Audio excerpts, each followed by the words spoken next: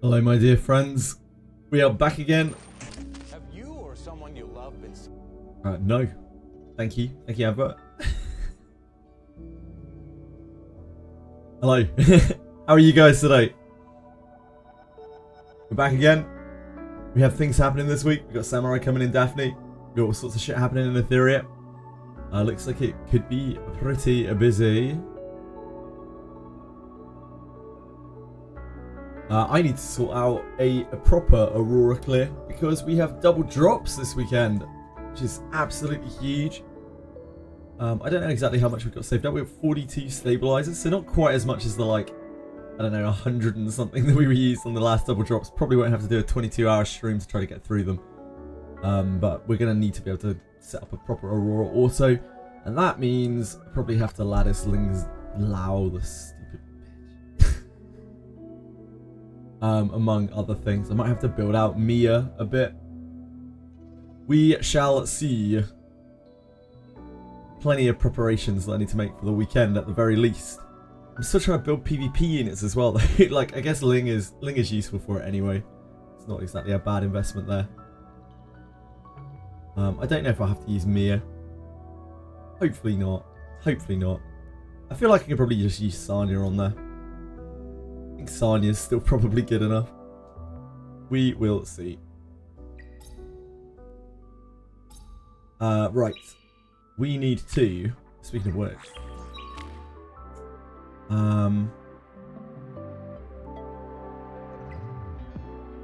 we should probably look at this first. Okay, let's see who the champion is. Oh, we should probably queue up first as well. I think I'm just farming Hoyin from here on out. We still do need we need gigabytes. We need stuff from this, but we need stuff from this. We need stuff from everywhere. Hi Panko, how are you today? Yeah, it's out. I've got it loaded up. We'll watch it a bit later, Jujux.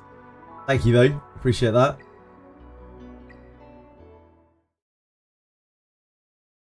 I haven't seen it yet. It's like 45 minutes long, so that'll be a talk.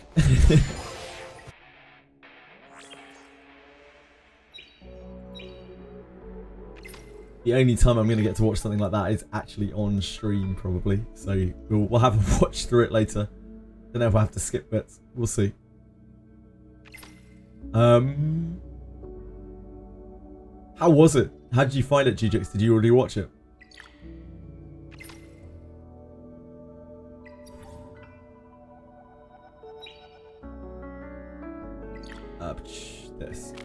This first. Right, let's see who can win this. This has a slow Kazuo and a red Chiaki.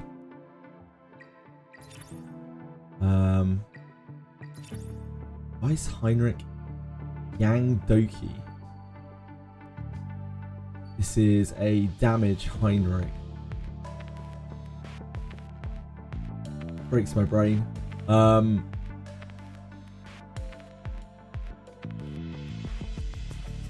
I guess that's kind of well balanced, sort of. Kinda. Viper, Beyonce, Vice, Lingler. Oh my dear god, that's horrendous. I wonder if this team just gets there just because it's like disgusting. That's actual filth. Damage Viper popping off. Had it on for a while at the gym, overall pretty good. Some things left unaddressed, but I'm happy with what they said. That's good. I'm glad. Oh man, this is going to be hard.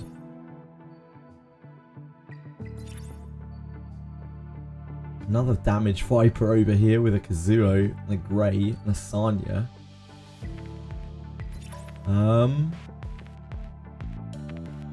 Oh damn, that's a stacked team as well. This is like a support. This is a support Heinrich. Has very, very little damage, that team. But is super duper grindy. Oh man. I don't even know where to start with these guys. Hey Quantum. See the teaser for Samurai I did. Ooh, 6 seconds of it. How you feeling about it, Quantum?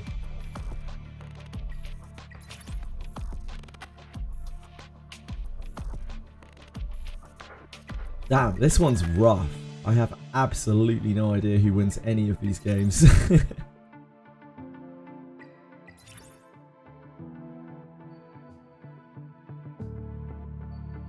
think this is the only team that has actual CC, as far as I can tell. There's a lot of debuffs floating around.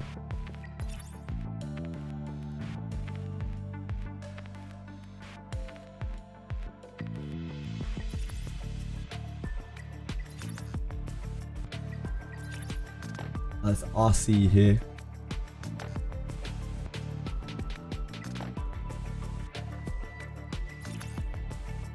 I'm leaning towards this, just off of the back of Kazuo being an absolute beast. Having the only actual lockdown. She's slow, but like, she can actually get there. Hello, Alan. Hi, Gamba.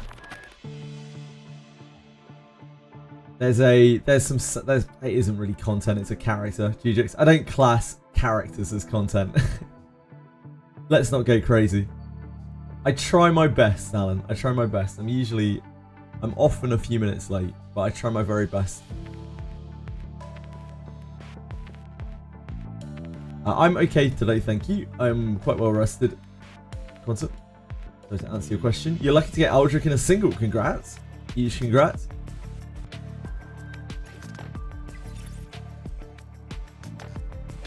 Man, this is tough, dude. Faltering or Labors? It's faltering. Faltering is the disgusting Viper comp.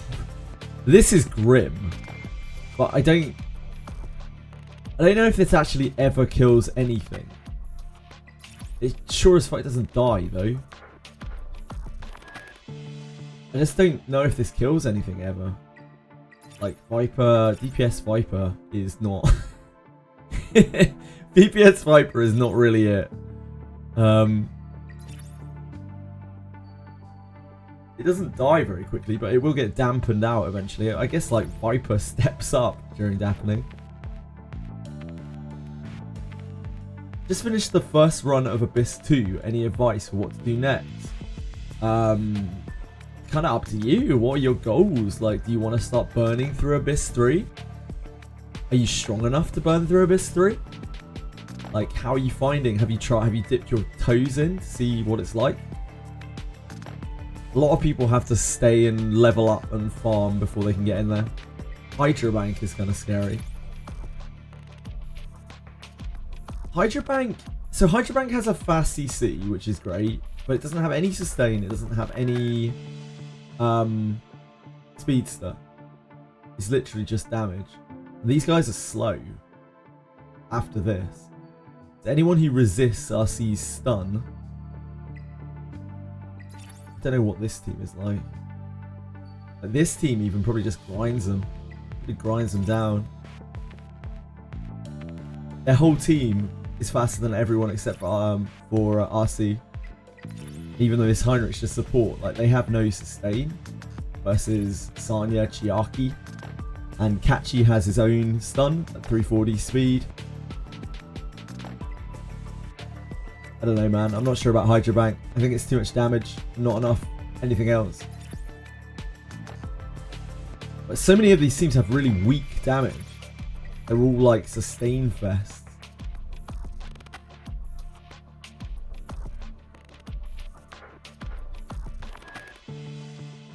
Grey will do some damage. Grey can kill squishies with his count burst.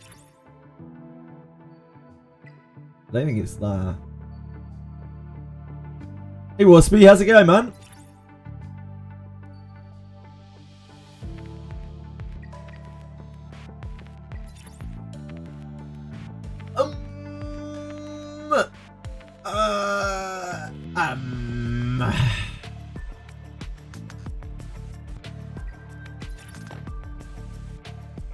Tricky. Anyone already voted on this? I'd love to hear some more thoughts on this one's really hard. The teams are like odd. I feel like it might be this. I could definitely see this grinding out a lot of teams. I don't think that grinds out this team, does it? Maybe it does. Probably not. You think faltering? You think these guys, Belmo?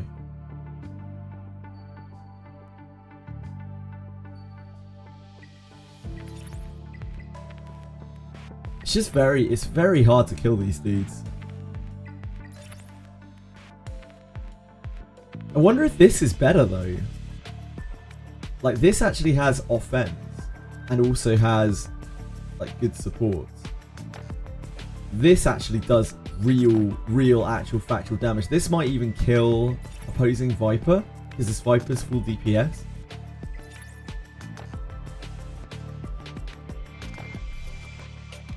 Is it necessary to get a good ending for Abyss 2? You do not have to get... You have to get a good ending. You do not have to get the true ending of Abyss 2. This is Daphne we're talking about, by the way. We were confused.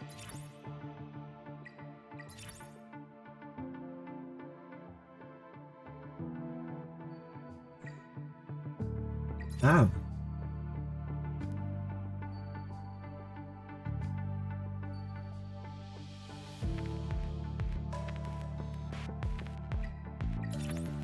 What's she on? Halloween. She doesn't have Codex reset. This is Artisan.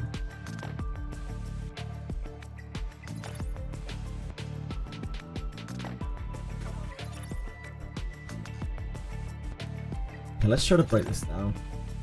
The Chiaki... Chiaki's at 351 speed.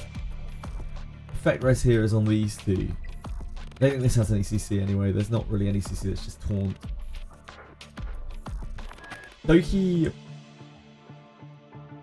is quite slow. So she can't actually set the backup up.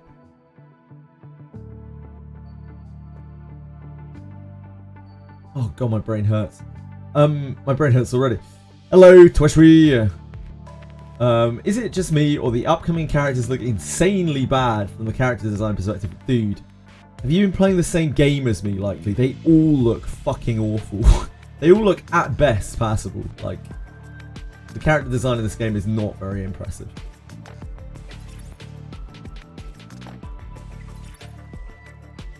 It's not the focus of the game. And they've made it very clear they don't care. The aesthetic design of the characters is just not impressive at all.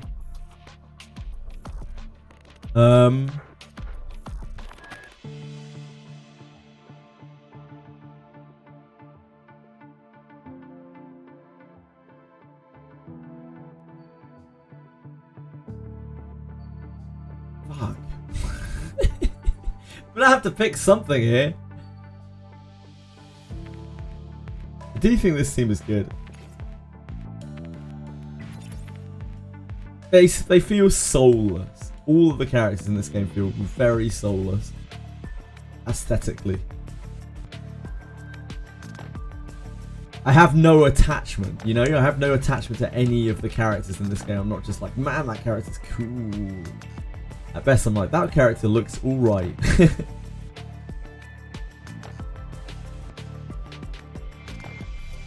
Like a 1 out of 10. Harsh. Poor guys. Even that's pretty good. Law of Silence here. Super fast Doki. Actual healer.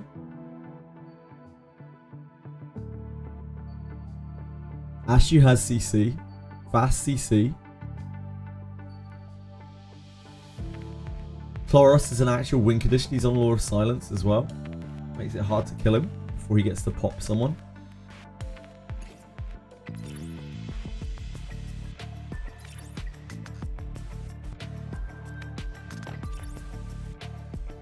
Anyone look at one character, its design is alright, but the whole game they feel like all over the place. Yeah, there's no uniformity or anything that sets the kind of tone and atmosphere of the game. Because everything's so all over the place. And then you get multiple characters that look almost identical to each other and have no identity. Not a lot. G-Chicks, not a lot. It does some damage, but like you can see just from his stats, it's not going to hit that hard. That's my problem with this team. Like, if this had any real carry, this team would be terrifying. But because this is a Viper with 2.5k attack, count, like, not particularly insane crit damage stats, this isn't actually going to kill anything. This is just going to bounce off of anything that has a healer. It will grind down anything that doesn't have a healer. But like, anything that has a healer, it's going to be really tough to get enough damage down with it. I think I prefer this team to that team because this team actually has a win con. Like, Grey will kill opposing squishies. Grey might even kill opposing Viper. Like, this Grey, assuming he doesn't miss crit, which is an actual possibility. Actually, it's not because of his bonus. He boosts himself, right? He should kill Viper, I think. He kills opposing DPS Viper. I'm pretty sure. We've seen the DPS Grey go real big, real lots. Like, the DPS Grey actually hits super fucking hard.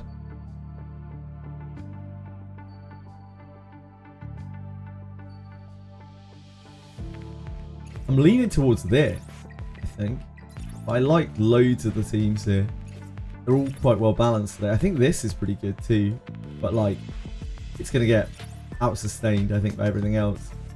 This doesn't actually do enough damage against the real team, I'm pretty sure. It's very tanky, but it's got the same problem as this.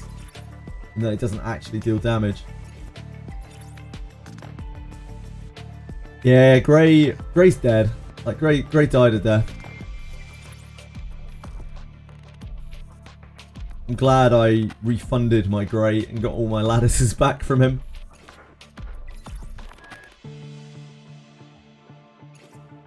I think this is actually quite decent as well because it's got fast Doki, then cleanses through all of this other stuff.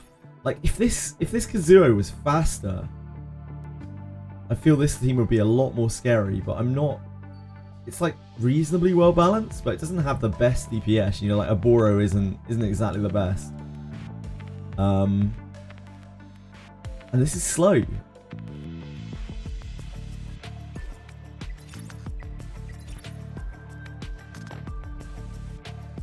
And this again, pretty well balanced. Quite like this team too. Like, Yang has some punch to him. Heinrich has some punch to him. It has a sort of pseudo healer with some control. It has a Doki, but this Doki's really slow again for some reason. It's like slow Doki. Fast damage dealers and slow Doki. Greatest problem in PvP right now is that he takes 2 turns, so he plays into Gigabytes. Yeah, very true. Do you think Samurai, they revealed as generic like they did with Kirihara? It might be Ruraki, yeah. We talked about that on the Discord a little bit. It might be that. But we don't really know. We'll find out later this week. This is like the closest one I've ever... Like, usually there are maybe 2 or 3 teams. Maybe 3 teams. This one, I feel like most of these teams, like, not Union. You go all the way. Not really Union, not really Hydra rank, probably. I think this is just too all in on damage. And not fast enough. I don't think this gets there. It's not enough. Not enough damage. I think this could definitely contend. I think this honestly has a chance to contend. You've got some CC, you've got a very fast Doki, you've got a healer, you've got a DPS on Law of Silence. This doesn't get popped straight away. You want to build Artisan Grey for Perma Shield. Oh, that's grim. That's so grim. Ugh. There's so many free turns, yeah. Disgusting. Absolutely disgusting.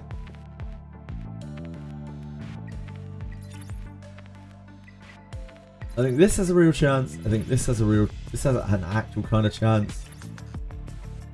I get the feeling this just won't be able to get there against anything that has a healer. I might be wrong. I don't know.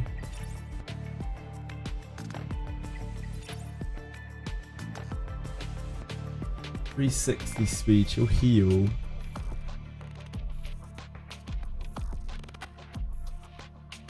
They're wiping you out before you put your shield up. Good times, good times. Love getting revved. Live to rev. I'm going to come back to this a second. We haven't hit our 10 yet. We've been in here for so long, like looking at these. I thought maybe our 10 clears are gone. This could definitely win. It's well balanced. It's just, she's very slow. They don't have a push for her.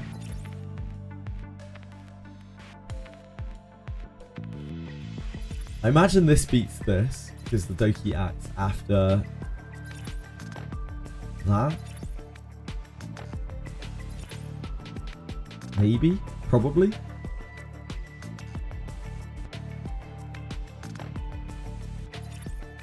Who wins here? It's Dorothy. Can Dorothy heal through this? Viper has a type advantage against Chloros, which is really scary. I feel like this eventually just loses the Chloros. Eventually. To this.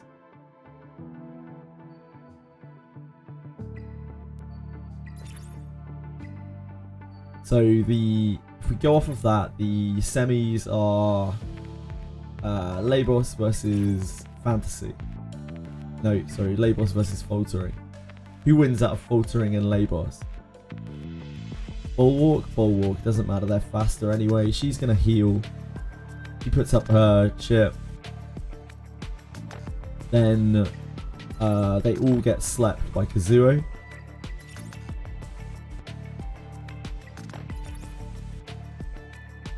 Puts up her ship. Dorothy acts. Oboro. Does Oboro kill someone there? With Dorothy's crit buff? Does Oboro get there? Probably not.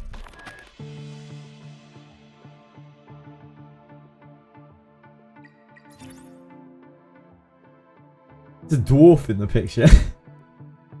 I'm not sure about that. I'll have a look in a minute. This is already moved, so it has no bulwark. This is already moved, so it has no bulwark. She's not going to put up immunity. Everyone gets slapped. Linglo has an alicorn, so Linglo will break. Linglo will break out and heal.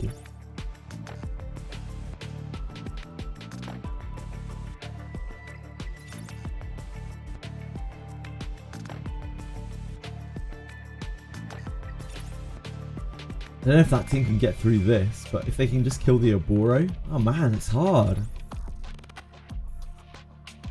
They're all going to be strength down after Viper gets a turn.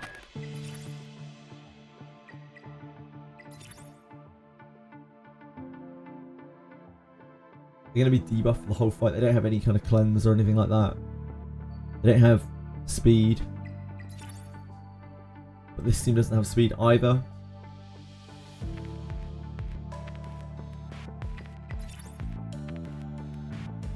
The artisan for extra shields. Man, I have no idea who wins out of these two teams if they play each other. This one? Maybe?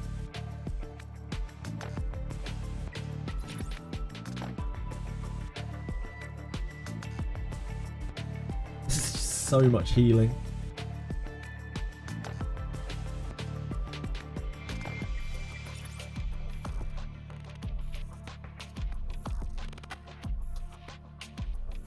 I think it's probably this. If I had to bet. So this side finals Faltering District. This loses to this 100%. I feel like this out-sustains this. So RCS versus Doki. For the semis on this side. Heinrich is not DPS, right? So this has very, very low damage.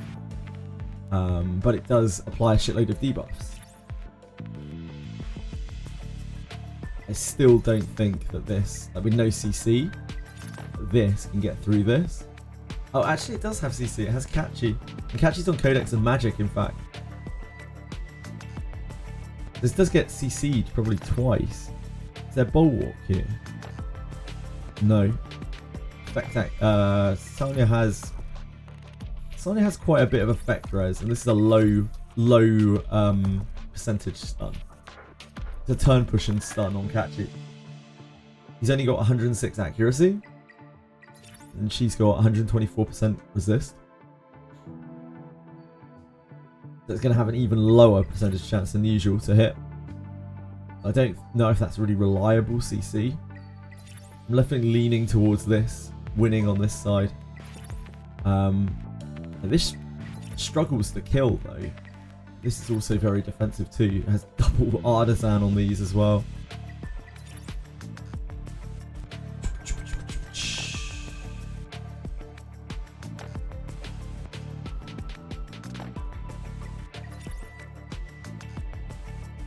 It's also hard for Grey to hurt a lot of these characters. It's like double reds here.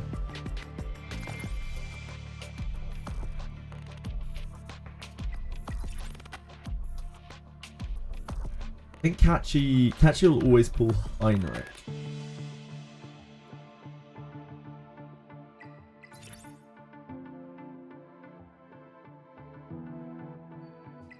The fastest speed is Catchy. Catchy leads with a stun. We don't know how the stun's going to go. It should hit 3 and maybe resist on Sanya. It should hit like 2 to 3 characters, I'd assume. Non-Sanya characters. 301. 316. Sanya goes next. Sanya cures probably 2 of the characters that just got stunned. 301. Heinrich debuffs everyone. Strips buff blocks everyone. Then these healers act. They don't really do anything too special. There's no damage on the team. Kazuo buffs everyone, but they're probably all buff blocked. Yeah, this has good effect accuracy. They're probably all buff blocked. 284. Grey tries to buff himself, but can't get any buffs because he's buff blocked, probably. He puts defense down on these guys.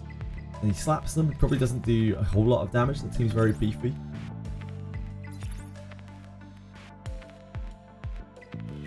And then Viper slaps with his effects, puts some debuffs up.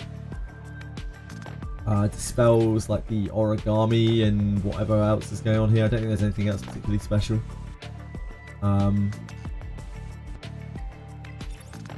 Maybe Heinrich just gets there on these guys because they get horribly like debuffed and buff blocked.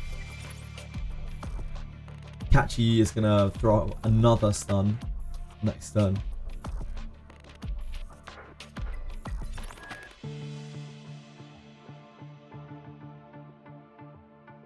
Or maybe neither of them die.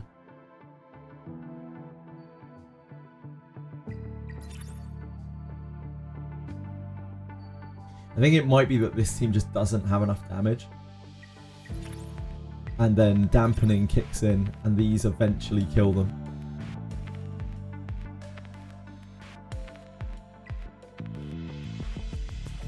Sorry guys. Yeah, double drops this weekend. Reptart. You're cooked. Have you used all of your stabilizers already?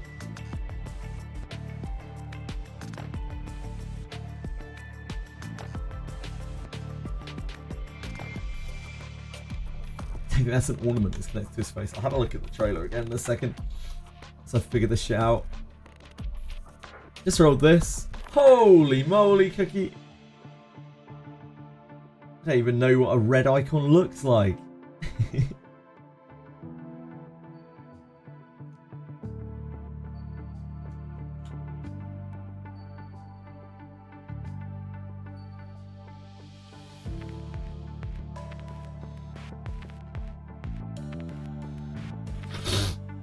Very speedy.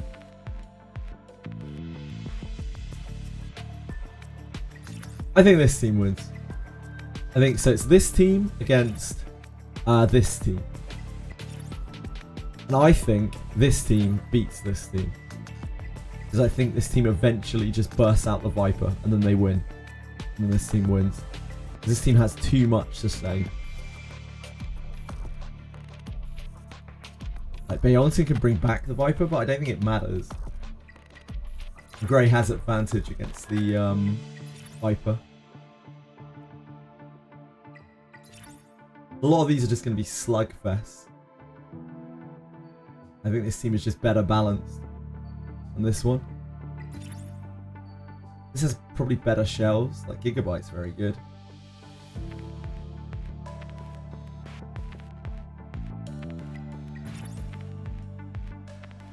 I think I'm going to go with Doki.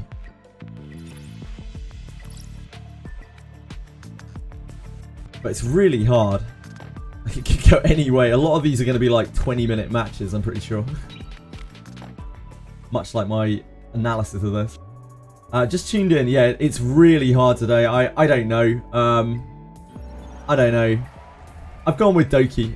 I tried to break it down, like how I think the brackets are going to pan out. And I feel like this one beats everything here, like kind of just. But they're all going to be mega slugfest with probably loads of RNG in them. So I'm not sure. It's anyone's guess.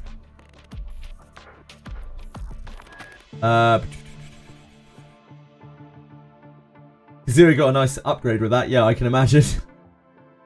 Yeah, all of those matches are going to take an age to play out. An absolute age.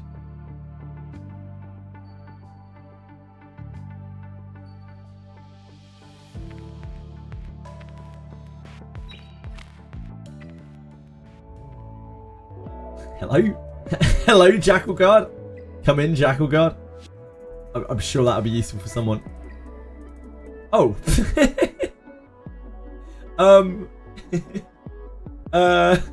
Jackal Guard? Hello?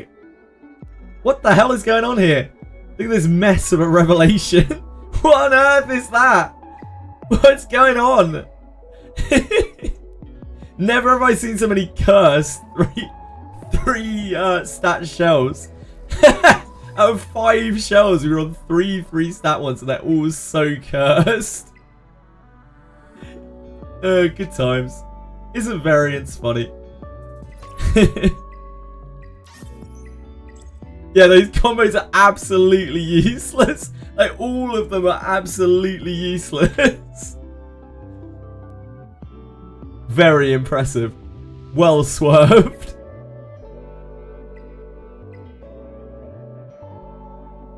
That was wild. I loved it. What's blue dotting in here? We definitely don't have anything in there. Don't lie to me, game. Oh, we got a new Phantom Theatre combo. Back to easy chombo. Probably use Hoy in here, can't I?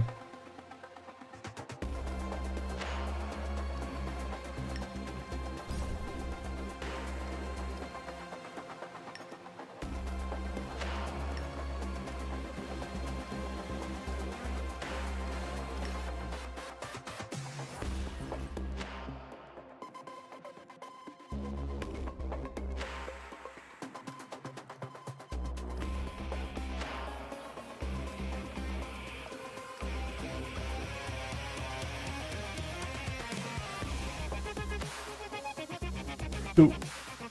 Let's do it, that's probably fine.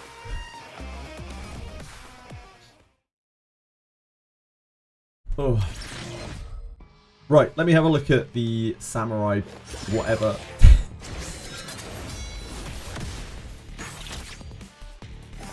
This is our big clip. That's it. That is our trailer.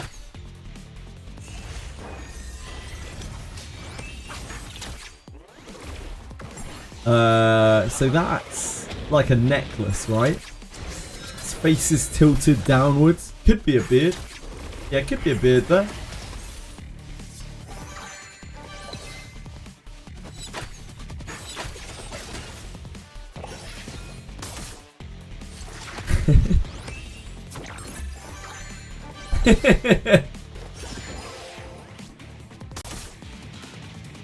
Samurai Jack. That is actually peak programming. Did I see the samurai suit? I literally just had it on the screen, so Sada. If you, you couldn't have timed that any worse. It literally just had it on the screen.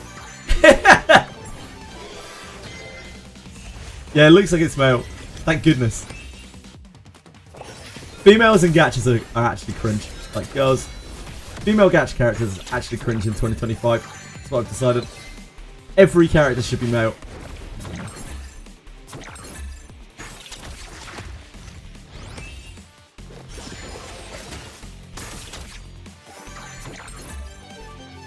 That's just generally, yeah. It might be. It could be. It might be the other way around, say Shada as well. Ugh, male. Ugh. Couldn't play with a male character. Ugh.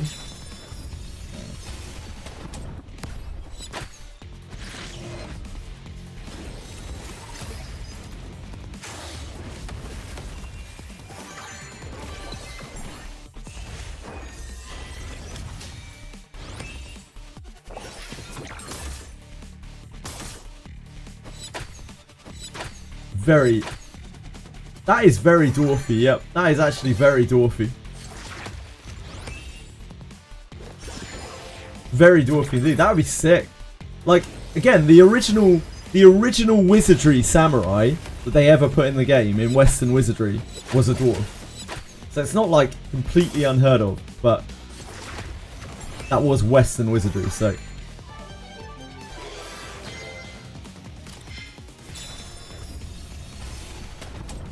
He does seem to be, yeah, Aratems.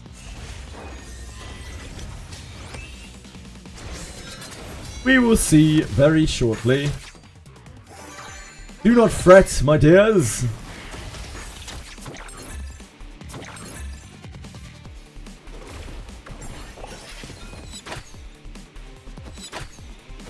Well, again, when they revealed ninjas, they revealed Kiraha rather than Rine. So it's definitely possible they might do the same again. And as always, let's not forget that the general adventurer might end up being more useful than the legendary.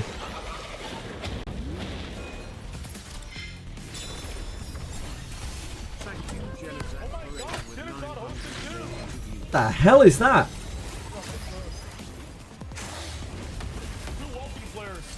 What the fuck? I didn't even do anything. Apparently, I think we just I think we were in someone else's stream that just raided Lakari. I just started hearing text to speech and Lakari yelling. I was like, what the hell? I don't know whose stream we were in. Probably Genozad's. It must have been Genozad, right? Genozad probably raided Lakari.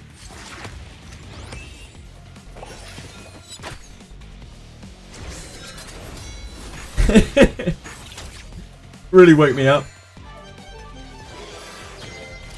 He's super tired. I bet he just got back from AZ, didn't he?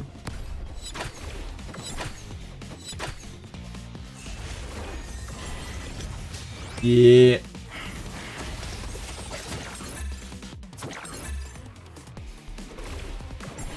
Speaking of which, we got the dev talk thing to listen to today, which is a very, very long thing. I'll have to settle into that later once we're on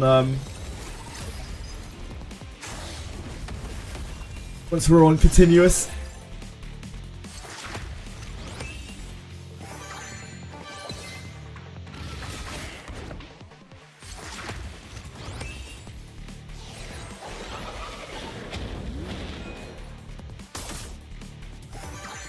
As I said, it looks like older. It definitely looks a bit dwarfy. It could definitely be dwarfy.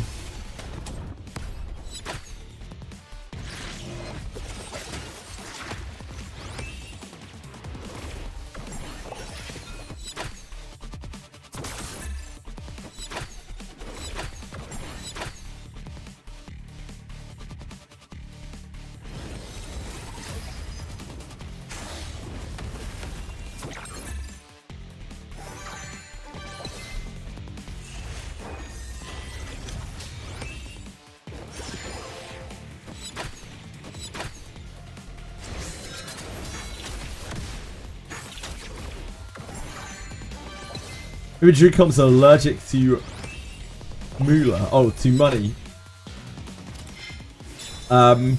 Judging by their finance reports, they might actually be.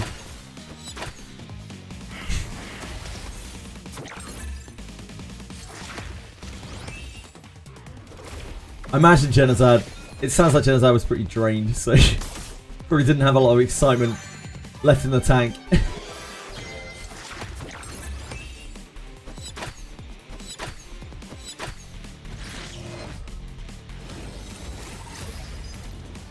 Hey Etheria, how's it going?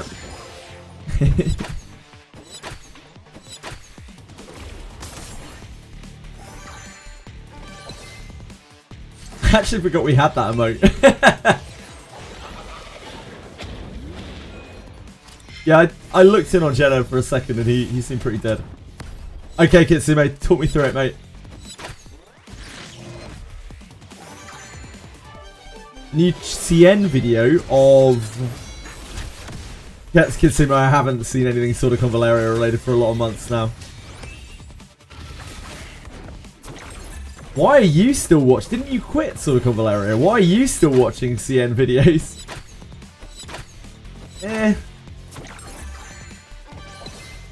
Nothing would surprise me anymore. I couldn't really be less interested in that game, sadly.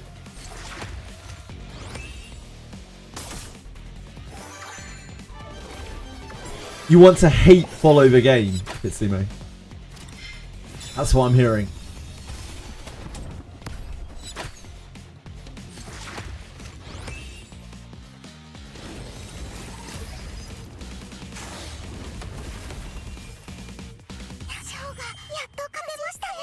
Hey J-Sick!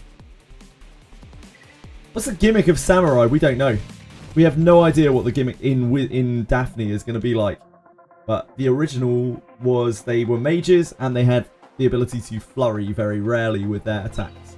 Which was like a 2% chance to deal an extra 1 to 5 hits or something along those lines.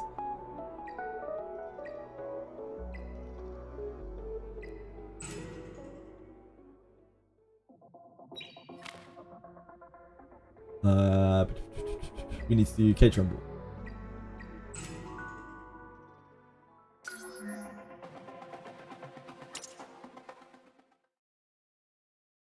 Hate watching me. Wait, why we hate watching me?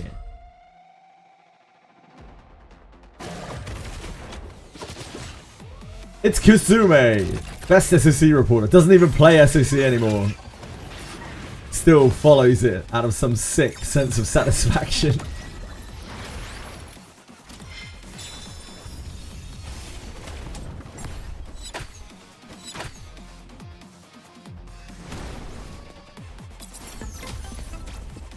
It'd be nice if we could get T500 one of these days, but it's kind of hard.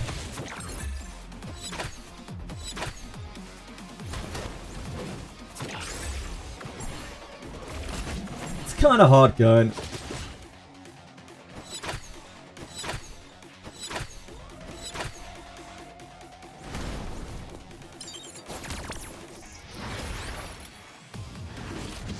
Don't hate watch me! I eat that if you want. It's all good. Can't wait for Duet Night Abyss. Still because second close beta started and I've lost gambling on it again. Oh no.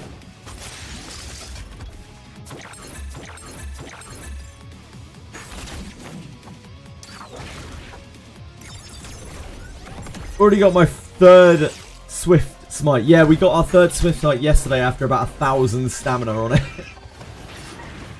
Just over 1,000 stamina. Looking for that Swift Smite. Team out holding defense seem to be annoying, but team out's AI is dumb. Yeah, it's really stupid.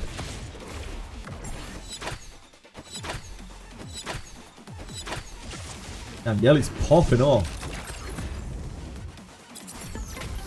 Your clear time's disgusting. Hey, look. Whoever gets the job done, whoever gets the job done. I need to sort out my Aurora clear this week before the double drops. Probably have to lattice ling low. Disgustingly.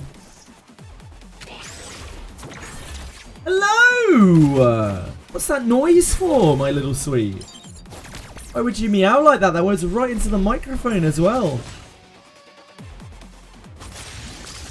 That show's only for this week since 2 times is coming. Yeah, fair.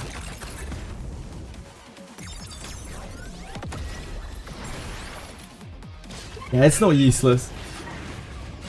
Yeah, I'll have to, because, like, we want to farm Aurora as our main farm.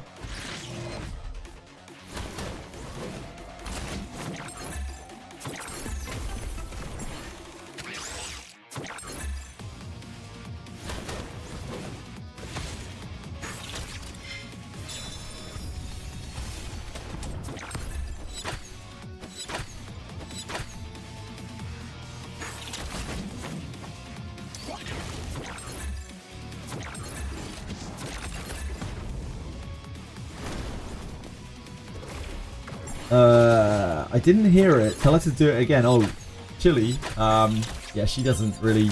Cats don't really respond to commands. Don't know what... don't know what kind of cat you've got, but like, cats don't really do that. She's rubbing her face against it right now. That's the closest you kind of get.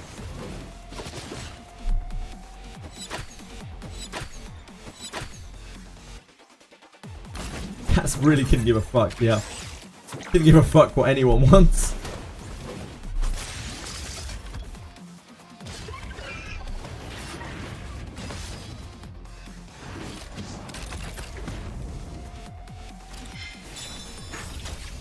Ah, the Sharon team died early. R.I.P. Sharon team.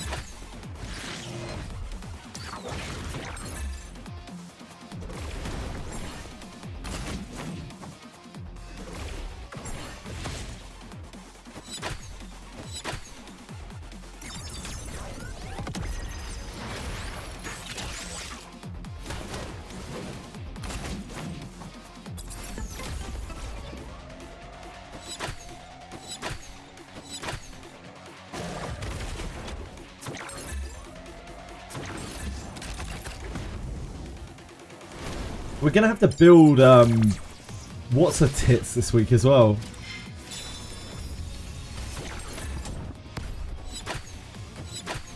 Hey, rough. What's she called? Fucho.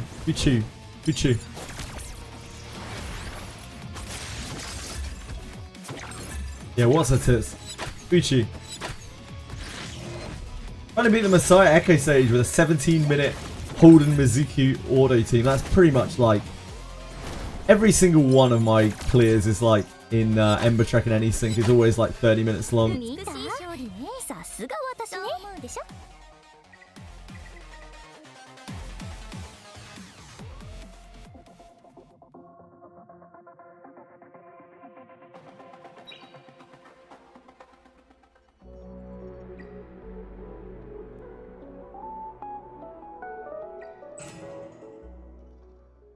Right. Right. What else do we have to do? Etheria. Oh, Union ship. Better do our Union ship.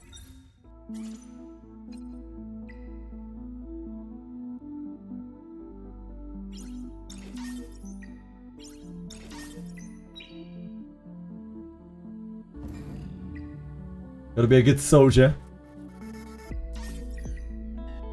The DPS dies when it was just Messiah left at that stage, so I trudged through 10 minutes to support healer DPS, yeah.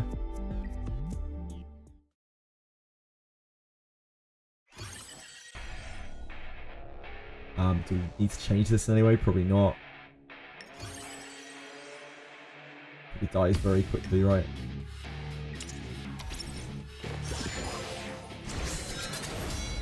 Wait, that's not... That's not Yelly! Why do they look so stupidly similar? Oh, we need to borrow units. Because it's a new week. There's always a challenge to borrow like 5 units 5 times.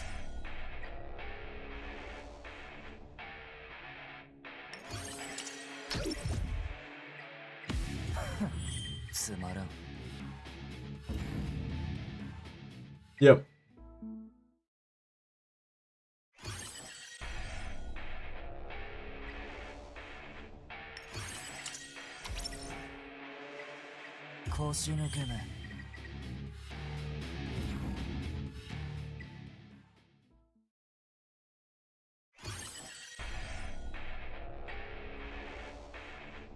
You.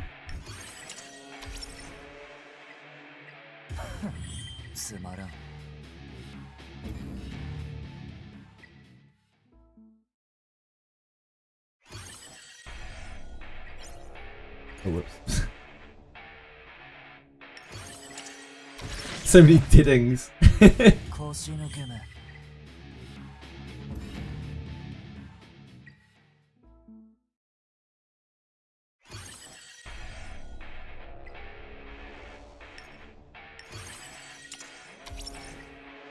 That didding doesn't even have a shell! I've been cheated. Samurai tomorrow. I don't think it's tomorrow, is it? I don't know.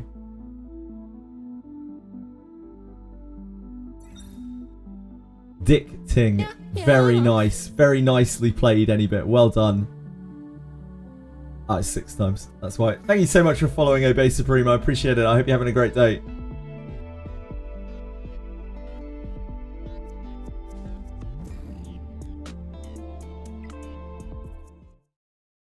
Might be Aldrich in the teaser. Seems questionable. I don't know why it would be Aldrich. Like, what does Aldrich have to do with it?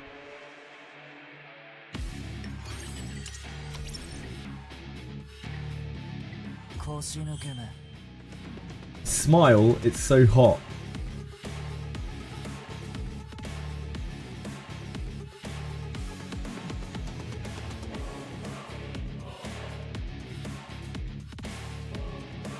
It is a very seductive smile.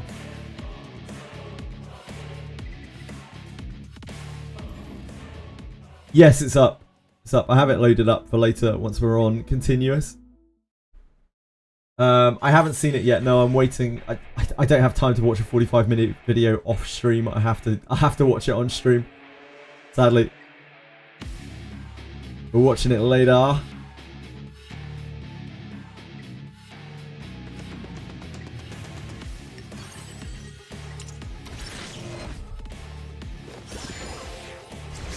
Once we got continuous set up for today, we can watch it. Like, it's probably worth watching the whole thing, but it's very fucking long. It's gonna be 45 minutes, so people may get bored. I don't blame them. But it's the only time I'm gonna be able to watch it, so hopefully some people will enjoy it who haven't watched it yet.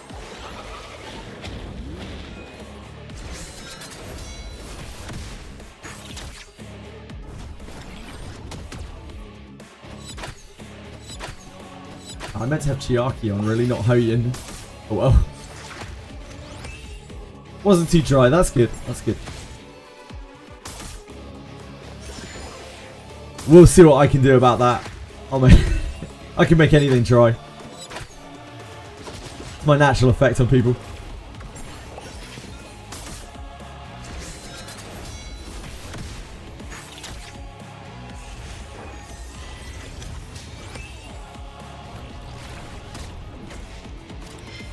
Can't wait for Samurai Buchanan. I think now we're firmly in the realms of delusion.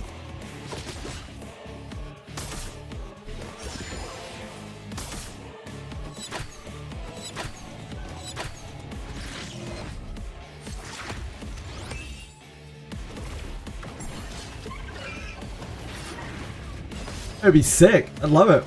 Yeah, not happening.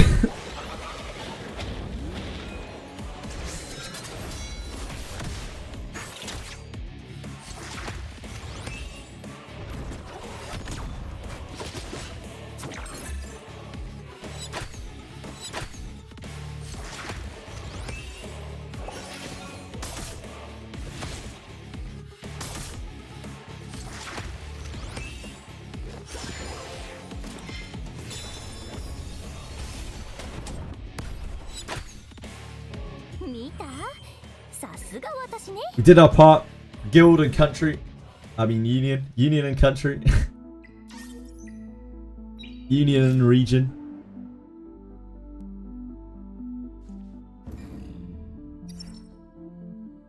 Oh. Kima's gonna be mad. Only 19 people cleared this so far. He's gonna be raging. He's gonna be losing it. Flipping out.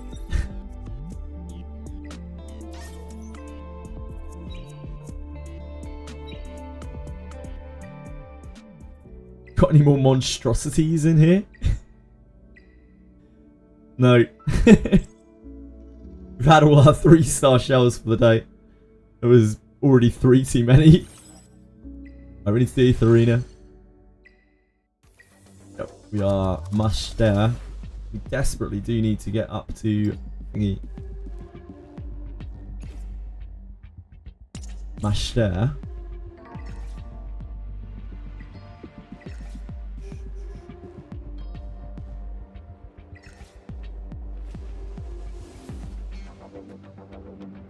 That is going to be what Rev, Freya, Rev, RC, I would bet.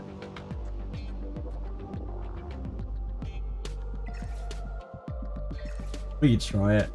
I don't like my chances here though. It's gonna be Rev Freya and Rev RC, I'm pretty sure, yeah. We can quit out of this. Yes. That's fine. What's the worst that could happen?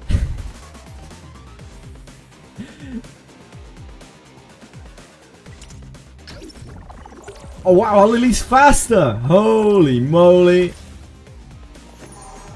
I don't know how much difference that actually makes. Our Lily's actually faster.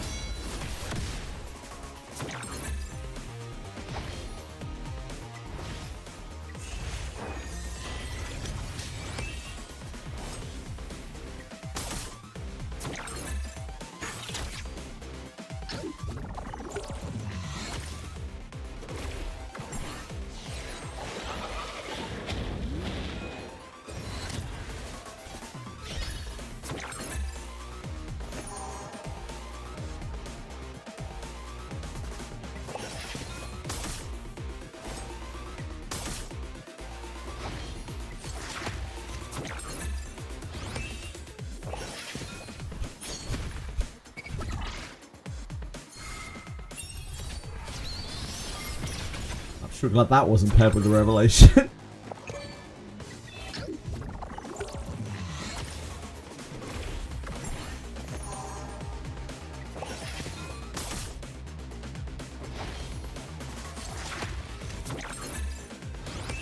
You got this, guys. I believe in you. Can't wait for the 2 times the shit drops. That's the attitude I say. That's the kind of attitude, the kind of go-getter attitude that I'm looking for. I'll take you places. This week we'll have a new class in Wiz and showcase of CCN. I'm still failing to farm Inferno. You'll get there eventually, probably, Velmo. But you are hamstringing yourself quite significantly. Especially now you have a Lily. You actually have a Lily. Blessed by XD.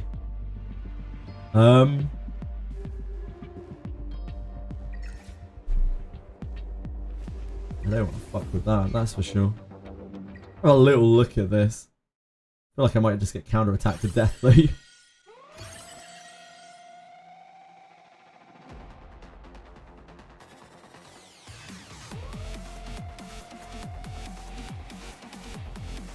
This might be alright. We might be fine, maybe.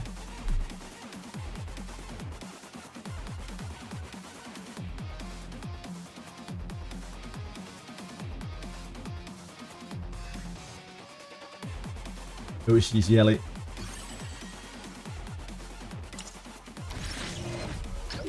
There's no burst here.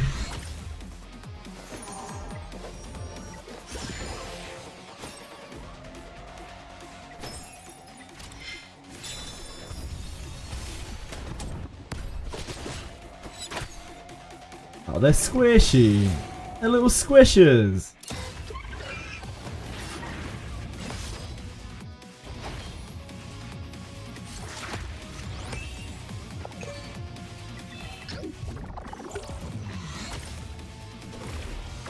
Quite liking the Law of Silence on Yelly.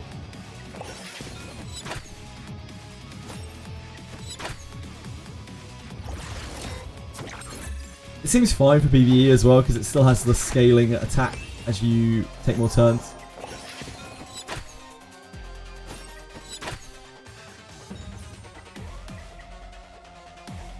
Thank you, Wimmy. I hope you do too, man. See me, you're going to be streaming today. I think you're going to stream Morgus, are you not? Are you going to? 1.7 mil. Okay, show off. Alright, Asahe. Fucking show off. But I had 2 revelations. How did I lose?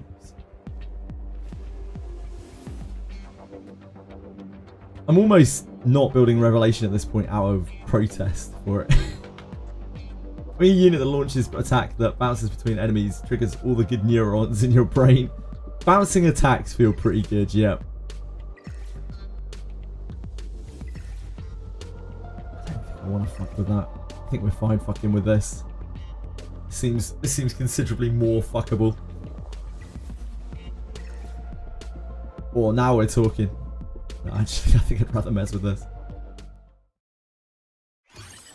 Morgan's a dick to you. Yeah, Morgan's a dick to everyone. You need very specific comps to kind of make it work.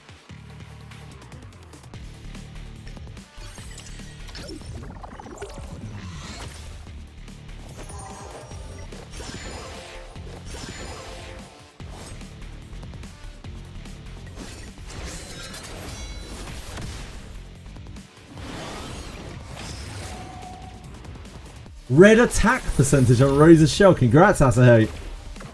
Congratulations.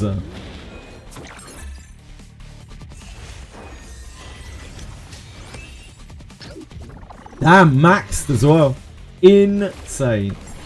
What a guy. How does he do it? Asahei, everyone.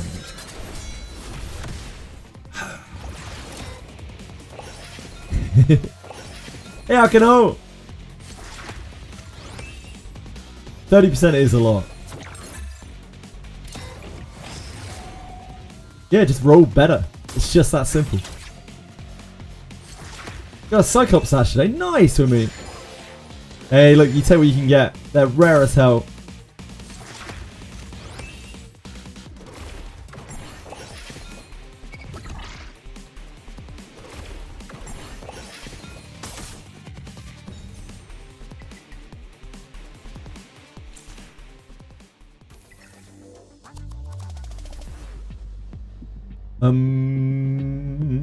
Not that. Oh god, definitely not that. Lordy, lordy. I don't think so. Lordy, lord. Try a little refresh.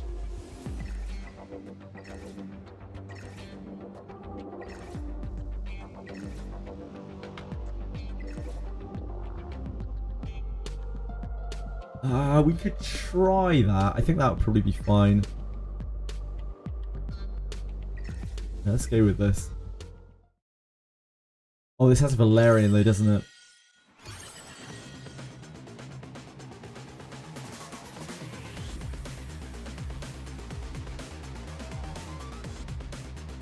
It might be okay.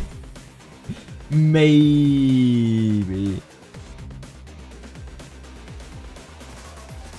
Yeah, it might be okay.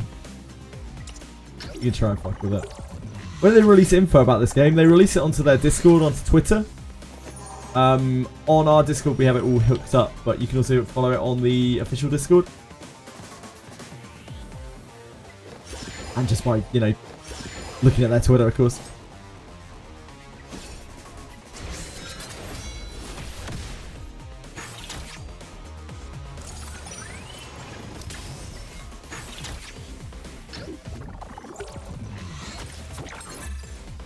Managed to kill the Ore Collector in Wizardry. That guy's a real meanie the first time you fight him.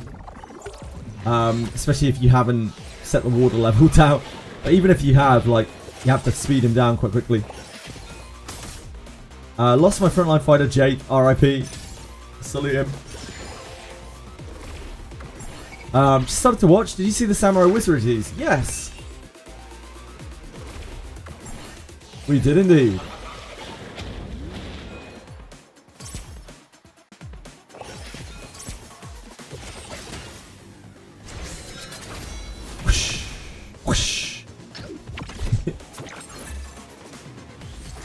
It might be, but that could just be the general adventurer, keep in mind.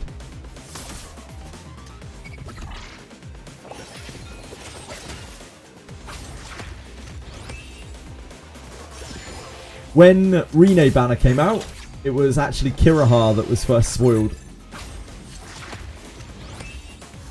So they might be doing the same thing again.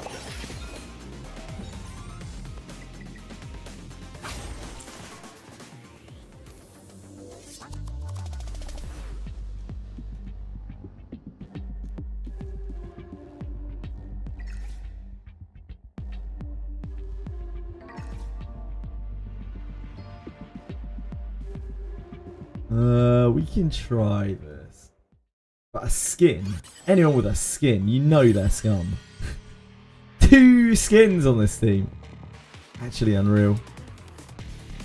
No revelation here. We can try. 3 skins. Yeah. I mean, the other one's not. The other one's not a real skin. I mean, none of them are real skins.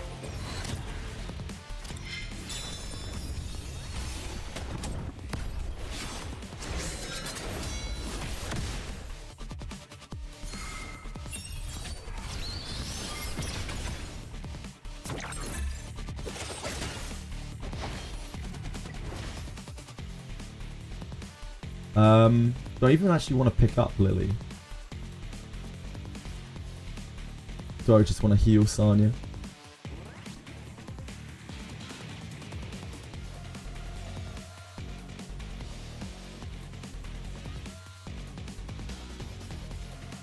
Maybe I want to just heal Sanya.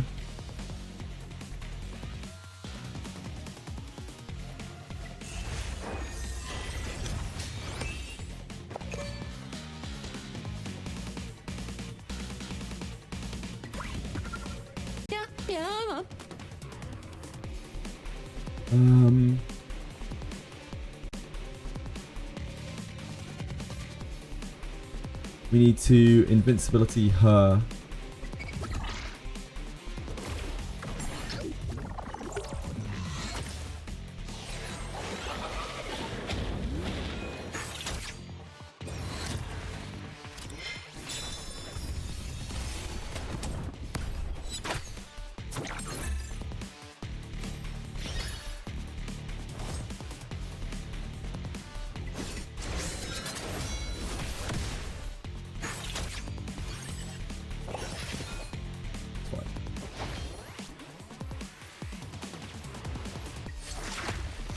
Thank you so much for following, Moraz. I appreciate it a great deal.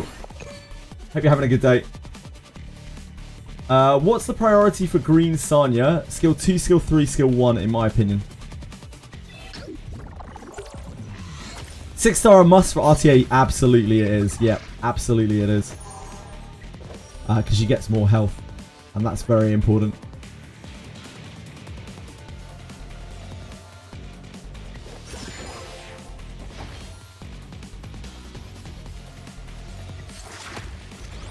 Oh, she's invincible. Whoops. Didn't see that.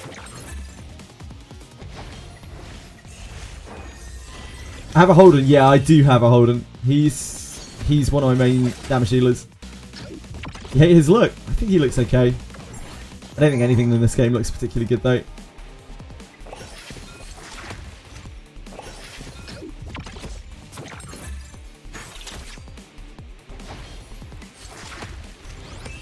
I don't think looks are their primary concern in this game somehow.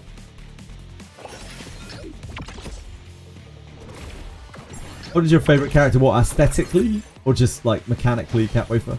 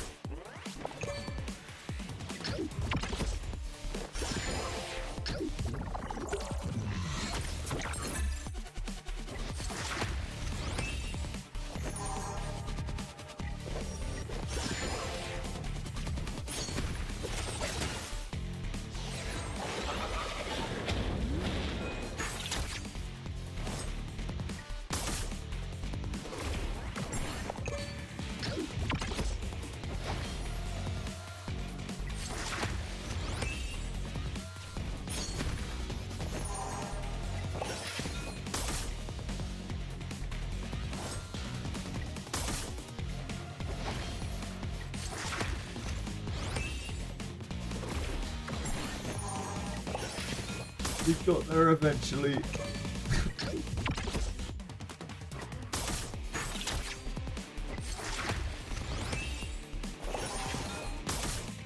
Eventually.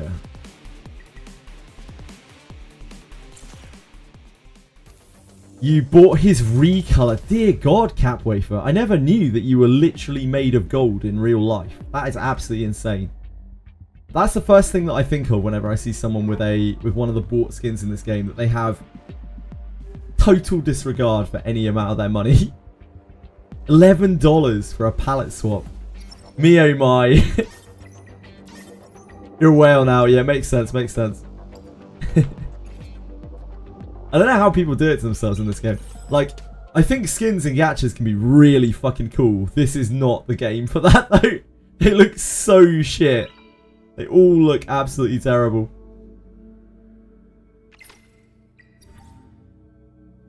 Yeah, it's coming from someone who's bought Wizardry packs. Like, come on! I think, like, the skins in this game might be the biggest rip-off I've ever seen in a gacha, ever. That took some intern half a second to do in, like, paint. They probably put it, they were like, ChatGPT, please change the color palette on this to something else. Like, that, they probably didn't even specify what. You're like, oh, yeah, fair enough. You like what you like. I'm only playing around, sort of, like, kind of half. They are bullshit, though. Like, the skins are bullshit, but if you like them, you like them. There's nothing wrong with that.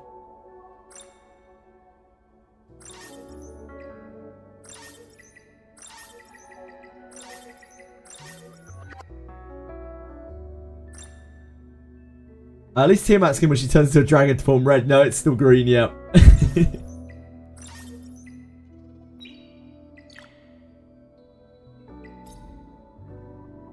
Did we do... No, we haven't done Threshold yet. Okay, we're off to the... We're off to the Aurora Mines, I guess. God help us. How long will it take us to get 2 wins? I think Law of Silence on Yelly here is actually going to make this worse. Sadly. Because she's going to take less damage.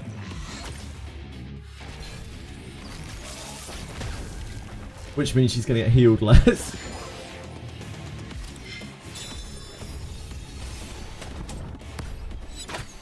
And it's her streamer judging you. Yeah, that's me. I'm Judge, Jury, and Executioner, mate. I don't know. Nah. People are welcome to like what they like. But, you know, after someone's been around here for a little while, everyone's due for a little bit of ribbon. As I would expect to get ribbed myself. It's Bants, isn't it? I'm British. I'm all about the Bants. Yelly is literally never going to get healed because of Law of Silence. It's actually going to be so much more difficult.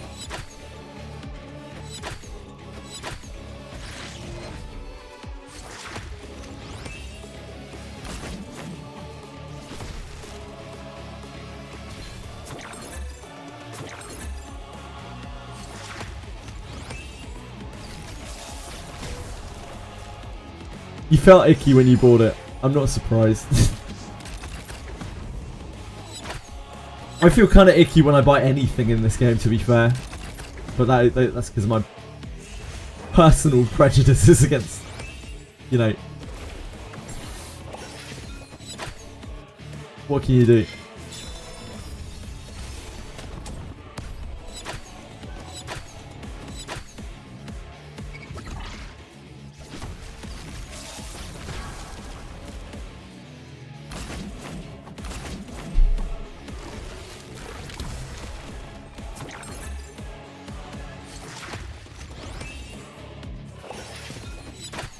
Rather buy Wizardry pack than anything here, and that's saying something. That's a tough one. Certainly in terms of value, the Etheria packs are better than the Wizardry packs, but I'd kind of rather give money to Dracom than to XD.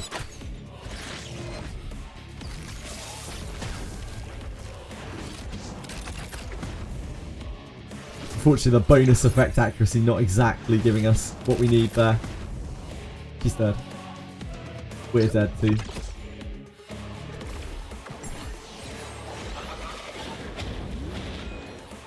Stop belittling this beautiful skin. It's not human design. It's AI design. There's no way that Yelly gets there before she dies.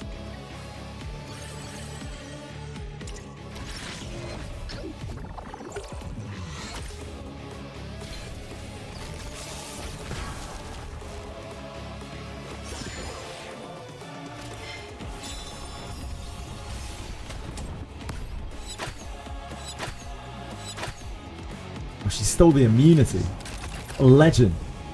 Did I get it dispelled? Oh, I got instantly dispelled! We've been fucking robbed.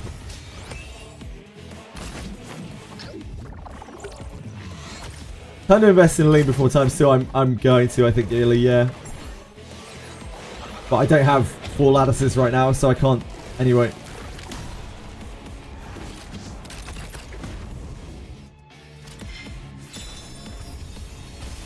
Just doing this twice for Dazzler Pulse if we can get through it.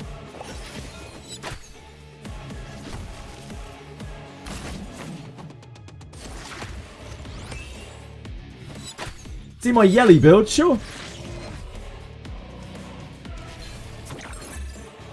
If I ever get through this Aurora, I will show you. Skag.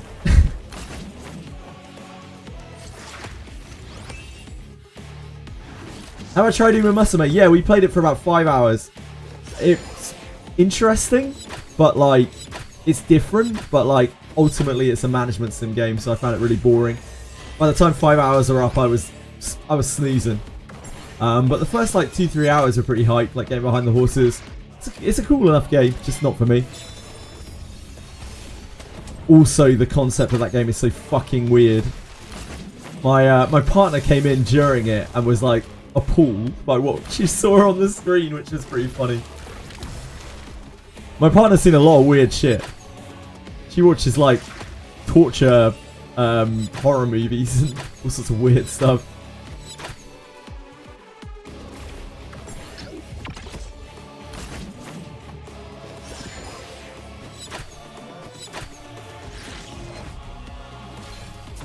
Yes, Jatic, indeed. My partner is a female.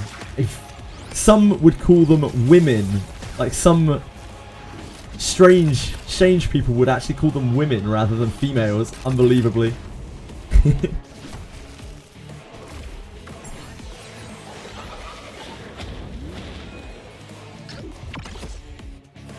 It really is, Lars. It really fucking is. I've tried to explain it to about 4 or 5 different people now, because like a lot of people that I know in real life like treat me as a conduit to the degenerate world of like gacha and weird stuff on the internet now. So like they always like, what's the deal with this thing? I've seen this on my social media feed. Like, what the hell is going on here? And I'm like, right, yeah, that's a game where you train and sort of kind of breed schoolgirls to run around a track like horse racing, and they're like, what?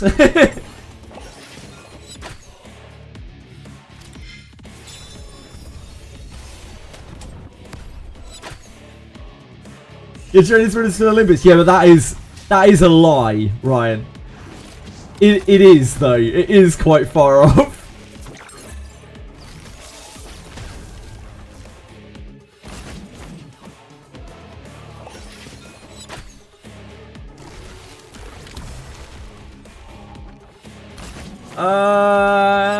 She's dead.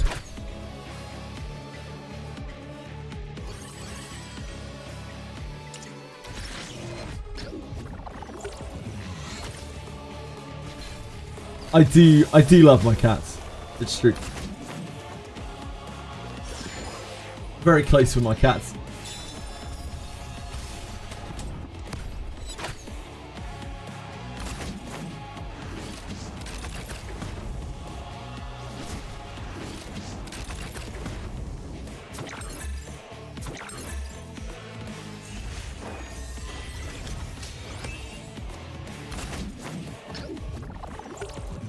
So much harder to get a heal onto Yelly now that she's got Law of Silence. This has not worked out well for us.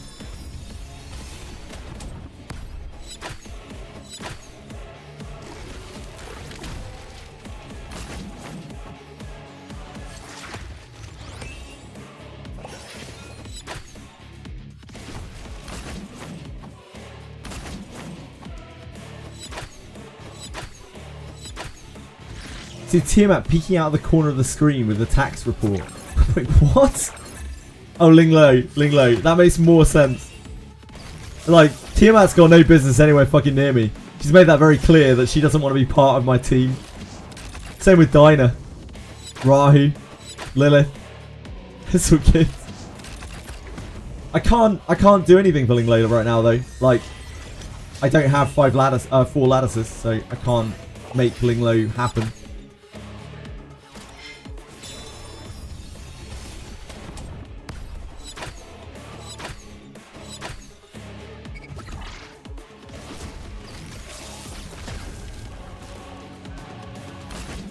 But I will by the end of the week.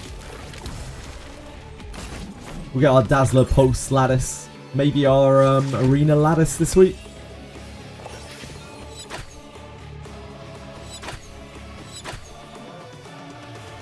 Yeah, like, what have we talked about doing 2 shots? Like, where the fuck do you get off?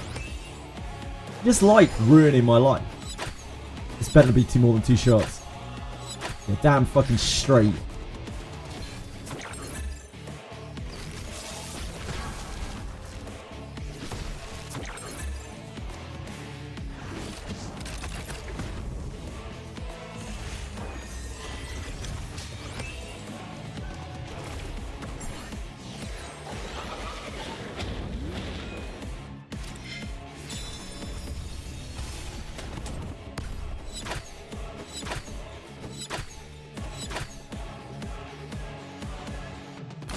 I wonder what the damage variance is there. Like, why some of those shots are doing less than others.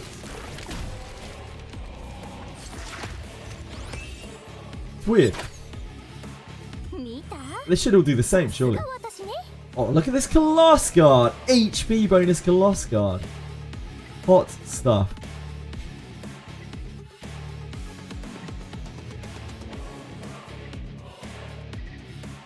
You'll level Mia S3 over Ling S1. Fair enough. You do you. This is the second one of this that we've had. It's exactly the same Law of Silence. It's absolute... Oh, no, sorry. The other one we've got is Momentum.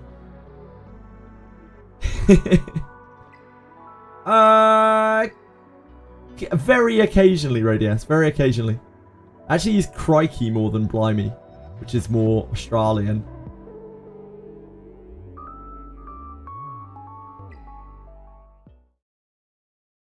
Mia goes crazy with Catchy. I can believe that.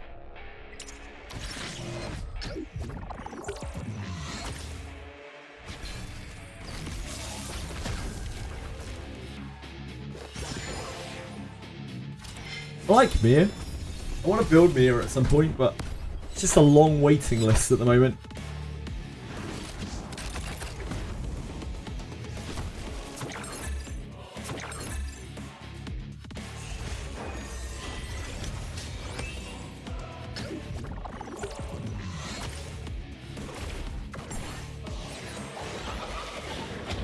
I think Ling Lo is much more generally useful than Mia.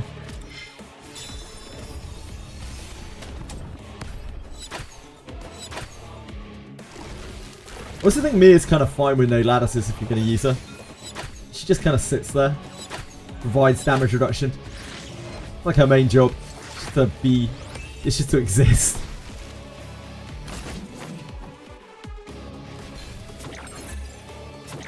If only I had 12 extra lattices. Etheria is saved. We'll wait and see on that one.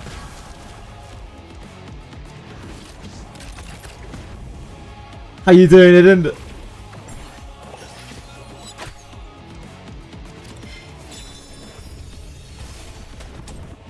Yeah, indeed, Lars, indeed. Cooldown reduction is very strong.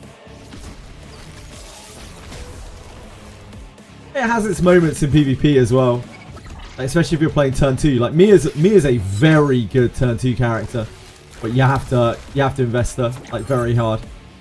Mia's seriously good though in turn 2. You have to go pretty wild on her though.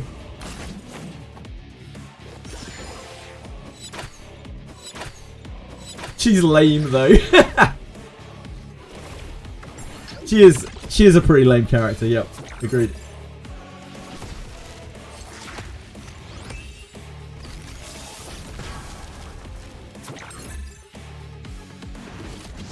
No, Viper, you've just dipped yourself below Yelly. How could you? You betrayed me.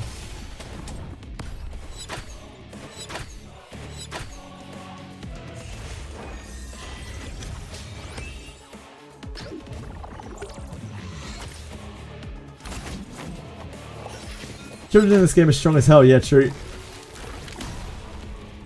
True, it and I like Lilith's like balloon demon thing that she summons. I like how she clicks as well. I think that's kind of cool. It's got more life and soul than most of the characters in this game.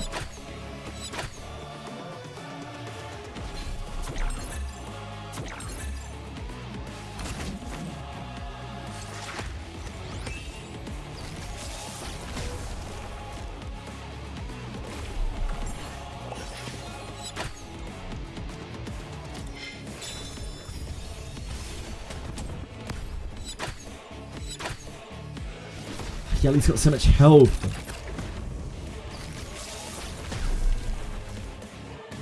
Yelly, can you just get hurt a bit more, please? Investment for Lilith, I don't know, unfortunately. Daphne. Someone here might know. I don't have Lilith, sadly. I know you have to invest one of her abilities, and maybe it's a skill 3 to make it line up. But beyond that, I think you kind of want everything on Lilith.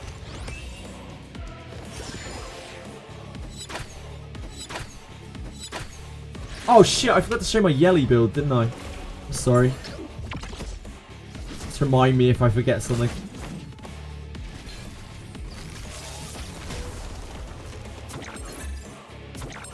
Pretty much just S2 and S3, I can see that. We are dead. Try and remember to show Yelly build after this.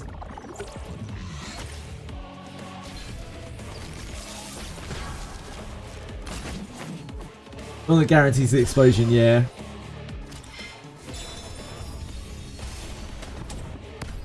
You kind of want it all though, because like her S1 is really good and has speed on it too.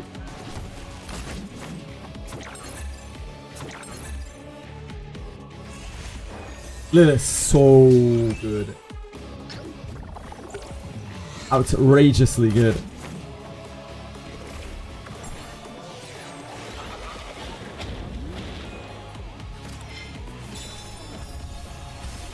It's more like 248, I think, right? Actually, I'm not sure. I can't remember.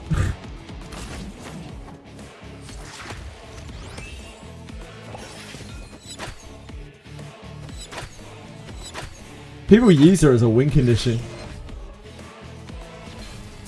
Very high up, like they literally just grind people to death with her. Which is horrible. Yes, way too much control. And HP scaling damage. Which isn't a huge amount of damage, but it's a lot more damage than the other CC is. How much accuracy would you use on Lilith? I don't know. Because she has HP scaling, I'd be more leaning towards HP bonus, right? But like, you probably need at least some effect accuracy. I don't know. Hard to say. John Pridewind is the only person I've seen with the ladders up Lilith. I've seen a few people, and she's fucking terrifying. She's a one-man army. Yep. If you happen to get an extra turn with her, dear God. Like, and eventually, if you take enough turns, you will get an extra turn with her. It's actually really disgusting. Her whole kit is filthy.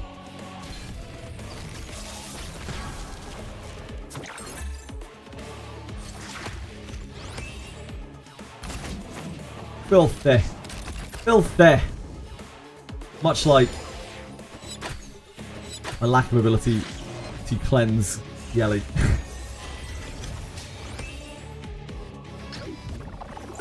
Surely this Law of Silence will give enough effect res to resist. Surely.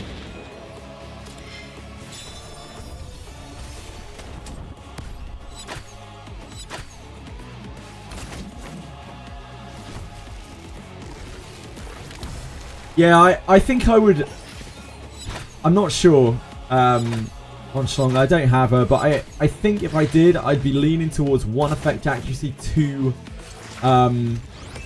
HP bonus, but I'm really not too sure.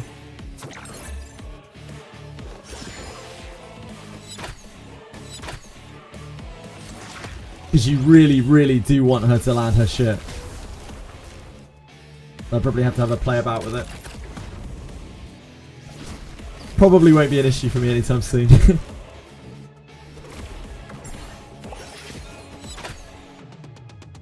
She's getting cured here. The dream.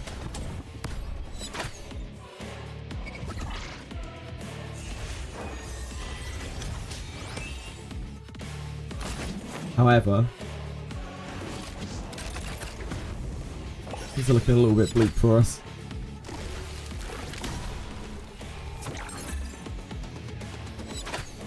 Oh, she resisted. What a beast. I always believed, Yelly. I always believed.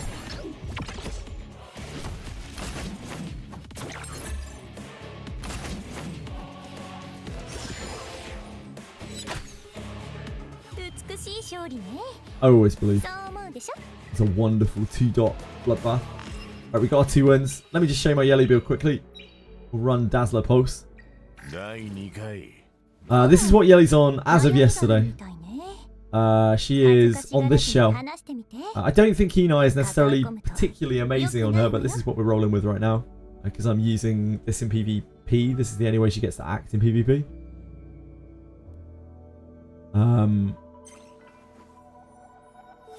Yeah, I have her just on 8, 12, 6.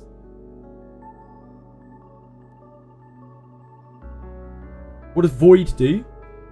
It makes you take 50% less damage from AoE attacks, and you can't be targeted. And it also gives you 50% effect res.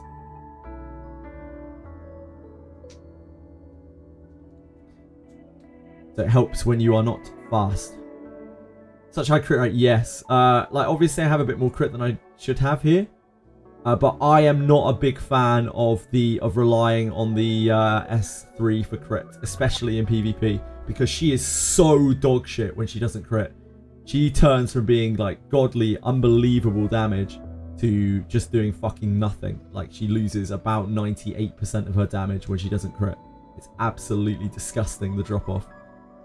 She is completely useless if she doesn't crit. And in PvP you can often get like buff blocks, or you can get your crit buffs taken away.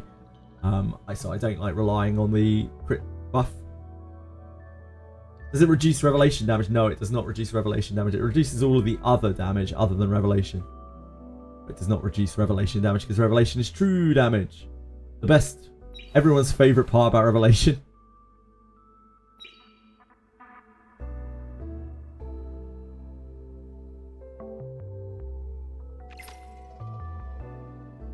Mayeli has never shot more than 1 arrow. Or ever. Idin. Are you not critting? Do you not have crit? Kenai, Fury, Harvest, Fury Edge, Rats as well. We're going to raise one. Nice, Fonchalon. Yeah, you're not critting in that case, Idin.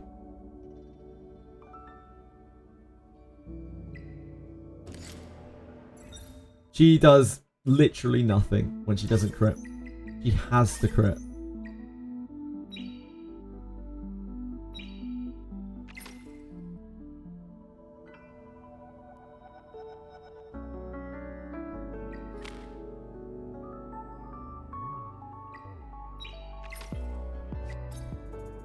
That's the pulse.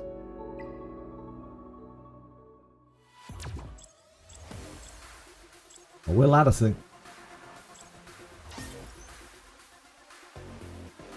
Super Encore. Hanima Prototype. Perfect Rhythm. I want to skip. I want to skip. Let me free. I want to be free. Don't know why it won't skip.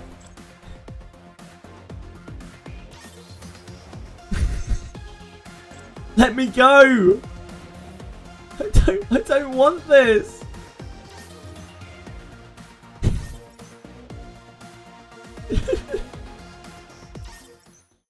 Okay, we're free.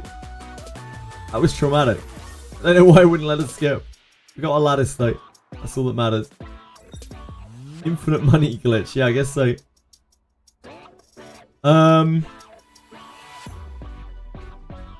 only we could... If only we could save that for the double day. What day does that expire? Expires on Thursday. We'd have to keep the stability for 2 days. Kitty. Actually, like, Wizardry, like, Samurai's, like, Thursday's a Wizardry day. Maybe we could just double stack. We could stack Thursday and Friday's stamina for double drops. It's actually not the most unreasonable thing in the entire world.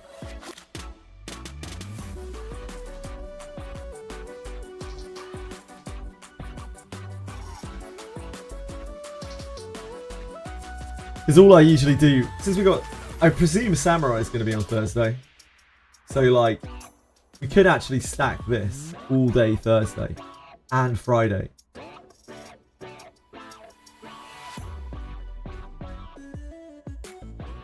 I don't hate that. I don't hate that. What else do we want here? I don't think we want the evolution lattice anymore. I feel like the other stuff is actually more worth.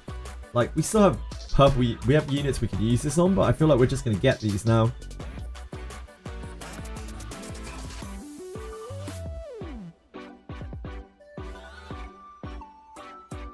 Yeah, good old event RNG.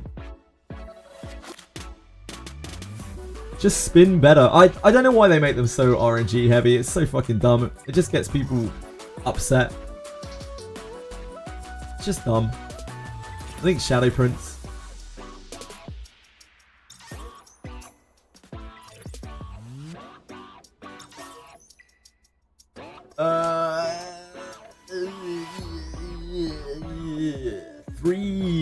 Three pulls, 3 stability? Doesn't seem unreasonable.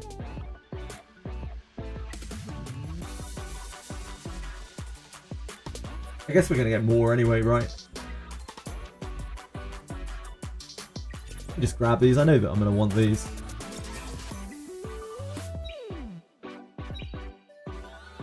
Yeah, I know. Also, like, when you land on the triple thing and then you don't land on the points, like, it just wastes. You just don't get anything.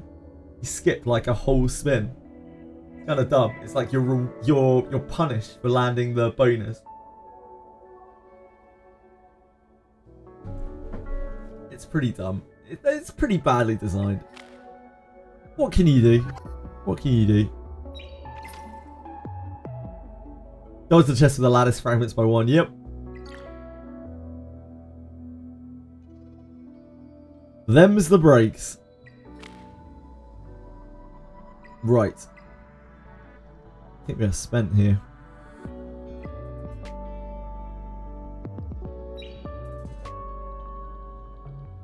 Right, let's do the video. I'm sorry to everyone who's already seen this. I don't get time to watch this stuff off stream. So I've got to watch this on stream or I'm not going to be able to see it at all. It is a 48-minute video. But like, I mean, it is Etheria, so I'm very sorry to anyone who has seen this before.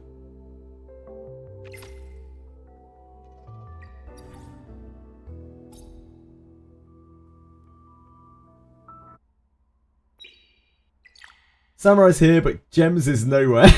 Oh dear. Chris, the community manager. I wouldn't advise that, Asa. My opinion's pretty shit. Diving into an open chat that many of you have been waiting for.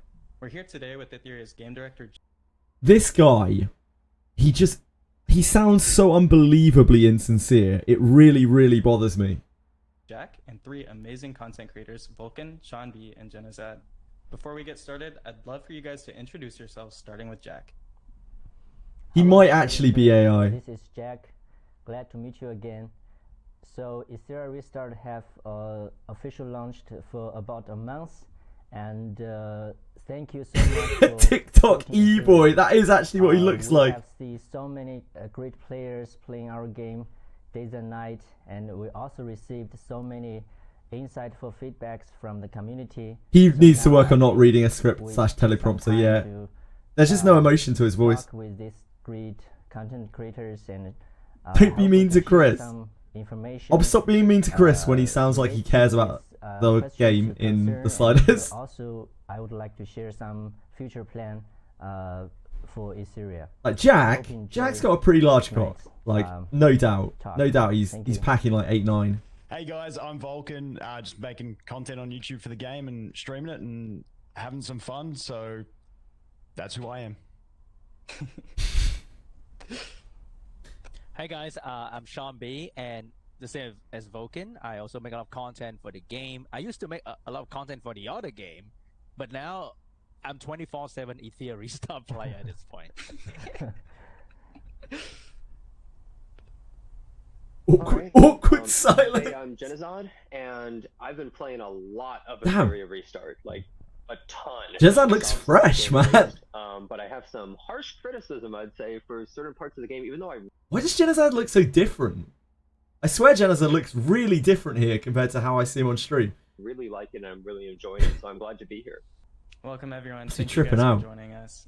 To kick things off, I'd love to hear your overall thoughts on the Yeah, game it must so just be far. poor cam The game quality. has launched for about a month now, and it's good timing to have a recap. Yeah, So he let's start with does, Vulcan. G-Drix, he does. All right, so Bless for him. me personally, I've been thoroughly enjoying the game. Like I've been playing. Yeah, he looks like a all day, completely different every day. person, yeah. Kind wild. of like Genizad, there's a few Corporate things, Jenna. a few major things, and a few like iron out things that I think. So I've heard that in this, the content creators actually address things, which I'm really looking forward to. We can work on along the way. I was thoroughly worried enjoyed, that this was going to be you know, like, building my teams, getting into the PvP you side know, of things, but obviously some of the an main almost sponsored version. issues that the community has had, you know, between difficulty of bosses into gear loadouts and stuff like that. I think in general, the bones of the game is so fantastic, and if we can iron out some of these issues, for me, the biggest things that I would love to see is some sort of more advanced features into the gear management. And the other one I would love to see is turn order Yeah, that's really priorities cool. in different combat, because with the game being as hard as it is, getting as many tools as we can to, you know, theory craft and work our way around the problems would be fantastic. But like I said, the bones of the game is great. I love all the PvE aspects of it, the endgame modes in PvE. I really enjoy the RTA. You know, the tournaments we've been having have been really fun, really enjoyable to watch some of the They must have endgame known, players.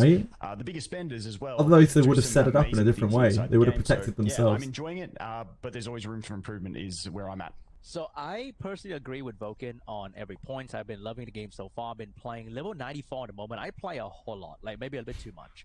And I think the biggest Nah, thing we're all for playing me a besides reasonable the skill amount. priorities is definitely going to be the in-game economy that can be adjusted, because I love playing this game because I can build teams. 4-hour Like, recording, I have believe it, every yeah. team for almost every Inferno dungeon in the game, but I also Oh yeah, wanna totally, build totally, I the say. order teams to show the community that, hey, if you don't have Lily, you don't have Shadow Santa, you can actually work around these units.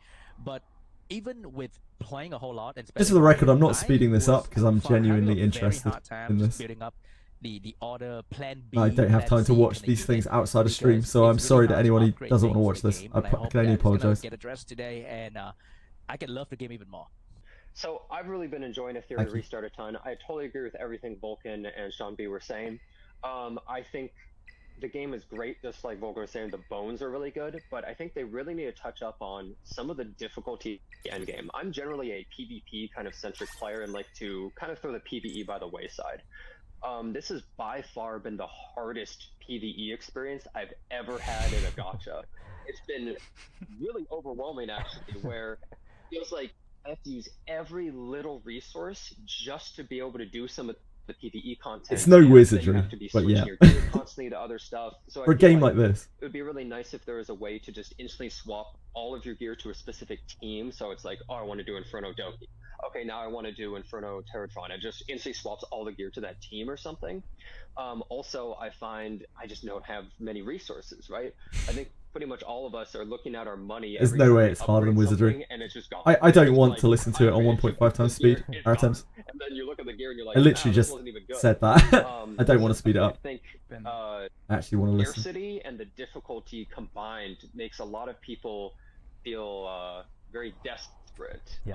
all the time, and also feeling like they need specific units in tandem with that causes a lot of people to feel FOMO because they're like, oh, I can't immediately do this Inferno content. And I think the game is great. I've been really enjoying playing it, but I can also see a lot of players' frustration from these aspects. Yeah. So first, Thank you, thank you Genocide. guys, and for your passion and love for the game. I can see your content shared on YouTube. I love this guy. This guy is the only thing that gives me faith in XD Entertainment. Like, I actually love Jack. He's a great guy. Chris, fuck him. Fuck him. Jack, slamming dude. So I watch most of them, I think. So I think, and also Yeah, he seems his voice is totally also genuine. Been shared in the community. So I Chris never did anything. That's the problem. think we have a lot of time. But I don't go to detail because we will go to all these topics one by one. I think Chris is an we have some XD time, drone, and possibly I can AI. most of these issues, and we will try our best to provide a better experience. So maybe later we will go to some detail, and I will share some thought on these topics. Yeah. Cool, thanks Jack, and thank you guys for the feedback. So we'll dive into some of those topics later. We've got those on the agenda. But for now, let's share some thoughts Okay, about the don't- Hyper Talk we just released.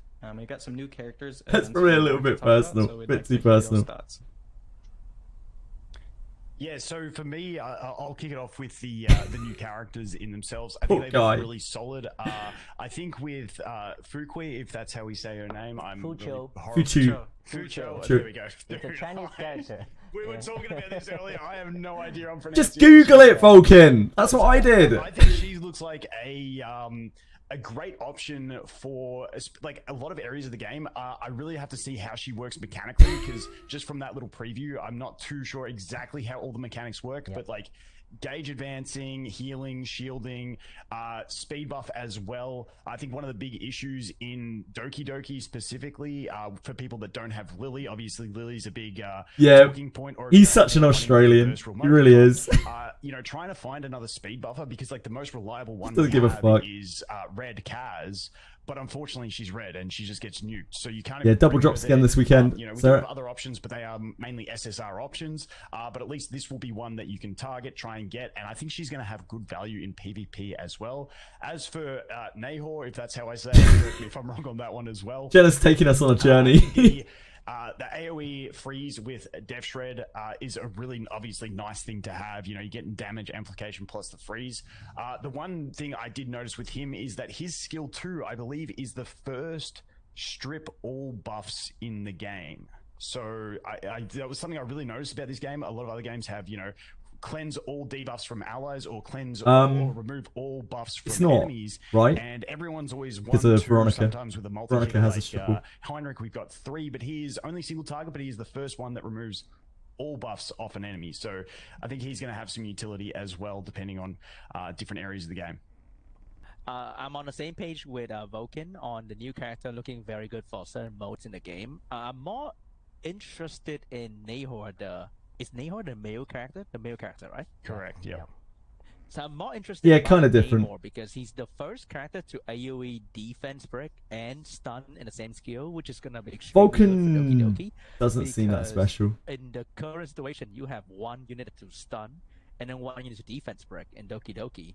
So there's always a chance for you to miss the very important stun to take off the damage reduction on a certain target. Fucho So if seems you like can she has a lot of have unique one defense mechanics break and stun, that we and haven't they seen add another before. unit to defense break, then that's gonna really Yeah, help they probably with got the preview right consistency before. of I know, the Ryan. I'm team. just playing around. Amazing. And also for PvP in general, having a unit that can defense break and Vulcan. Did I say Vulcan? immediately, it's gonna be amazing because there are certain mechanics in the game that can Vulcan, the new counter, character, of let's course. say claws, you defense break them, but they have on strive, they'll cut in between and cleanse your entire team. But now you have Nahor to stun and defense break. Which Vulcan is isn't anything stun special. Yeah, I automatically, meant which is Nahor. very, very I'm cool. So I sorry. can't wait I'm to see sorry. what I that's didn't gonna mean look like. Vulcan. I And meant because I've been Nahor. saving my summon, I've been patient. I can hit He's a my red button on one of the Vulcan from characters chat. I that don't immediately mean. I don't have anything like against Vulcan. $1, which is not gonna be a fun thing to tell Jack about. But you know, that's gonna be great. I feel like I can hit pity on the next character. It's gonna be very amazing for both PvE and PvP. So I think having Yeah, I'm trying to start drama. stunner is actually just a really big deal because those are two of the most Nuclear impactful drama. debuffs in the entire game at the same time, and we haven't really seen anything like that. I think it's really important though that we have the character that strips all deep or all buffs separate from that character though, because something that can really spiral out of control in this type of game is having a character that strips all immunities off someone and then immediately like stuns or defense breaks, and then people feel completely helpless, right? So I think it's actually really good that these aren't the same skill or anything like that. And I mean, just as Shambi was saying, it has so much utility in this PvE content because, I mean, as I was saying before, the PvE is really difficult. So you actually have to plan out so much with each one of these abilities. And having something that stuns and defense breaks, this is usable in like everything, really. Like, I think this has so much future use as well. It's really important. And I think it would be good if some of these previous characters that we have too, maybe some of the unused one could get bumped up to have a little bit more utility like that in the future as well. But I think these units are going to be pretty big for the game. Yeah. This Okay, new character ad a little bit, yeah. Thank you for your thoughts. This bit and is, I hope but we're moving on like to some these better new stuff. characters. To add on some information, I just want to take this chance to share some how to say. There's apparently some real fire in the this video. New character release. So what's the plan? What's the frequency and the banner and so why we release these characters? So I just add on something to this topic. As you know, so already Chris already shared in the Hyper Talk. So we know that the banner it's a little bit too frequently. So sometimes just 10 days or 2 weeks. There's a new characters. It's a bit pressure for the players. So, but we, as we said, we are doing in this genre. We can see if we see the games on the market in this genre, they got 200, 300 characters, right?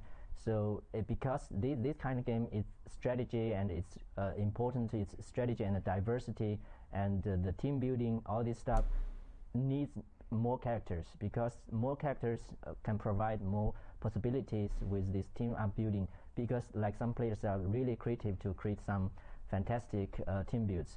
So that's why at the very beginning we only got 50 units, that's SR and SSR. So now we are close to 60, I think. So, but we think it's quite a lot, but still there's a gap between our goal or it's to make this game more fun and more diverse. So that's why at the very beginning we released the banners and characters a little bit more frequently. But after this banner, you can see if you can check the the duration of this banner, it will 3 weeks. 3 weeks. Yep. So before it's always 2 So they are staying true to what they said. The banner. This is actually really. This gives me a lot of hope for the game. The fact that they are sticking to what they said, where they are actually going to do 3-week releases, not 2-week releases. Because 2-week releases in a game like this with the lattice growth and shit that we have is fucking disgusting. Is like outrageous. We just can't build the characters fast enough. So I'm really, really glad that they're moving to the 3-week program, and it shows that they're not just trying to 100% gouge us.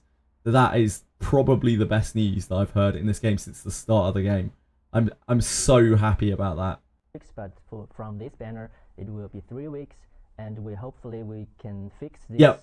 I'd expect so, Lars. How to say this duration of these banners to 3 weeks. So every 3 weeks we will release new characters. 800% value lattice pack. No. Light and dark banner. So some players maybe, sometimes there's one light and dark banner, then another again. Possibly Asahi, but like it's better to have a step in a direction and another and not at all. About SR. So maybe so players think this is huge. Like this is actually huge. Its value, and because it will generate some revenue for the game, right? But we also see in Etheria there are a lot of SR characters. They are also super powerful, and even some R characters like Vice. I saw a lot of players are using Vice because it's easy to use, watches right? the game. So I think that's part of our very beginning why we designed these characters, because we want almost every character has its position. I shared in last he's a Noah chat. So before launch. So that's our goal. We want to create every character has its position, and in some even our character. So that's our goal. So in I've already glazed this guy like 3 times already in the 14 minutes we've been watching. But yeah, like Jack makes me want to believe in XD Inc. Like I am an XD Inc. non-believer, but Jack makes me want to believe. He is a really, really good PR rep, and he knows a shitload about the game. Like he is a dev who can actually do PR. And that's insane. Not only release SSR characters, but also SR characters. There are several already in work in progress, and so we hopefully will release in other banners. So there will maybe SSR banner, and there's also new SR characters. So it's easy to get and easy to build. So I'm an XD plan all this time. In general, so how we release the new characters. All right, thank you guys for that. That was some great discussion on the new characters. Chris, but now let's get into the new event that we revealed. I'd love to know your thoughts. So according to what I saw from the video, I think that a new event is going to be very similar to the Cage Rumble type event, because I saw many different bosses from the video that we have to challenge, and I hope the reward is going to be good, because I think the dichotomy of Jack and Chris in the game is that it's either a little bit too fast or a little bit too hard. So it's very hard for casual player to get all the duality of man. I wonder what the event is going to be like. All right, I'll go next. Yeah, I'm kind of interested to see about this event, because I think the most important thing is people want a bunch of rewards, or the chance to be able to get something really useful to push their account right now, especially since it's early on in the game. So I hope that the event is able to propel some of these players forward, especially people who might not be the strongest at the moment, people who are kind of in between the early and mid game or end game. Thank you, Genozad. Cool, thanks. Falcon? Yeah, I pretty much just echo those 2 statements. I don't have anything else to add, so yeah, looks cool. I'm curious to see if he takes statistics on whose dream gets entered the most. Yeah, sure. So talking about rewarding, so we definitely hear the feedback from the what level is Vulcan? Vulcan's reasonably strong. He's like free to play as well, right? I think challenge. He's reasonably strong. For the he's weeks behind. Or the reward is he rerolled as players expect. So when we design this event, so of course we put these thoughts in consideration. So first of all, I want to share is I believe Genozad's camera died, I think. Event will be the most rewarding event after launch among all these events. So we hope so. So that's our goal. So to let players feel really rewarding in this new. Same with Sean B, I think. But, and I don't know if you noticed there are 2, how to say, transport or portals. Portals. Yes, there are 2 portals. There's one is light, one is dark. That so in general, so we also consider is there are 2 types of players. One, you want to play safe. You want to guarantee some reward. I recommend you go to that one, because there are not that much risk. You can always get the reward you want. But the other one, you will put in some attention, because it's kind of risky. You might double or even triple your reward, but sometimes you get lose your reward. So just that's you have to make careful choices. So that's my suggestion. But in general, this event is very rewarding. I hope you will enjoy it. Yeah. Perfect. I'm going to take the risky portal, and then I'm going to lose everything and complain that it was the worst event of all time. Yeah, that's pretty much the gist of everyone. I think that's going to be everyone's experience. I think that when you go stream, the players always you can let the players to make choice for you. People get pissed off about that. For sure. Genozad. Just while you're live streaming, all right, guys, which way am I going? And then you know what they're voting for. Yes. So. All right, cool. Thank you for that explanation, Jack. Let's get into talking about. Of course it is. People are gonna get real FOMO. They're gonna get super pissed off. Jenna, this time on your thoughts. Yeah, but I'm looking forward to it all the time. Some quality of life things I think would be really important for the game. So, First of all, I think a lot of people are kind of in pain Of when course, they're Razor swapping Fight. between different things that they're trying to farm. So, like, let's say you want to farm Inferno Doki really quick, but then you look at your dailies and you're like, oh, I also have to farm this other thing, or you want to farm shells. It can take a long time sometimes to swap between all of your gear. I know we have. You haven't gear got sets, the event but yet, I think Asahi. something that would be Save really your useful hate. is team sets where you can save an entire team with all of their gear together, because then you, at a click of a button, you could instantly go, oh, I want to do this one, and now I want to do this one. I think that would help. It's not out yet. It's really frustrating one by one. Save it for later in the week. I think that would be really great. And another thing I would say is, I think that we're just so low on silver. It feels really rough. So, same Dear with God, it's so rough. upgrading shells sometimes. Is you feel like you farm for a while to upgrade something and it just takes forever. However, at least shells, you're guaranteed, you know what you're getting. But with gear, sometimes you'll upgrade something to plus 15, and it's not even that good of a piece of gear, but you just used a full day of all of your energy for that. And I think a lot of players are hurting from it.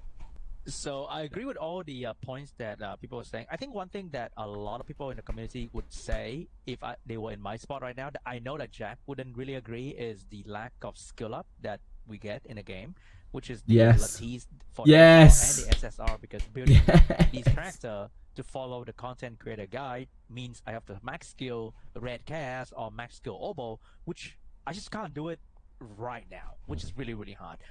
And I think it takes a long time to accumulate skill up in the game, which I think is the intention of the game. You still can't kill Inferno Hoyan. Hidden behind. To be fair, you don't have to. You don't have to kill Inferno Hoyan. The Amber track or whatever. Like it's hidden, because for a casual player, they would go into the shop to see if they can buy a skill up, and it's either with money or like a one skill up or two in the PvP shop, which they really hate doing.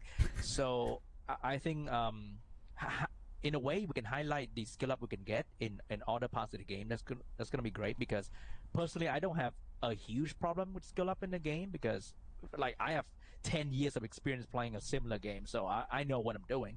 But to a casual player, I think that's gonna be a nightmare to get skill up. And another thing is that when you farm in the game, right now you farm a whole day and you kind of blow it in 2 pieces of module. Nah, no 2-time shells. To help people with that, with the feeling that I farm a day, I want to at least guarantee something, is to allow us to get the module crafting currency, the module essence, after farming, so that we can slowly build up to craft in the module shop. Because I think right now the only way is to spend money to buy the crafting material to craft potentially a bad piece as well.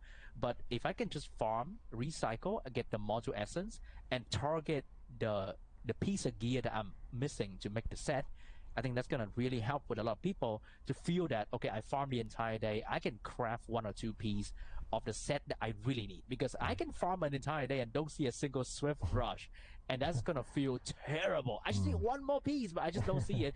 So I think being able to craft at least 1 or 2 Swift Rush or the momentum piece that they're missing, it's gonna help. Because one of the things that really helped me when I break through that small gap between like the one before Hell, was buying the $10 pack in the game that give you like the Momentum of Fury set that just complete my ditting instantly. I don't have to farm the next level to build my ditting, but I can just buy it in the module shop. So I think that's gonna help a lot of people with the question: how do I farm Inferno? Why do I keep getting them? Gear? Because that's what people think you need to farm Inferno, is to get Inferno gear to farm Inferno. But how do I do that?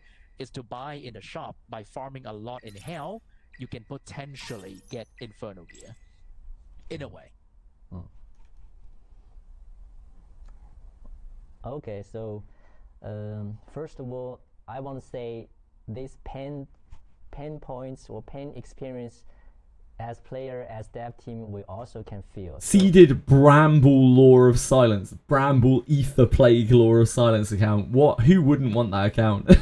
As I mentioned, most of our team also play the game whole day, so we are also like level 90 plus like that. So we are in the tier 1 player level. So we personally experience all these game settings and economic. So the players share in this community, and we also check every day. So we we are aware of these problems or these not that good experiences. So first of all, but I want to share some thoughts of our game design thoughts. So why we set it like this, and Flores is running a bramble law of silence. Okay. I salute him. The economic, right? The economic of the game and the cost. So behind that, so that's why we set up like this way is, I don't say now it's perfect, but just we see several games that if they doesn't manage very well, it's at very beginning, in a very short time, the silver of the game is just useless, and the players has so much amount of the useless coins, and then they don't care about the reward from the events or the silver related events. So we don't want that to happen. But of course now in because we are just launched 1 month, and we don't have that much events put in the game, and the players also cannot really beat the end game content. So you will feel the reward is not enough. Ooh, so he admits it here that most players cannot beat the end game content. So what we thought is, we will in the future, like we shared before, so the new event, the Dream Escape, we want to, it will be a huge amount of reward, including the silvers and other stuff. So because as the game goes on and on, there will be new events, new reward, a lot of things going on. So we want to solve this problem by adding new events, and so we'll feel, and as the players progression, their account will be stronger and stronger. They will, in every event, they will get more reward. So I think it will slightly solve this problem. But of course, we will also check some other things, like so RNG things, bad experience in a game like the Inferno shell drop. Of course, it's not good, looking very good right now. I saw some screenshots that they do a 5 round or 10 round. It's all gold. It's no red. People get real pissed off. We are already trying to figure out a kind of pity system, like at least every 5 round or 4 round, you at least get 1 red. So it's not nice. Nothing, right? Another thing is, everybody that's knows great. In Inferno, the gold one is already useless, right? Mm-hmm. So we want to replacement, but everybody's lack of the training data. So we will replace the golden ones into a special shell. You can call it training data shell. So when you get the golden one, it's not for battle. You can just sell it, but you get double, or even, I don't know, just more training data to you. It's not for battle. It's when you get the gold one, you get more training data, so you won't feel that worse when you get a gold one. So all this people are going to end up wanting those over the red shells. Time. It's just an idea, so we need some dev time and testing how it works. So, but either way, it makes people feel a lot better. We know this issue. We want to fix it. They're aware of the issue. With these solutions, I hope the players' general experience will be getting better. Yeah. Hey, Narcos. Yeah.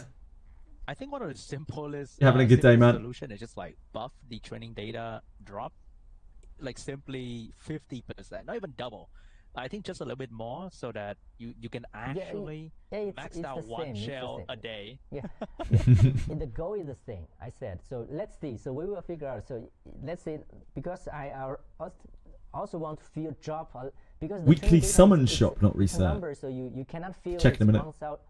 It's 10,000, 2,000.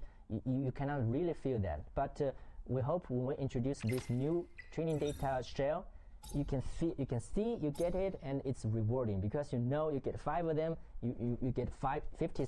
Yeah. Mine didn't reset either. That. So it's better than a useless red one. Even it's better than, because you sell a red one, you get 10k compensation maybe. Then you get a gold training data shell, you get 20k. So you feel, this is even better than some trash red one, right? Because the red one, if it's not perfect, you still want to sell it. So yeah, we already discussed a lot. It's just adding some number. It's easy, but it's not feel that good, and even you cannot feel it. Even we add it, you cannot reopen. Feel it, okay. Right. So, but yeah, we will solve this problem, and I think it will make this experience a little bit better. Yeah. Then back to, I think that if let me ask, if you mentioned so many things during this period. If you can only choose one, I'm not saying we are only doing one, but if you can only choose one quality of life. Yeah, if they make it too easy, then it I makes think the whole would thing probably useless. Be the gear management, or like honestly, I got the two: gear management and skill order priorities. Those are my two. I can't pick one. We all choose one different one, so we have to do three. Right? Yeah. Well, how about we all choose two now? Yeah. Okay. So, we know that the gear management. Nope. We believe it's Nope. the most painful point now, because you have so many characters, so many different content you have to run, and even there are so many different PvE and the PvP modes. So is it every 2 internally, weeks? We already start a solution Don't for this. think it is. So we're doing two Maybe things. I think. Don't think so. It's basically. Oh no, it is. It is. You're right. You're right, Peter. Yeah, it is. You're right. I hope you will be satisfied when it's released. The first thing we are trying to do is for the team. You're absolutely management, right. because we have team. That's presets why. In the game, right? You can preset your team, but now the gears and It's bi-weekly. and the shells are not included. Arena shop is weekly. So we are trying to make a solution. When you preset a team, let's say a Doki Doki team, then the team, modules and shells all included. How about that? That's perfect. That's great. Sounds good. Yeah. That sounds a lot better. Yeah, so that's the thing. The mostly because for PvE, because we have so many different dungeons, you need to really different team, even the same team sometimes with different gear set or shell.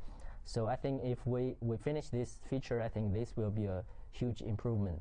And another thing is, That's great news for anyone who swaps gear a lot. Usually Anyone who wants to. from my shadow Senya to another like let's say Kraken like that. So I also don't have that much gears for all these characters. So of course a separate for PvE and PvP gear set, we're also working on it. So hopefully and ideally when we launch this feature, you can get how to say, in your arena page, we have 3 arena, right? That's mostly for PvP. We will add a feature there. You can preset all your PvP gears. So then after you preset all your characters' PvP gear in all PvP content, including the Guild War and all these 3 modes of PvP, the character will only use these PvP gears. Perfect. But then, of course, they cannot That would share. be very nice. It's all the characters. That'd be really nice. They cannot share the same one. I imagine a lot of people would be So very, they very cannot happy to share see the that. same piece, but everyone could have. That's for PvP. And then when you go to PvE, you have this team set. The PvE, they will go to the PvE one. So it doesn't matter. And also, someone mentioned about the Etheria. I don't know how they did it in Epic 7 or Summoner's War, but that's what they did in Langrisser. Eventually, it took them quite a long time, but they got it to the point where they just split the PvP gear and the PvE gear, so you have a separate set on every character in PvP that you do in PvE. So you never have to worry about like swapping gear between the 2 modes. Feature, the problem also solved, because someone said they should have a snapshot of the gears, but you already have a PvP set, then no problem, because in Etheria they will automatically goes to the PvP set. But turns out it won't be as useful. So I think it will still be useful. Features, a lot of problem will be solved, but it's PvE team presets, PvP gear is just preview of fun per character, yeah. So you just need some time to develop. I shared today. Furthermore, it's split between most. Started the solutions and the We pretty much need, okay. Epic 7 isn't some split. dev time, Right, got you. especially a lot of This is how many 7 things are used for either PvE or PvP. Okay, yeah, got already you. working on it. We hopefully will release. Let's what I said in the next few, let's say updates. But please be patient. We already put this very high priority for these 2 features. So let's hope we can release soon. Yeah. Perfect. Yeah, that's really great to hear, actually. Well, if you guys are fixing that, then I guess the one thing that I would want would probably just be a little bit more resources, so the resources don't feel so tight. You already choose 2. You already choose 2, right? All right, guys, now that we've asked Jack a bunch of questions, it's time for Jack to ask some back. Do you have any questions that you'd like to ask them? Yes, I think we talked quite a lot about PvE content and the economic Sure, yeah, Plato. all this stuff. in our game. But you know, Etheria is not only a PvE game. We also have PvP content like RTA, like the Fearless Arena, all this stuff, and we got EWS, the tournament, official tournament is running. So for me, I just want to hear about you guys, your general feeling about the PvP content and all this stuff, the experience in Etheria. Do you have any suggestions or feedback? Should be interesting. To this PvP part. Yeah, I mean, I'm happy to start off because I've had a great experience on stream with the RTA especially. So I started a new account on Asia's server 2 weeks in, so it's only about 2 weeks old now. And, you know, we've been playing up until basically floating now between Platinum 3 and Diamond 1, where you get the new rule set. And it was just really fun playing some games and, you know, doing the sort of off meta thing where I had my Lily, but she was just my band bait, and then I'd have a really fast O-ball that just stuns everyone at the start. Obviously higher ranks, you got more bulwark, that doesn't work. But I think even on the early game stage where, you know, I was level, you know, 40 to 50, beating level 80 to 90 accounts, it has that real fun and strategy about it in the RTA. And honestly, it's the side of the game that I enjoy the most, even though I'm a free-to-play player. I just love RTA. I love strategizing, coming up with teams, and doing all that stuff. The strategy in this game is really fun. The prep for me, really fun. in terms of playing RTA on the first account that I created, was that I hit Inferno, and then I had to I was having so much fun pushing RTA, and then I'm like, oh, I've got to reprioritize absolutely everything for trying to sort out this Inferno grind. So I think in general, PvP is just really fun side of the game. I've been hosting a bunch of the tournaments as well, and you get to see some really cool stuff in the tournaments. You know, it was very, last tournament we had, it was very bruiser heavy, you know, which is a strat I personally love. But then when you're a spectator and you've gone through 4 bruiser matches, and then you come up to 2 blokes both running complete Revelation builds, and it's like, who's going to outspeed and Revelation nuke the other one, or are they on Bloodbath? You know, like, there's all those different strategies. And I think on a spectacle, I've really enjoyed hosting some of these tournaments because you get to see some really cool strategies. The one that he last did, that was a great tournament. There are a lot of good matches there. On an account that was the last one, like, I still got to, not so much. Create my own strategies that could outplay people that have been playing longer than me. So I love RTA. That's why that was the main thing that drew me into the game. And I think it's going really well. As for the standard arena, as you mentioned earlier about some of the gear changes you guys have possibly in the works, I think that would solve a lot of that, because I think one of the main frustrations with the ETH arena is just when you're farming gear and you have to change the gear, and, you know, your defense just keeps losing. As for the Fearless arena, I love the rewards in it. I think the whole format of it is great as well. And yeah, I think I would be interested to see, like, maybe some rotations in that Fearless arena, because it's only a weekend thing. It's not the most serious thing. You're not trying to rank in ladders in that. I think once we get a bit further into the game, it'd be interesting to see maybe like different restrictions, like maybe no SSR in the Fearless arena, because it's just a side mode that's a bit of fun. So I think maybe it could evolve later on to have more, you know, fun aspects to it, considering at the end of the day, it's not a massive stress if you're not winning all those games. It's gatekeeping. The whole game is gatekeeping, Audacity. I think I'm more focused on the Etheria. I don't mind having different modes. But to me, it's not really PvP. It's more to win 3 champions. Like another Inferno level dungeon in there. If you beat it, then you get like rewarded very heavily, which is amazing. And I think that is where a lot of casual player will also focus. Just need to win one, right? Audacity. You don't lose a lot, and you win a lot from that content, which give people a very good feeling. 2 weeks of 4-star in the arena. That's really interesting. Playtime. And personally, I've reached Mythic rather comfortably, and I get a lot of rewards from that. But a lot of people would not get to Mythic. I hope that once we get to more characters, we would see an Iron Man draft. Is maybe gear swap thing, which hopefully is gonna be fixed in the future. Free to play with no wide rosters will have no chance. Content is when you go to the arena shop. Surely if they did something like that, then free-to-play players would have more chance, because everyone has a similar amount of SR characters built. More similar than SSR characters, no? No?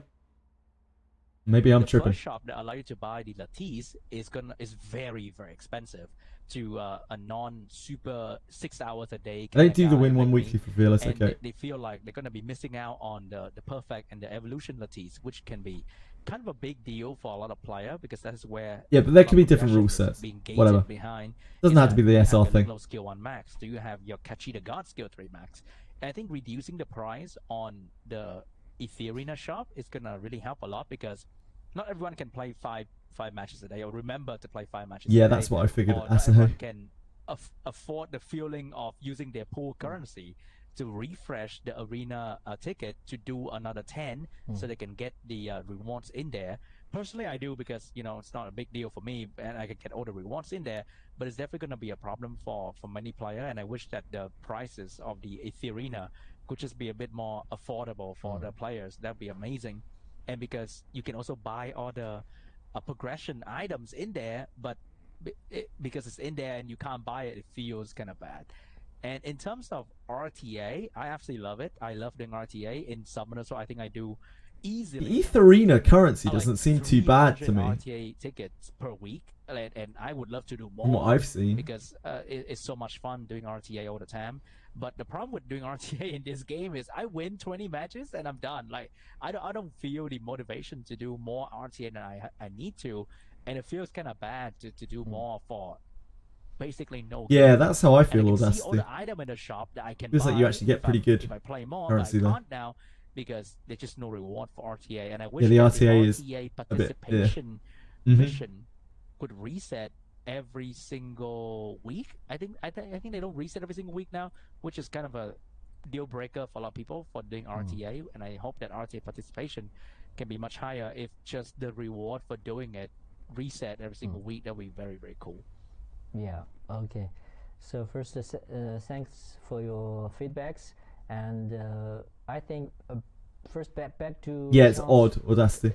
Feedback. So It's like a it's trying to little bit encourage you general, not know, to play it. So like I said, our game is not only PvE but also PvP. I think you guys are. I feel very similarly to you guys. In that I don't think there are actually enough incentives in this game to play RTA at the moment. Like, you are literally kind of pushed to not play more RTA. In fact, like, there's no downside from just sitting at a rank. There's no upside for really climbing towards a rank other than the first time rewards. There's no incentive to keep playing. Like, say you get to your lattice or whatever point that you want to get to, there's no actual incentive to play more right now. It's weird. It's really odd in a game that's meant to be PvP centric. But how I agree. to balance in these two content? It's really Sorry again. It's really important too, because as we've seen the last couple of days when we've played Summit, we just play the same person over and over and over because there aren't a lot of people queuing, because there's not a lot of incentive to queue, and the queues go on all day. Like, there's not a window to queue within, so in those there's no focus. It's all like all the players are diluted, and without a lot of incentive to play a lot of Summit, that pool is only going to get smaller and smaller and smaller as time goes on. It's not going to go up, it's going to go down. challenging because every player's play style and their how to say their favorite content is different. Someone really love to play RTA every day, and also we see some people playing freeless arena. There's one guy, he got 70 championship in that week, so you know he really tried to play that. But some people, they also feel very. It's actually more work for me to set up gear for RTA because I cannot do autos during it. Yeah, that sucks too. Players there, and you can always. Fearless during weekend gives more of the weekly RTA currency as well. Yep, true. That reward even higher, you know. Maybe some people. Want to RTA, but I have to change gear again. Yep, changing gear sucks between the two modes. Lose that And a guy who needs to see the win rate in the positive, where you start tweaking out. How to balancing, but we will, of course, collect more data. Yeah, it's really, really non-casual friendly. Back to the refresh of the Agreed, Audacity. I do agree with you. And like that, I just want to bring up is we generate before we set the season. It's 3 months. It's a 3-month season. But after we run this game, we think maybe this is a little bit too long. So in the next patch, we will try to reduce this season reset to 4 to 6 weeks. Ooh. So because we will have to. Are they going to reduce this season as well? So it's in general it's a 1 month, 2 months. No, sorry, it's 2 months. It's around 8 weeks like that. it's a 2 month season. So then So are they going to reduce the- this the season? I hope so. will be, I think everyone would be more happy if they frequently did. get, and Everyone would be over the moon if they did. The task reset, we will try to see if we can also make it some adjustment about that. That's back to RTA. But in general, so Interesting. I think that's also the fun part of our game. It's the PvP part, and The season's already been going for a month, it's, so it would be another cycle month, to when basically. you make progression, you can have more fun, have more possibility or more strategy in the PvP part. So in general, They're saying they want it to be that's about 2 this months, area. 8 So weeks. when you enjoy the PvP farming and the progression, then you can also enjoy the PvP part. And also that's why we also hold this tournament in the end, just a few weeks later, in middle July. So there's we already have some players already qualified for the final stage, and they will come to Shanghai, and we will live broadcast the final tournament. So let's just hope the players, you can support. You can also, we'll have in-game events. You can support your players and watch the tournament. Hope you That's will cool. enjoy this tournament. That would be very cool. Have that in the client as well. I think we have last one question is everybody care about is the double drop. So last time I think a lot of players, I don't know, have a great time or just too much grinding time, and but I think still Kinda. it's one of the most rewarding event in our game. We know that, so I would just take this chance, like back to Vulcan's question, how this is supposed to be and how frequently this event will happen. So in general, because you know this event is rewarding but also quite time consuming, right?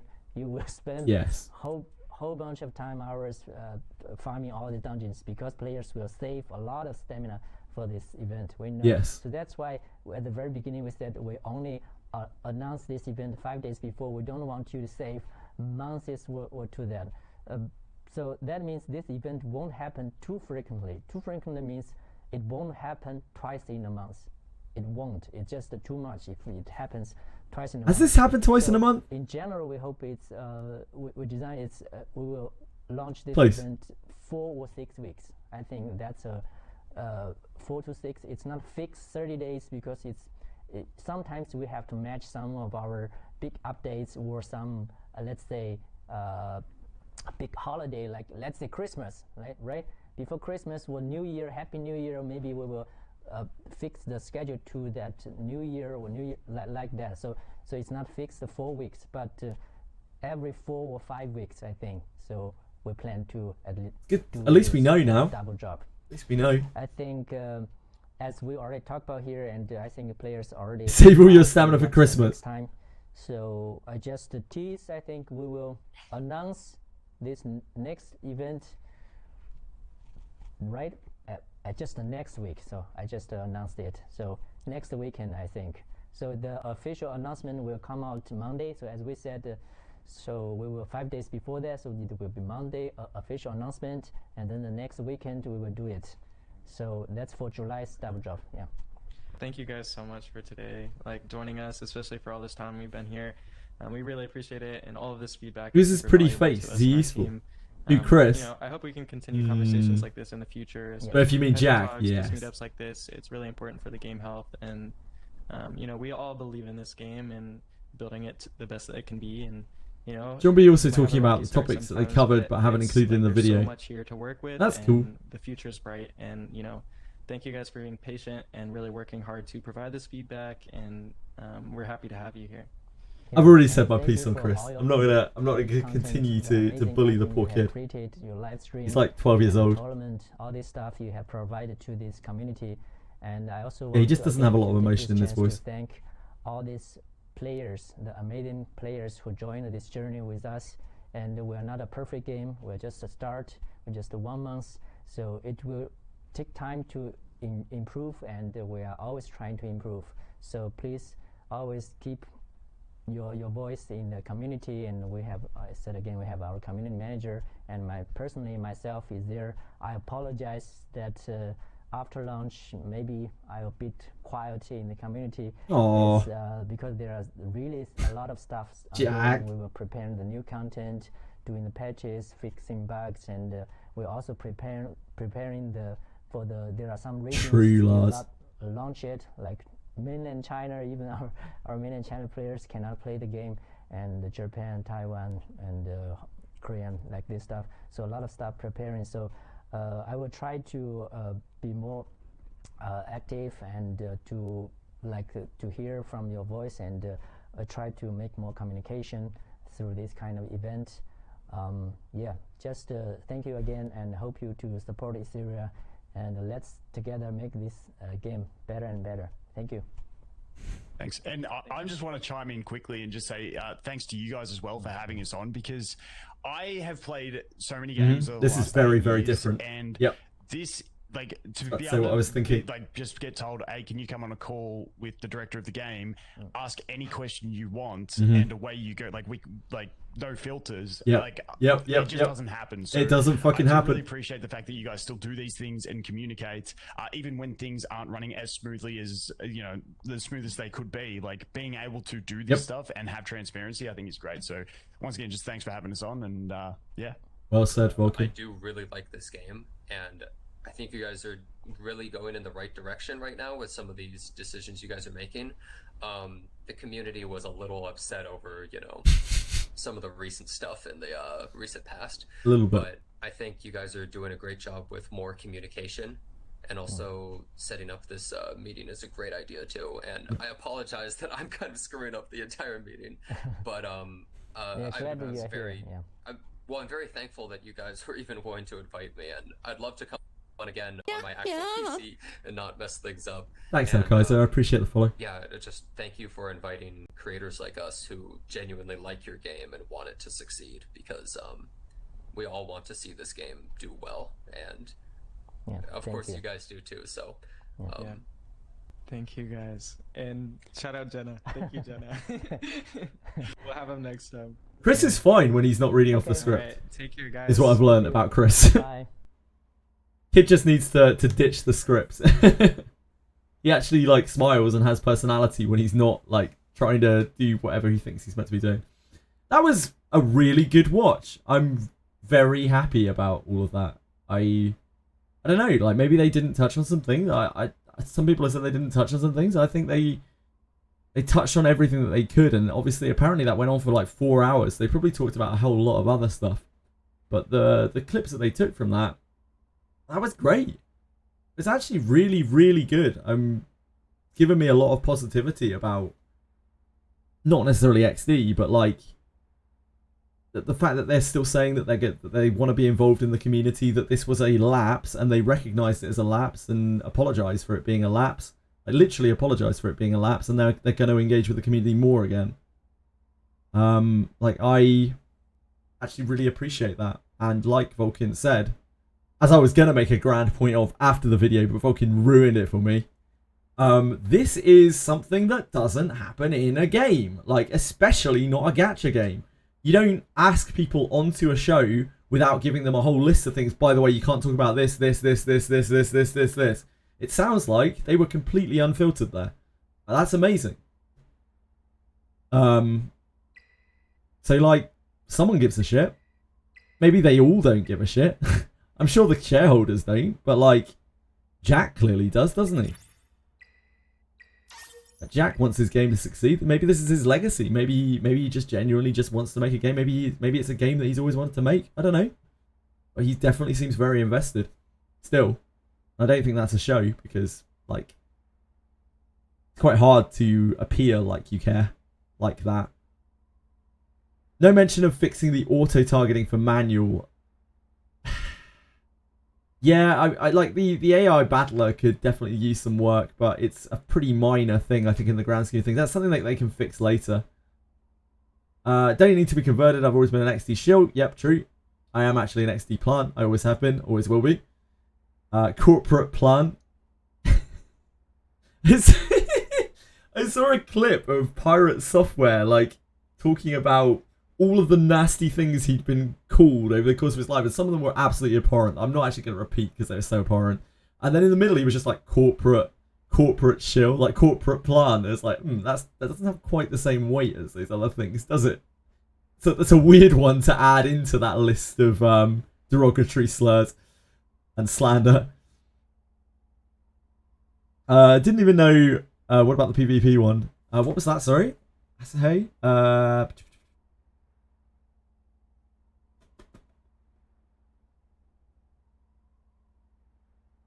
Oh, Etheria 30D. If you ever want to see all the codes are on !ER codes. Anyone know what the new redeem code? Oh, that was that. I feel like Jenna don't even really be playing this game. He is definitely playing it. Jenazad is definitely still playing the game. He's just not spending a huge amount of time on it because like he has about 15 billion different games to play, and obviously has a very big community. So he probably can't like ultra try hard it all of the time. Like he may want to, or like people may have seen him do in the past with other games, because he's pretty fucking big now. Quite nice to hear they're playing their own game. Jack certainly is, right? Isn't he? Jack actually is. Jack seems to know exactly, even if he's not playing the game, he is following it enough that he knows exactly what's going on. And I respect that. Finally, Sleep, what'd you get? Ah, you got your lattice. What was this? Wait, what was this you cleared? Sharon. Where is Sharon? Which mode is this? Oh, wow, you got to the end of any sync, Ryan. Holy shit, dude. I can't get past Jack. I can't even do Jack normal. Congrats, though. Held a message for Ray said, this is your religion. I had to keep one of the small enemies alive while killing the white boss. Cookie, could you not be so horrifically racist, please? That is extremely disgusting behavior from you. I can't believe you would send a message like that. You should be ashamed of yourself. Twitch withheld it. It was like, oh, this guy. Oh, this guy. Yeah, he plays a lot of games. It's, I don't know, it's just what you have to do, isn't it? He has to jump from one game to another. He has to do a lot of sponsorships. He's just busy. He's a busy man. Like, the fact that he gets to play games as much as he does still, and, like, spend so much time on it and is still so enthusiastic about it, is a testament to, you know, how much Jenna really does enjoy, you know, streaming, games, community, etc, etc, etc. Somebody who watches Jenna daily, he always has Etheria running in the background. He just has something else on the main stream for screen because it's better content. Yeah, indeed. He has to think about his views. He has to think about content like it's his livelihood. Holy glaze, yeah, man. Like, I don't even know what Jenna. I've got a Jenna Shill emote, haven't I? Yeah, you guys are already hitting it. But like, Jenna's a cool guy. There are two streamers who I really, really enjoy the style of, and that I have met while streaming. I really, really enjoy the style of, and I really think Jenazad is a great streamer. I think that Car6 is a fantastic streamer as well. There are lots of streamers that I enjoy and like that I would watch if I had more time, but those two, like, they just seem like really genuine people. Who are honest with their community, even while keeping a large community. They still interact with them a great deal, and they still care a lot about the games that they're playing. Thanks, Tweshwi. That's some real AI chatter behavior. Oh, Asahay now. Yep. Can we... Asahay. Jen is really chill. I'm one of the only streamers to make me sit on their stream for as long as I humanly can. Yeah, he's just got a great... It's just a very chill feeling on Jenna's stream. And I think the same is true for Car. And like, I don't get the chance to leave what few viewers I have. Thank you for watching me. I don't know why you do it, but thank you. With Jenna because of stream times. But I'll always leave them with Car because like that's like the best place to leave people. I wouldn't feel like they were safer anywhere else.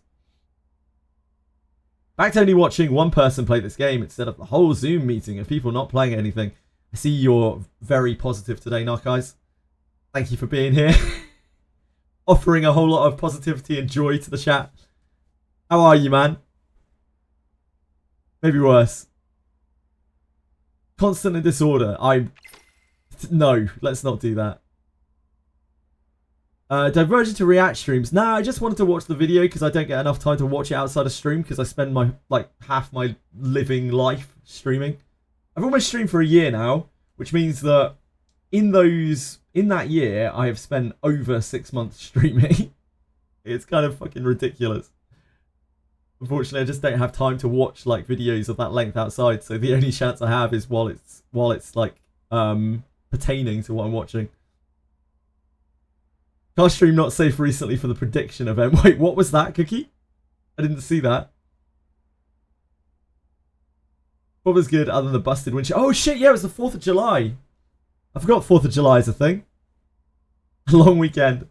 Yeah, I completely forgot. I completely spaced on it.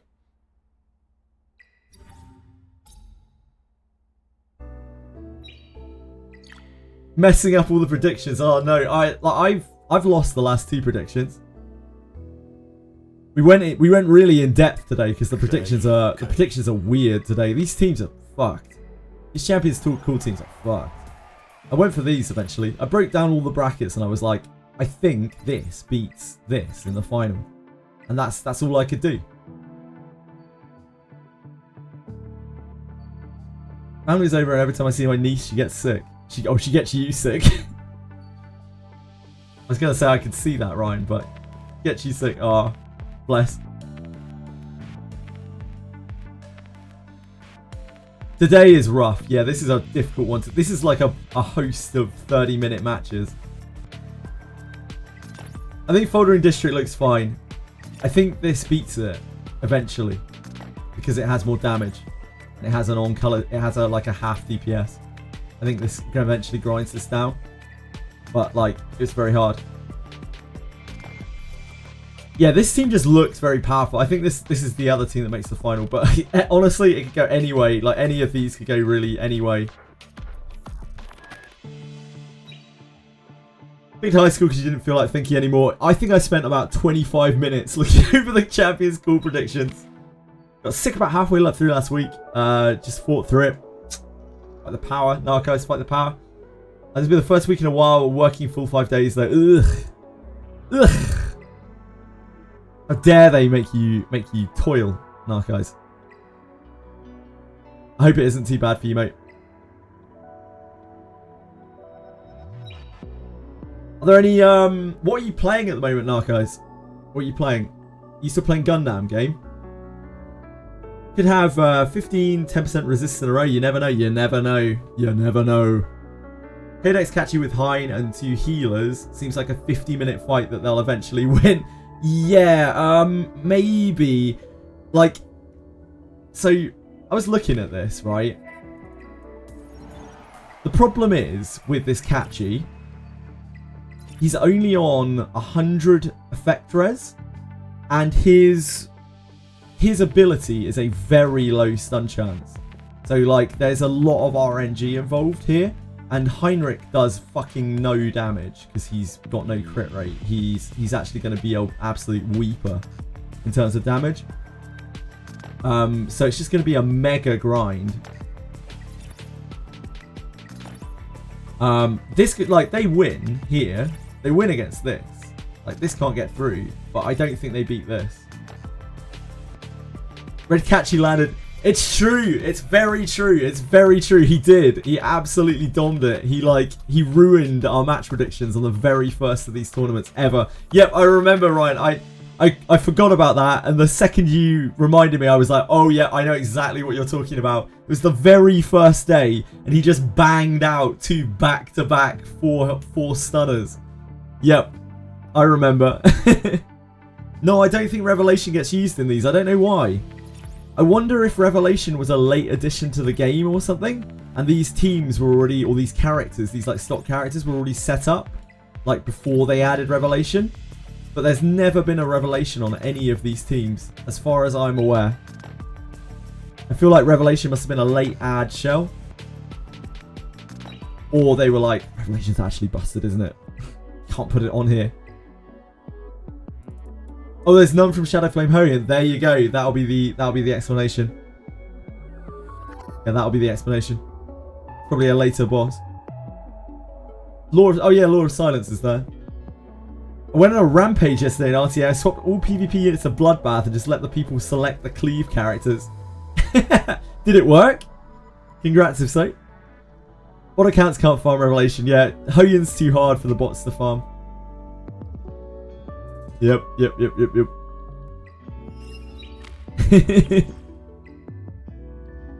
Right, what else should we farm? Is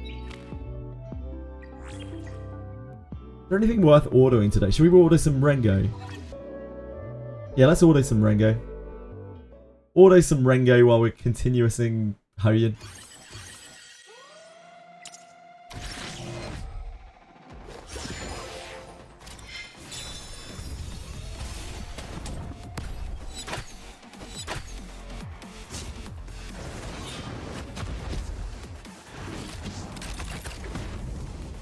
The Tiamat won you 8 games in a row. Man, like, I've really started to feel the lack of Tiamat now. Like, I'm really struggling with no Tiamat.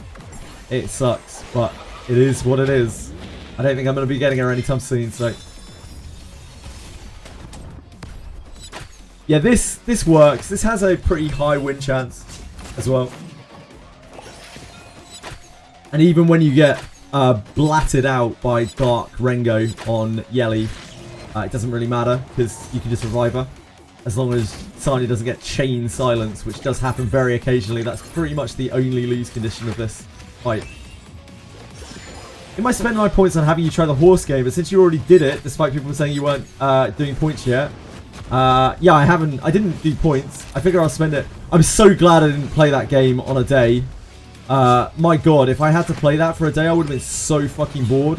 It was fun for like 2-3 hours, but damn. Yeah, damn.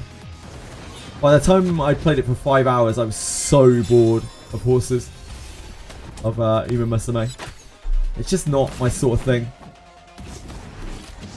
It was really cool for like 2-3 hours. I had a blast playing it, and then I didn't anymore. It's just like, How was Etheria talk? It was very positive. I came away from it feeling very, very positive about the game, which, you know, is tough for me because of XD. It's just Jack, man. Like, Jack is carrying this game.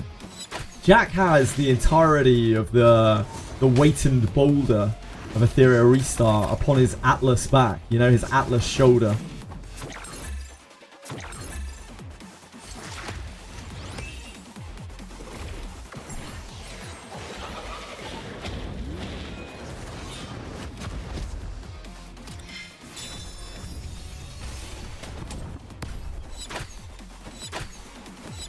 Do yourself a favor and wishlist this. Okay. Mekarashi.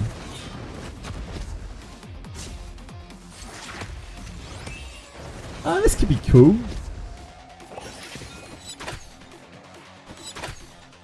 I've heard of Mekarashi before.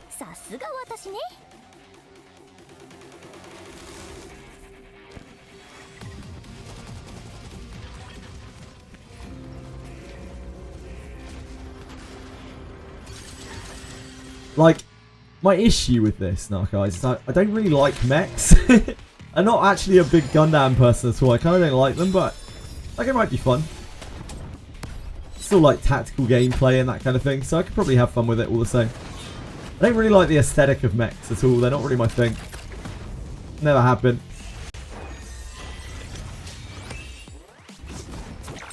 Law of Silence required for this, or it just helps consistently? Neither. That's the shell. That's my default shell on her now. Because I use it for PvP. I like furries, I sure do. Ever played Tactical Breach Wizards? I have not. I think I've heard of that.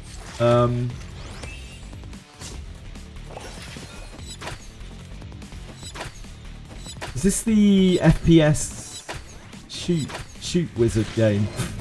Oh, I have seen that. Yeah, I remember this game.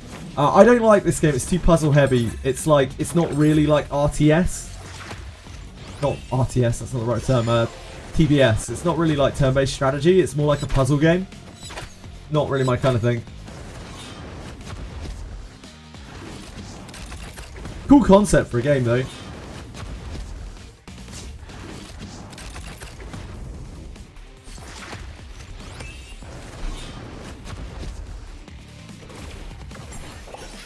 This is an old man with an AR, yep.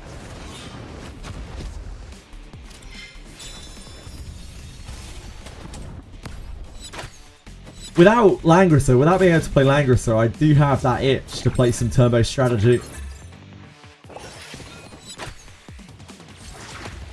I wish that Apex Arena didn't take so long. Like the whole, I mean, just the process of getting ready for Apex and then actually playing Apex. It just takes so fucking long. It's a shame. It'll always have a special place in my heart. Oh my dear god. Tactical Breach Wizards, I definitely did not tell you to play. Thanks, Steve.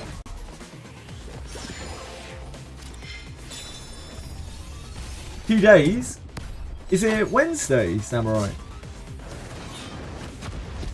I assumed it would be Thursday. Have they published a date yet?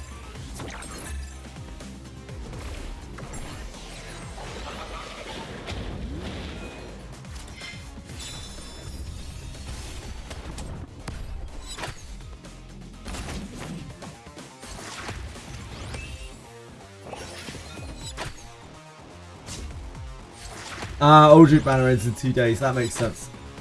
It might be in 2 days. They switch up their patch day all the time. That's why I'm genuinely asking. It's usually Thursday, but sometimes it's Wednesday. Sometimes it's even Tuesday. We never really know with Wizardry. Mega Ashi was originally meant to be a front mission game, and Square Enix backed out during the process, so they said, fuck it, and continued regardless. Good for them. I just like fantasy stuff. I like fantasy over like futuristic sci-fi stuff. Always have. I know why.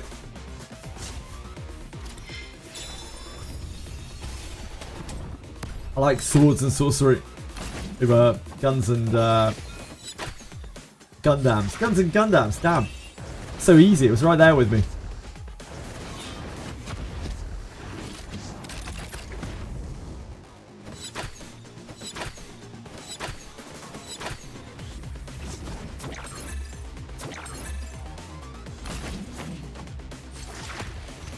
Played Uma Musume yesterday, quite liked it more than a game I play a bit on my phone before going to bed, not main game, sure. Glad you had a good time. Just for reference, Ryan, by the way, I was doing this with a White Fang Yelly before, so it doesn't really make any difference, the Law of Silence. Maybe it makes it a little bit better, I don't know. But this shell is a lot better than the White Fang that I was shooting before, really.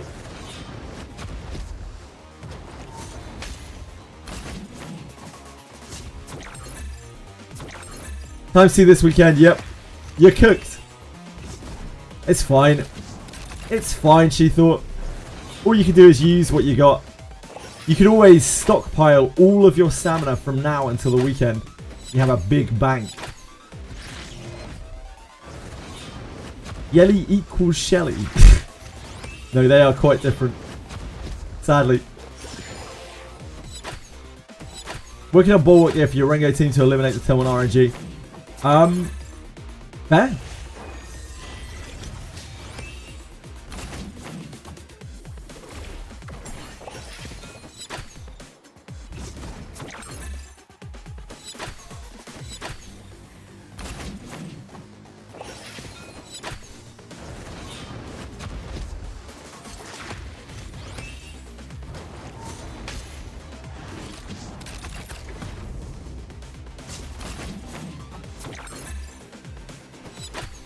I respect Uma Musume for being a different game. I like different games. That's why I don't play any of the open world like gacha games, because I don't care. I've seen them all. They're all the same to me. I don't get any joy from the little differences between them. They all just feel like the same to me.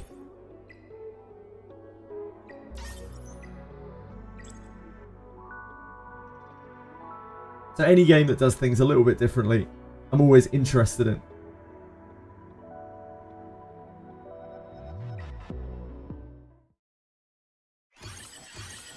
So it's cool there are different games out there, and I'm glad people are enjoying them, but Uma Musume wasn't really for me.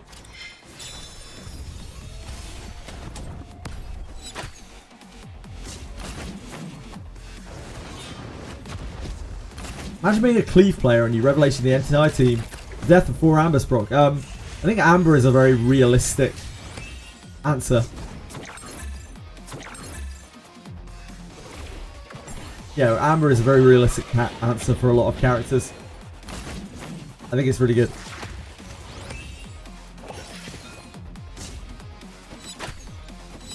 Even if players say they aren't, they actually are all the same.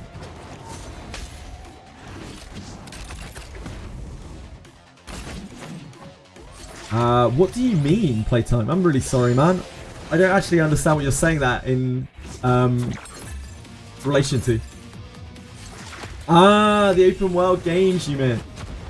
Right, okay. They actually... Right, yep, yeah, I'm with you. I thought you were saying, like, players are all the same. That's what they feel like to me. But, like, I'm sure to players who play them, they are actually very different.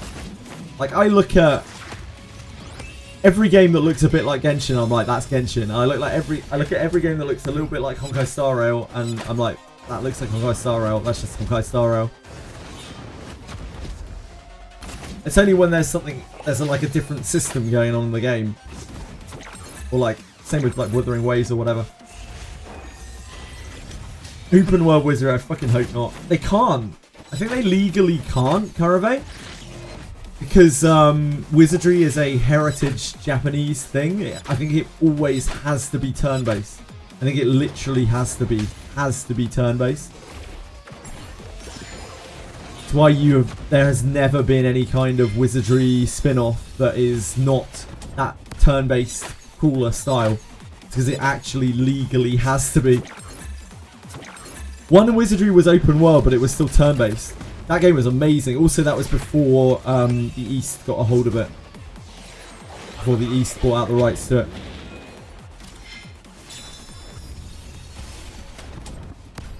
Rumemento is turn-based open world. Yeah.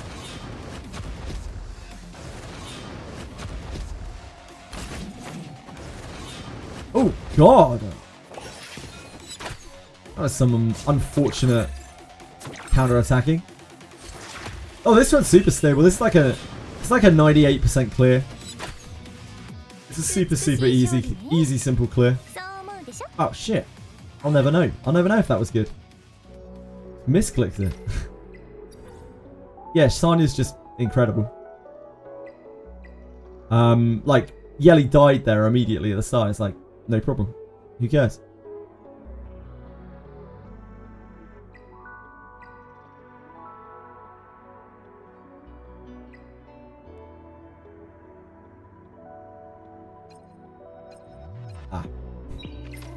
I mean, Fortissimo isn't exactly a chase shell. You know, I thought I'd check. SR RGB power, yeah. Thingy will probably be really good on this. Fucho.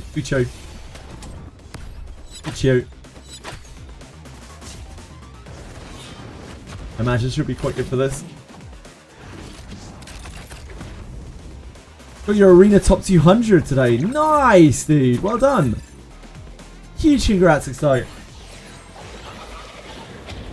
You do like Chaos Zero Night Mode. Like the reason why I'm interested in Chaos Zero Night Mode is because it does things differently. Like any gacha game that comes out that is a bit different, those are the gacha games that I'm interested in.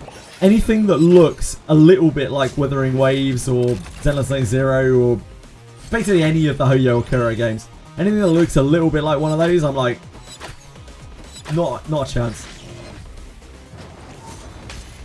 I might play the Honkai Pokemon game if it's actually like kind of a Pokemon game. But again, it's only because it's kind of different.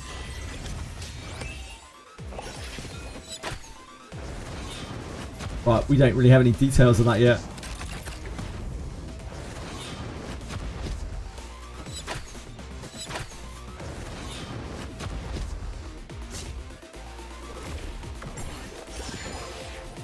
I've told you how I feel about you and your whore, Diego.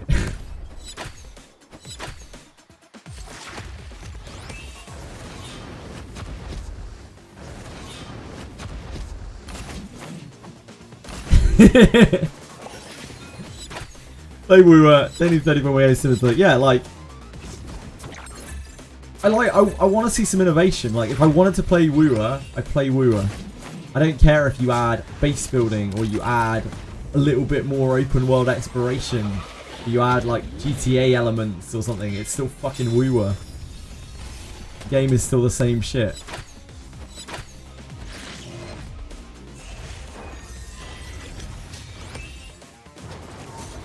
I agree. Like, that's what I was saying before the game.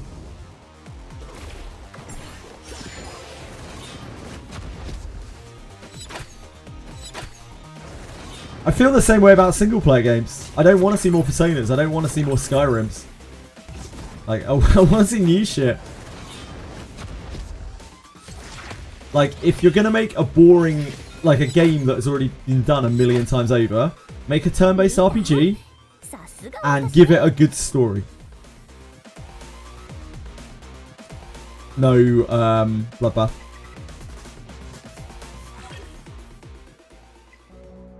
Needs Bloodbath.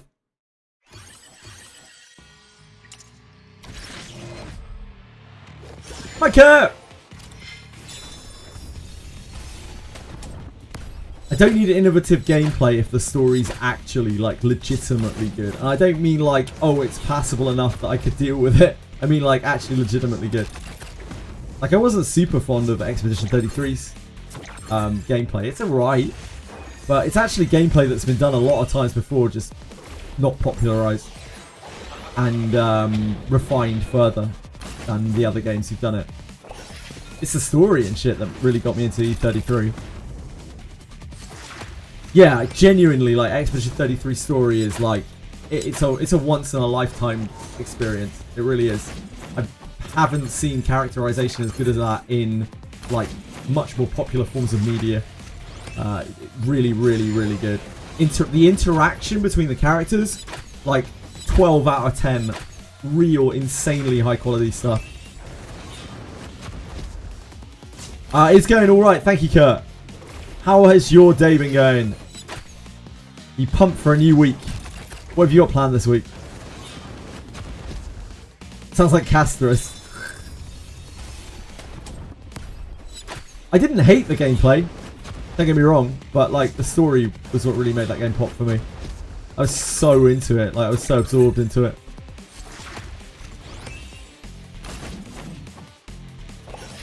Yeah, it's quite rare. Usually I look to games for gameplay, not story, so it's always nice when I do find something that has a really, really good story.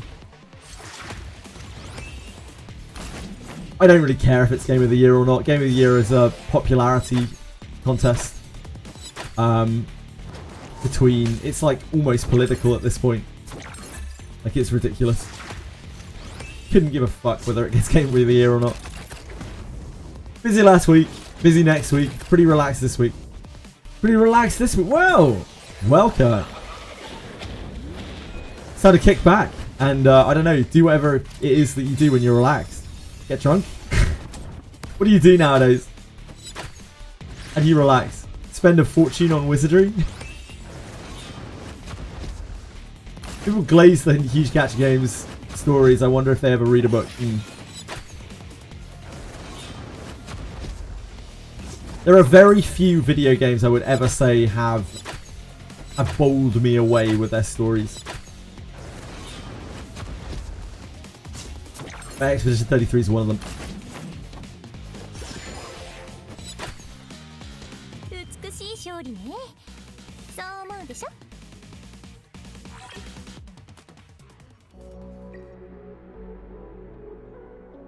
Oh, Monsters and Memories. Oh! Now, Monsters and Memories is a very special game to me because it has neither gameplay that's particularly good, nor story that's particularly good. But it has something that is extremely special in the game, and that is community. Like, it's emulating that old community feeling of a game that is very hard to reproduce nowadays. And yet they seem to be managing it.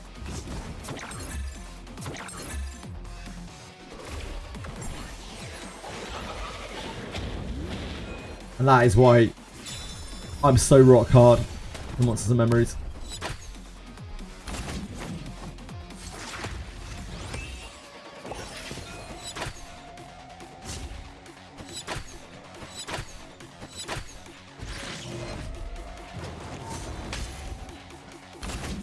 Some of the older gachas like Epic 7 and Summers will also have a bit of that community feeling. I agree. Old gachas have that feeling too. Langrisser is the same playtime. The gameplay is cutting edge and everything before. We haven't seen that style of gameplay in a very long time because it's not a desired form of gameplay for most people. I like it because I've got the nostalgia for it. But I think for a lot of people it's going to be... Maybe people who like RuneScape. It's like... It's not really that similar to RuneScape, but RuneScape just has very basic combat. And that game also has very basic combat.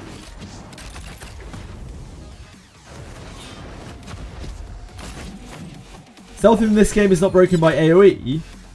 Stealth in this game? What stealth? Do you mean like Void on Lore of Silence?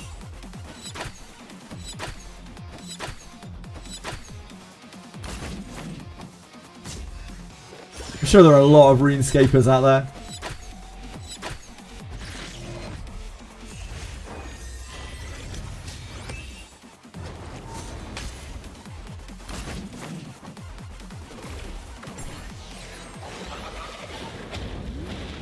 I know a lot of people who got very deep into RuneScape.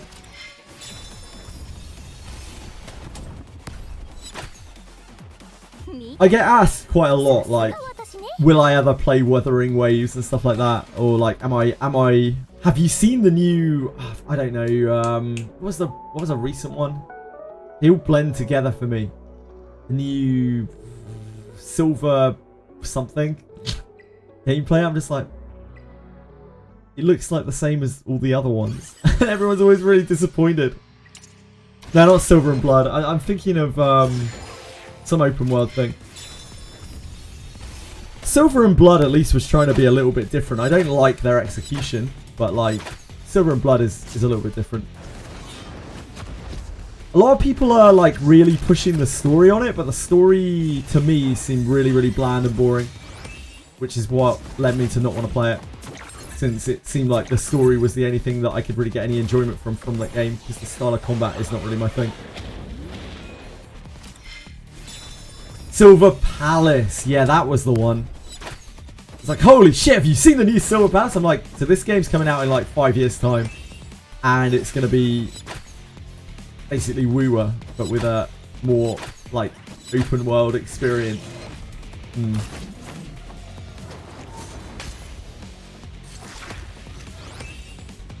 It's not for me. Everyone is welcome to enjoy whatever they enjoy. But yeah, I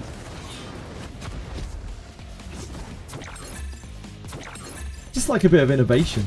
I like something a bit different. It doesn't even have to be innovative. Maybe it's something you haven't seen for a long time. Well, I really like the Wiz story. I think it's basic. It's obviously basic. It's a dungeon crawler. You're never really going to have a big extensive story in a dungeon crawler. But I think what's there is actually quite compelling, especially the first Abyss. And kind of the third Abyss as well. Second Abyss, maybe not so much, you know. Yeah, it doesn't force you to read loads of text or anything. You get a feeling of, you know, this world is dark and bleak, and like I'm kind of invested a little bit into these characters, and that's more than you can hope for from a gacha game, let alone a blobber dungeon crawler kind of gacha game. And then there's Arena. Maybe not so much there. I'm glad you're liking Abyss 3, Diego. I liked Abyss 3. I like the whole feeling of the dungeon crawl through the catacombs and then working your way up the tower into the... And like, it really, really gets scary. Like, as you go up, it really, really gets terrifying. I love it. Kurt, are you a story skipper? Surely you're not a story skipper. Fight up a quest gave the incorrect answer to some mage girl. She's not a bond for you. Ah, it's alright. You can do her over and over again. Endy the mage. You're fine.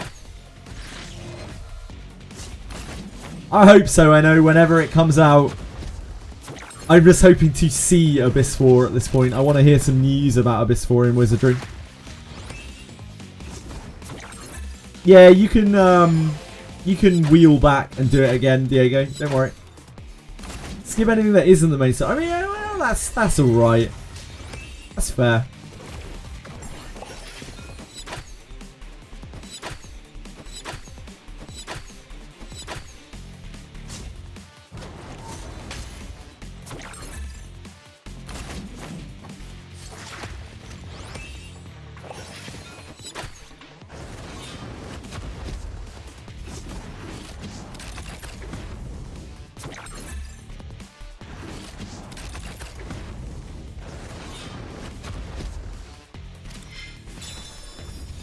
Pixie dungeon. The Pixie story was actually kind of cool. But yeah, not much muscular manage there for you, Kurt. Pixie dungeon story was kind of cool. I skipped literally everything in Etheria. Every single piece of anything in Etheria I've skipped. That is not worth my time. I couldn't tell you anything about everything. The only thing we didn't skip was the Messiah versus Chloros like anime video thing. That was only because I was like, oh, wait, is this an animation?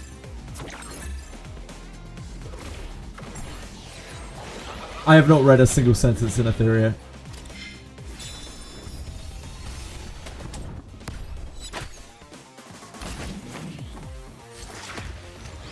I don't think many people have. You gave up quite quickly. I salute you for trying, Playtime. I salute you for trying. What did you glean from it? Any interesting tidbits you can enlighten us all with?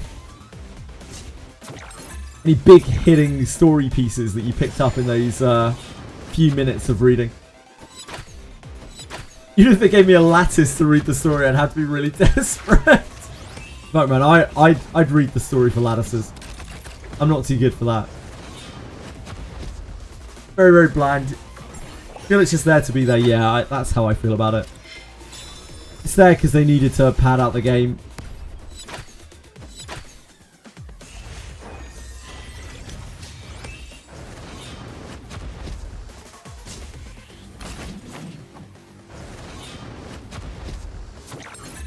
Arsehole.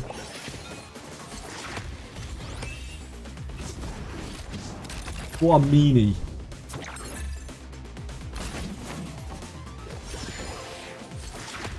It's alright. Sanya's twin trick now. It's all over for him. That's the real try-hard mode when Lily switches her twin trick to Sanya. Rude Geketsu, indeed. Someone told me Anime Matrix. Not sure I agree, but away, I guess it's somewhat true. Oh, Anime Matrix. Yeah, I'm with you, I'm with you. Yeah, it kind of is like that. Kind of is a bit like that. Aratems gave us a ChatGPT breakdown of the Etheria story yesterday. I learned more about the Etheria story in that than I have ever known. Apparently, like, the world is beyond devastated or something. It's like a plague.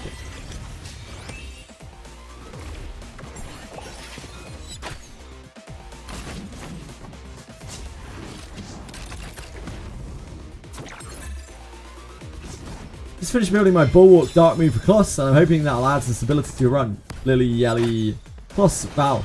Yeah, should be good.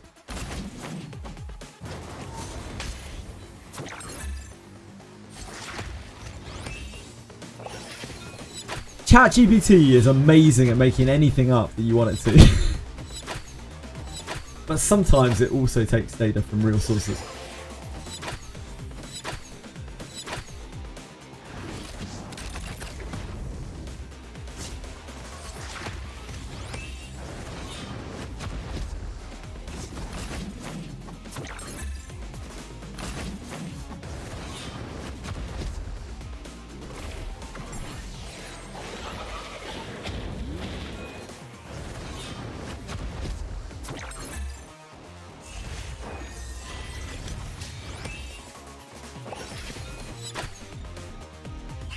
Took them so long to find that last attack.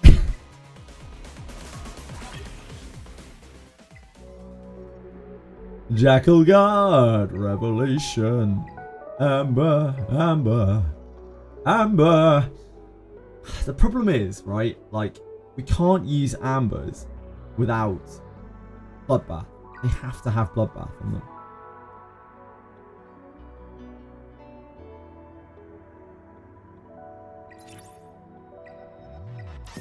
Can't reasonably not have Bloodbath on them. But while we've had, what, like four Ambers now, which look kind of alright. It's not that. I think so, Excites. Yeah, I'm stuck on Jacques. can't do Jacques. I have absolutely no chance of doing Jacques whatsoever.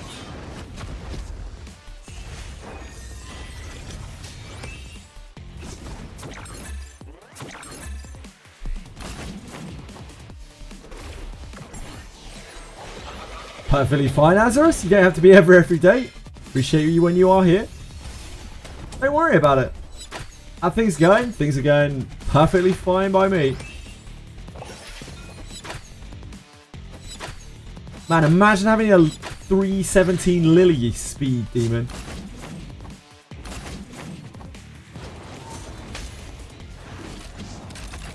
Everything is vice usable.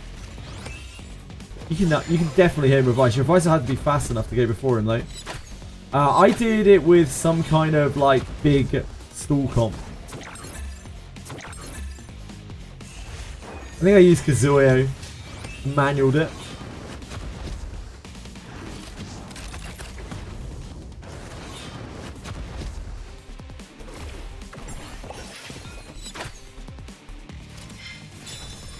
Vice can cheese just about everything in the game. Almost everything in the game. The only reason I can't do Jacques is because Vice can't cheese him.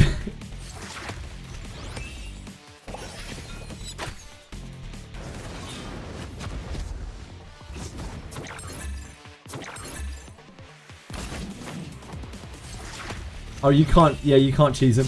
Every time he acts, he gets a speed boost, like a stacking speed boost. So I can't just like turtle through him, which is our usual strategy for every boss.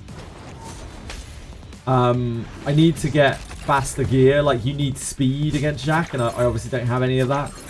You can kill him with Shadow Sanya, but yeah, I don't have enough speed to be able to let Shadow Sanya live.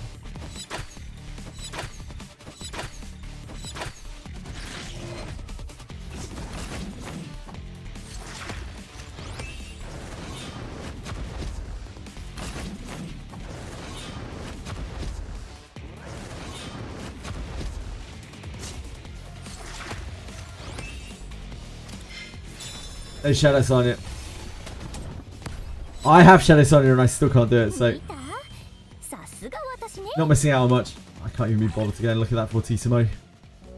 One day I'm sure Fortissimo will be a huge shell, but not today.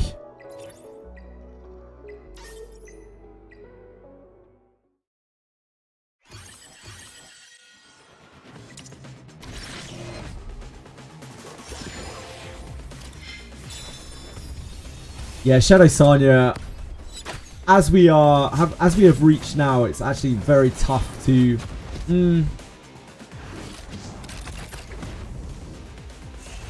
Nah, I take it back. I was gonna say like it's tough to warrant build like the ladders into her, but like as Hoyin is right now, Hoyin, you need to do Hoyin to get revelations. So like Shadow Sanya is a bit of a cheat code for that fight. Much harder to do Hoyin without Shadow Sanya.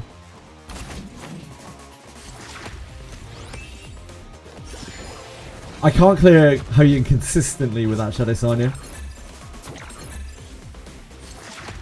I think Shadow Sanya still is extremely good on Hoyin. Until they nerf Hoyin again, which I'm sure they will.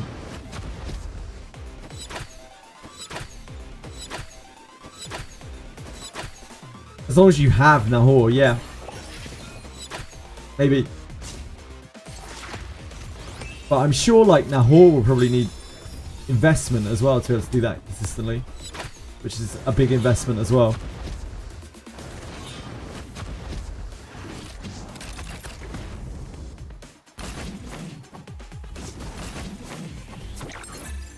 Worst part about the Inferno bosses are their ads.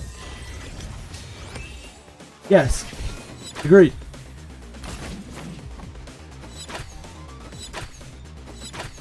Other than Aurora, who's just an absolute terror.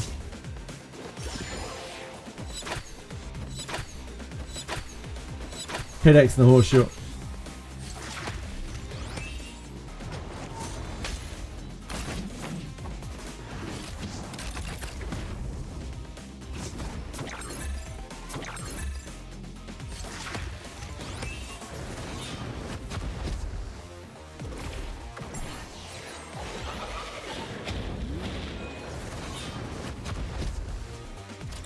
I think our Rengo might be 100% at this point. Seems like it's very difficult for us to lose. Born can clear Aurora, but you need to like lattice him out. 美しい勝利ね。そう思うでしょ。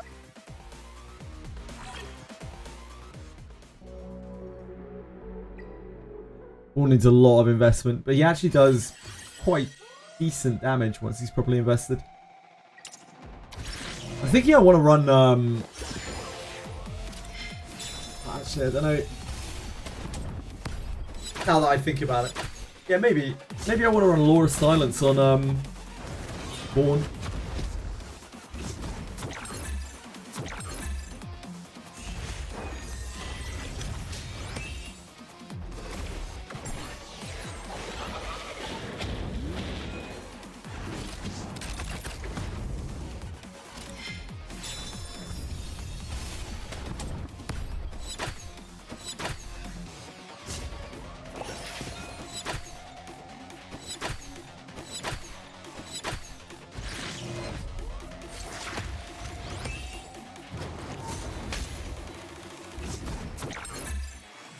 I still have so much I need to build. I need to build Born, I need to build Doki, I'm gonna need to build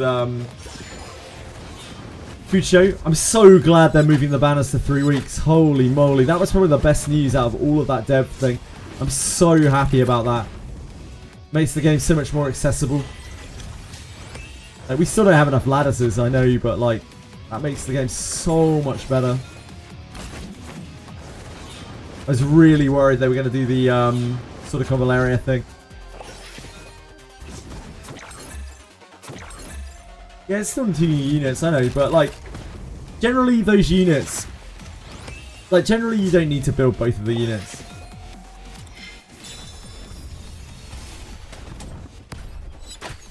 Because the units are generally quite like PvP specialists in this game. You don't really need to pull for both units on a banner really, most of the time. I ended up doing it with Hoyen and Holden because I kind of needed both of them to be able to operate in the game. But there's no way I'm pulling the Hor. I'm absolutely out on the Hor. There's not a chance. I just had no DPS built of any kind really, and I just needed DPS to be able to do anything. Nahor?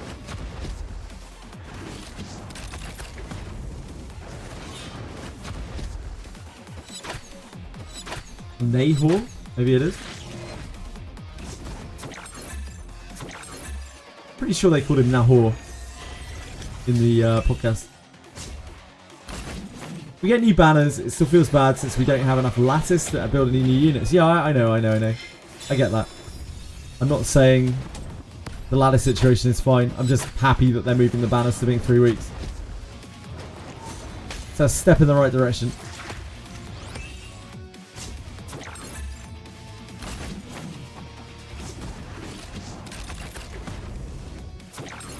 Sounded bad. What sounded bad? Sorry, Diego?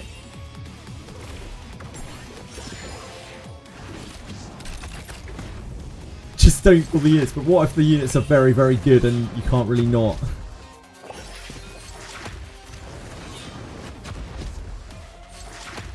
Not only that, Lars, like, there will be power creep on those units. If not already, then there will be.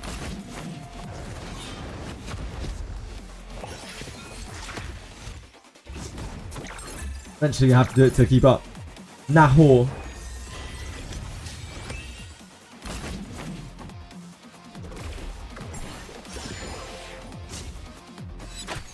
It will no doubt, maybe swiftly, we don't really know, reach a point where the a lot of the base units get kind of power crap. Not all of them, but the less unique ones certainly.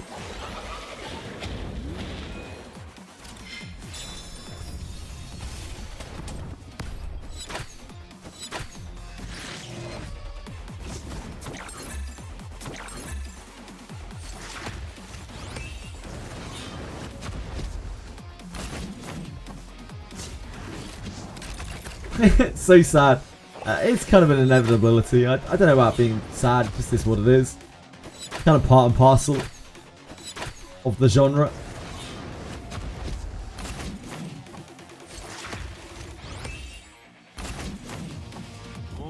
Power Creep L, like Lily, you mean?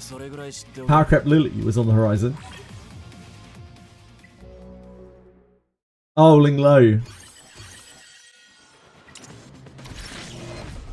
I wouldn't be surprised if they make like an LD healer at some point, which is gonna like really change things, because there isn't one right now. But probably safe for now.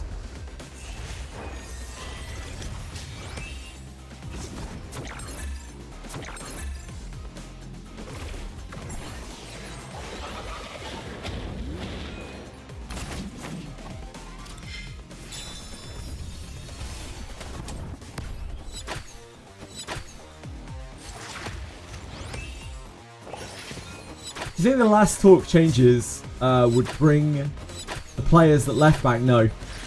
I don't think people return to gachas very often. Very rare for people to return to gachas who've already dropped off.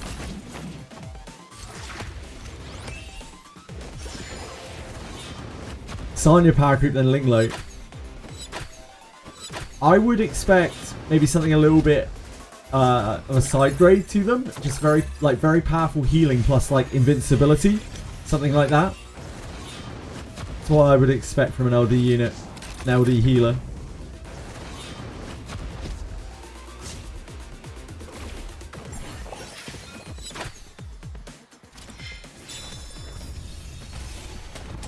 Gave up. No bringing new players and are okay with the current ones. No, I don't think so. What would make you think that, Diego? I'm sure they're trying to bring in new players.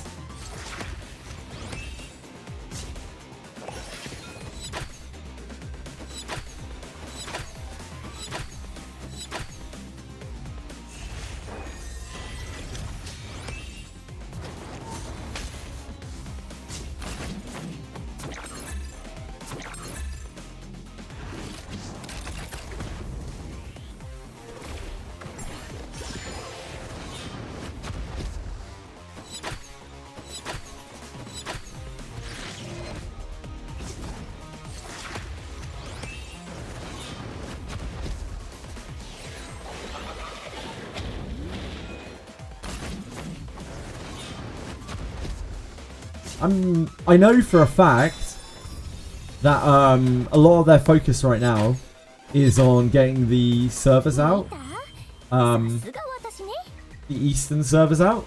Because while we have an Asia server right now, I think like a lot of their regions are not released yet. Correct me if I'm wrong here, someone. I don't think like China and Korea and Taiwan and those regions are all. I don't think they have servers yet, right? That's going to be an immense amount of players for them. We already knew that's what they've been working on for a long while.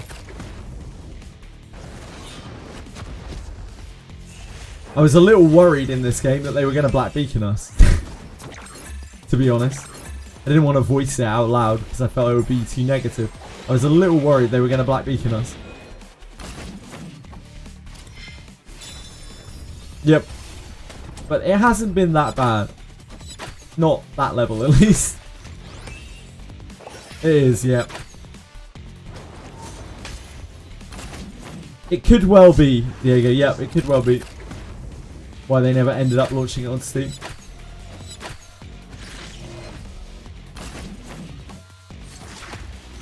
You never want to get black beaconed. Getting BBC'd is a rough one.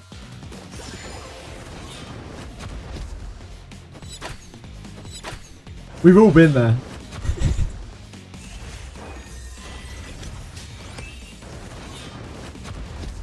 I haven't BBC. They basically released the global version as a beta test and very unashamedly moved all of their focus and gave China everything that global players had been asking for when they released it on global, and then kind of abandoned the entire region. Yeah, I also hate getting British broadcasting channeled. Can't believe it. You don't know about what, Diego?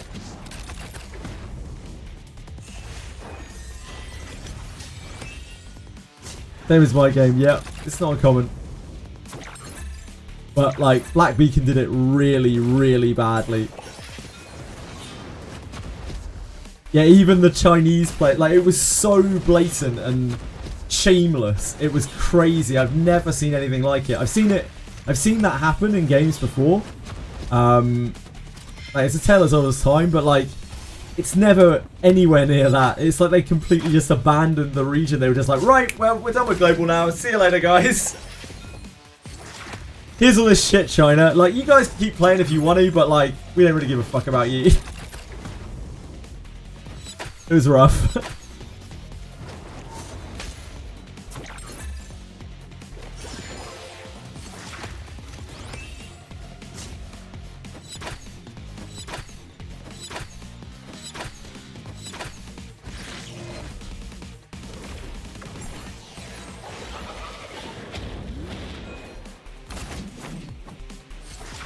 Anyone here play Black Beacon? I just watched from the sideline.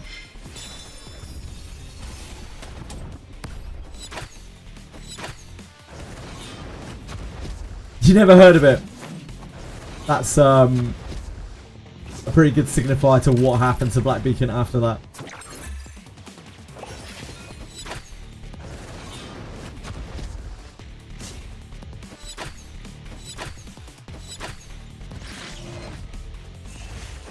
Happened to Lost Ark when it released in China. People from Global and Korea were having a fun time in every forum. Yeah, I can believe that. 美しい勝利ね。そう思うでしょ。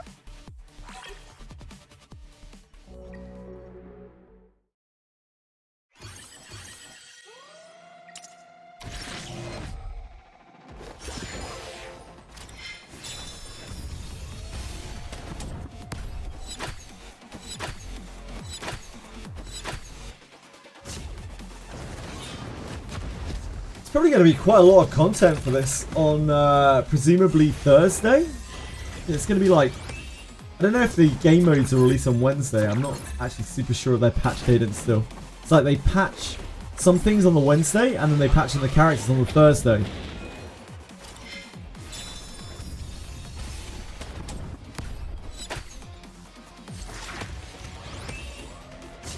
Yeah, the new PvE mode. It looks like a kind of roguelite mode.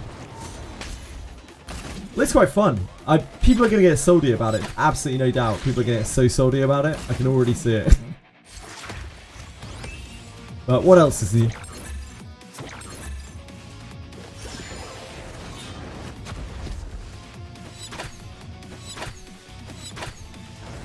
It's also Samurai patch this week on Thursday. It's probably where some of my attention will lie.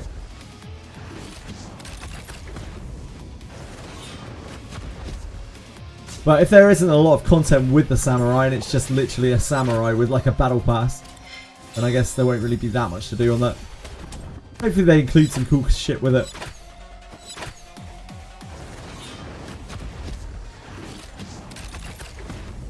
Imagine if you get bet half lattice and get 2 back. Holy moly. Am I being unrealistic? Am I huffing copium here? Zach, sorry. Glad you're here to keep me in check.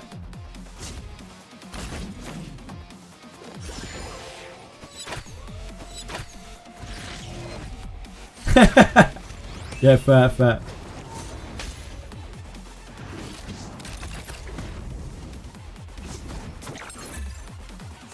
I need a grounding force like you in my life, Zach.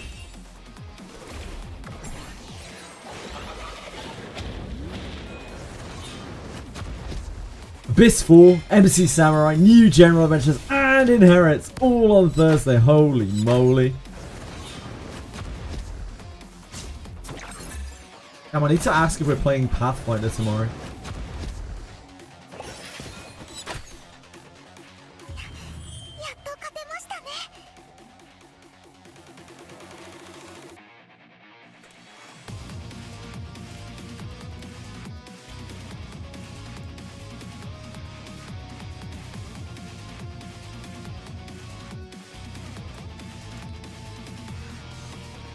Really need to do that now because after stream it's too late. as everyone is in bed.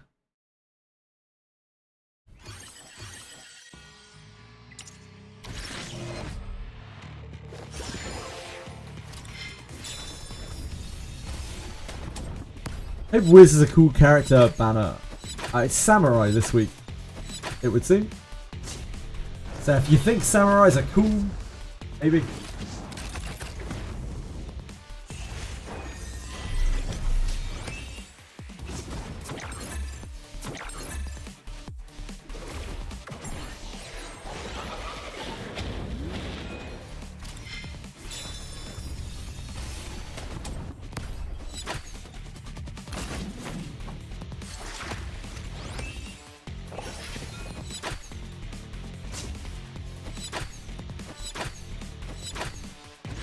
That's fair, boss.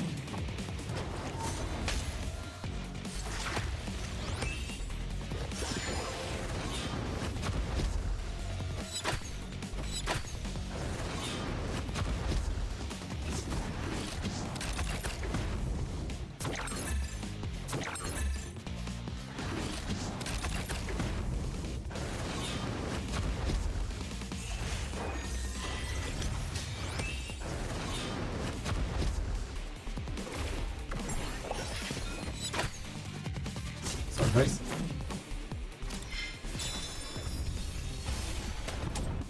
Nell was saying that if they're doing it like Ninja, then the teaser we got today could be the General Adventurer, and we get the silhouette. Yeah, we were talking about that on Discord earlier. I think it's quite possible that might be the General Adventurer, because when the Rene banner went live, we had a Kiraha spoiler rather than a Rene one. It's like 100%. That's Drunken Sign. Very, very close to 100%.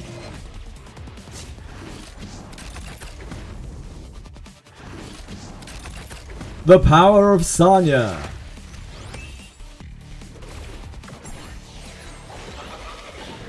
Because Rengo has no like inevitability to him. So even if we get bad RNG and Yelly gets killed, we just stabilize, revive her. The only way that we can lose is if Rengo kills Yelly and then Sanya gets chain silence to the point where she can't revive. And even then, because Sanya heals for so much, it's basically impossible for her to ever die.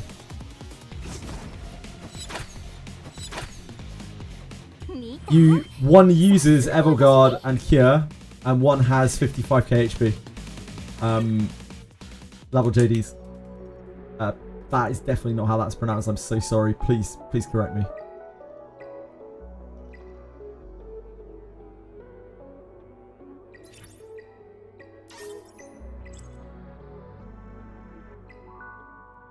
Do you need Law of Silence on Yelly? No, you don't. That is just the shell that I use on her at the moment. I use it for PvP. Viper and Sanya carry this. You could honestly, we could probably do this without Lily. Lily is not necessary here at all.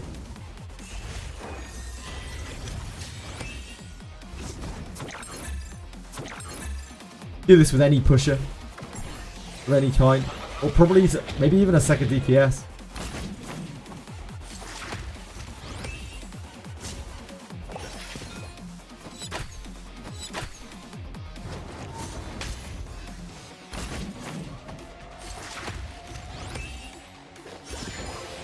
Like, almost all of my PvE clears, it's just completely carried by Sanya and Viper.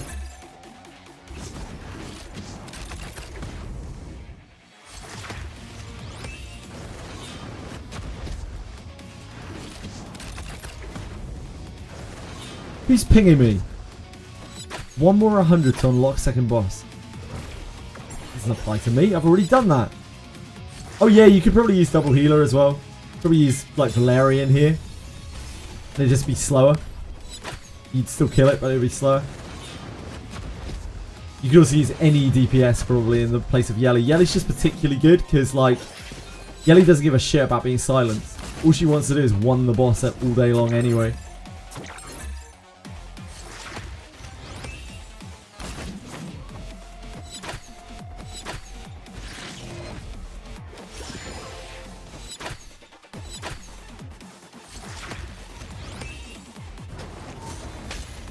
Yeah, they are.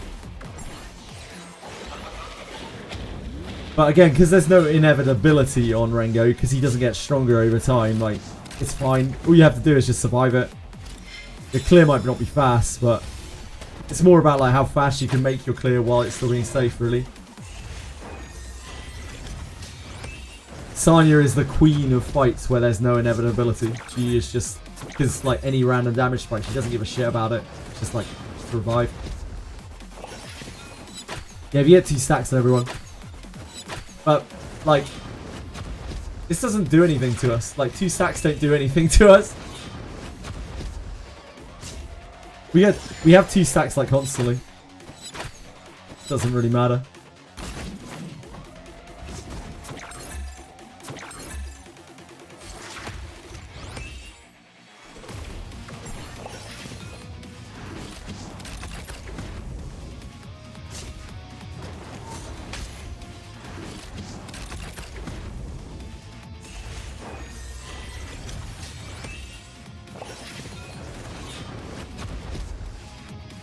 Yeah, sure.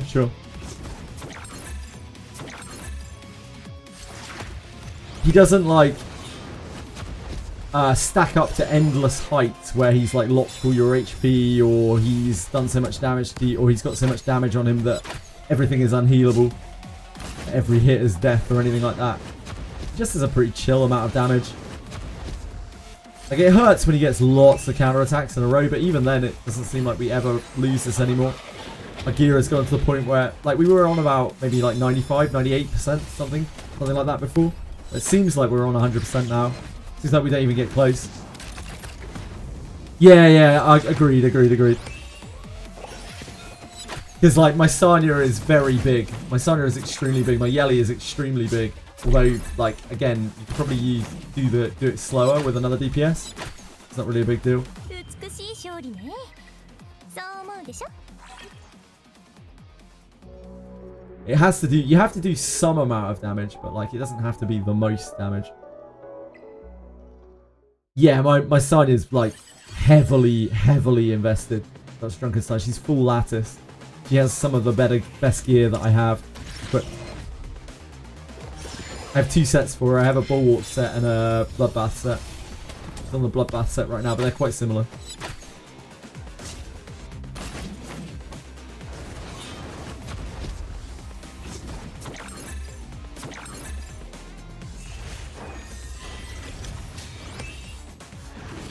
Recommend someone build Green Signer? Yes.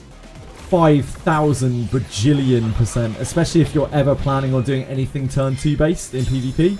Because she is incredible in PvP as well. It is actually like, you are sleeping if you don't have Sanya built. She is insane for... when she's fully built, she can be used on almost every piece of PvE content. Everything except Aurora, really. I still use her on Nico as well.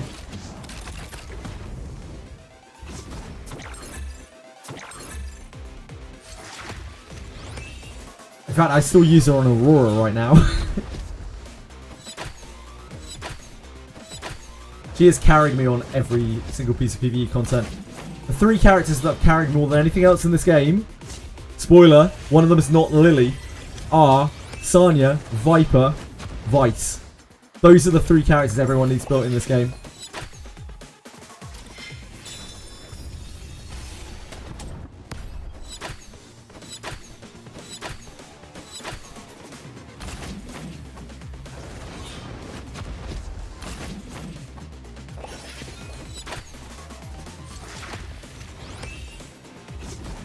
Vice is just for cheesing shit.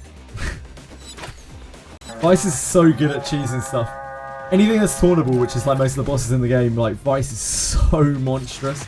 Hello guys, thank you so much Turtle. Hope you had a really fantastic stream. I really appreciate the raid, it's very, very kind of you. What were you up to today? You guys all had a great time watching Turtle. I'm a poor replacement as ever.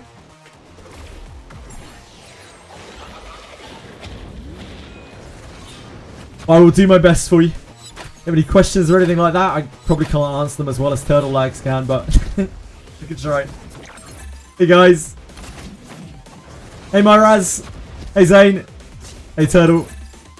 How you guys getting on? What are you up to today? Thank you, Zane. That's very kind of you to follow. Yeah, very nice of you to share your viewers. Dear God, Aratems. Aratems does his best to make me feel as much shame as possible for streaming.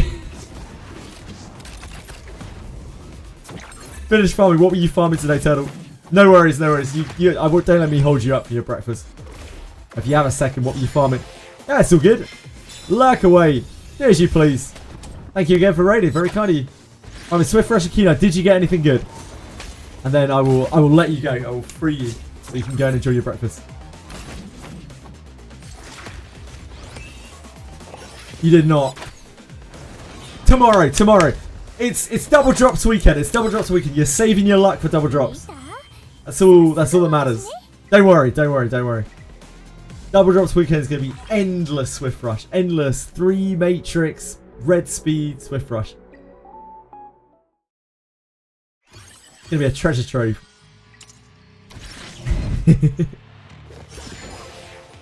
You got onto the Phantom Theatre leaderboard. Damn.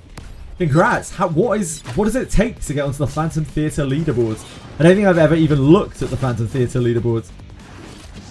What's the like score that you need to get onto there today? I think we did like, I don't know, 1800 or something? Which I take it is very far off.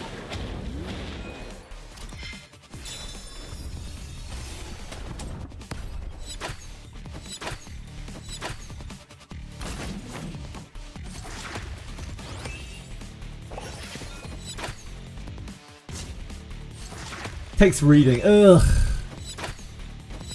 T100 is top 20. Damn, that's really high. Yeah, we had a pretty good run today. I think we got like 1800 or something.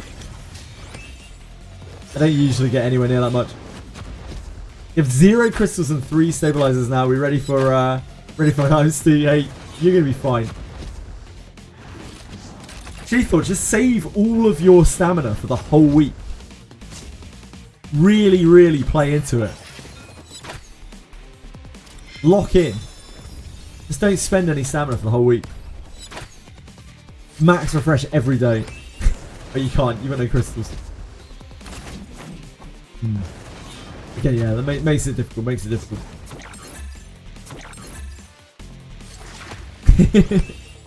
You're going to be fine, Churchill. You're going to be fine.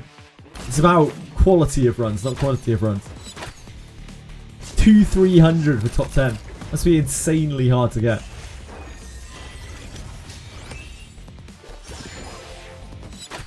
I've seen Turtle play a bit. Like, Turtle's pretty stacked, right? How about you, Zane? Are you pretty stacked in this game? 3k! Holy moly! That's wild.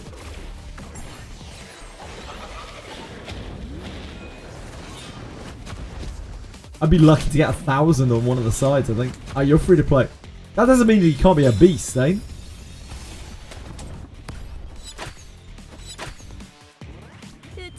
Like, if you're min-maxing, which it sounds like you might be, like, you might well have a better account than some people who've spent quite a bit of money on the game. Planning goes a long way in this game. Only managed to unlock Nikonano Inferno, rather managed to only be one Inferno. Ah, it's fine, you'll get there. I know a lot of people who've paid a lot of money into the game and still haven't done any of the Infernos. I reckon you're still probably ahead of the curve. So, a lot of people seem to think that, like, everyone in the game is an Inferno, but, like, I think only a very small portion of the game is actually an Inferno at all. Not on launch days, lost 4 hours to rerolling for Heinrich. Heinrich is still your only SSR. Damn. So your account is far from stacked, but you're doing a great job. That's even more impressive, to be honest. Somewhere he said spent 3k and was still stuck on hell at level. Yeah, absolutely. There are loads of people. Like, we only see the real... I know I talk about this all the time and I sound like a breaking record, but we only see sweat lords and whales really come through here. Like, people who put quite a bit of effort into the game generally. That's the majority of people that we see come through here. Like, either time or money or both. it's not a very accurate representation of where most people in the game are at, who are still mostly in like hell or even nightmare, like most of the casual player base. Try telling people on that on Discord all the time, but can't reason with people who don't want to listen. Yeah, absolutely, Zay, absolutely. I try to keep as objective. Like, it's very hard to be objective because you're always biased, right? But like, I try my best to be objective with these kinds of things. And I know that like 90% of the player base is still in hell and an even nightmare. Get your unions, most people are casuals. Yeah, if you look at like, when you go and do Etheria, and you look at like the lower teams, those are the majority of the player base. The people who, you know, still have like 260 speed lilies or no lilies at all. Like those people are the majority of the player base, not the like 1%.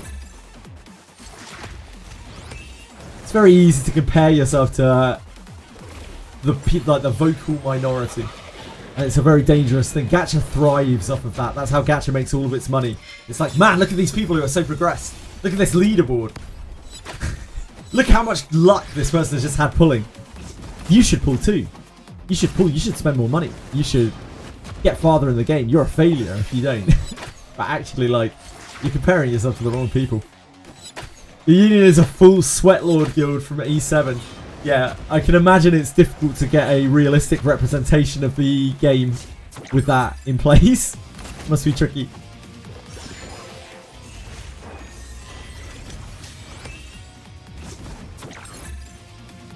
People don't understand if you interact on any forum for a video game, you're literally in sub 10% of the population. Yeah, absolutely. Especially Twitch chat as well. Especially Twitch chat. People just don't get it. Majority is stuck in mid-hell. Yep. The majority, I think, is still struggling with like Hell 3. They're struggling with like Hell 3, Hell 4. That's where a lot of the player base is right now. And that's not counting all the people who've come in late. That's where, like, I'm talking about day one players. You're actually doing good. Yeah, you're... She thought, really, it's so easy to get into that mindset, and don't worry about it. Like, you're doing great. Trust me, you're doing great. I'm cracked in Daphne. Not as cracked as many, but I think, yeah, probably like a great deal greater than average. So when people watch me stream Daphne, they're probably not getting a very realistic representation of the game's content. Played previous double drop event very well, I think. I farmed Nightmare 3 to get all the yellow module achievements, then went to Hell 3.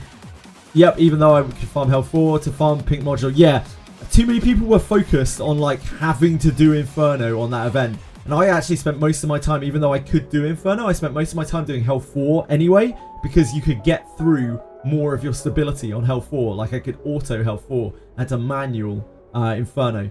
I couldn't auto all of the Hell 4s. I couldn't do most of the Infernos, but like I couldn't. If I just did Inferno, I would have never got as much gear as I did, and it gave me such a push up. So it's so much better to be farming stuff that you can comfortably do on the double drops. You are going to get so much more progress that way. Do not get into the mindset where you feel you have to do Inferno or you're wasting your time. You can power boost yourself so much more doing Hell. Loads of people get laser focused on like, if I'm not doing the hardest content, if I'm not getting the best gear, the very, very best gear, then I'm a failure. Like I might as well not bother. I just plead with people to not get trapped into that mindset.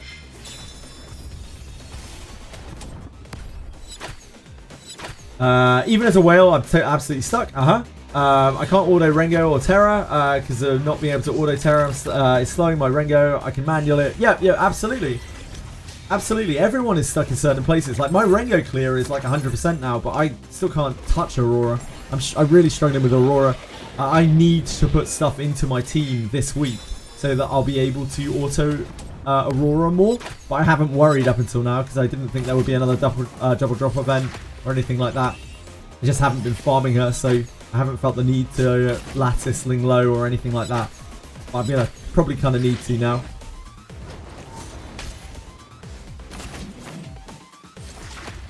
Only reason I cleared Terra was because I got lucky on SSR ticketing on Mia. Yeah, Mia's really, really good on that stuff.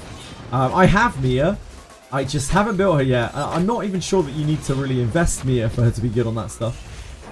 So maybe I should have pushed Mia earlier.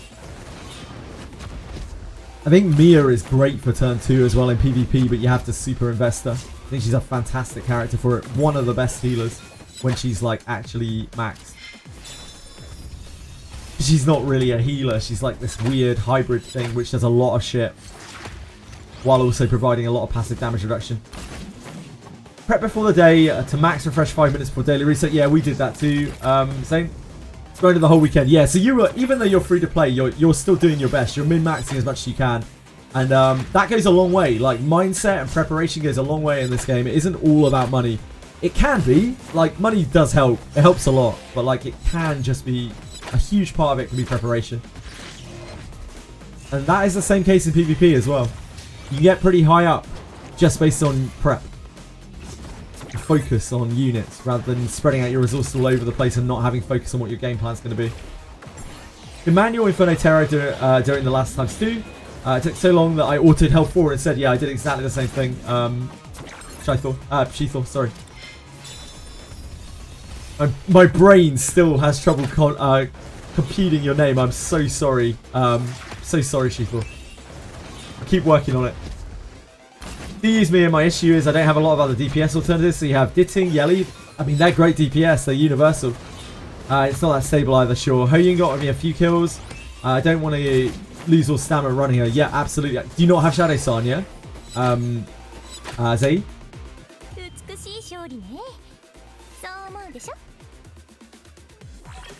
Mia doesn't need anything for PvE. Yep. And I think I probably should have built Mia earlier, since I was lucky enough to have her, but I kind of missed the boat on Mia.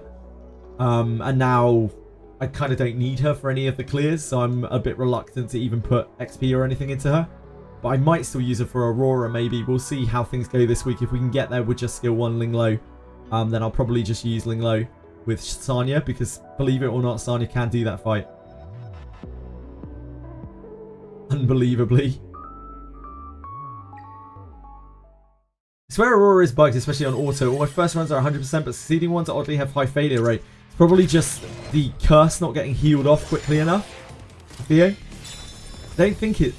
I don't know. I haven't really continuous Aurora, so I can't really claim. But usually you lose on that fight because you just don't find the heal for the thing for a number of turns. Like HP totals are too high or something like that.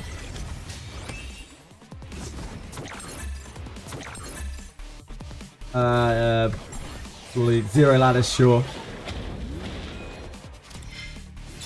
Not Rev, Codex, yeah, makes sense. Big difference that people are able to create a progression plan for themselves. I think that is very, very important in this game. If you want to take the game fairly seriously.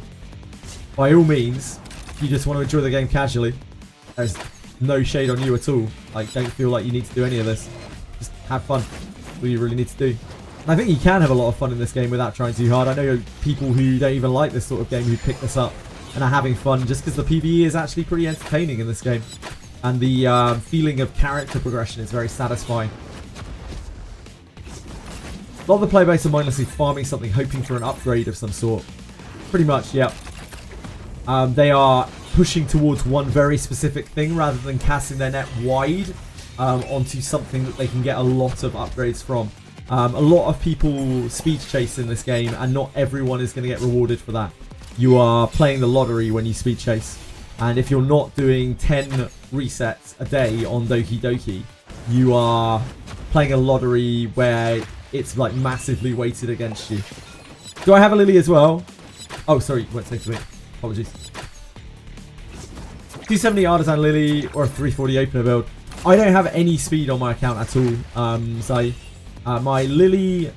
Okay, so I'm saying this from a privileged point of view. My Lily is 301 speed, which to a lot of people in the game is probably still very fast. But to, you know, the kind of area that I'm playing at, it's extremely slow. I don't have anything faster than that. Yelly and Didding should be interchangeable. Rest of the team is Catchy, Mia, Valerian, Lily. Sounds solid. Bound to make my auto consistent. I had to get Valerian's shield to a certain threshold so that it doesn't get popped. It takes a turn and everyone gets shielded. Was this Aurora? Was that Aurora, Faye? Was that Terra? Not before she takes his turn. Runs prop Artisan right away. Ah, that's interesting, Atheo. Yeah, that's interesting. Show my yellow? Yep, absolutely. I will show you my yellow after this play part.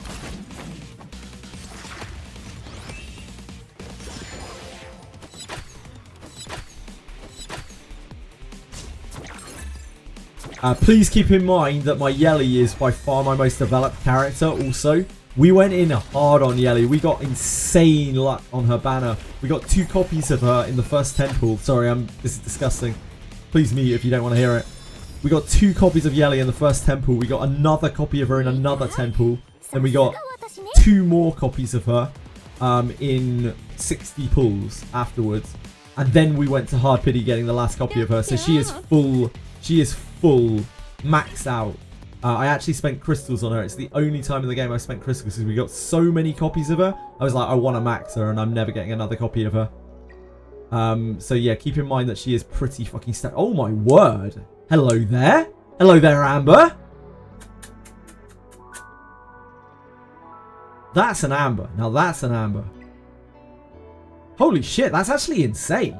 That's like a perfect Amber. That's a not so perfect Jackal guard. Holy moly! We have been inundated. We have been blessed. I can use this.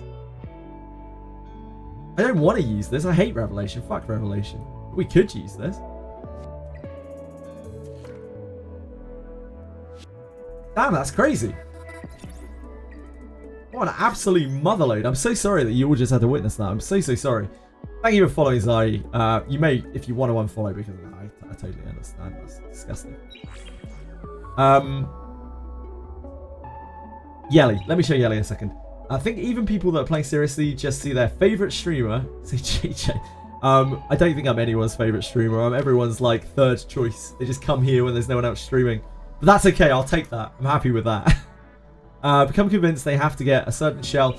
There's a lot of... I mean, it's always the same in FOMO, but... it's always the same in gachas with FOMO, but like particularly in this game where there's so much like pushed competition against each other, it's always, oh, I don't have Lily, my account's bricked. Oh, I don't have XXX speed, my account's bricked. Oh, I don't have XXX shell, my account's bricked. And everyone's always chasing that god piece, which is like basically impossible to get. We chased a Fury. We were looking for other things, but we chased a Fury, Keen Eye, Fury Edge, White Fang for like 7,000, 8,000 stamina. Probably, maybe more than that, to be honest. We were chasing it for weeks and weeks and weeks, and we still never got it. And then we swapped to Hoyun. We immediately got like a perfect Law of Silence, and now a very near perfect Revelation. It's just complete variance. Like, you never know. You might never get it. You might get it straight away. Trying to shoot for something specific is so dangerous in this game. Especially the way the banners are set up. If you're shooting for Lily, your chance of getting Lily, someone worked it out. They're like 0.0 something. Like, it's so low, the chance to get a Lily off of the RGB banner. If you're pulling wildly on there, hoping to get Lily, you are playing a lottery where you are almost certainly going to lose. Like, I think you're better off just saving your tickets once you get past a certain point, once you've got enough RGB units. Fastest unit right now is 281. Yeah, like I don't have anything over 250 except for my Lily's one set of Swift Rush, because I just can't from what I've been farming. I haven't farmed a lot of Doki, and that's why, but even if I had, maybe I wouldn't. I don't think I'd have fun in this game if I played casually. The progression feels slow and unrewarding if you don't max refresh, and the story is cheeks. The story is cheeks. I think we can all agree that the story is cheeks in this game, Dr. Drunkenstein. I don't think that's true for everyone. I know people who are casual and are not max refreshing, and they are having plenty of fun with this game. I think the difference is the amount that you may want to play the game, because a lot of people that I would call casual in this game probably only play it for like 30 minutes, an hour a day, and they don't need to stamina reset to play it for 30 minutes, an hour a day. They actually have plenty of shit to do on the stamina that they have, and that is a more representative portion of the population probably than the little slice of the pie that we see on a regular basis. Yeah, I do okay. Like, we do okay. It's hard going, and we have to use our brain a lot to try to pick our way through the problems, but that's part of the fun, and I think that's a cool thing that you can do in PvP in this game. I love the way that that's set up. You have Codex Mirror on Time Weave Swift, so that's not an issue. Ah, that's a cool idea. Unfollowing. Fair. Sorry, she thought. Bragging. Was I bragging? What was I bragging about? I'm very sorry. I didn't mean to be bragging. I auto Aurora and do Sharon. The AI switches out my team to my Aurora team. The game does this consistently. That's so messed up. I know you've mentioned this before, Atheo, but I've never heard anyone else complaining about that. Has anyone else experienced what Atheo is talking about? Like when you auto something, when you continue with something, it swaps out your team to something else? Anyone else ever seen that? I'm so sorry, I'm really behind on chat here, by the way. My apologies. Here's my Yelly.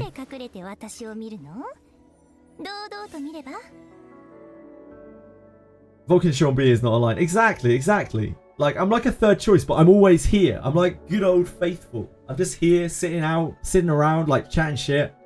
Probably doing some really pointless clear or playing Wizardry. Something most people are not interested in. But I'll always sit and chat with people. Like, even if I'm behind on chat like I am right now, I'll always like try and see every message, even if it takes me a while. What's my Rengoku team? I'll show it again in a minute, Anubis. We've just been queuing it for ages. Grace, you're in my present. Thank you, Velmo. Appreciate you, man. Want to build Obol, but I still don't have him. Account bricked. That sucks that you don't have him. I still don't have Dinah either. Yeah, I'm still missing Dinah. I could pull a million times I've never seen Dinah. Thank you very much for following, Ayin. I appreciate it a great deal. Most of my Inferno clears don't use anything but Lily. I can't deny it. I use Lily on a lot of my clears. I've also done clears without Lily. I've done clears on everything that I can with SRs, which is currently with just SRs, which is currently Teramaton, Doki, and the Nico Nana. Those are obviously the easiest three. But I've done all of those with just SRs and Vice. It is possible. Supposed to show you Yelly. Yeah, I know, dude. I'm sorry, man. I'm getting there. This is Yelly's shell. How strong Lily is. Her imprints are terrible. Yeah, my Lily is not great, but she's still very, very strong. I would love to see something funny, likely. But hopefully it's not me on my OBS monitor. Which, if that's the joke, then, I mean, hey, got me. If your goal is to be a top player, it's going to be a rough ride. I just build fun teams that don't win a lot, but it's enjoyable. Yeah, as long as you're happy to play within your lane, it doesn't really matter. If you're getting enjoyment out of the game for just playing it, then it doesn't really fucking matter, does it? But if you're trying to be the best, then you have to be very, very anal about the way that you approach the game if you're not spending a huge amount of money. Even if you are, you might need to as well. Thank you, Shithor. Thank you, Shithor. Yeah, it's Sanya, Lily, Yelly, and Viper. I'll show you a clear of it in a second. We were running it anyway. My crit chance? Yeah, my crit chance is a bit bricked. But if you're complaining about me not having 70% crit, fuck 70% crit on Yelly. I hate that so much. Any time that Yelly does not crit, any single second that she doesn't have that buff, you lose all her DPS. Like, if she fails to crit, you lose an entire turn of DPS. You may as well not have acted. I hate it so much, relying on the crit buff. It's so inconsistent in PvE on anything that dispels, and it's so inconsistent on PvP because quite often you can't get it up, you get buff blocks, you get stripped from you, whatever. There's so much. Not a fan of the low crit chance at all. She is overcapped for slightly, yep. Best setup is not Fury Kenai. Best setup is probably Fury Momentum. Maybe. But this is what I've got. Only works after you auto Aurora, then Sharon. It doesn't happen for any other. Yeah, it's so weird, Atheo. Personally recommend Revelation with Onslaught Fury. Revelation is her go-to build, it would seem. I just absolutely despise Revelation. I don't want to use it. Like, we could use this Revelation that we just got on her, but I probably won't. I just really, really, really despise this shell. It's so... ugh. The hell is this thing? I can't even be bothered to find it. Whatever it was that we got. Like, we literally just got this. We could use this. Like, Harvest isn't really super ideal on her, but it's probably fine. Like, Fury is probably her best. The Harvest is actually probably fine for her, thinking about it. Yeah, I don't really want to use it. I like Swift. I think Swift Raid might be better on her as well. And Fury Edge if you're doing Revelation stuff. PvP Yelly. Yeah, I use her in PvP. A Law of Silence is the only way she has a chance of living with my awful speed scores. What's the deal? Is it best just to do all stamina refreshes and keep all stamina until the weekend? You could do that. Depends where you are in the game or what else you're farming. You've got to keep in mind that they are going to run these consistently now. And you need shells probably right now too. So it's not like you're wasting stamina by using it on shell farming right now, as shells are not affected by the 2x event. So in a way, you're kind of losing stamina if you bank your stamina too hard for the weekend, because you're going to need to use stamina to farm shells anyway. So I wouldn't get too caught up on like storing stamina. It doesn't seem like they're ever going to do double drop shells.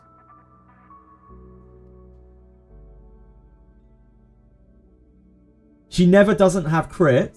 She cleanses block and puts up after strip. If you use her ability and then she loses the crit, then you are stuck without crit until you get your crit back. Until you get your turn back. And any of those turns that you don't crit, you lose the crit. That isn't it for me, especially in PvP. That really isn't it for me.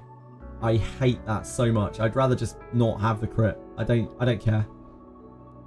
You also can't pair her with something that can reset her all the time in PvP. You already lost the game if she is reset, then you haven't watched me play PvP matches, Audacity. That is not the way that I play. There is more than one way to play PvP in this game. I think you're looking at the game through a very fisheye lens. With Rev, too much. What, as long as the Matrix effect gives attack? Yeah, I think that's fair. Jelly.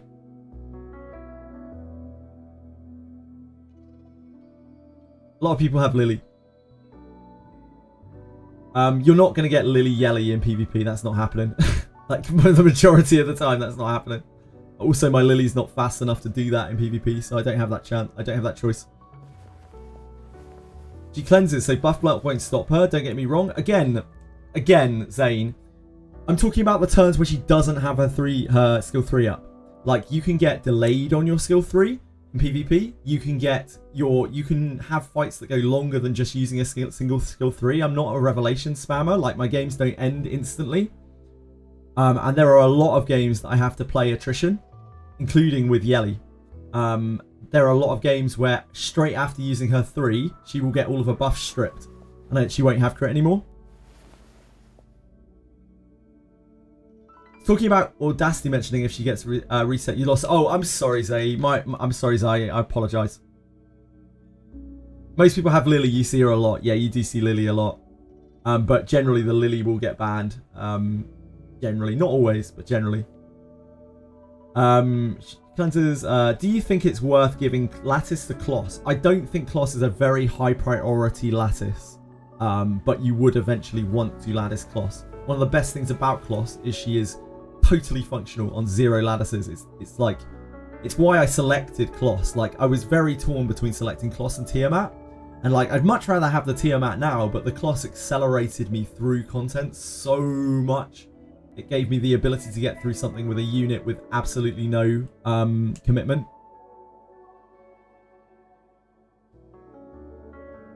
You don't have both, so against me you get Lily plus Yelly.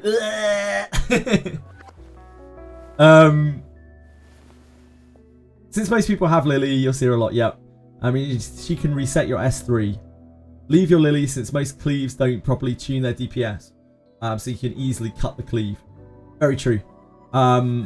Like, a lot of smart people will leave my Lily up. I don't take my Yelly that much in PvP. She's a third choice DPS for me usually, because she doesn't survive that well. She needs the Law of Silence to even be able to survive anything. The only other time I take Yelly is when I'm facing slower comps, because I don't have Tiamat, I don't have Rahu, my Born isn't built yet, he's still on his way, and I don't have Lilith. So my DPS choices are very, very limited against those. It reduces 50% damage, Audacity. And it also makes it so that you can't be targeted specifically. It also gives you 50% effect res. So she can live a revelation with Law of Silence up. It is worth noting, however, that Law of Silence is dispellable. So, like, you can get around it. It's 5% attack as well. If you last for 4 turns, it's still quite good in PvE, because after 4 turns, it still ramps you 10% every single time. Yeah, it's really good on Messiah as well. I've even seen it on Hoyin from very, very high-rated players. I've seen it on Hoyin too. On any DPS, really. I've seen it on Rosa too. It's one of the only things that kind of gets a squishy character through a revelation burst. Law of Silence with Insight. Oh. Yeah, it has DPS matrices as well and gives you a little bit of offense. Born is really toxic on it. Yeah, I want to run my Born on it as well eventually. Which is why one of the reasons why I'm farming, why I'm main farming Hoyin right now.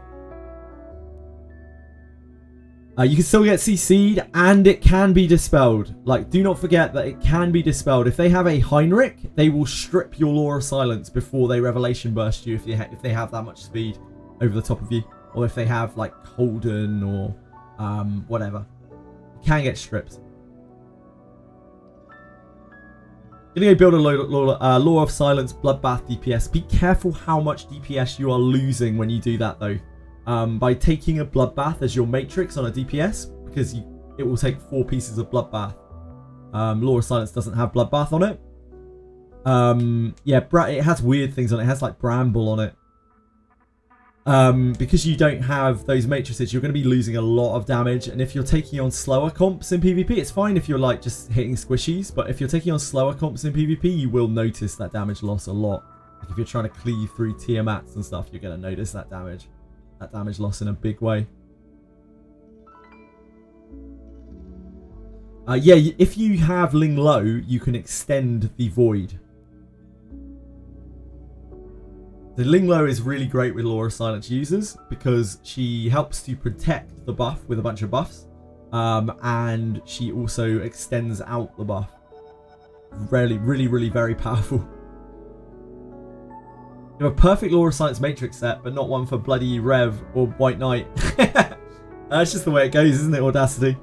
You can't get everything you want in this game. It's kind of one of the things that's quite fun about this game, in my opinion. I know a lot of people may get frustrated and FOMO'd. They can't get X thing. But, like, I kind of like it. It's frustrating that I can't get Tiamat. But, like, it's nice to have to work around, like, knowing that everyone is in the same boat. Unless they've spent a huge amount on the game. Almost everyone is in the same boat. Like, there's always something that someone doesn't have. Be it a shell. Be it a character. You know, be it just, you know, having enough lattices. Or maybe they've spread their lattices out too much. They don't have access to a certain thing.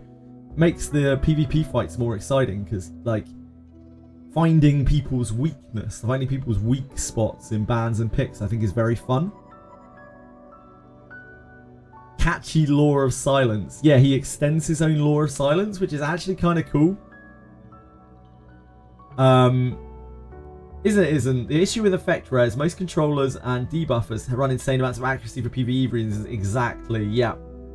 You need 200 plus effect res. We were talking about this yesterday, actually, Zane. Interestingly enough.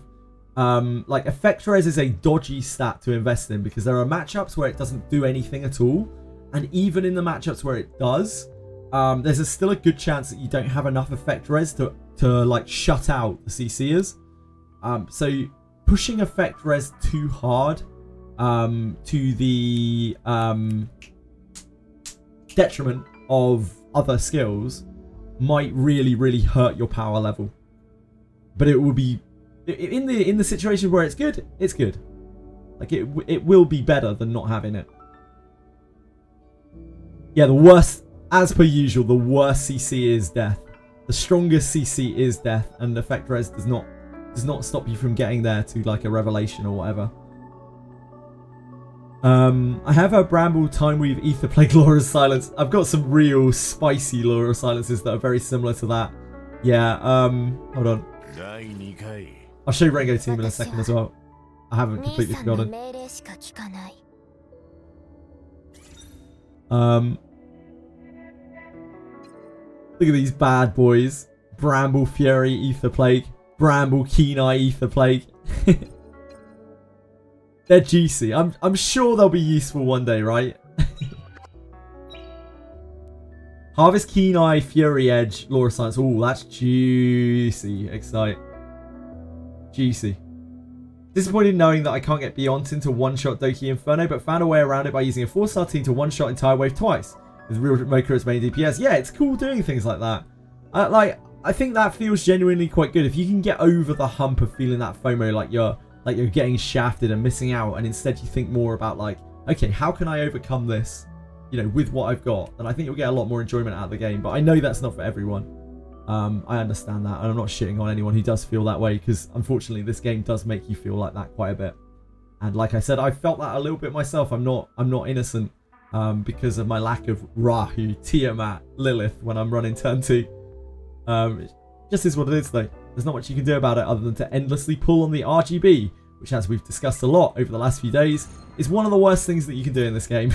Over pulling on this, absolutely terrible. Am I free to play in this game? No, I'm not free to play in this game. I paid $400 into the rebate before the game started. Bramble Keen Eye, Ether, Tiamat. Bramble Keen Eye. Again, I don't have Tiamat, sadly. I wish I did. Yeah, maybe you could do something like that with Law of Silence on Tiamat. Maybe. Anyone built Hellkid? I've seen some Hellkids built. He seems fine. He seems like he's one of those characters that you can slot into just about anything, but like he doesn't really excel at anything in particular. He just feels pretty good. I think he's good on Sharon. That's probably the biggest thing about Hellkid. He's probably very good on Sharon if he's built out. Want to bully you in RTA? We can play, but depending on what you got built, you may just wipe me.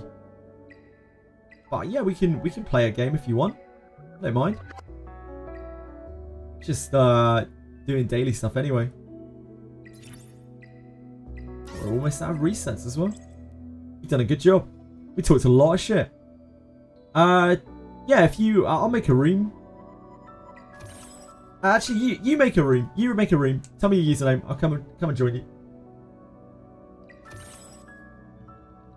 Like a lot of my matches are kind of non matches, just because Revelation spam is so wild. But we can sometimes get through it.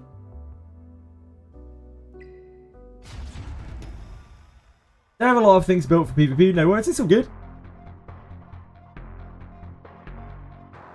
Spent €17. Got 20 to 27 SSRs. My only dupes are five times Lily.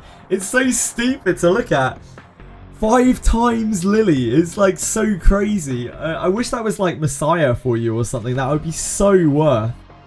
That would be so good if that was like Messiah. You would have that insanely stacked Messiah. But as a Lily, it's like, she's a great character, but she doesn't really get that much out of those copies. It's so sad. Like Heinrich, sort of functional copies. 2 Hellkid, 1 tier, 1 Ling Low. Shoot, got you. Here we go. I'm here. Let me in. You can pick the rule set, I don't mind. Do whatever. Can I look at your profile here? No. I'm gonna try to add you as a friend. Sorry, a follower. I follow. I don't fucking know. What do I have to do? I just have to wait for you to. I think I have to wait for you to put me in one of the slots. If I remember correctly. Revelation or White Fang on Messiah? I think Revelation is overkill on Messiah. Having seen it, I think other shells are actually better on him. If your Messiah is stacked, he doesn't need Revelation to cleave through dangerous defense things. I think White Fang killing Valerian and also giving more focus on a single target might do more for you. I also think like Law of Silence is an option for him. And I have seen that too. But you can use Revelation and it won't be bad because Revelation is just a sick shell. So whatever you have that's good is probably the answer. If you have a good version of one and a bad version of the other, it's going to be a pretty easy slam dunk. My standard ban at the moment is Mio when I don't know what the hell's going on. Oh, Shu doesn't have Lily, so he has to Bane Lily. Kazo is an excellent first pick. So in PvP at the moment, most of my strategies revolve around these two characters, Holden and Hoyin. They're like how I win any of the games that I can, like, claw away from people. I often just take Messiah blind to deny Messiah, but I'm not going to here, just in case it's one of the few things that Shu has built. My Messiah isn't even good. I'd literally just use it as a counter pick because he ruins Hoyin so badly. So Holden's very bad for Hoyin, which puts me in a bit of an awkward spot. That's usually the sort of thing that pushes me onto a Yelly pick.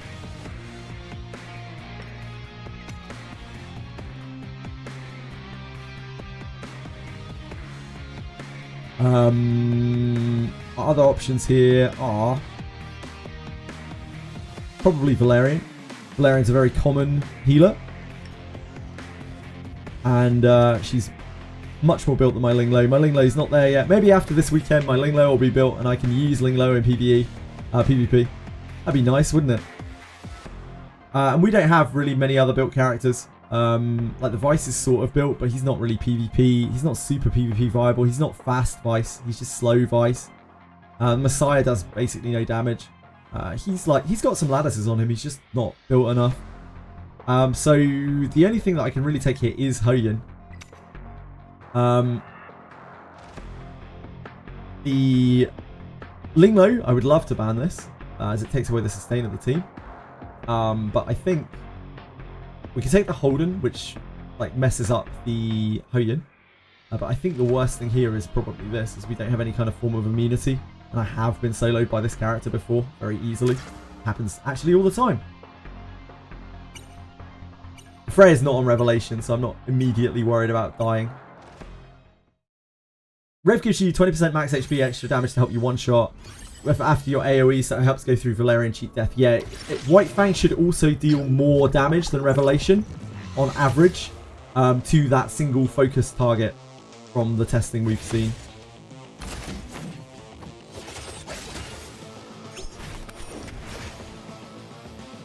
Very good call banning the Sanya. The Sanya is the scariest thing. You can see here that even though Shu, you know, says his account isn't that great or anything, he's faster than all of my characters. I'm not saying that Shu is lying about that. It's just as a sign of like how slow my teams actually are. They are really, really slow.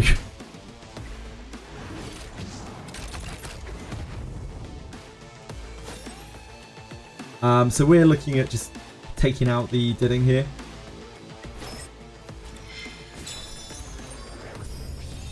We'll worry about the Holden later. Sorry, Shu. You want to try again? Up to you.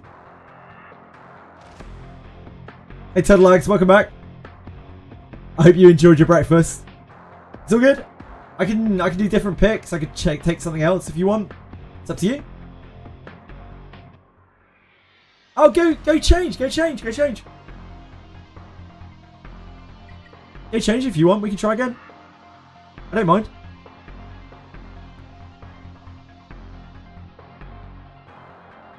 Or not. Whatever you want. It's all good. Cook some eggs. How do you eat your eggs? How do you take your eggs? I actually really like scrambled eggs. Eggs are something that I eat a lot of. I don't have much energy left in the evenings once I'm done streaming. And eggs are one of my go-tos. I just fry up a load of egg in a pan.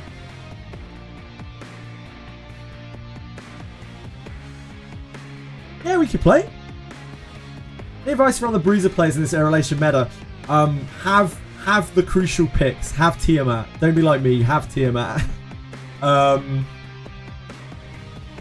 You need to think a lot more than a Cleave player does. When you're playing on ladder, you need to be taking... You could make like written notes if you want to. You need to be taking note of the people that you're playing against.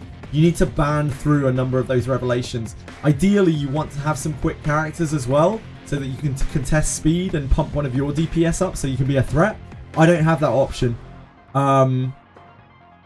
More general advice, I guess, is like, make sure you build Sanya, make sure you build Viper. These are like literally the most crucial things that you can possibly have built, and their SR units, they are absolutely insane. Ideally, you're going to want other things like Ling Lo built, which everyone should have access to. Yeah, draft your neutrals. Very good advice. Very good advice, Saeed. Draft your neutrals to protect your draft.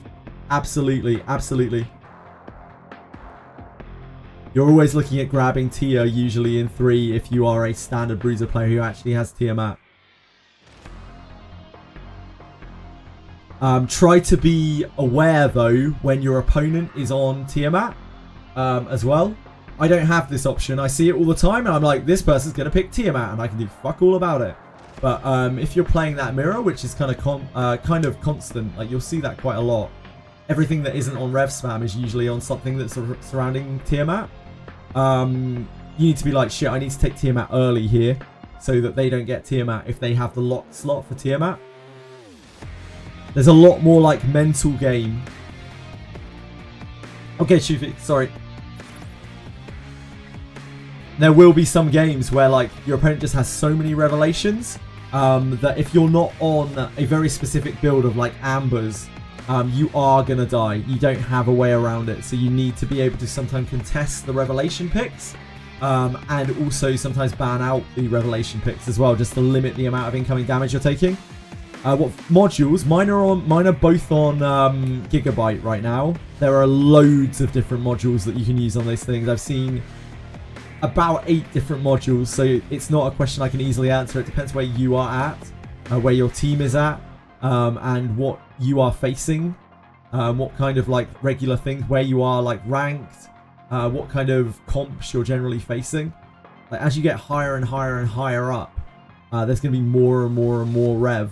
I don't think there is like an easy answer to that. Oh, modules, I'm so sorry. Modules, HP bonus on Sanya. I have 1 HP bonus on Viper and 2 effect accuracy.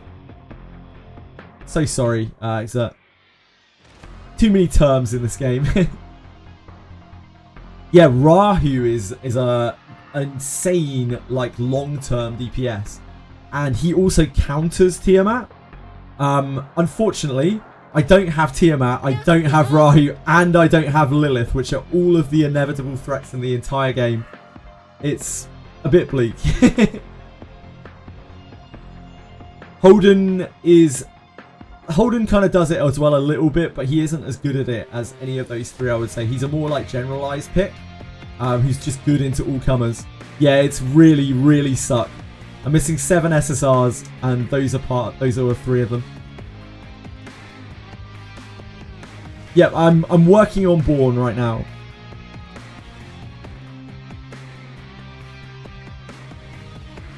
Oh, I'm so sorry. I'm so sorry. It's me who has to do this. I'm so sorry, Shu.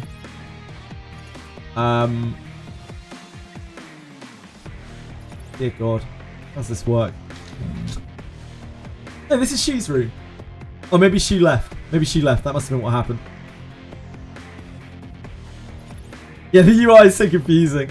I've used it so little. Thank you so much for following it, sir. I'm sorry for misunderstanding your question.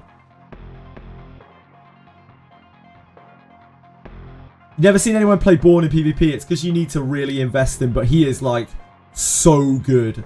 Let me get off this second since I think Shu isn't in here. Go in there and fire him. Okay, hold on.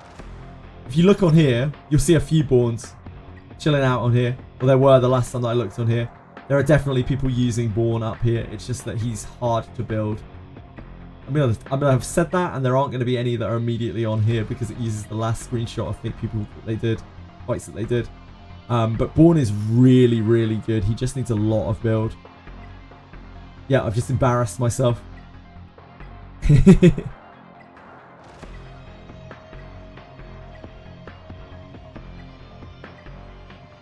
Yeah, Born is super good. You like Source, dude, trust me. There's one here, one showing here. But it's just going to have to be a case of Sauce Dude, trust me right now. Did I go past a lot of them? I'm old. I'm old and blind, Slee. I skipped 4. I'm old and blind. There are so many... Okay. Criticism of the game here. Not that I would ever criticize the game. There are so many fucking white, long-haired characters in this game. There are so many of them. A lot of them with like purple imagery on them. Like, why are there so many? Is that all that the AI could come up with? Oh yeah, there's Born. Yeah, there are some Borns here. It's all the same character with a different pose outfit, yep. Yeah, Tiamat scales better with, like, people behind her. In the dedicated art team, they have one. It's called Deep Seek.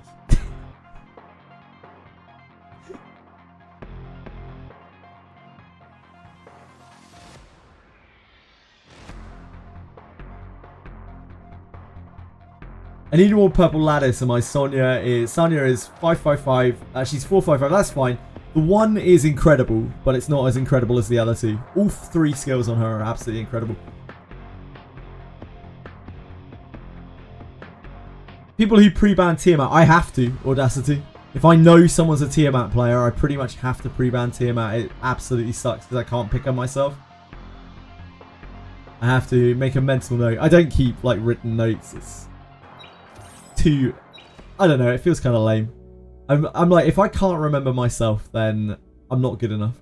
Need to get better.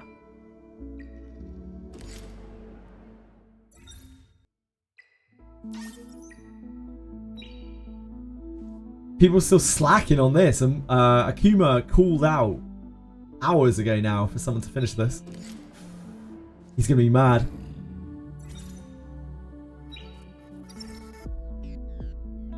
Yeah, we're short 1 person. He's gonna be upset. I have a guildie who keeps a spreadsheet of the top 50. I'm not surprised at all. Struggle buses. People were saying in E7, people made Discord bots for like referencing people's names. I know you can't see them before the match, but people made Discord bots for referencing people's units. And like, I get it. Like, I know people like to win, but that kind of thing really takes the fun out of the game for me. Like, I don't... If people want to do that, like, go ahead, go crazy. Like, I can't police you. I wouldn't anyway. Like, however you enjoy the game. But for me, doing that, I don't know. It feels really lame. It's not my kind of thing. No offense to your guildie. I'm sure glad I finally pulled that Tiamat. Now I can PvP. Gets banned every single match. Never getting used Tiamat, yeah.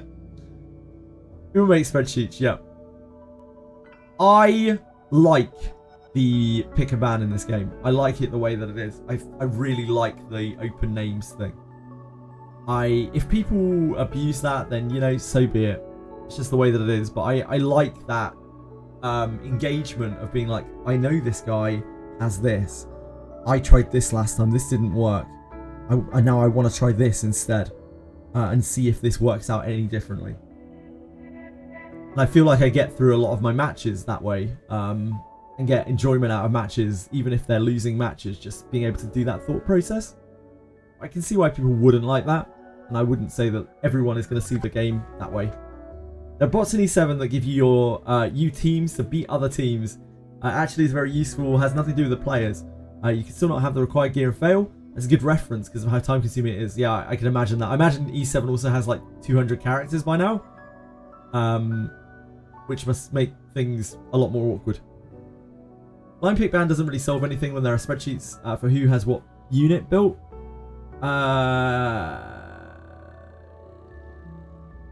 No, it does, right, Lars? Because if you can't see their name, you don't know what they're building. They have built. That would solve that issue, kind of, right? Winning one fight after like 3-4 tries would feel so satisfying. Yeah, I had that. I have that in PvP every so often now. Like, a lot of the people that I play against have way better rosters than mine. Like, either with more money put into them, or they've just used their resources better. And have just a wider roster. They've played the game better than me. Either way, they've played the game better than me. I'm not discounting people choosing to use money to make themselves better in the game as being cheap, because that's part of the game. We have to deal with that when we play gachas. Like, I played Dio like 8 times yesterday, and I finally won one. I finally won one because I banned in a way that actually forced him out of the picks that he had available to him. And I got a comp that could deal with the revelations, could deal with the other stuff. And it was really, really satisfying, like being able to work my way to that, being able to try loads of different things until something worked. I don't care if I lose like a million matches. I enjoy that sense of learning, and I enjoy that sense of like puzzle solving, of just trying to figure that out. But again, I know that isn't for everyone. How can I invite you for this RTA? You just make a room and I'll go and join. Excite. I'm sorry, I'm talking a lot of shit right now. Yeah, just make a room. I'll come and join. Hello, King Boo. Yeah, I agree, Lars. I don't think there's a good way around it. Like, either you lose that like sense of puzzle, of like being able to figure those things out, or you lose the ability to specifically ban people. Either way, it doesn't really work out too well. What do you guys think? Would you rather it be blind? Would you rather the drafts be blind? What's the consensus here? We can do a poll. Would you rather RCA be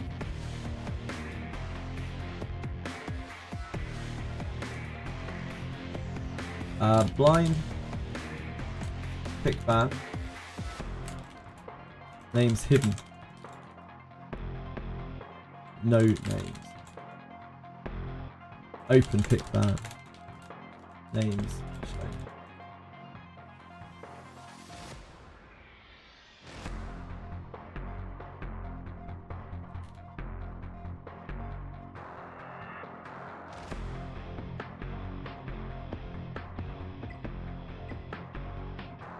Is this you? Sojike? Oh yeah, you said. I'm sorry, I had to scroll up. I'm bad at chat today. I apologise. Double event XP event does it means just investigation? No, there's investigation, threshold, and GP outpost. Hogsfan.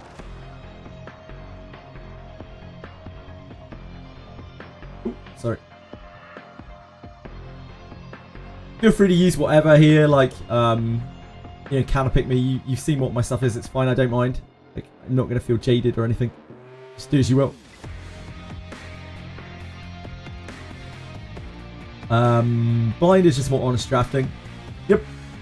I can see that, mate. I can see that. Blind makes all drafts fun. Sure. You get to apply what you learn. I agree with that. I can see both sides. Honestly. I don't think there's a perfect answer to it. I think this will only apply to high level PvP, so I'd be fine with it being as it is now. Sure, that makes sense, Ian. Lily is baned. We have another non-Lily haver, perhaps, from such a case.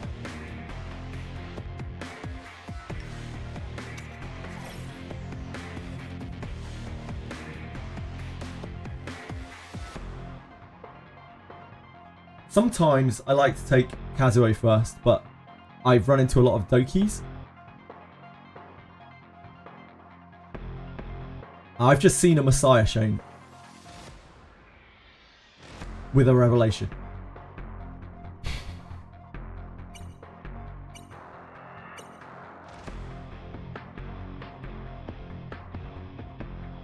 Says Kazuo. So we have to take Messiah because we don't want a Revelation Messiah blocked against us. And I'm going to take Hoyun since we have the Messiah. There are still other things that do mess with Hoyun. Like hard CC, like Holden. But Messiah is the main one that most people have built. I'm no while. Thank you so much for following. There is no hard answer to the Hoyin right now. We want to take the Valerian because the Valerian stops the counter one-shot onto Yelly. And I'm probably just going to take my Holden because it's my most built unit. And he's fine into this.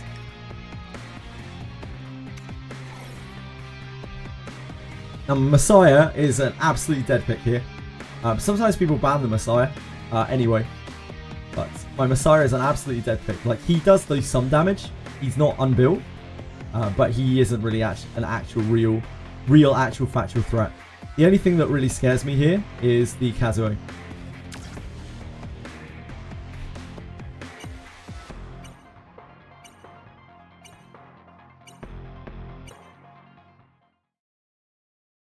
I have seen Yellies that are built more bruiser, that can survive the knockback from my Hoyin.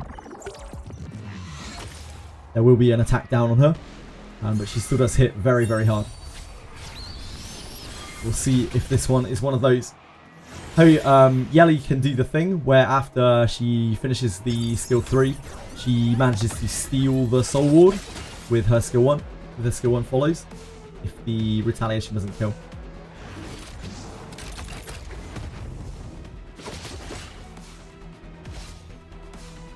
We actually get a Holden turn in between the Yelly. That is unfortunate. So we can turn push her.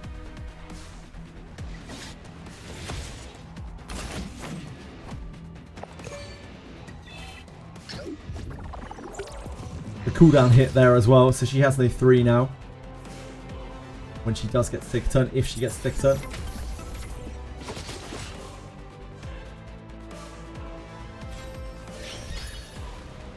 Yeah, absolutely. When you see me, like, people know that what I'm gonna run, and that's kind of okay. I don't mind that.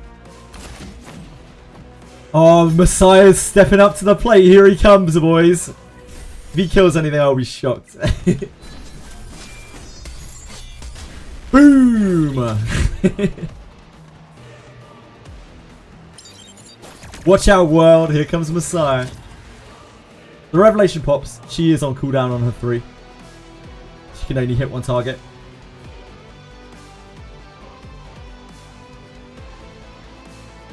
Blind pick round, 60%. Interesting.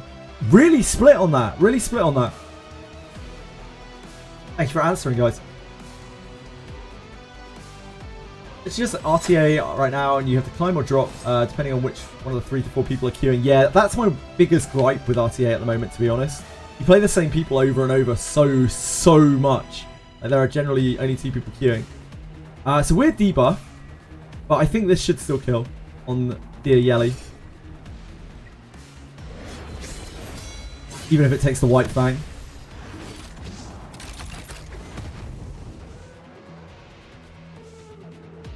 Hoyin doesn't really fuck around, like, she hits really hard. Is this live? This is live, yeah, Nobis.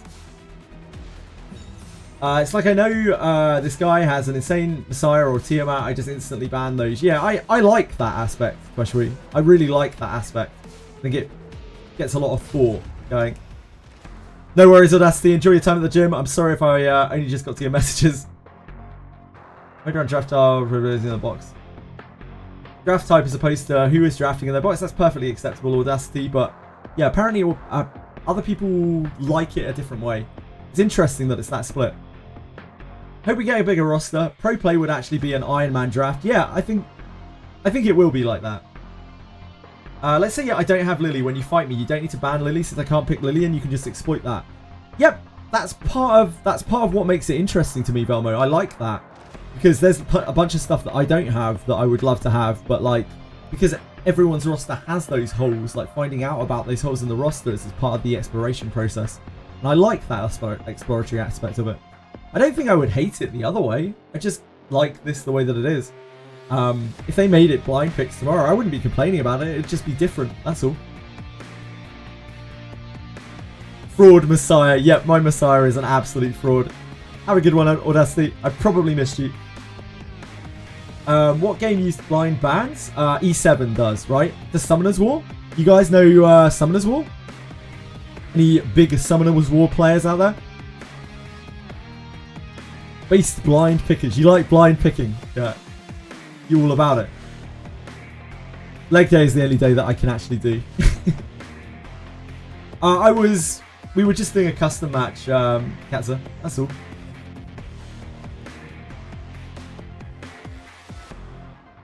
Do you want to play again? We can. It's up to you.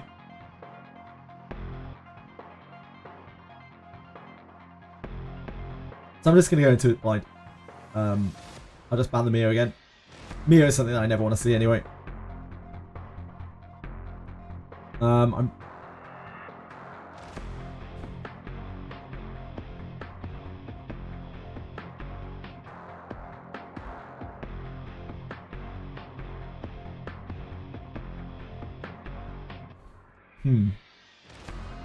I think I still take the sign. Like, I don't want to de-counter pick stuffs against this. Just me. Holden, nice. So that's a Holden. We take... If I was playing against this blind, then I would assume from a Holden Viper start that it would be like healers and stuff. So I think I would probably take this. Maybe I should have locked that. We can't lock this, so I think we have to lock Yelly.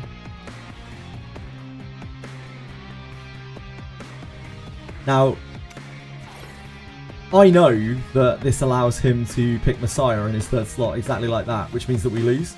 But if I was looking at this blind, I wouldn't be expecting Messiah in the third slot. Just be a bit blindsided by that.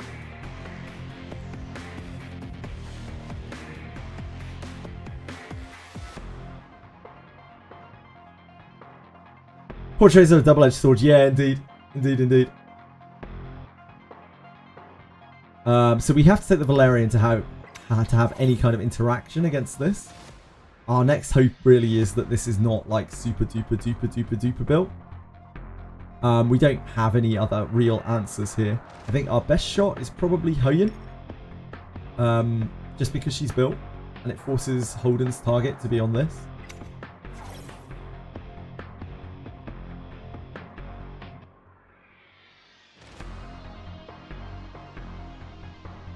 It's a blessing that the Freya is not Revelation. I think the take here is probably Holden. The Freya is most likely fast, but chances are everything that he has is faster than mine anyway. That's why I go into every game presuming. I think the Holden is the most annoying thing here.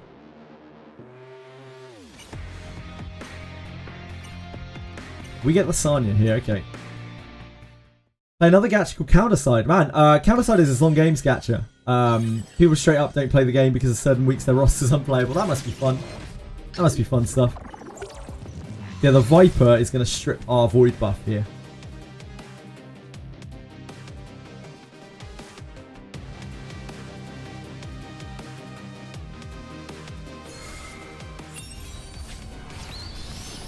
Sanya lets us play the game a bit.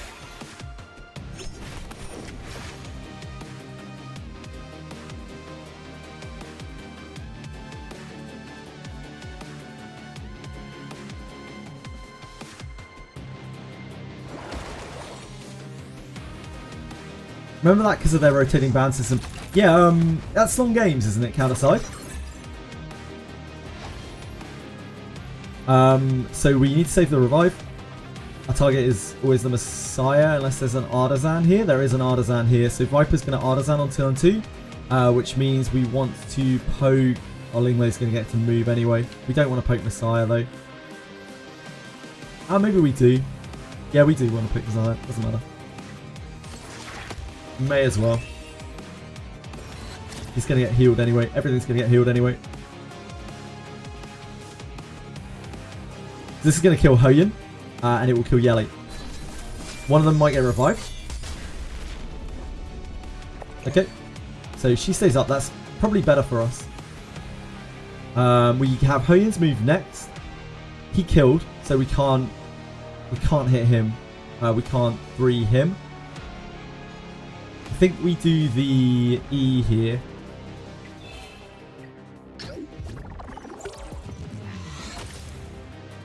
To hope that she gets an attack buff, which she did. This isn't Rev, so this isn't an imminent threat. We don't know how built the Viper is. Quite often Hoyin can actually one-shot this Viper. There's no defense buff on it.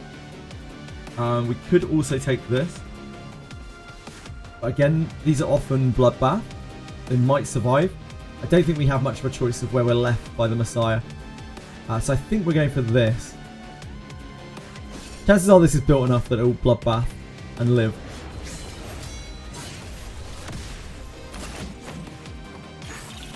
Nope. No Bloodbath.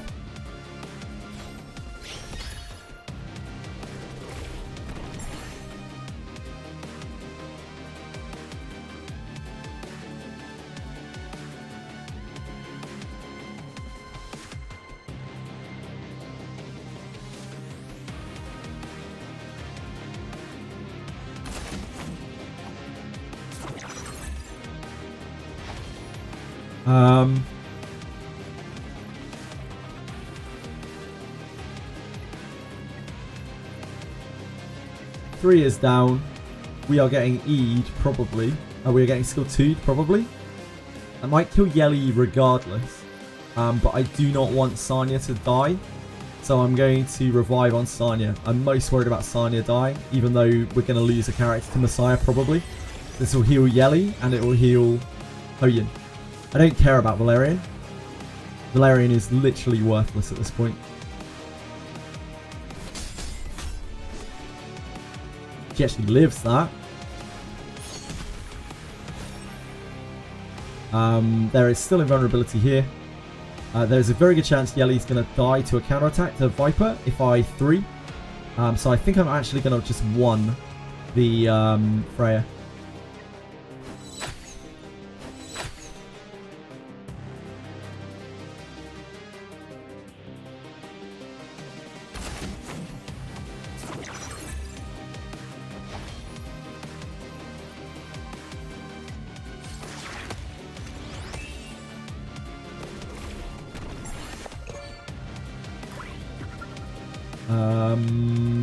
That is on her.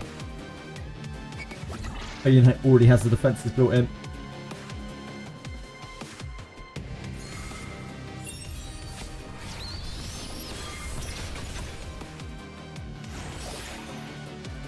Then the next move that Yelly does is after the invincibility is gone from Messiah.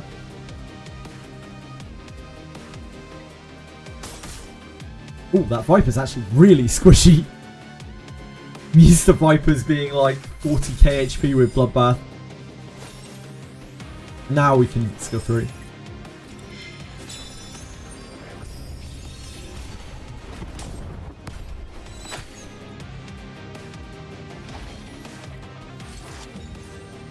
Good game.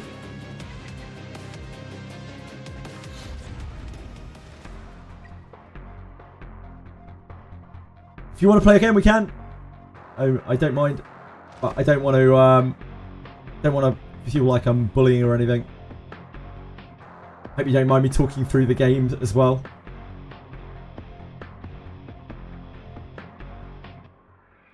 You're back to master. Champion! Congrats, Katza. I hope it was fun. I'm sorry, I hope it didn't feel like I was being mean or anything.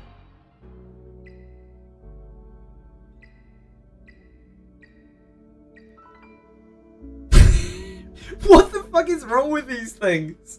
What is wrong with them? Why do I keep getting them? And we've had so many. There's so many 3 shells today. Like, I'm not even complaining. It's just stupid. We've had so many of these Bramble Ether Plague Law of Silences. I hope it's helpful. Like, I'm no expert at this game by any means, but this is just my thought process in the games. 4 lattices can change your life. What was that you spent 4 lattices on, Fame?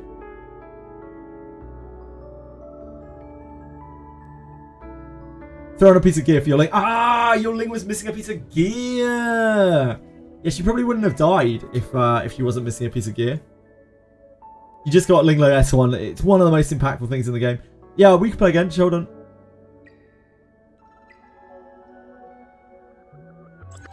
We have more? No, we're done. Okay.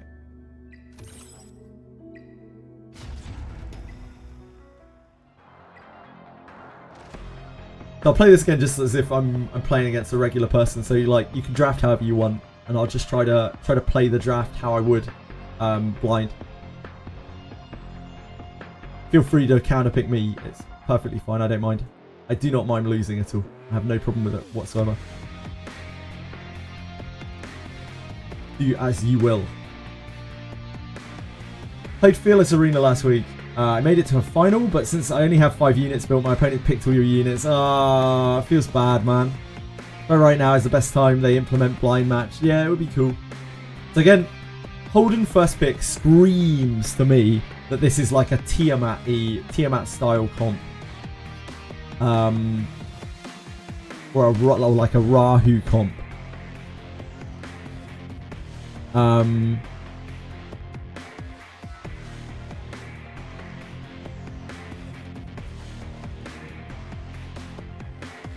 I think I would take the Lily to at least threaten it. And I think my other pick is Kazuo.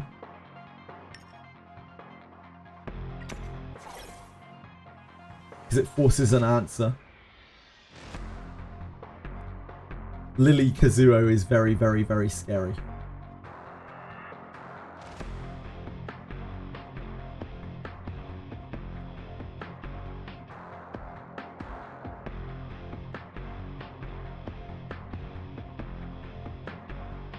Messiah in 2.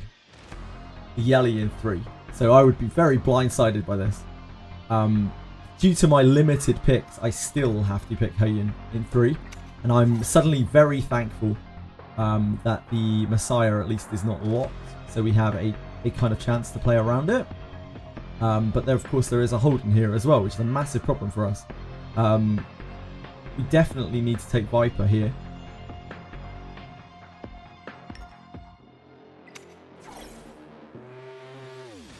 To have any chance to survive this onslaught. Because there's potential that something even worse gets picked here, and then we don't even have a chance to answer this. So Valerian's extremely bad for us as well, because now even our counter on Yelly has a good chance of not actually killing.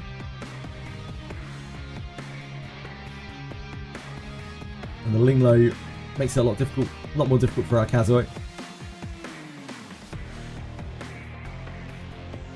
We don't have much choice other than to pick Sanya. Not that I feel bad about picking Sanya.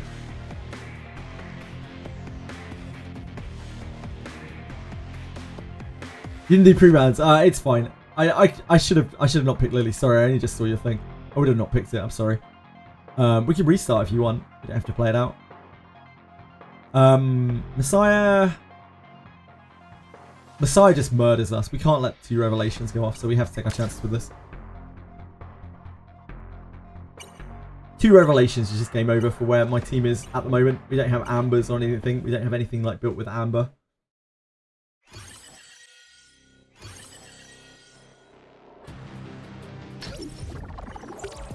All good, all good. Okay. You can always play another after. So our Lily, miraculously, is actually faster. Holy fucking moly. What is this new experience of getting to play first? Wow.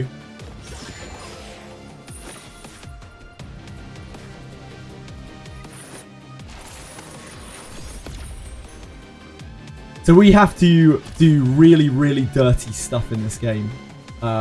We have to like sleep the whole team basically.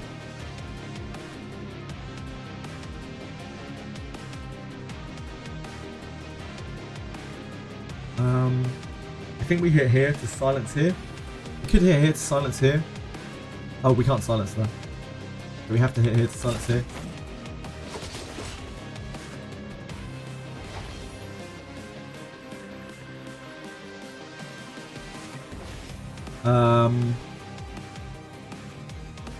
Yelly is going to have her revelation go off. There's a world where we should use the revive here to up our healing. I think that's greedy. I think we're better off poking anyway. We want to stick damage really.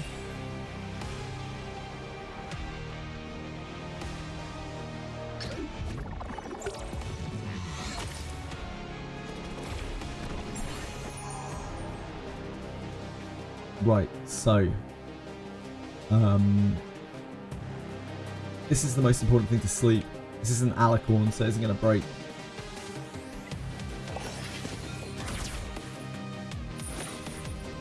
The next most important thing to sleep. Probably jump.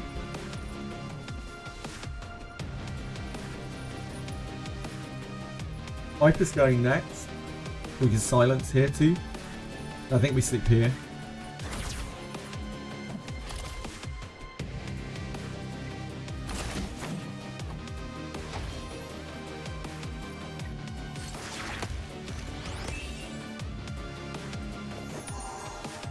And then we can sleep here.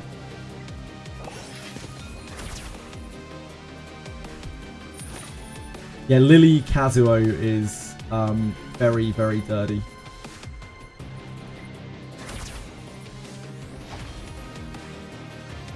So we can't poke here because she's about to act.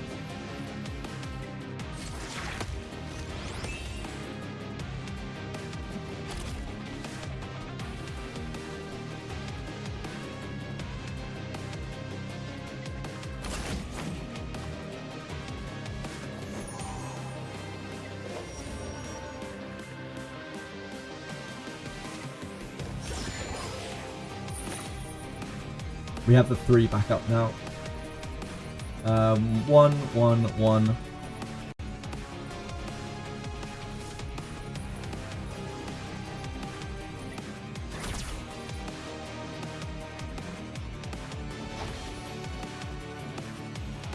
This would be a lot harder as well if Linglo was on Gigabyte. Thankfully she is not. Keep in mind that our damage will go up over time.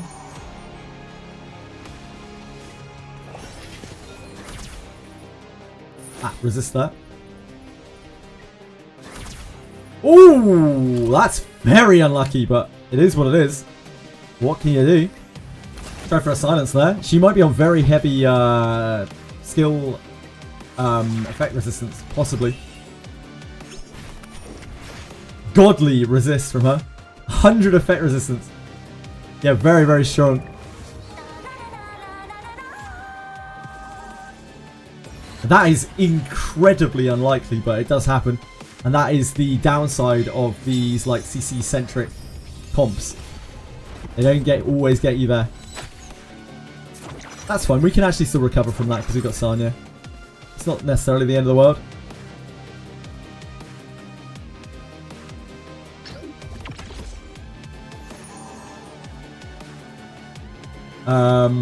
We are still bound. So we need to continue to play on, as we were before. We can't rebuff yet. Oh, I shouldn't be hitting that. I should have been hitting this. I don't know why I did that. There's no sleep right now, so we can finally use the Viper AoE.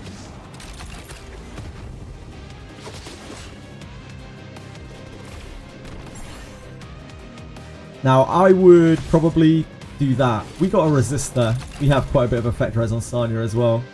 But that is unfortunate.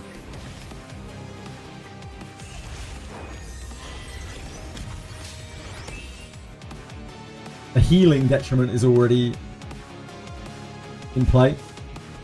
See, Sanya's healing has already taken a turn for the worst there.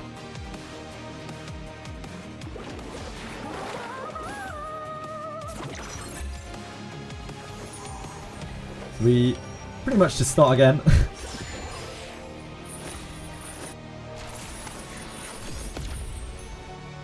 Ooh, she's a beast. Try to silence her. Oh, of course she's telling me. I thought she was resisting there. My brain conked out. I was like, she's resisting again?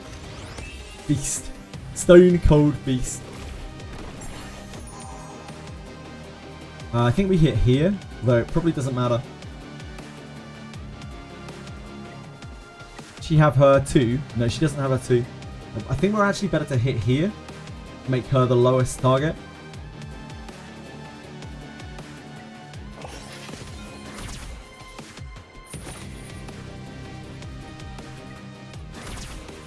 Oh, damn.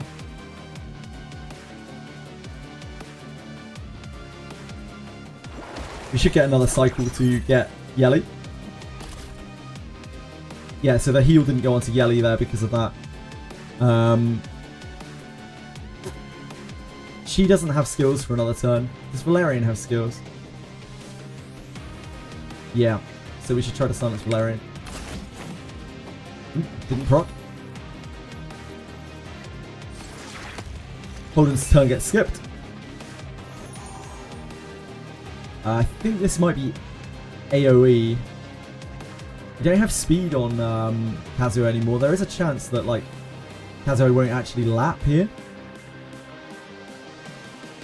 I think we still AoE. Since we had such a bad round. She did. So we did get the 4 slumbers this time. We can't hit Yelly straight away as she's about to take her turn. Just sit here.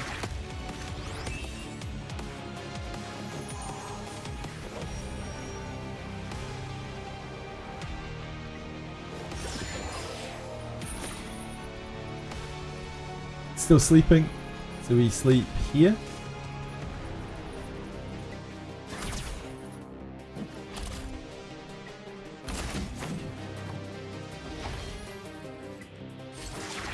You can see with the dampening on now, we're actually dealing quite a lot of damage even with our little shitters.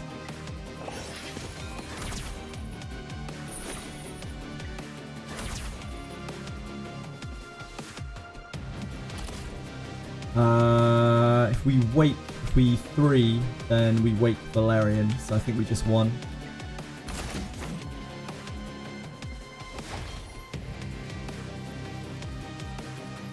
And we start working on Valerian.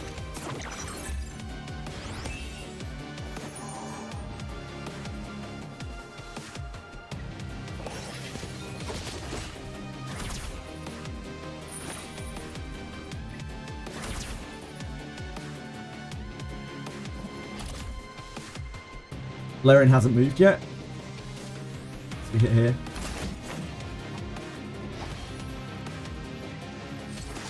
We don't have Kazuo lined up, or we could do 3 into Kazuo's 3. Oh, we could have done it with Lily. I'm bad. I'm stupid.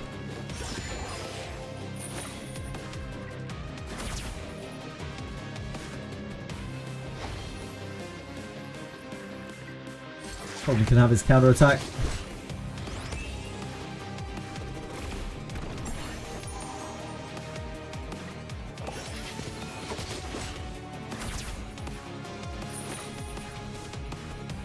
Probably hit here now.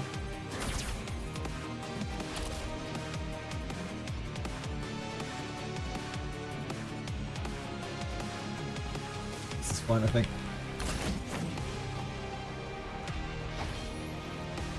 Now Linglo moved, so we can start working on Linglo again.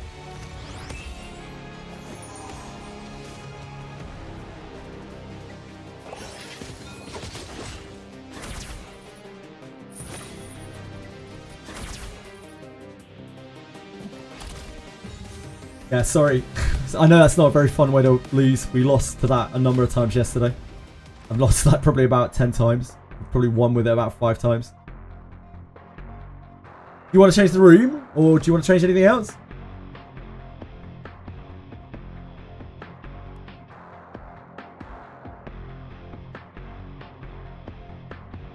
Yeah, I think so. It would have murdered her, most likely.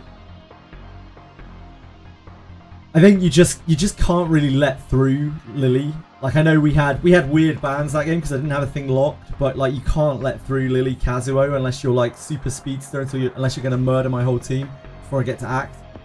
Because the second I get an action, like odds on you lose the game. Yeah, Al Kaiser. Hold on. Come on in. You should be able to join the room, right? I don't think there's a room code or anything like that. If anyone wants to come and join and spectate, you're welcome to. We're stuck in this. Is it only a 2-person room? Such okay. We can move out. Yeah, we can break the room. It's cool. Hold on. How the fuck does this work? Simulation battle. Create room. Don't need it to be private. Arena rules. Best of 1. We do some best of 3s. Maybe other people want to come and join in. You guys want to play some best of 3s? We can do we can just watch. First pick is alternate. Ban protection.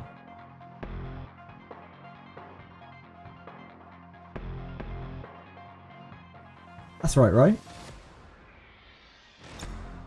You think on healer you should play Bloodbath Swift? Depends on the character. I think you can get away without it on Sanya, but you need to be running Gigabyte probably on her if you're not running speed on her. I think Swift Bloodbath is pretty standard for Linglo, as far as I'm aware. Swift Cure Evo. I'm not using any Swift on my Sanya at all, but again, I think you need Bloodbath on Linglo. Definitely need Bloodbath on Linglo. You can get away without it sometimes on Sanya because she has so many hit points. But even then, you probably want Bloodbath. Pre-ban as well. Yeah, I think we put it on, right? Let's get these guys in. Sorry, I'm not very good at this organisation stuff. You guys are probably spoiled by people who have an idea of what the hell they're doing. It's off. Shit. Oh yeah. Oh yeah. We need to tick both. We need to tick both. Thank you. Okay. Do you guys want to play me or do you want to play each other? Who do you want to play? We can just spectate. We can watch. I don't mind either way. We can set up a little tournament if you want. Or maybe it'd be fun if I step out. Or like Katz is a beast. Katz is probably stronger than I am, I would say. Shouldn't let others play. Custom rules Revelation is bad. Nah. Loads of people have Revelations built. I don't want to restrict anyone in anything that they do. I'm just chilling, let others play. What do you guys want to do? Katsura and Excite. Do you guys want to try and play? You've just come in. Oh, sorry, Katsura and Al-Kaiser, I mean, sorry. Do you guys want to play? Katz is a beast, though. Beware Katsura. Yeah, do you guys want to play? We can just watch. You cool with us watching? Us spectating? Us judging? I don't want to make anyone uncomfortable. It's a safe space. You know? Watching from the chair. Yeah, okay. If Al-Kaiser's cool with it. But, yeah, keep in mind, Katz is a fucking beast. Katz has some really scary shit. I don't know what Al-Kaiser's packing. Maybe Al-Kaiser has some really scary shit too. But I know that Katz has some real scary shit. Alright guys, good luck.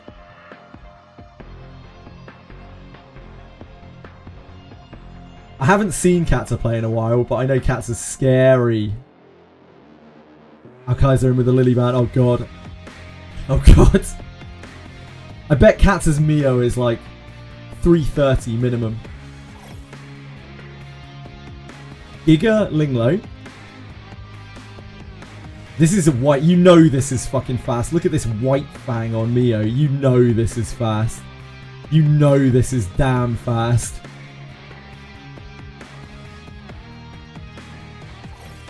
Tiamat. Not in the locked slot. Alicorn Tiamat. Real Mocha. In the locked slot. Looking for a one-shot. We've got the Kazuo here. Very, very scary 3. So threatening the icebox and also threatening this potential real Mocha one-shot. Viper gets locked into 3 for Al-Kaiser. Also on White Fang, interestingly. So maybe a very fast Viper. Yeah, Codex Kaz. quite standard. I see a lot of Codex Kaz. Probably means she's fast too. I'd expect most of the stuff to be fast from Katza. Kloss on Gigabyte. A Marvel here. Guys, what shell is that? Sorry. The Valerian. The Valerian may even be a counter pick here. No Rev over here on Freya. Oh, that is a lion. I thought that was a lion. That's wild. I guess that's because it stacks effect accuracy over the course of a match. So if he's already very fast, it's probably just a good... Like, he'll just get better and better and better at landing his turn down. That's interesting. The ban here was Kazuo. The ban over here was the Tiamat. The damage prevention. Neo immediately with the skill 3. We're going to see a push into a real Melchior burst. This may have an immediate wipeout from young Rural Melchior.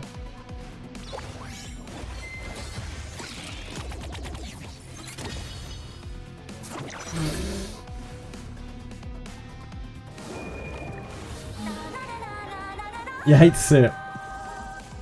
Yikes. Yeah, that's a lot of damage. It's count Rural Melchior. Hello, Keenan. How are you doing, my man?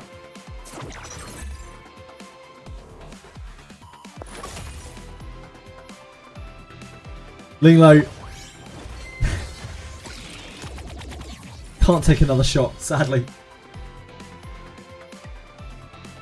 Katza has some scary things. So we saw a very, very fast Mio there, a very, very fast Marvel. These are best of 3. If you feel like you don't want to play another game, it's perfectly fine though. I totally understand. But of course, if you'd like to play the best of 3 and try your best, then feel free to. See if Al-Kaiser can find a way to adapt to those scary things. I'm sure Katza probably has a fresh supply. The real mention was a misclick. You wanted Yelly. She did her job. She did her job. Cat's out here flexing. I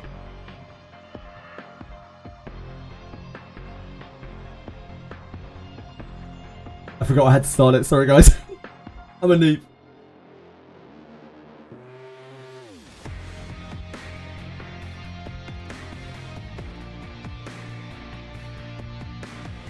So last match, the bans were Lily from Al-Kaiser and Tsukio. So the matches, the bans are exactly the same this time around.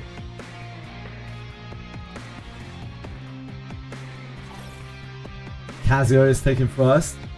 Al-Kaiser. The Mio first. Katza with the Marvel. Follow it up. Probably going to see a vicious DPS locked in the 3rd slot. Katza at least. Tiamat this time. Takes the 3rd spot for Al-Kaiser.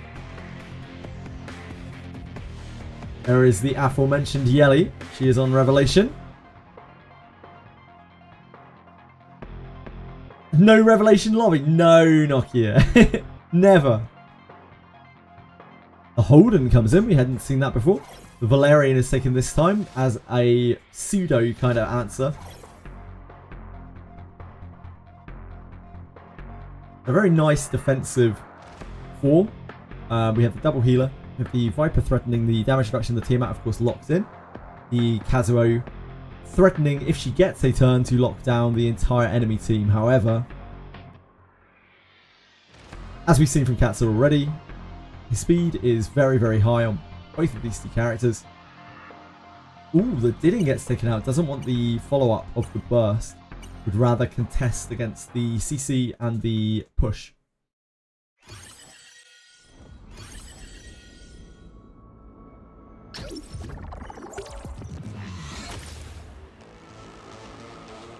Kazuo has to go, says Katza.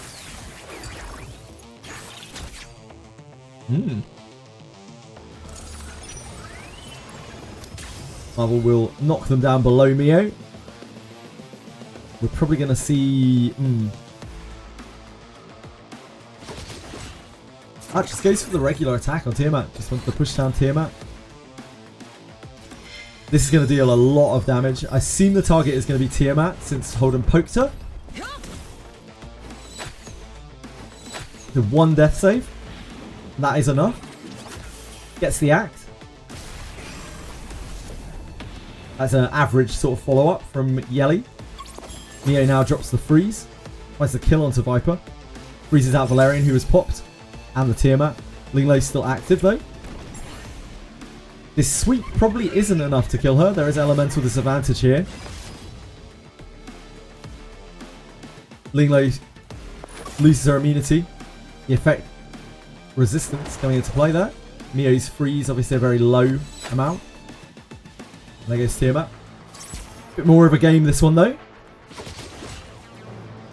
Kaiser got to play a few turns. Got to see his Tiamat transform. And there was a little bit of question mark there. Like if the turn ordering had been a little bit different. Yeah, Tiamat survived that shit. I mean, she needed Viper as well. But like she lived an average burst from Yelly there.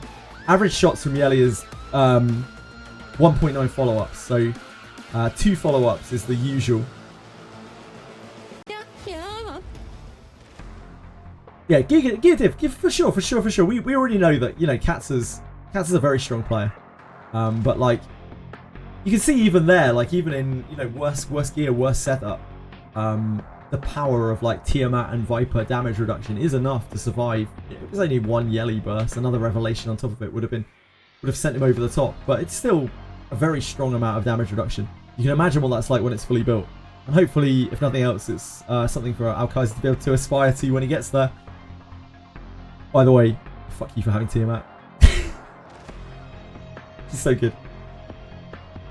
Had to leave. I'm glad you're back, Nokia. Trying to go for the defense. The defense break on Tiamat. That's smart. That's really smart, Excites. Yeah, that's really, really smart from Katsa, of course. Right. Kat says, you want to beat me up? You want to smash me?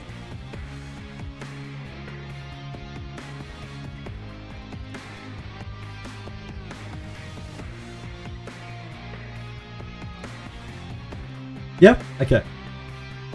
I've played Katsa a bit on lobby, on ladder. I have lost a lot more than I've won against Katsa. And I haven't played him for a while. Probably a lot stronger than he was before. So my blind ban is always Mio. It's always Mio. If I don't know what I'm playing against, it's always Mio. It's just very threatening for the picks that I have. I will take the Lily first. I still think Lily is a scary enough thing.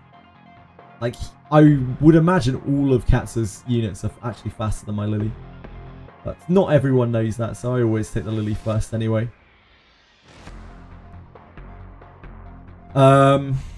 Seeing this, I'm thinking tempo plays, which Sign is very good against.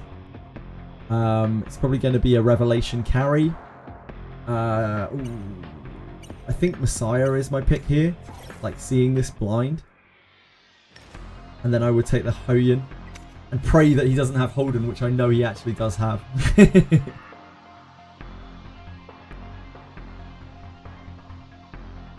This is usually the way that I deal with these like revelation pushes. The real mocha here is used to shoot something else.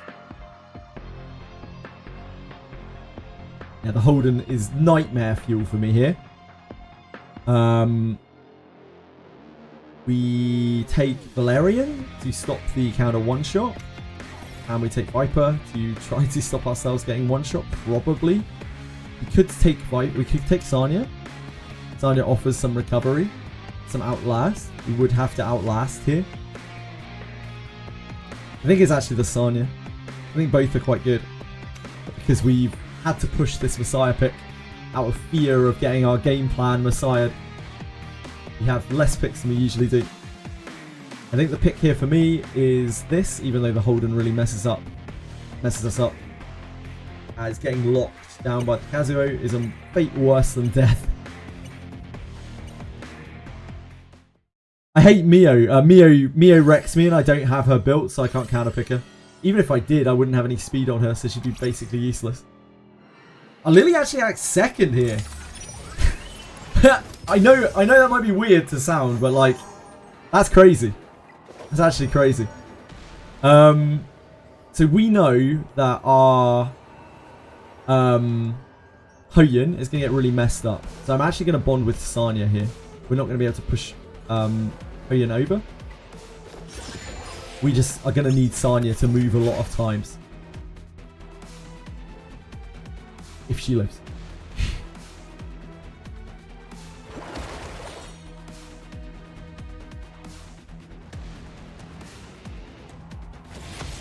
This Gigabyte Sanya up.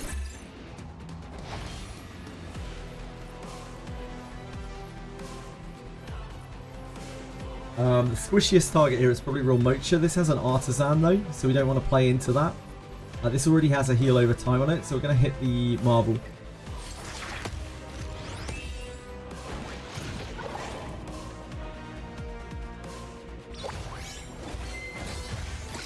This probably kills 3 of us. Ah. I was not really expecting that.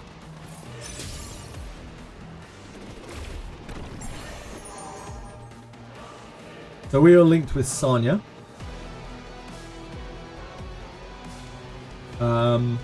We hit the Holden when we get countered. Yeah, she didn't die, so she didn't burst. I just wasn't expecting the shot to be on Hoyun. The Lingmo acts, and we get healed. Acts before this, so we can hit this.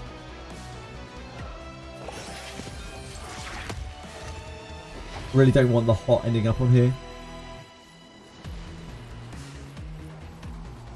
If she decides to 1. But she probably won't.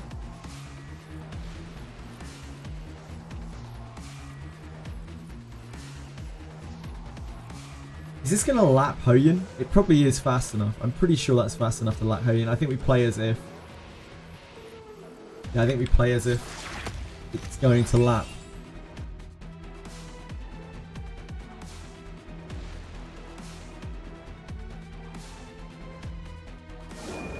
I don't want to give the opportunity to save the S1.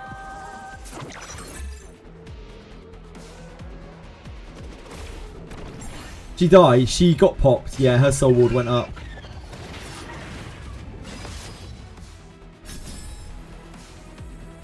So our Messiah is a trash can. But he might be able to do some damage.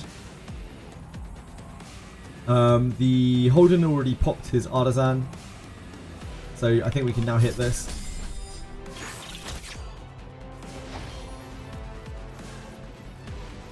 We could E here. But I think we're going to have to revive shortly afterwards, assuming that we live.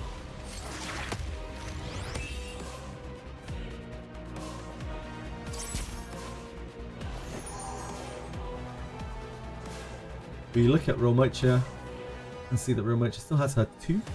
The 2 isn't like the scariest thing here. So I don't know if we really need to AoE. It would extend this. It would make the Whale's Prayer hard to keep up if it lands, but there might be enough effect res. Lily doesn't have a lot of effect res. We're taking a counter attack if we do that as well. I think we're better off just queuing, just S1ing.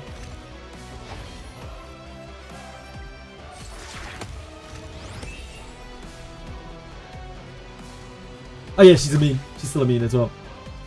My bad, sorry Twitch.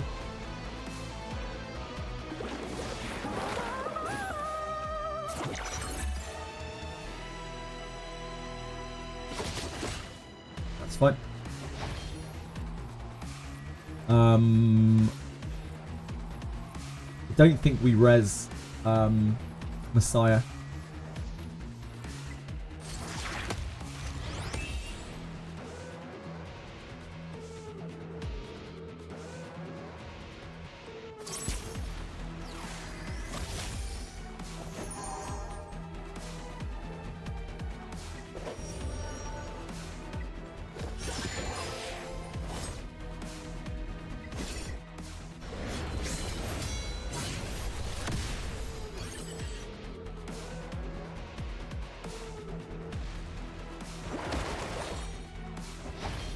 So we keep the revive up still.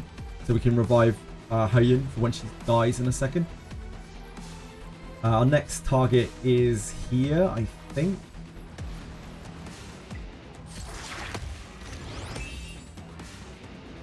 Show my Hoyun build, sure. I will have to leave the lobby to do that though. If we're done after this, then yeah, I can.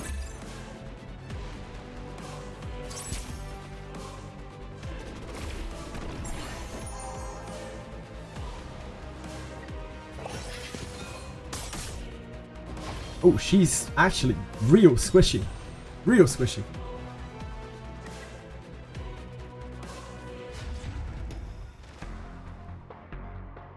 Cats is probably going to be a lot meaner to me this time. He's quite lenient to me there since he already knew what I was playing. Yeah, the Ling wasn't Bloodbath.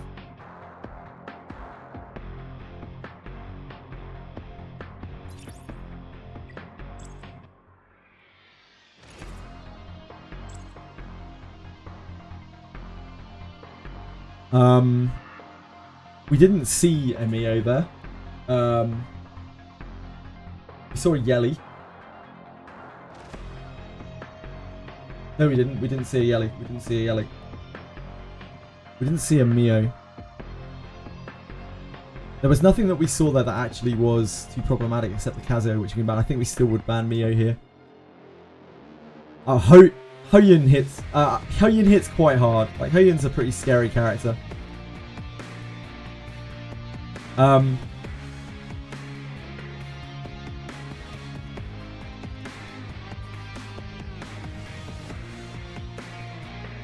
I shouldn't be first, should I? I shouldn't have the Lily pick here, should I? Fine, probably. I think Cats is meant to have the Lily pick here. I'm sorry, man. If you want to restart it, we can. I thought it was on alternate, but I guess not.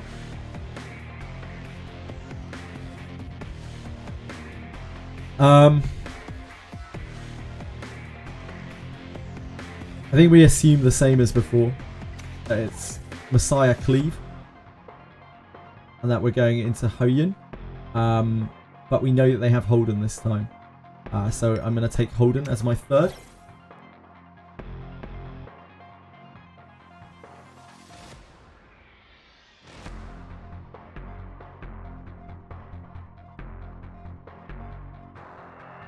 Takes the Viper. Very smart. I think we take Hoyun and Sanya as our last. The Messiah is just such a huge problem for Hoyun. It's something that I just cannot let through. I can let through a lot of other things, but not Messiah. Very, very, very hard to come back from that.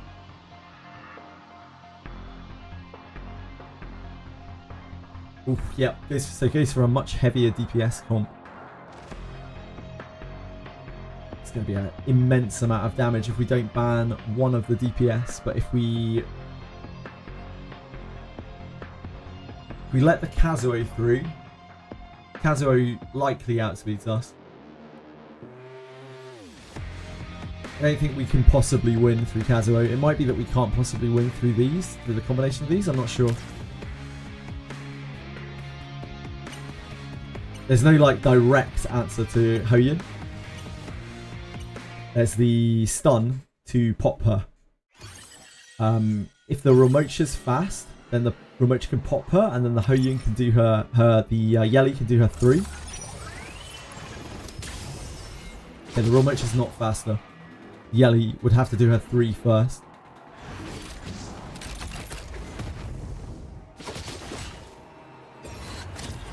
Let's see how hard this hits. Whew! Pretty juicy. Doesn't quite counter. Ooh, went for the Sanya. So this will kill. Unfortunately, our Sanya doesn't jump enough. This should kill. Oh, not quite. She actually resists the stun too. Good old Sanya. Yeah, it might have been Battle Will.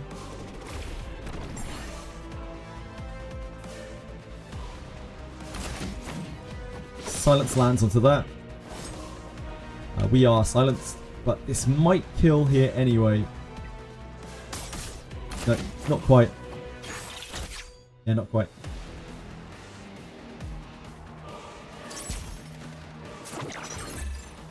So unfortunately we don't get the free res. But we do still absolutely have to kill this.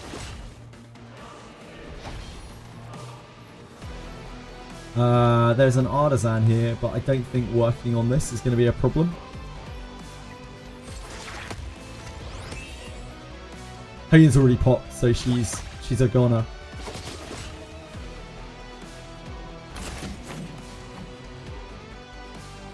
But there's no hard CC to stop Sanya just healing up.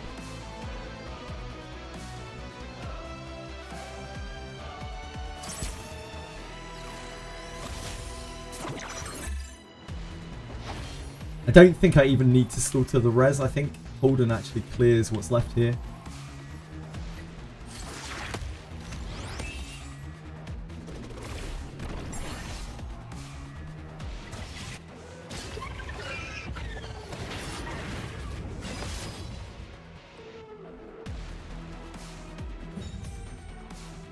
Game. Let me go and show my Hoyun build again. We can play more if you want to, Ketsa. Don't mind at all. What was it again? Hoyun build, right? So my Hoyun is on Harvest Keen Eye Fury Edge. She has pretty decent things. I don't know about that, Katsa. I wouldn't say that, mate. I just say that my style right now, you don't have enough revelations. When you have more revelations, you will drill me. You will drill the shit out of me. You just don't have enough things developed yet. I think Bloodbath on Sanya is good. I do think that Bloodbath on Sanya is good. I don't always use it. I have a Bulwark set for her as well. It depends what we're doing and what we're playing. Right now, I think I just need her to live more than anything with the Revelation meta. But before the Revelation meta became a big thing, Bulwark seemed more important. Bulwark's so much better if you go against the Icebox teams, but the Revelation teams are more common. You saw how much she tanked there with Bloodbath, with 55k HP and Bloodbath. And yeah, this is just what I run on her. 8, 12, 6. You can't with the shell that I'm currently using, playtime. The problem is right now, my son is slow. I don't have any speed gear, right? My son is 205 speed, so she has to run Gigabyte. She has absolutely no choice at all. So she's on Cure Bloodbath. And it's not like Cure's bad. Cure's incredible. Cure's incredible on her. It's so much extra healing. It's why she bombs for so much healing. But yeah, if we were using a different shell, we could go Bloodbath, Bulwark. Who did I pick for Champions Call? I hope you saw what you wanted to see on Hoyun. If there was anything else you wanted to see, let me know. She's 455 lattices. Who did I pick for Champions Call? I could not tell you what their name is. This one was a very hard one to look at.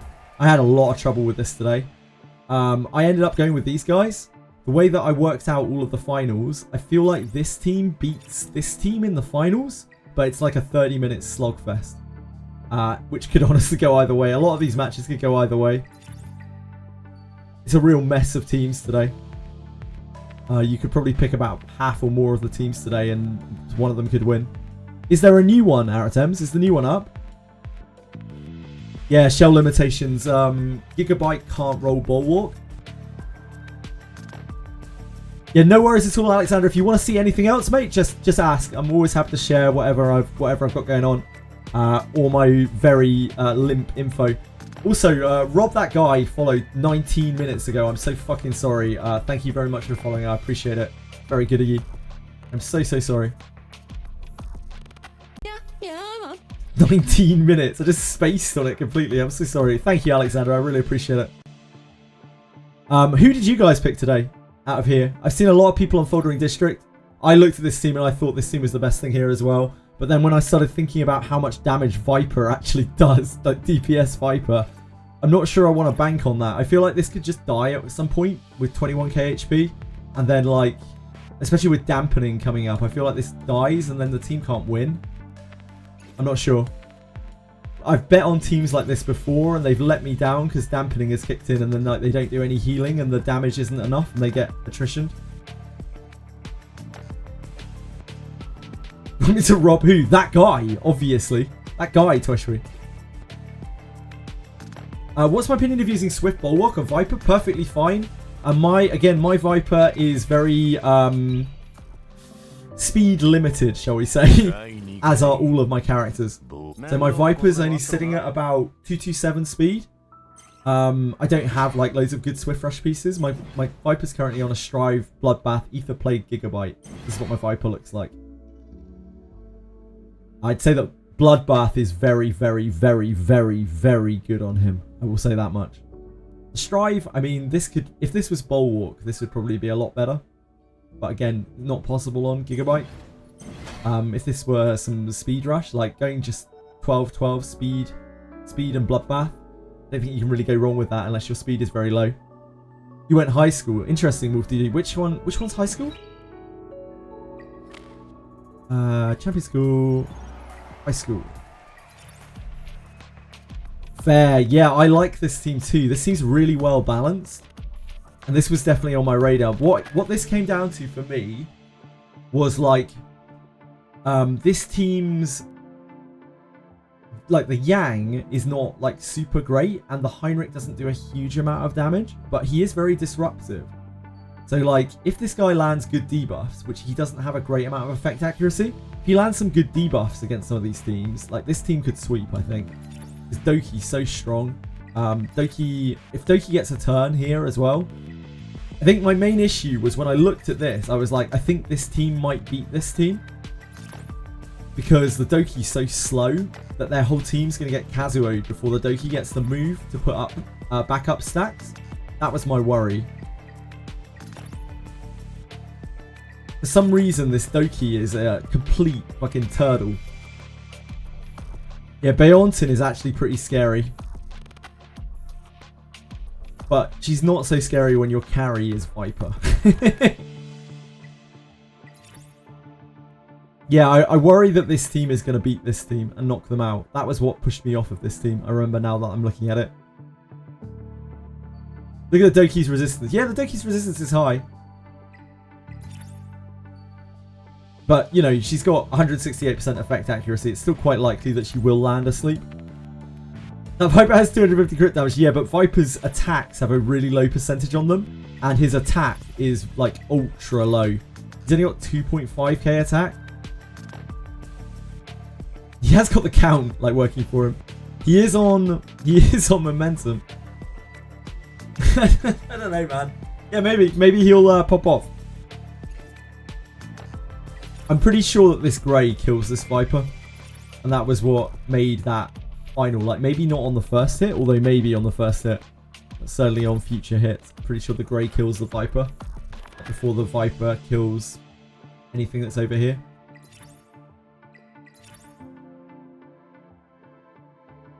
I don't trust DPS Viper. Yeah, I'm not super sold on it. I think this is like one of the best balanced teams. But I just worry that it can't handle this. I think it's going to be a bit RNG. This one's going to be really RNG. And I've bet on RNGs before and lost. Go for the solid 3 pick. I love the sports betting. I'm always sad when the sports betting ends. I actually love it. Not my favourite thing about the game. That and the board game. Any other board game fans? We had so many 3 shells today.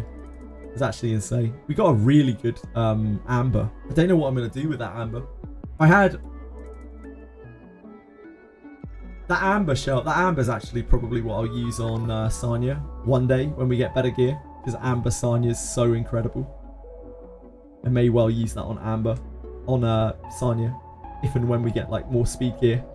The Speed Rush, Bloodbath, Ether Smite thingy.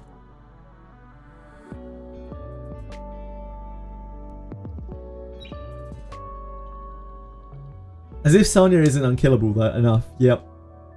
I've seen Amber Sanya. Like when you're messing around with multiple revelations, you kind of need it. The teams that I play against on ladder at the moment, like it's literally a wall of revelations. It's like maybe 4. I've even seen 5 revelations. And like, admittedly, that the Amber Sanya might not save you against that, but you need multiple ways of dealing with it, right? You need to be faster. You need to cut the cleave. At the moment, I can't cut the cleave. I've got a plan towards being able to cut the cleave in the future, where I outspeed some of their characters with some of my characters. At the moment, I don't do that. I love thinking about different ways to build a character, but when I have to analyze 8 teams, so weird builds, it feels so much hassle. Yeah, it's fine for me because I sit here like fucking 12 hours a day. I'm a degenerate, so like it's fine for me. But I can understand for other people it's annoying, and I don't blame people at all for being like, we have so many people coming in every day being like, who did you pick? Who did you pick? Who did you pick? Because people don't want to spend half an hour trying to analyze teams. And hey, I spend half an hour analyzing these teams sometimes, and I still get it wrong. So you know, who's the real chump?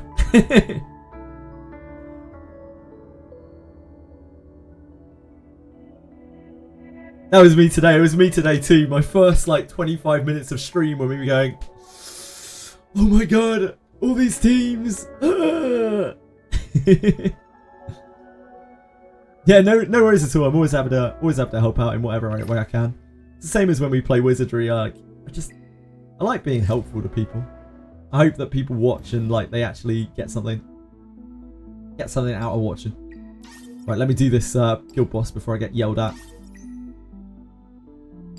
Kuma was probably bouncing off of the walls when we had 1 kill left on this for like 2 hours. That wasn't me though. Just for reference, that wasn't me. Wait, Sombra? Sombra are like a really big guild. We played against Sombra in one of the Union v Union things. I didn't realise Sombra. Oh, I guess we're just early on. That's probably why. Red Worm. This is a borrow Giada situation, I believe. Actually, we'll try it without, so that we don't have to steal anyone's Giada things. Try it just with Yelly.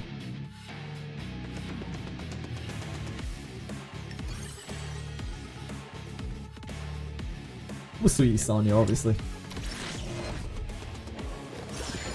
They get coins when you borrow. Yeah, but other people are probably going to need to use that Giada for their clear.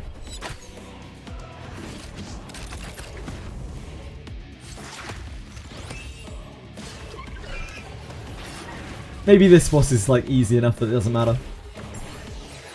I don't want to risk anyone not getting 100 clear because I've stolen a Giada that I don't need.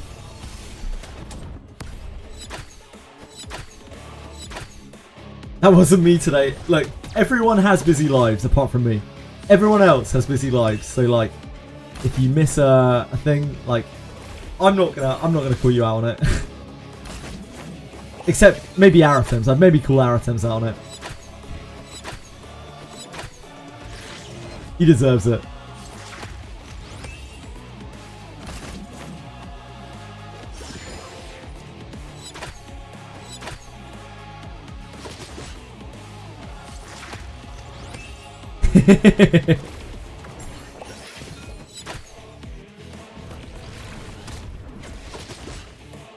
I think this is the second guild boss, so it's probably fine just running this. We probably could have put like Kloss in or something as well.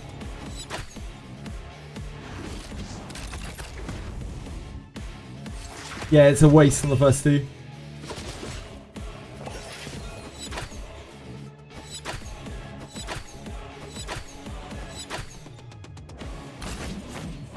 But I know we have some people in the guild who don't play as much, and they might not have the stuff built to take this on. I don't know.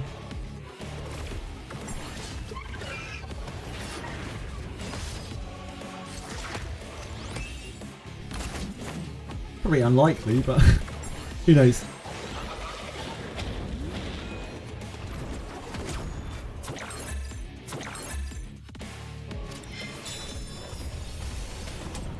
Yeah, it might be. That might be true as well, Toshru.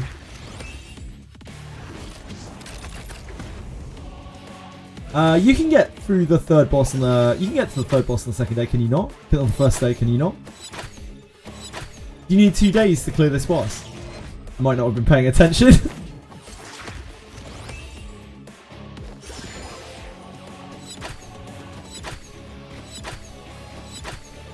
Second day. So I should have borrowed, really. I already borrowed six people's things. Maybe I'm locked for the quest. I gave out 6 coins to people earlier. Yeah, it makes sense. If we can't get there on the first day, then I should be borrowing from people, really. Second boss is 4k. Shows how much attention I paid towards guild management. Sorry, Akima. It's fine. That's the privilege of being a grunt, being a little peon.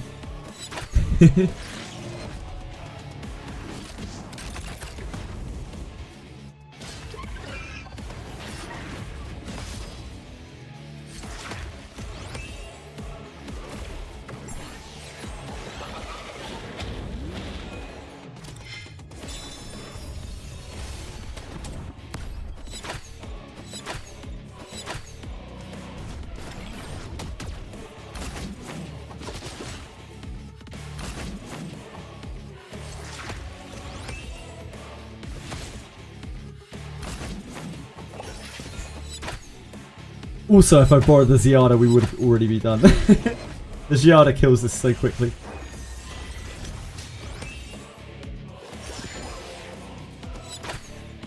I quite like Law of Silence in PvE.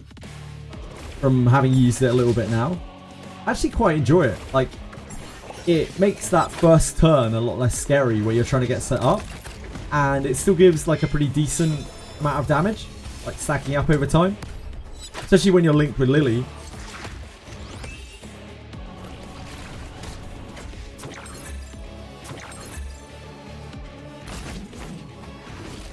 It's not as good as like Golden Lion would be probably. It seems like a pretty decent like DPS shell. I was using White Fang on her before, so you know.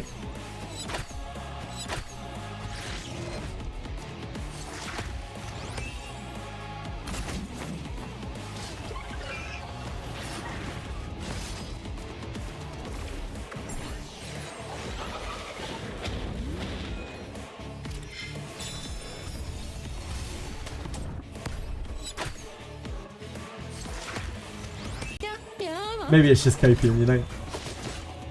Liathianol. Fuck. Liathianol. I'm so sorry. Thank you for following. I appreciate it. I hope you're having a good day. I'm sorry for butchering your name.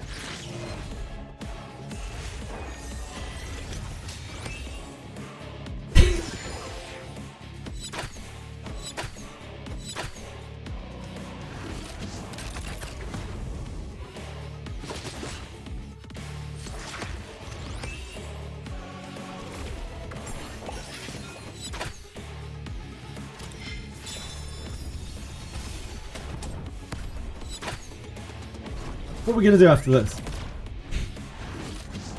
Place is Summit, I guess.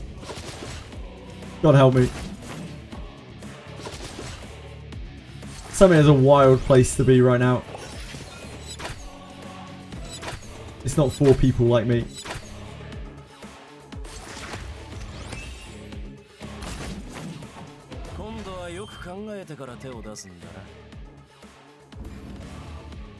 Okay.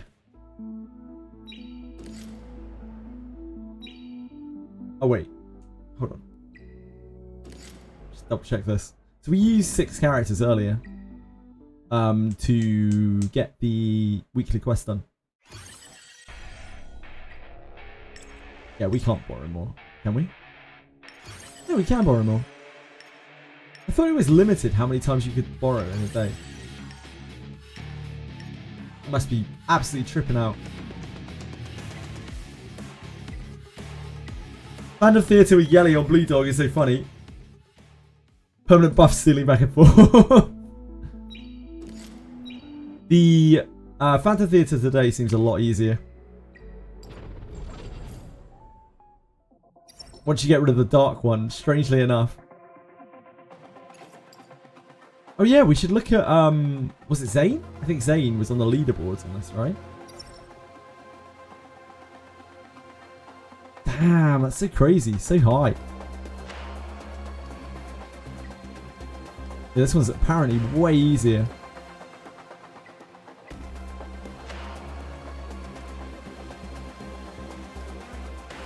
Oh, there's Dio.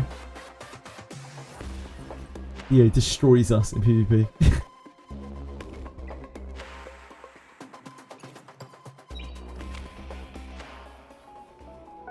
No longer there. Dropped to 21. RIP.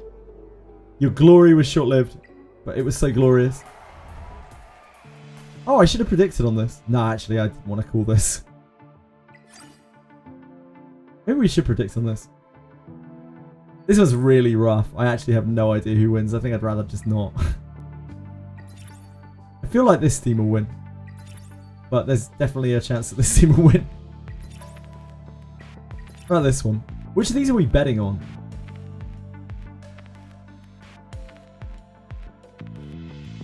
It's actually quite well balanced. But I still think this one wins. I feel like this is the safest one to bet on. I think that this always beats this. I'm pretty sure that this always beats this. Yeah, I think this one is the safest one. Left doesn't have enough damage. Maybe, yeah. Maybe left doesn't get through. Maybe a Boro isn't enough to bust through this.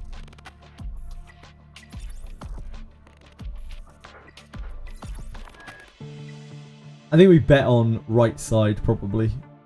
If I remember. Which I probably won't.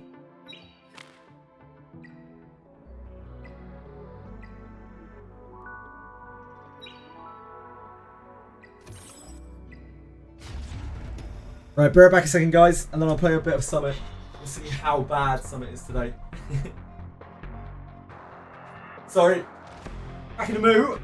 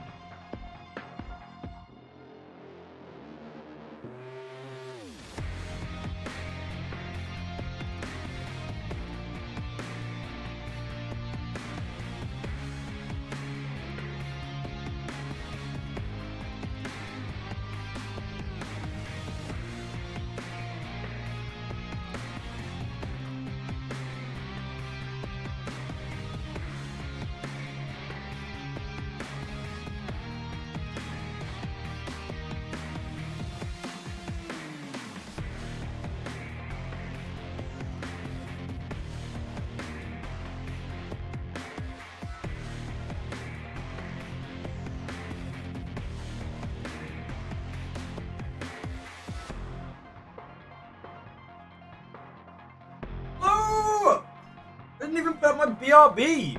Sorry. At least I can't forget to take it back down again. Got a cute little BRB. Didn't even get his screen time. For shame. Right. Let's get fucked. Yeah, I don't recognise the name. Limarino. Our default ban. Neo. I was not taking a poop, I'm afraid. I'm sorry, I forgot to put the BRB sign up. We have had our Lily abated. I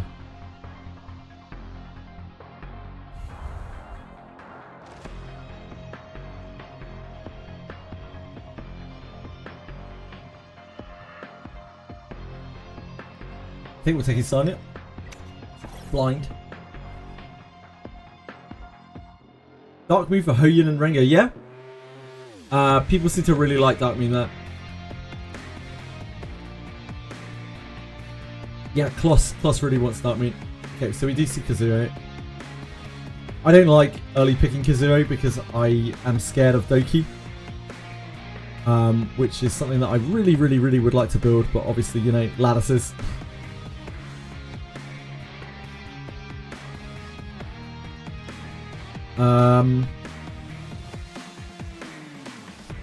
Are they likely to lock? It's probably going to be Tiamat. I'm going to guess it's going to be Tiamat. Off of first pick them low, I always just assume it's going to be Tiamat. Or it's going to be something beefy. Rev Heinrich. Holy moly, okay.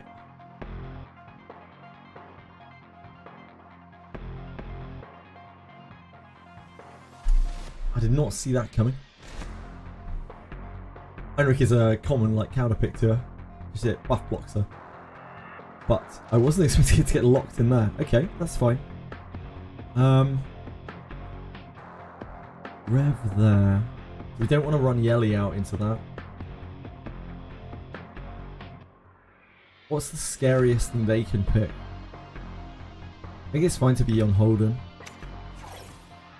And probably Valerian. Yoshi pulled for Hoyun. I pulled on her on the last day. I waited until the very end. That is not Revelation. Thank goodness. I waited until the very last day and I pulled on her. Because there was so much like rumour of her being useless going around. And I wanted to see for myself before I pulled. And I was very impressed with what I saw. Especially considering I was lacking other win conditions.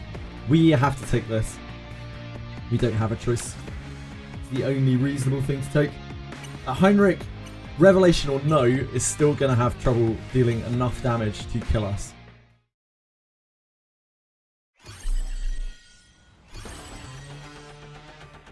We have two healers. We've actually been left with both healers.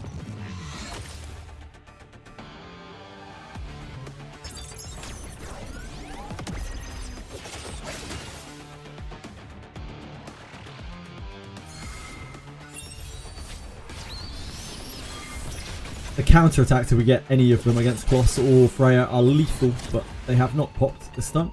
He is defense broken, so I guess it's not that surprising. It shouldn't do all damage.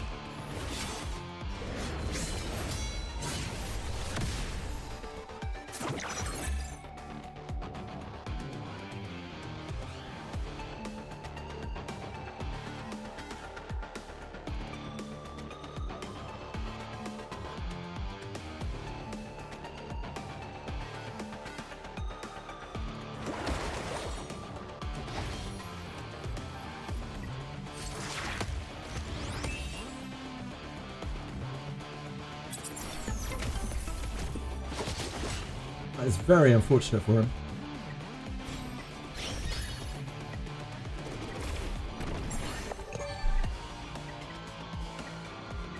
Yes, it's just very unfortunate for him. Maybe he doesn't have... Maybe it's built full DPS. That's the only explanation I can think of.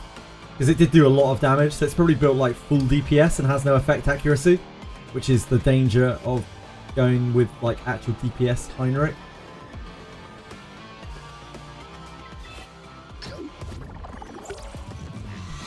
Best module set for Hoyun. I think it's Keen Eye Harvest. Or you could also do... Like, Fury Harvest is okay, but you really want your 1 to hit as... So your 3 to hit as hard as it can. I think Keen Eye gets you more damage than anything else unless it's massively mega debuff.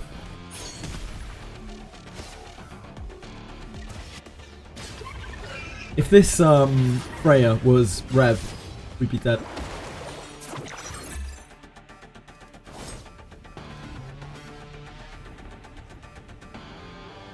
Let's test this and see how tanky it is, since we're in a dominant position. Oh, it's not bloodbath. Okay.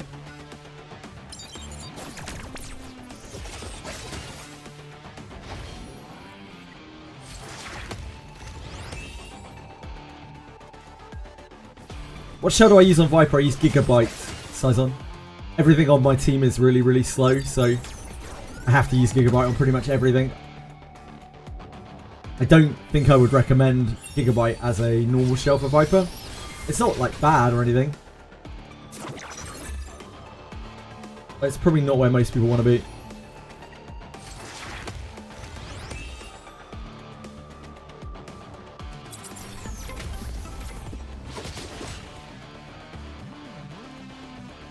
Yeah. I don't think what I'm doing would work for everyone. It's just the corner that I've painted myself into.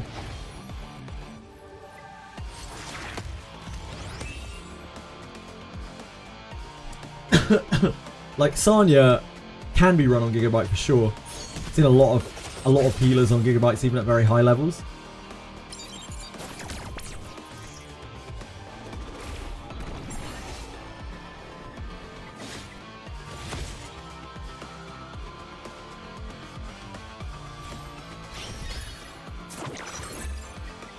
Oh god, yeah! In an instant, Taddy Cub. In an instant, I'd pour all of my lattices into her. I'd be chomping at the bit trying to get a reconfigurer, begging XD Entertainment for a reconfigurer. I'd suck XD's dick for a reconfigurer to get some lattices onto her.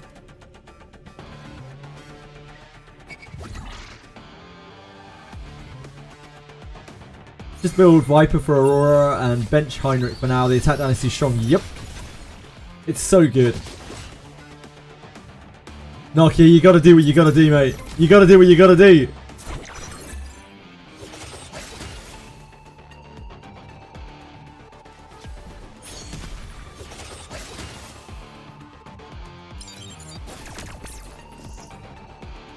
Yeah, you have to have 4 debuffs, I believe, for Keen Eye to be worse than Momentum.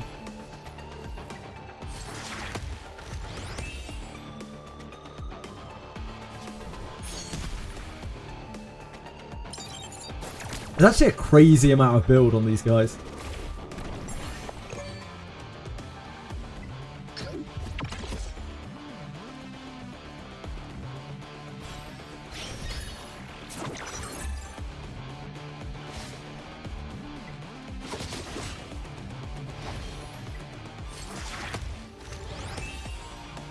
We're quite deep into dampening now. Like we are getting there. Yep. We're almost at 40. Swift Raid Rev Hybrid Heinrich sounds nice to build. Yeah. The danger with Heinrich is not giving him enough effect accuracy, as we just saw there.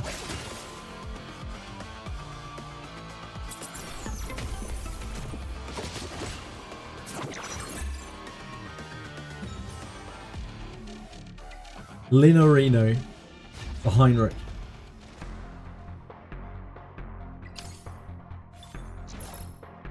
Nerine. It's a new name. Goes back to our default ban. I bullied 10 users earlier. I did not bully 10 viewers. See a Lily. A Lily.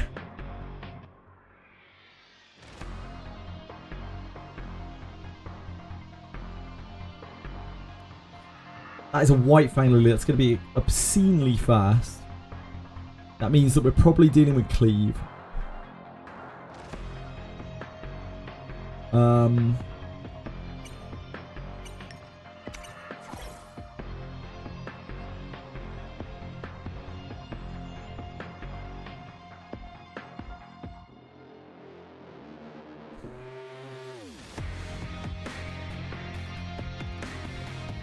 I really hate picking the Messiah. It feels so bad.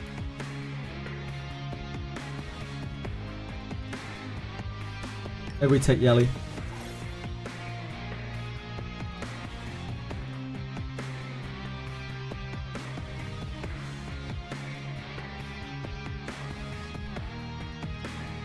That's fun.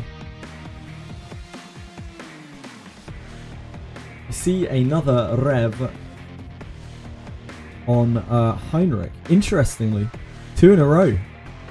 Is this the new thing?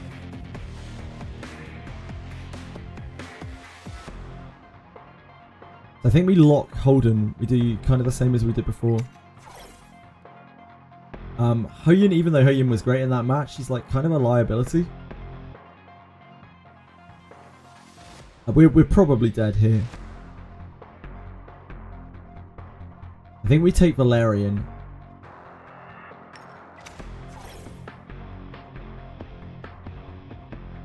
Does damage without modules. Yeah, of course. We're dead. We have no wink on here.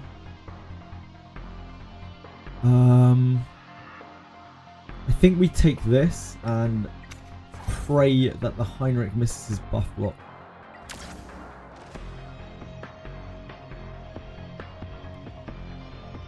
That Heinrich is going to get to rev us twice, most likely before we actually even get to act.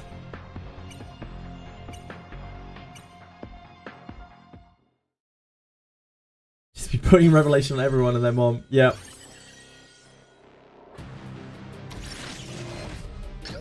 Unfortunately, our Veil is not going to hold up because Heinrich, our Void, sorry.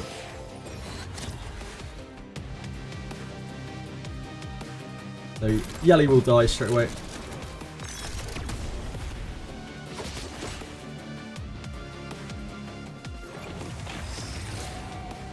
How much is the push? The push isn't actually that crazy. This guy isn't super fast.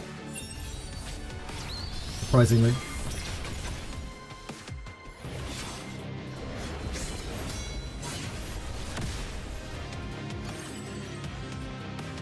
That is the worst target to revive. Sword holds. I know, it got caught on the last stick. Never mind. Yeah, that's the worst target to revive. That's okay. We shouldn't really have any chance in that game. I didn't really expect anything there.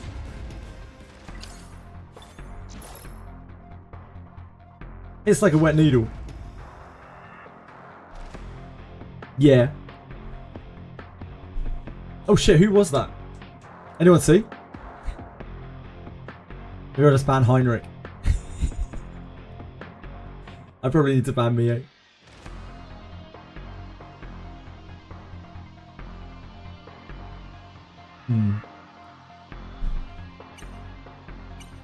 We'll ban Mio. It's fine. It was a new player. That's Tiamat. I see. That can mean all sorts of things. It can mean that they are a slow player who doesn't have Tiamat. It could mean that they are a rush player with 1 million revelations. Ah, that one. Right. So let's take Yelly, as she's another commonly built revelation. I'm gonna take her in.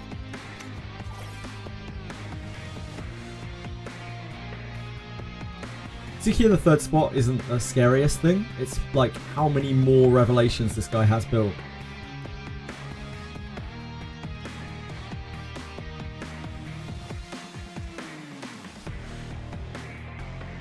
Oh my dear god, okay, yep.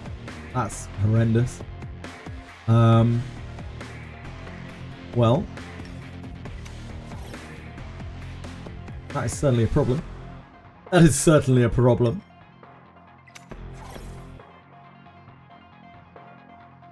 Someone has been to Rev school. We have to still ban this.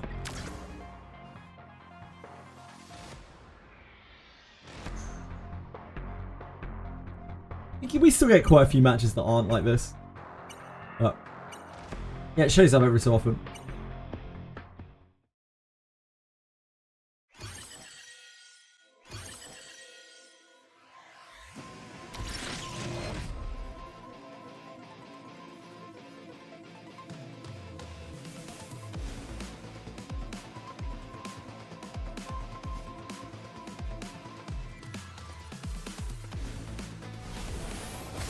Correctly banned Sanya. So this is Salin's Revelation. This is going to passive block us. Which is obviously bad for obvious reasons.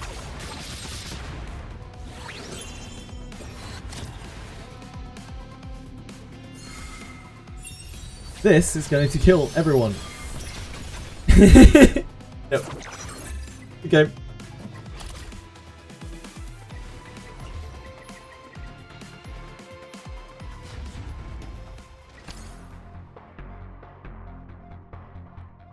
Revelation Ling Low. She doesn't really, she's not like perfectly suited for it. Yeah, Salin's is really busted with it. Like, people haven't really seen a lot of Salin's with it, but Salin's is super busted with it too. She hits 4 times. Actually has really good debuffs. So a much less common pick. What are the best mods for Holden? Can I check yours out? Oh yeah, sure. After this I will show you. And perks. Is it a new name? That's Doki, which makes me think that he is going to try to icebox us, which makes me want to take Kazuya as my first pick.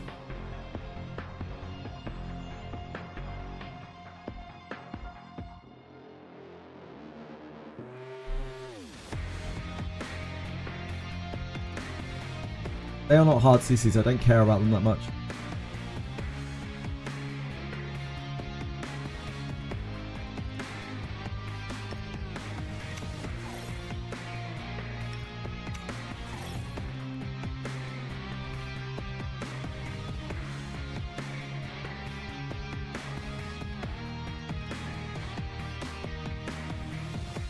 What are we going to see? No revelation in there. Locks the Valerian. There's a revelation. A Rosar.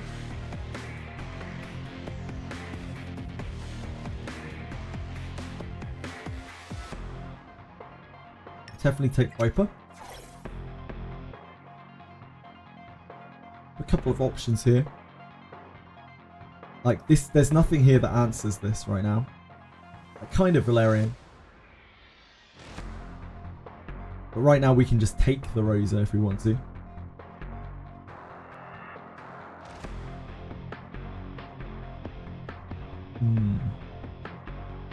I think I'm fine with Holden.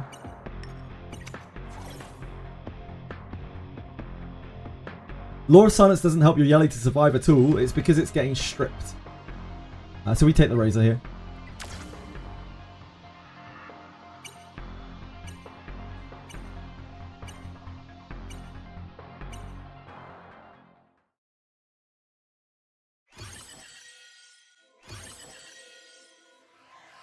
It's more because they have multiple revelations, Taddy Cup. There are some teams that I just can't beat. It's just one of those things at the moment. It's the way it is.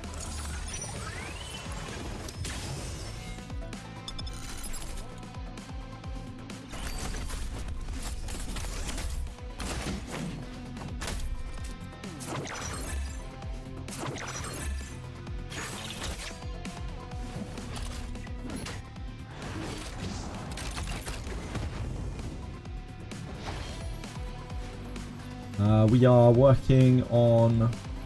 There's no artisan here? Wait, does this not have a shell? Is this shellless? That doesn't have a shell. There's no artisan here. We probably just hit this. Oh yeah, Viper lives that. Oh man, Viper! He's got like 40k HP in Bloodbath.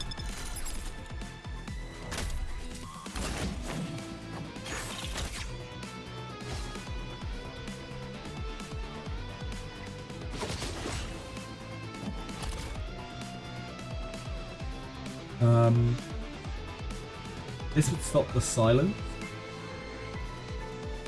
I think that's better. Oh, he's Alicorn. I'm blind. I didn't silence anyway. I'm dumb.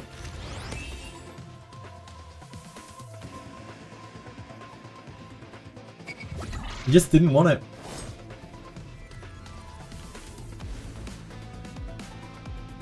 I'm just gonna use the 3. I'm gonna push the 3. Like, it's safer to not, but... Oh. I wasn't paying any attention. Don't do that. Don't do what I just did.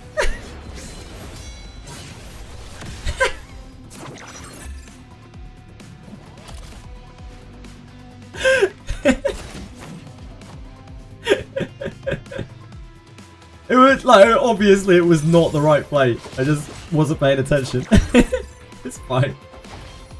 Don't worry about it. I just like, it's because I was looking at chat. That's fine. He could still easily win. See if he gets that. What's he gonna shoot now?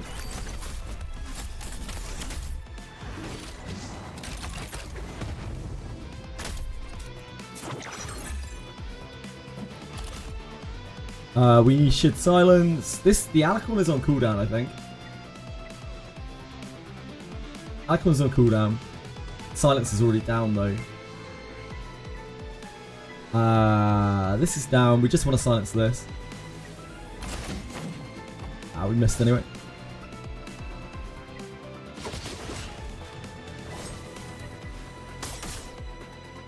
Sorry, Ampix. Sorry for playing super bad. Apologise. He's a tank, but the thing is, he has to go through Sanya, right? Like, his biggest mistake in that game was not banning Sanya. My biggest mistake in that game was, you know, pumping all of my damage into an invincible target. Some might say that that is not the correct play. Personally, I'm all about sending a message. That message is, I'm a moron.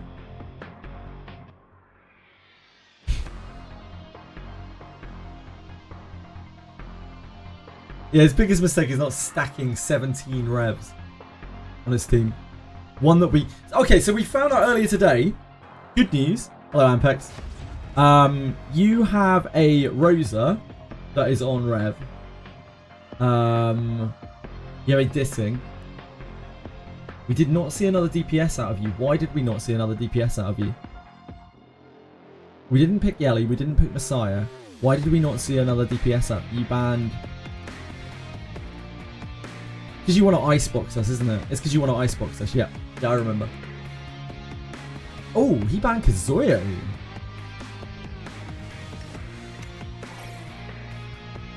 Now I'm really confused.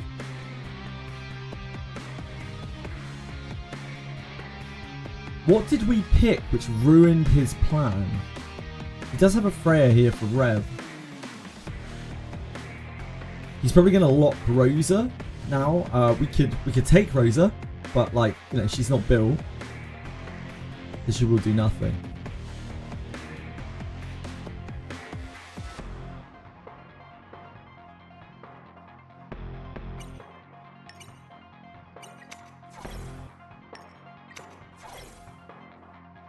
Let's do that.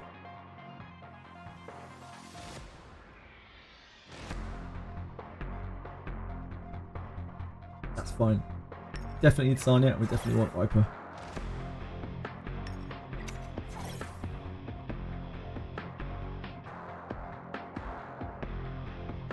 Our ban is the Freya. We don't care if we get outsped. The Razor might have been a bait. I don't think so. I think this Razor is probably quite built. He doesn't seem to have many characters built, which leads me to think this Razor is actually super stacked. So the reason why I locked the Holden there is because I actually want the Sanya. So I wanted him to ban the Hoyin.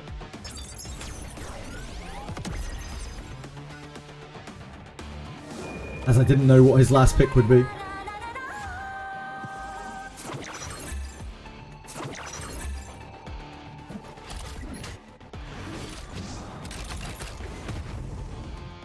ram the attack down onto Rosa. Ah, it got taken off.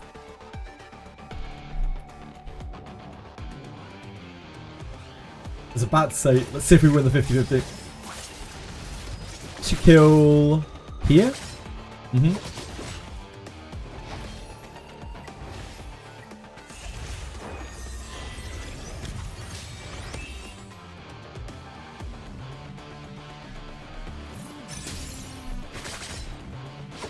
Silence.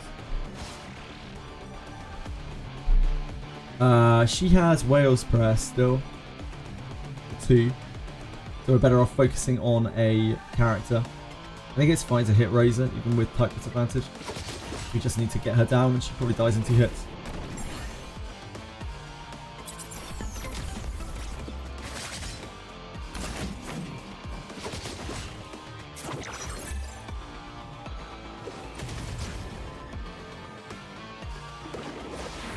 Okay, I definitely should have hit there. I completely forgot that the Linglo would act and heal her. Yep, my bad. I should have hit Marvel. There's no skill on any of team.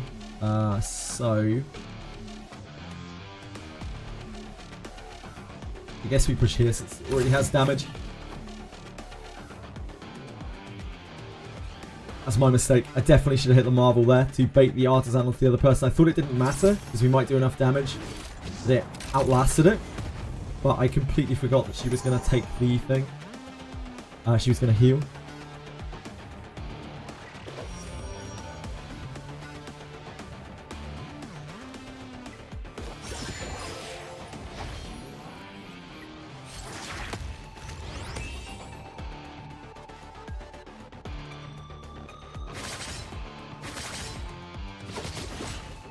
Yeah, the Razor's not like super duper duper built. Oh, Holden is quite beefy. He's not Bloodbath. He's built more for damage.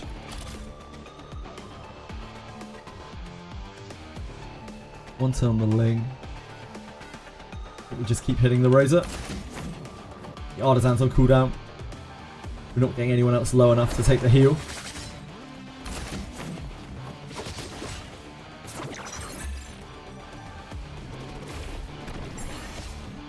Sweep here is better to take some of these heals. We're not going to kill either way.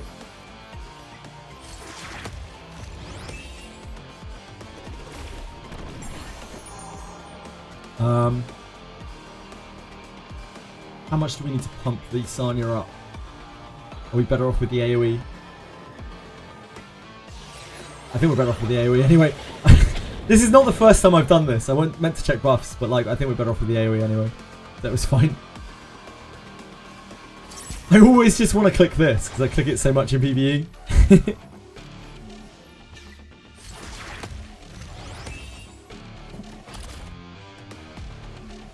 There is no 3.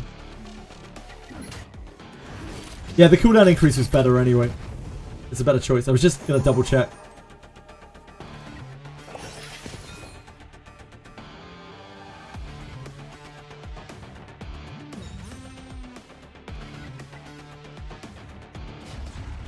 Anpux doesn't seem to have... He seems to have a narrower roster than I do. I'm guessing he has a Mio build. I'm almost sure he's got a Mio build. Because, like, he has so few characters built. It must be something that we're banning. This is a new person, Tramo Yero. Thank you so much for following. I'm Salaz. This is an unknown quantity.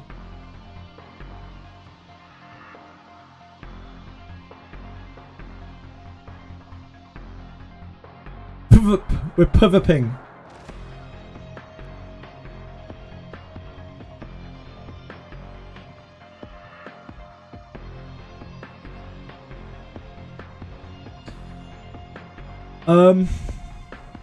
That is not a revelation. This denotes hyper carry. Super hyper carry. I'm pretty scared of Messiah, but I think we take this.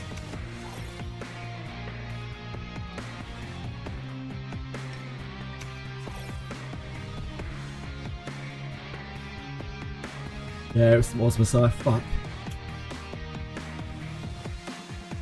It's always Messiah. It's always Messiah.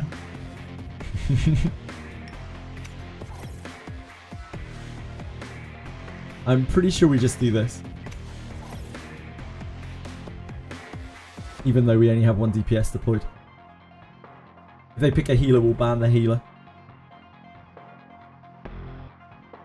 So I think our ban here is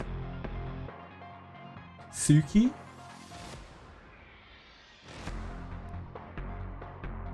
I think it's Suki. Oh yeah, I'm so sorry. I'm so sorry. I'm Salaz. I meant to show you. I think I meant to show something else earlier as well. My brain is gone. My brain is fried. I'll show you. I'll stop after this and I'll show you everyone everything on my roster. I think it has to be Suki, but our Lily won't be faster than their Freya probably. Or their Kloss. Oh! Oh! Oh! Oh! Oh! Oh! Oh! Oh! A Lily outspeeds! Lily outspeeds! This is the best day of my life. This is actually the best day of my entire life. We bond this.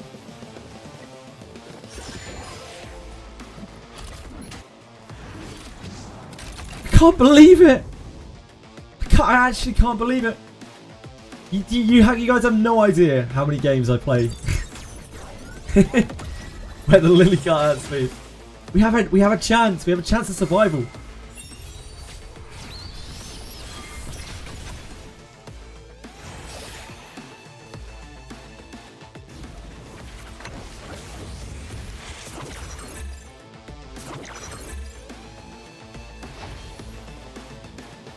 We don't hit this because this is gonna get. Oh, actually, is this? Yeah, this is gonna get invulnerable. We hit probably Beonton.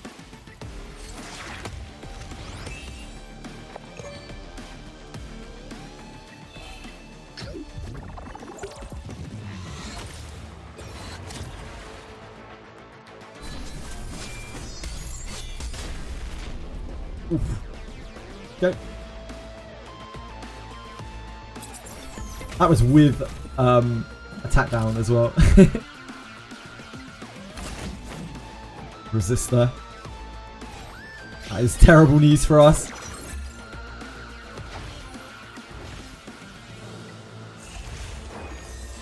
Arguably, this revive should be on her.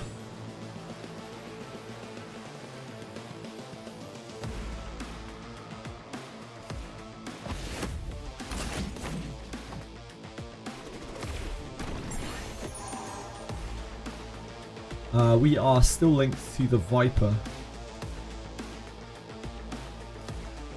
Viper pushes a silence. I think we AoE.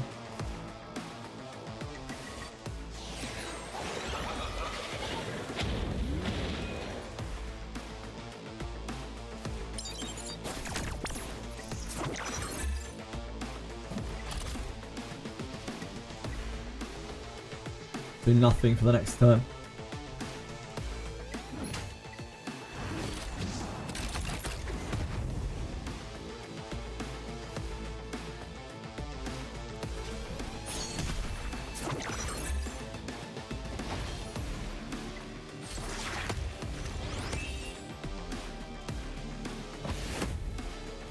The side's pretty slow.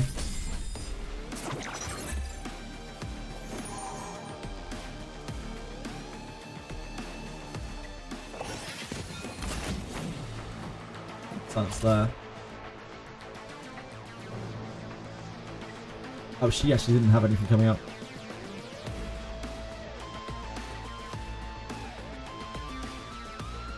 Miscounted. Just push this, I guess. Try to kill her.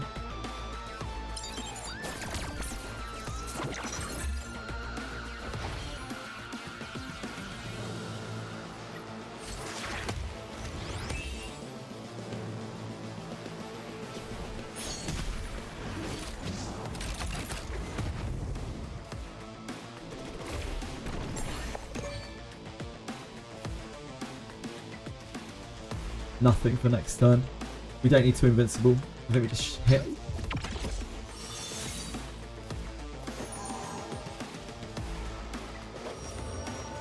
I'm pretty sure we swap our buff to her.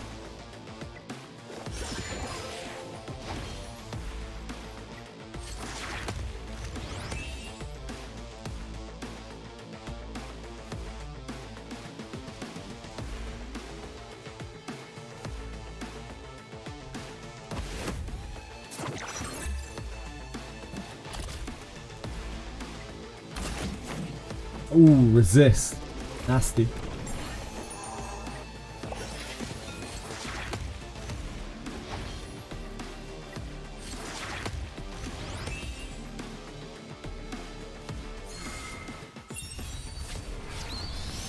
Very nasty.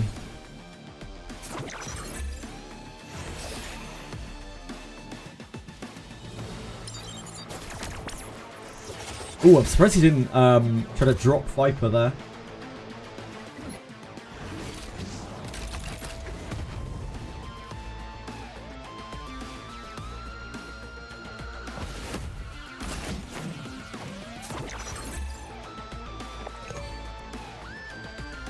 So we need to invincibility either her or Lily. I think Lily is more important to keep up right now.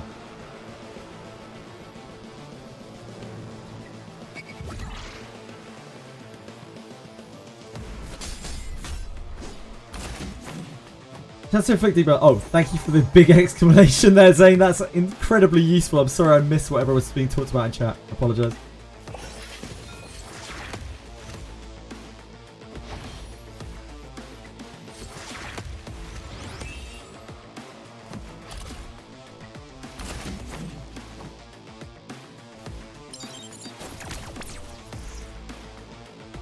Why is this game dead?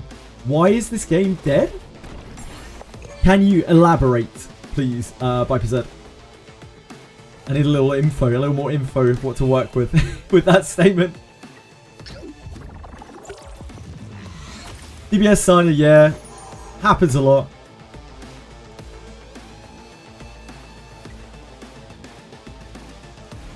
I think we just cool down.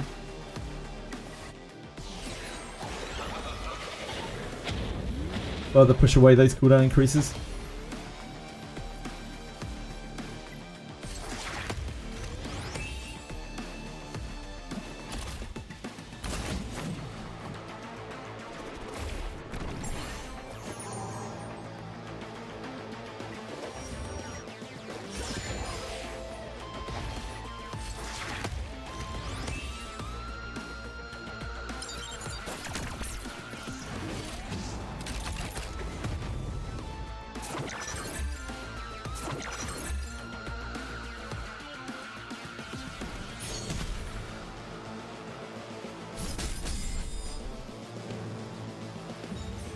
Besides, sustained damage is just so weak compared to like every other character, every other DPS character in the game.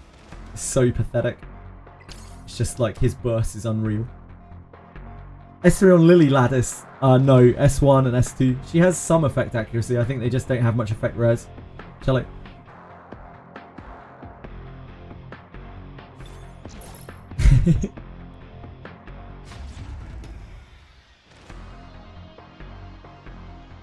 This is a new person, as far as I'm aware. Although my brain is so full of things. Might not be true.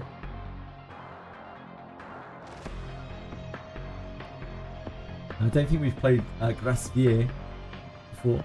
There's an Obol as his profile picture. Does he think he wants to icebox us?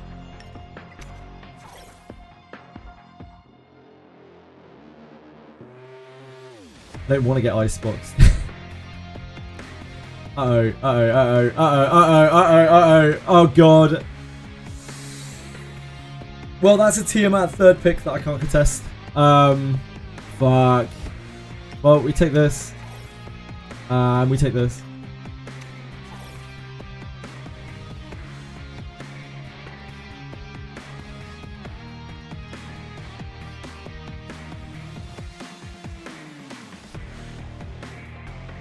Okay, fine. Don't mind that.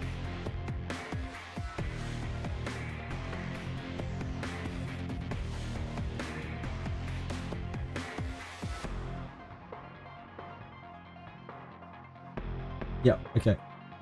So we take Valerian, so that they can't. And we are going to need damage to be able to close the game. So we threaten this.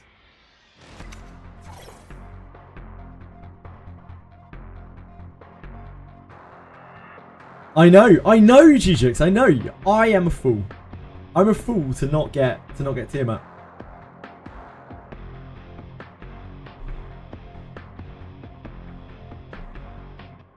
Imagine not pulling thousands and thousands of times to get a specific RGB off of the RGB banner. More fool me. Okay. We take the Tiamat.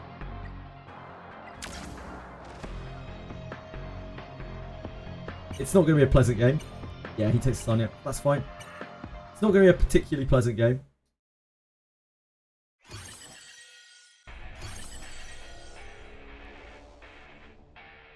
We might be able to get there, depending on how built these things are. There are 2 artisans here, which we may have to bait. We'll try to.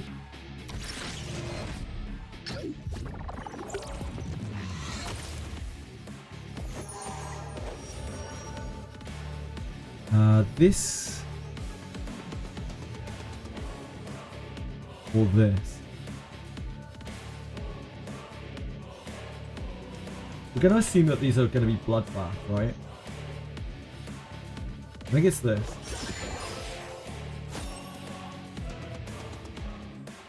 What's likely to be the most squishy thing here? It's probably the Shiaki. I think we try to kill the Shiaki. Possibly still on bloodbath. I think we have to try.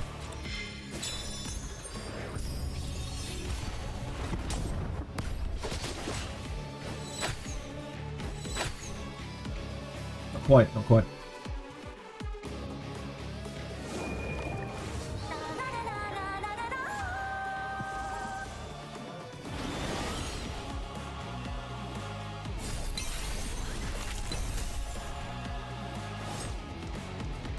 So we could try this on this. It's at disadvantage though, which is really, really, really bad.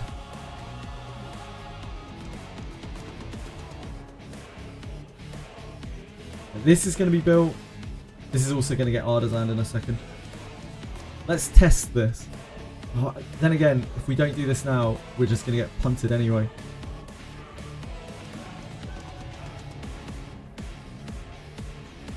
Let's do this.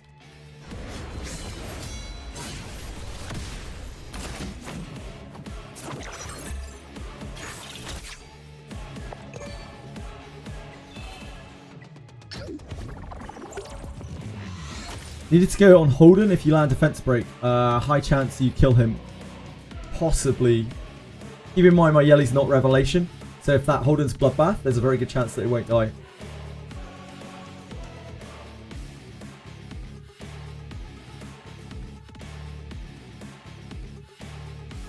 As you saw, we failed to kill the Chiaki who was not Bloodbath. So it's very, very likely we would not kill the Holden who is probably Bloodbath.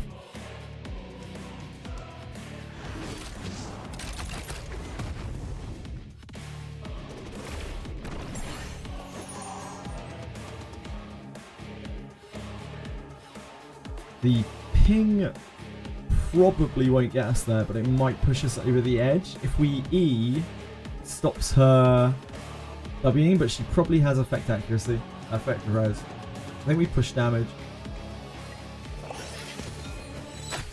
Because we're on a clock here.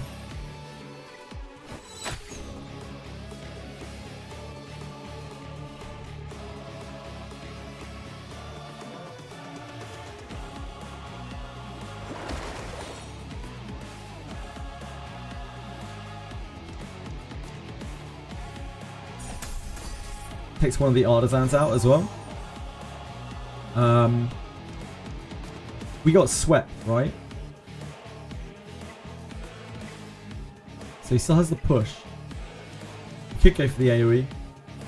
Or again, we could just try to push. I think we go for the AoE and hope that it sticks.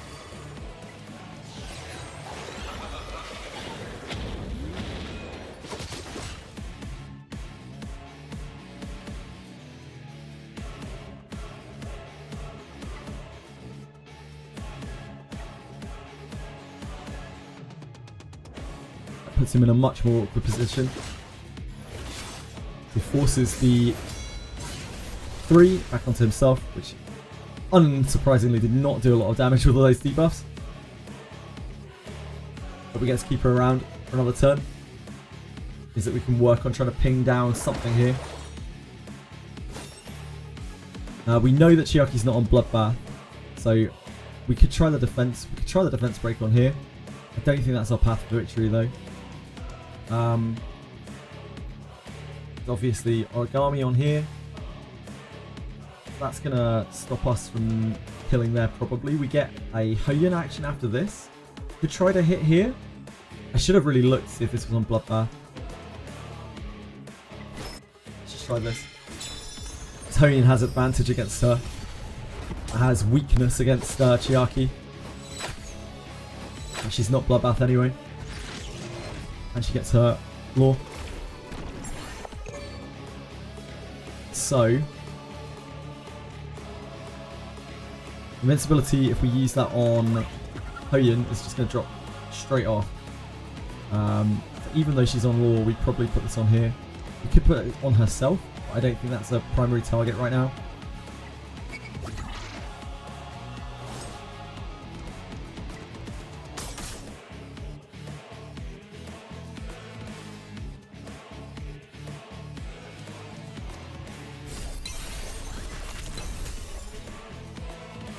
The wound there, absolutely huge. Nice. Good job, Yelly. Good job, Yelly. Yelly actually popped off that.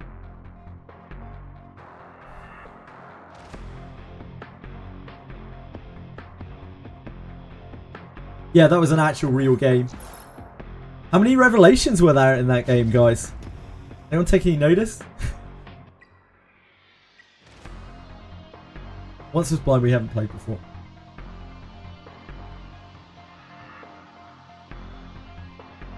That is not a revelation for him. He is Baned Lily.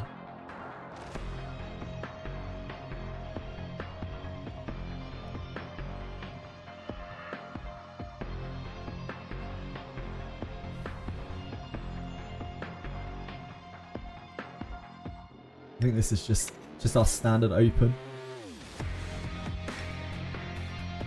Without any pre-knowledge of what's going on. Yeah, because this makes me... Yeah, okay, that's what I thought. So whenever I see a non-revelation Freya, I automatically think that it's a slow comp. Ironically, if that guy had picked Tiamat in his third slot, he probably would have had a much... we would have had a much worse time against him.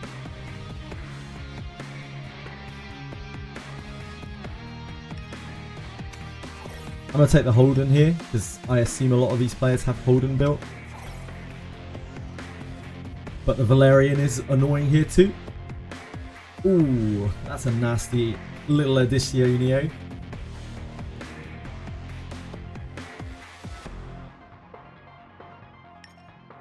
We can take this.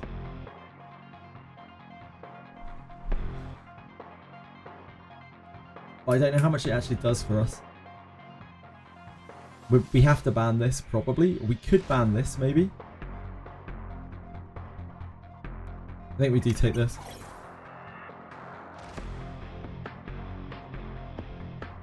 I'm kind of feeling this. I'm kind of feeling a ban on this. So that we actually stick damage.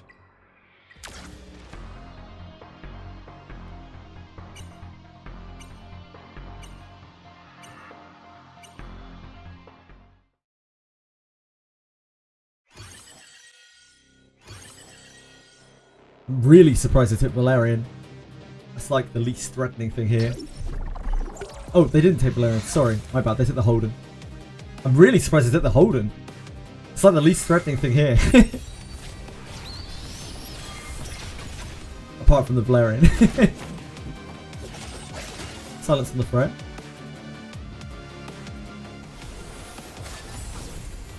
Oh, I forgot again. I'm so sorry. I'm so sorry. I'm old and stupid. Please forgive me. Please forgive me. I have to concentrate so hard on the games, like my mind just goes empty. So immediate counter. This might not kill because of Tiamat, but it should. Yep.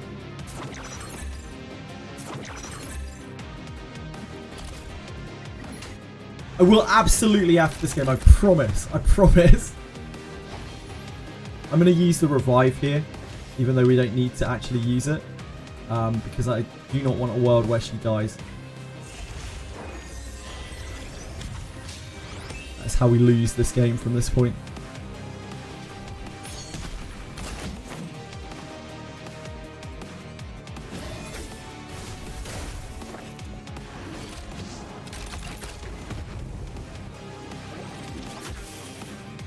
I'm going to type in all caps. Okay, okay, okay, yep, yep, okay, okay. Even my old brain can't possibly forget. We only have a slumber here. We don't want to hit this. Actually, I don't think it really matters. This probably has the least effect res. Oh, yeah, yes.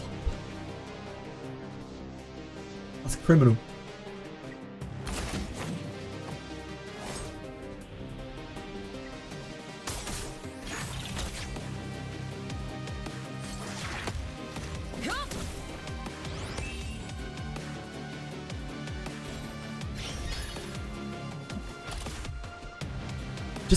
Just be good.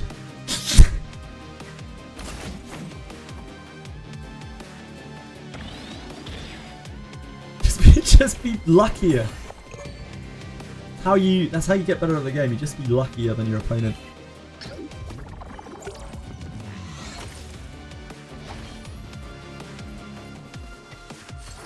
We have to go through Amber here, so like this is not exactly super easy. We might want to be taking out the Freya first. Oh wait, no, this is Lighthouse. I just assume all the Tiamats I see are Lighthouse or Amber.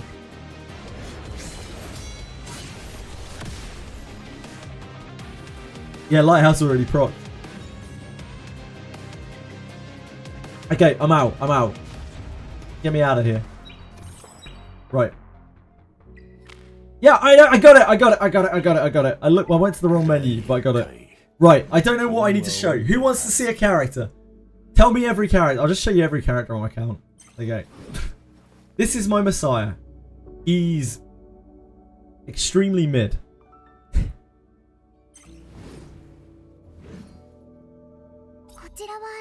This is my Lily.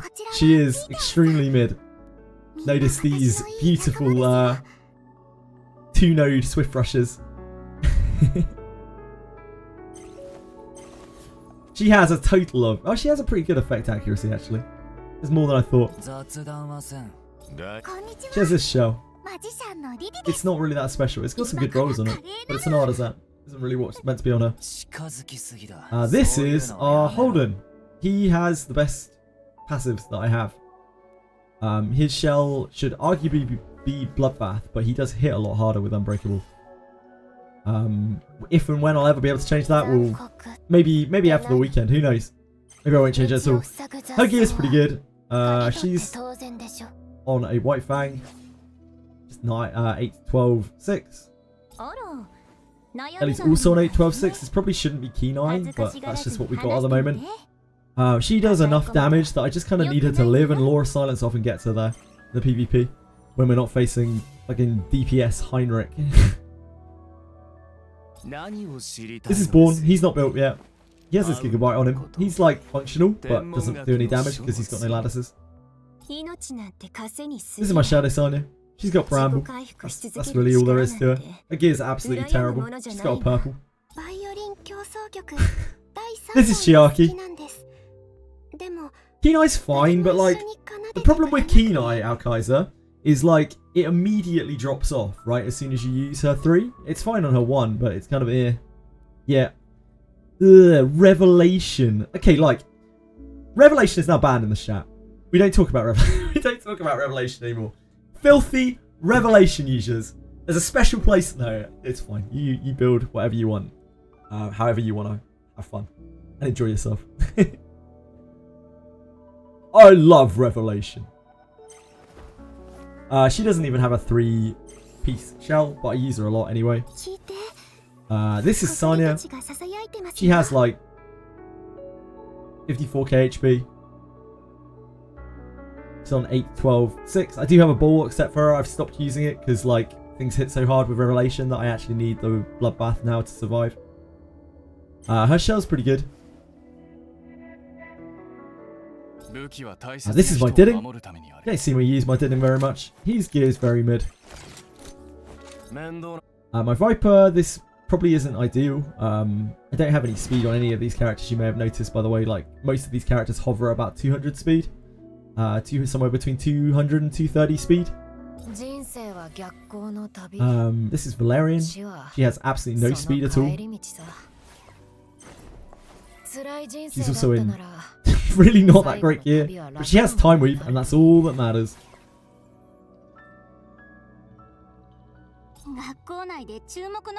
This is my Kazuo. The gear is alright. It's okay. She has like 250 speed. Oh, her speed's gone up. She's got 252 speed now. She's my second fastest unit. This is my Gachi. He doesn't have a maxed helm because the helm is so bad that I felt like I couldn't max it.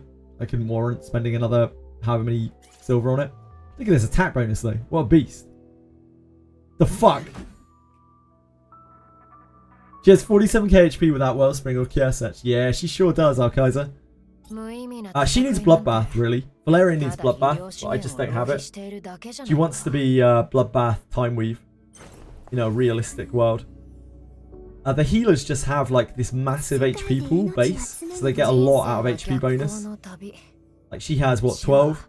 12.3? She has 13k base. So they get so much out of HP bonus. They're gaining like 6.5k or 6k out of each HP bonus or more. Plus whatever else on top. That's why they end up with so much HP. And of course, when you're building healers, you don't need to give them anything else.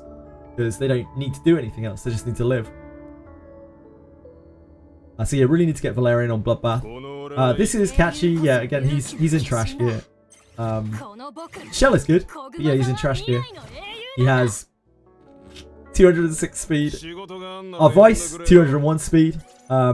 His shell's not really like ideal, but it's fine. He gets bonuses off of his HP. But he should probably be on, I don't know, something else. Swift Rush? Swift Rush something? I have no idea. Ashy, I will in a second. This is my Kloss. She's in 12 gear. She's got yellows on. She's got a black flag. This is Ling Lo. Her Gigabyte's actually quite good, but this needs to be Bloodbath again. Really just need Bloodbath on like everyone for PvP. Her gear's fine. It's like usable. But she has no lattices. This is my Freya. I haven't really used her for the whole game. I've just used Chiaki the Echo instead. I prefer Chiaki the Echo in most situations to Freya. I know that's quite controversial, but here we are. This is my Rosa. She's naked. Not in that way, you sickos! Christ. My Silence is like half built. I used her for Hoyin a little bit. And that is all of the characters on this account that are geared. Oh, sorry, Heinrich has half a set on him. Damn, what a guy. What an absolute folk legend. Where is Ashy? My Ashy's here. Ashy makes naked look good. What do you think about Born? I think Born is insane, but I don't have... You need him full lattice. Problem with Born... I picked up a dupe of Born today, by the way. That's how into Born I am. We already pulled 2 dupes of Born, and I bought a dupe of Born from the shop today. That is how intent I am on building Born. That is a show of intention. He is really good, but you need to max him. Like, he needs everything here. Absolutely everything. He needs this at 5. He needs this at 5. He needs this at 5. Okay, you could probably get away with this at 4. But he really wants it at 5. Because this is, like, his sustain is part of what makes him so good. He is just like a sticky bruiser that just sits there and grinds you down, like, constantly.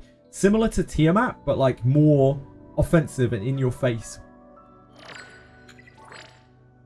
He has an insane HP pool when he's fully built. His HP hits like 40, 50k, and you can just run him on Bloodbath. And he's just a terror. Like, he's really, really, really hard to deal with.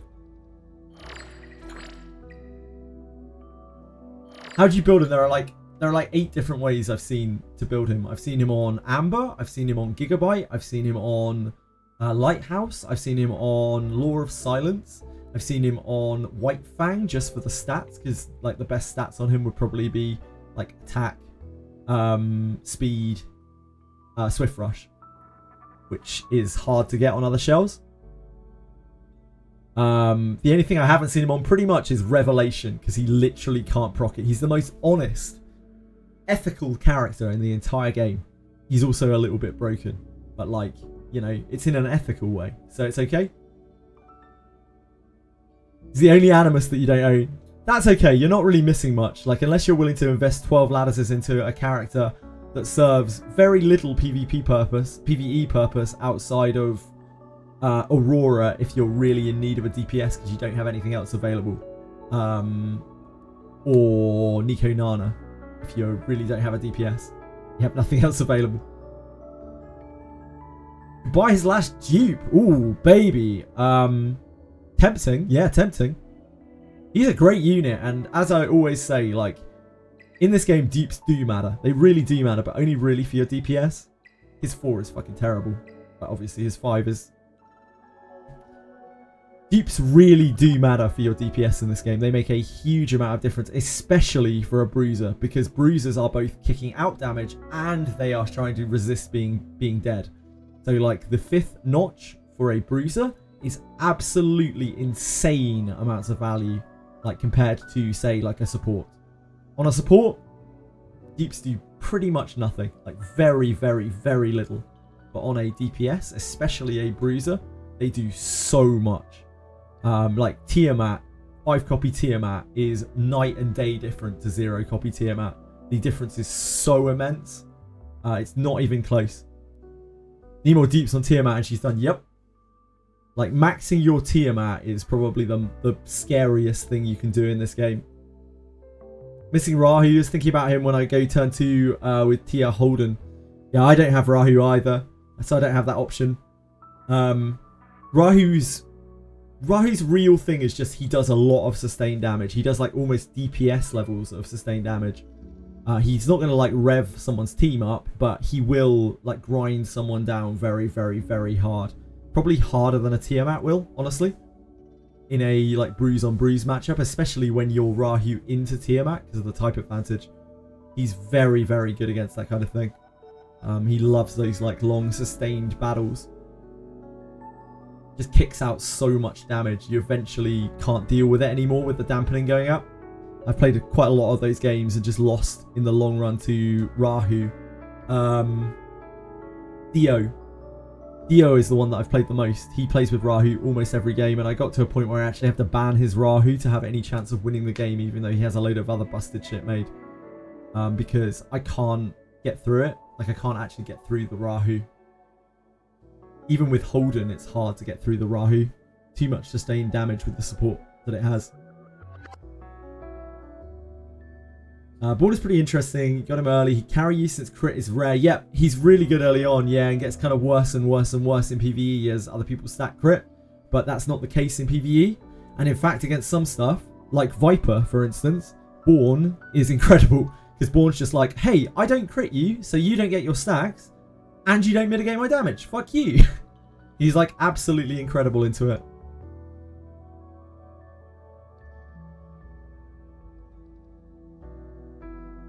I have him, but his HP seems rather low. I had triple defense. Oh, you have triple defense bonus. That's part of your problem. Oh, Holden, Rahu, you're talking about. Yeah, like, I mean, if we look at Holden, I don't have Rahu to compare. But, like, I have Holden. Holden's HP is only, what, 10k? And this is with 3 Jeeps. So he's getting plus 10% from this. So his base is what? Like 9 point something? 9.8? Something in that region. I don't know what Rahu's is. Is Rahu's lower than that? I figured it would be about the same. Oh yeah, we can look in the archive, can't we?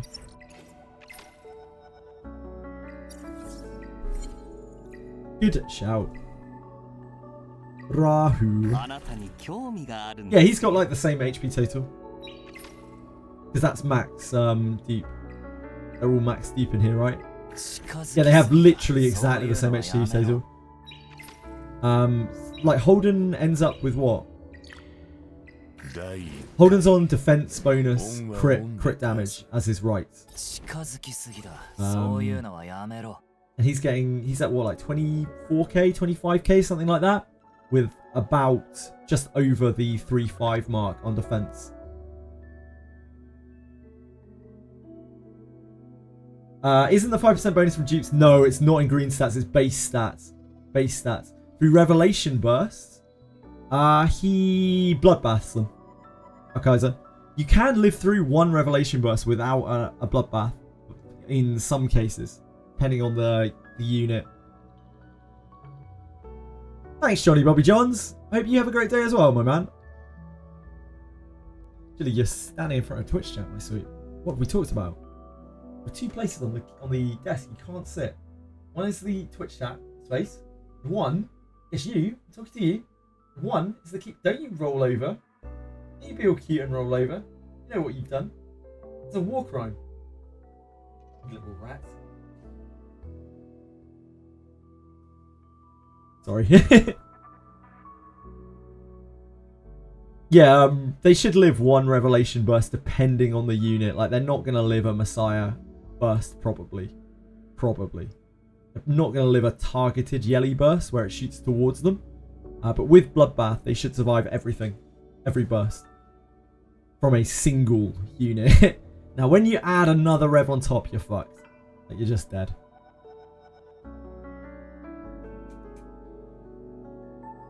Most Rahus, most Holdens are on Bloodbath. I don't have enough Bloodbath pieces to build it, even if I wanted to. And I don't think I have a artisan for it either. I would need what? Bloodbath something. I don't even know what.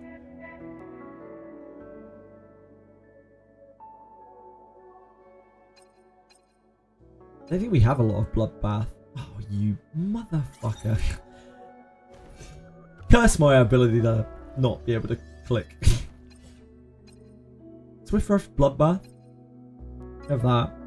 I don't think I would want to use that on him. I think that might be the only Bloodbath we have. We farmed Nico Nana for so long, but I don't think we've got any other Bloodbath artisans. Nope.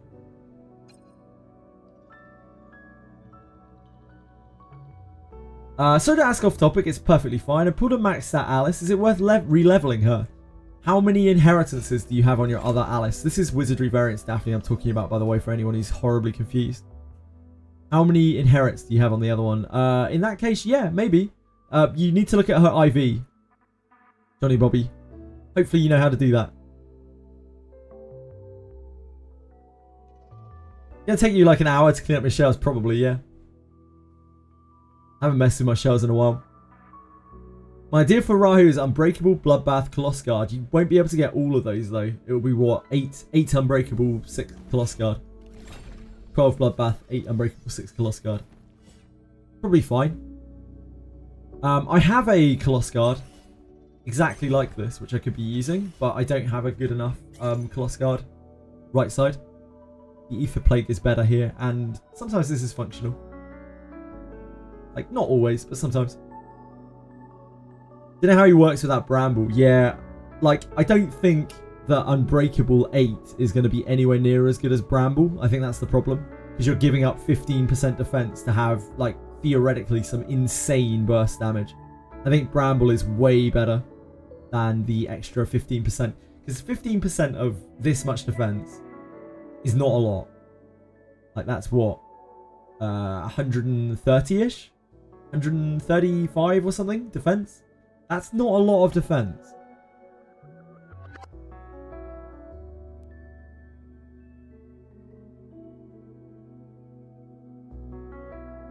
That's what I'm saying. It would be 12 Bloodbath, 8 Unbreakable. So you'd be losing 15% defense on your base defense to gain the Bramble effect, to be able to like lock people out of games pretty much. Which is very, very, very, very, very powerful. Like, surprise damage in PvP is so strong.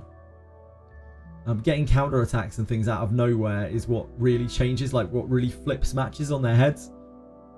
Like, I know it's inconsistent, and I know a lot of players don't like that, but inconsistency is what wins you a lot of games in PvP because it's unexpected. And unexpected damage is the scariest damage there is. It's the hardest to mitigate, it's the hardest to prepare for. How does the math work? Is Bramble calculated since... Oh, okay, sorry, I was talking theoretically. I was talking hypothetically here. Von Schlong, I would never use Bramble on Holden. Ever, ever, ever, ever, ever. I think it's absolutely trash.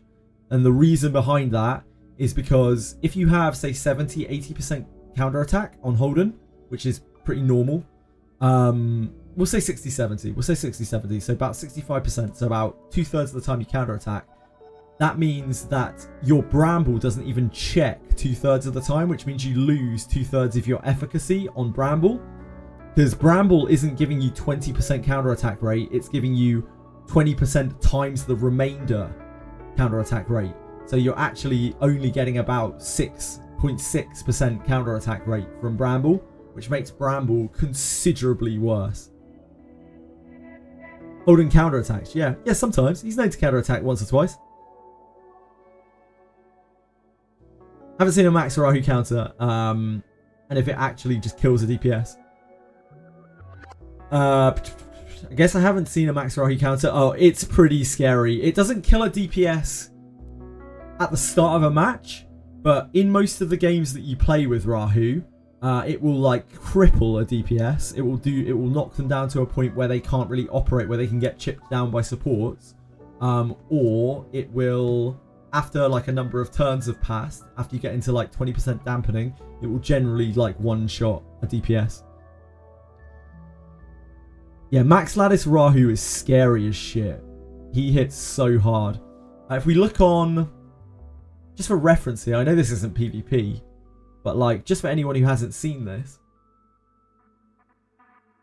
because I think this might surprise some people. We were just looking at this the other day, so sorry if you've seen this already. Try to win DPS meter. Look who is down here in number 3. Number 4, sorry. Look who's down here in number 4 in terms of single target sustained damage. That's right, it's our boy Rahu. That's an insane amount of sustained damage.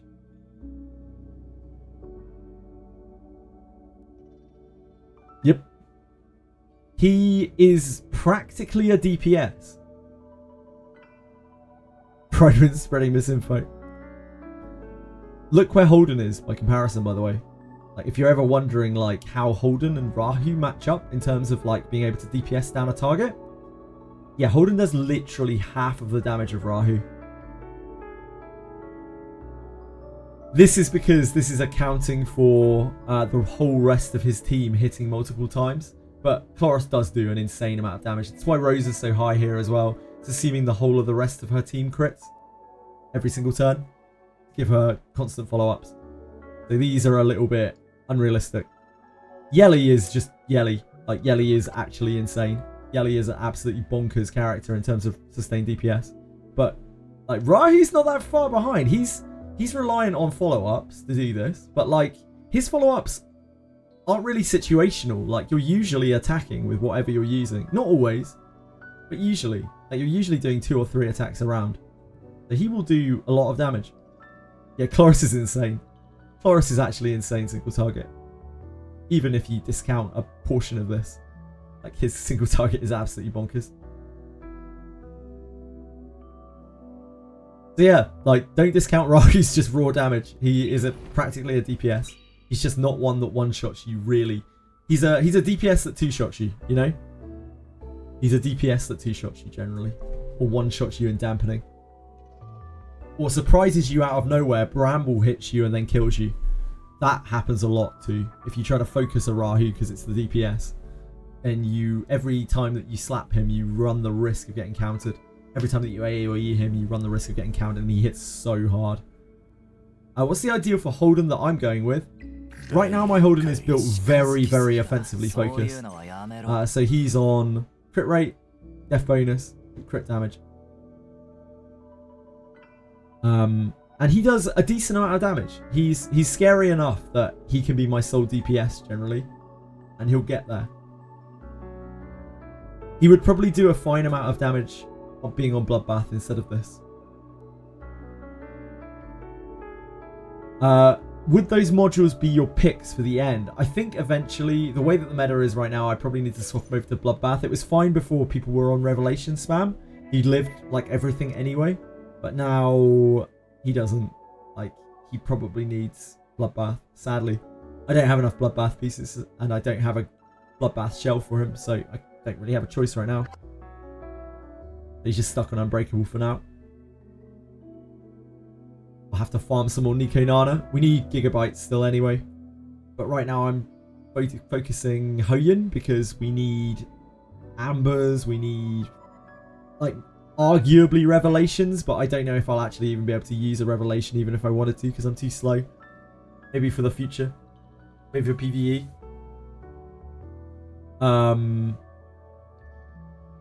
And Law of Silence. I'd really like to find a Law of Silence for Born. I think Law of Silence might be his best shell. I'm not 100% sure. I think a lot of things work on Born.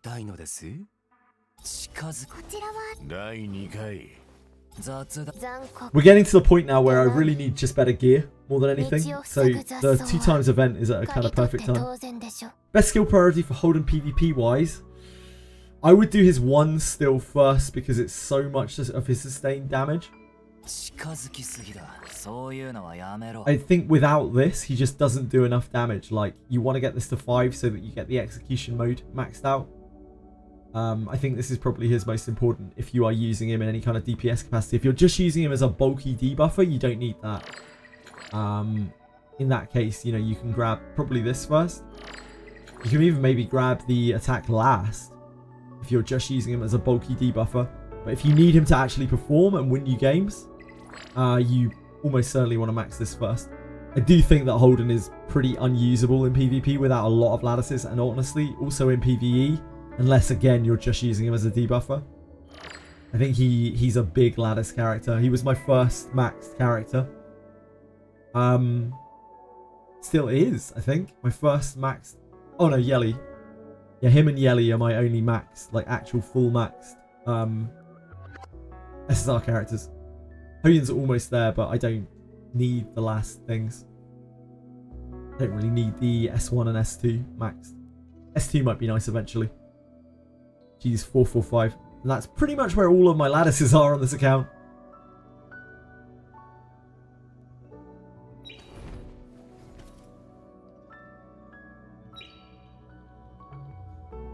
Was there anything else anyone wanted to see? I'm happy to show off anything. Happy to talk about anything. Speak now, forever hold your peace. Beholden. Beholden. Why are we just saying very, very bad Holden puns? Can you please explain this to me? Can you explain the thought process behind this? Were you like, these are going to crack Twitch chat up? Were you like, these are going to make Twitch chat cringe really hard? Or were you just like, I'm saying this for me, and nobody else is actually even going to realise that I've typed? Because if it was the final one, then I think you've hit the nail on the head.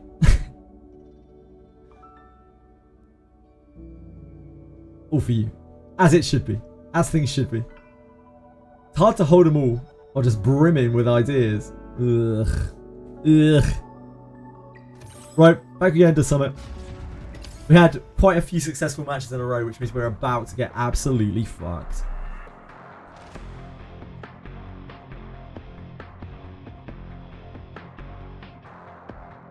There are a lot of people in this kind of area of matchmaking that I literally can't beat. I do not recognise this thing. Gashu. That's Yelly. that leads me to think that we are dealing with a sustain player. They usually first pick Linglo. My Linglo is very weak though, so I'd rather first pick Sanya.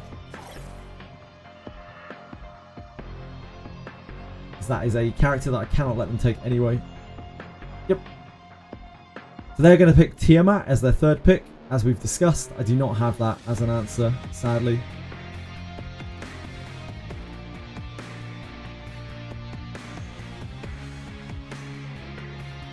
I think we do take the Lily, probably.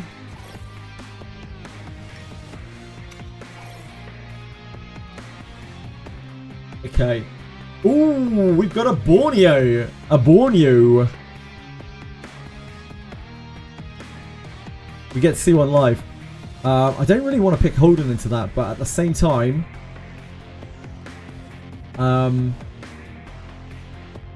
if I don't pick Holden into that...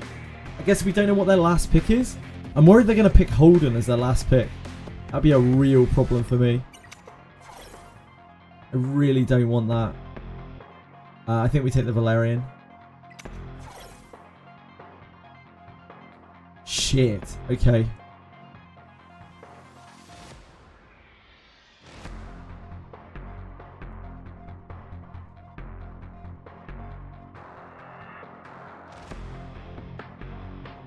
The Born is on Dark Moon.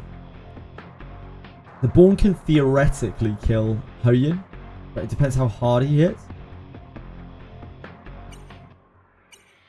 I think we take this. But this is going to hit really hard. I'm tempted. I was tempted to take this. Tempted to take Linglo. But I should have just let the Born through so we could have seen the Born. The Born can theoretically counter this.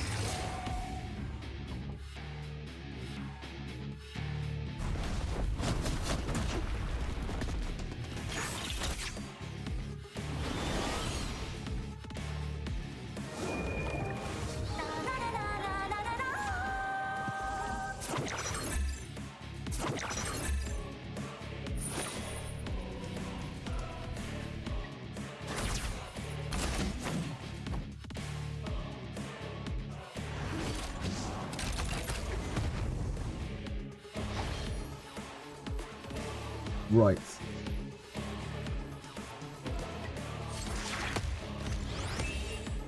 You want the Artisanal to hear? We need to dispel. I have not watched Born Ultimatum. I think I have actually at some point. Couldn't really tell you what happens. I'm pretty sure I have. Do you think this is Bloodbath? I can't wait to build Victor eventually, but he's so far down the line. I reckon this is going to be Bloodbath. Let's wound him. How bulky are we dealing with? Not actually that bulky. He is Bloodbath. Yep, he is Bloodbath.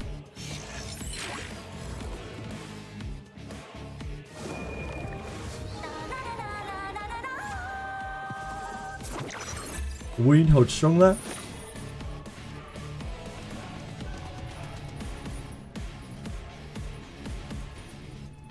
I guess we pummel this. We'll make him hit a little bit harder. Maybe.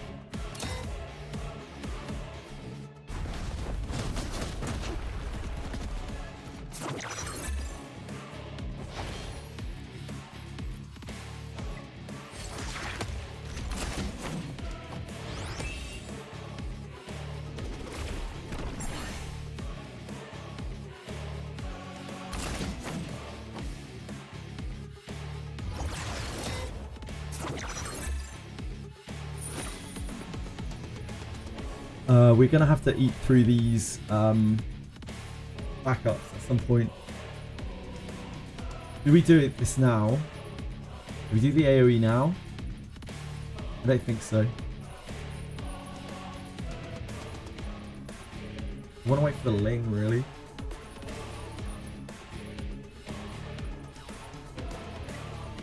I think we just do it. I don't know how long she is going to last before she gets slept.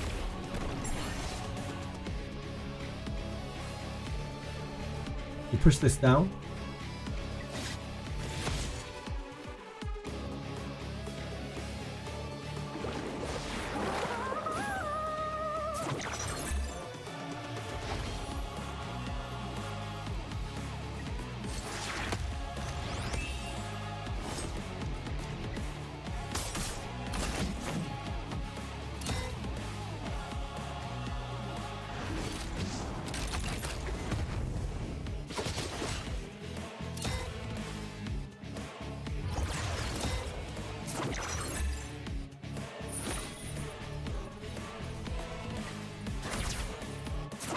The resist is not going to help us get through those backups. It probably would have got cleansed by Ling anyway.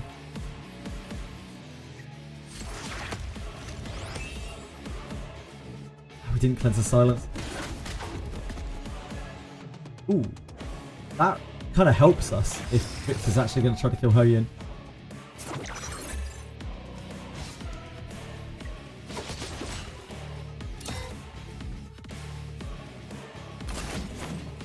Ah, he's going to try to chip her with someone else, I see.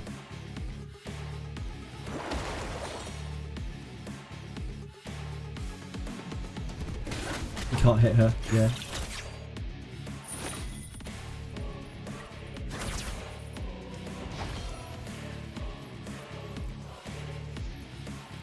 There's a chance that we managed to cleanse here.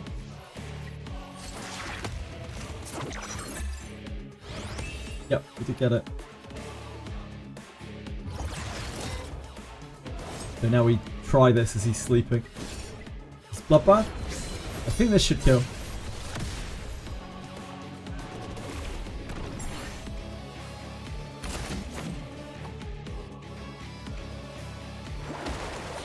Sanya is always the carry. Sanya is the carry 100% of the time.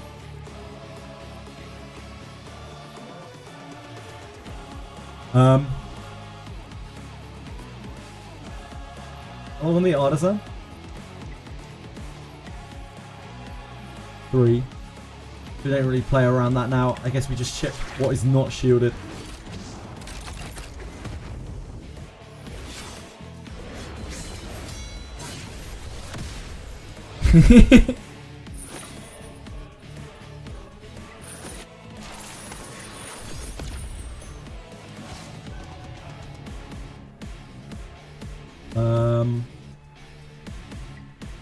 Back up 6. You might as well hit here. That's bloodbath. You get double damage on sleeping targets. I don't think it's double damage. It's some amount of extra damage, like 25% or something.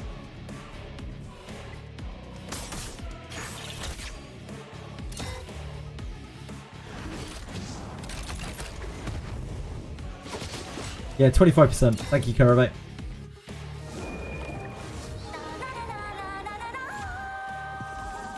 The dampening has already started. See that from the Wales Pro there?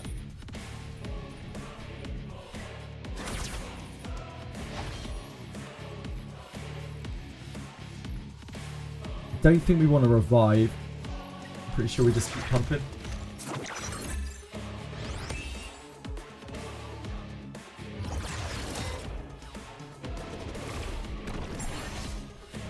Oh, sweet.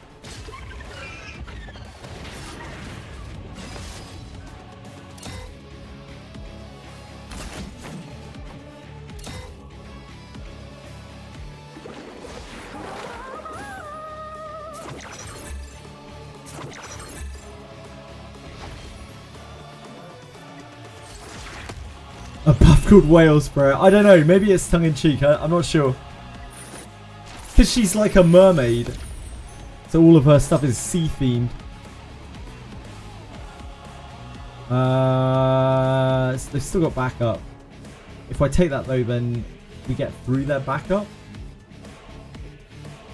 It also might kill, but it probably won't. I think we just hit it.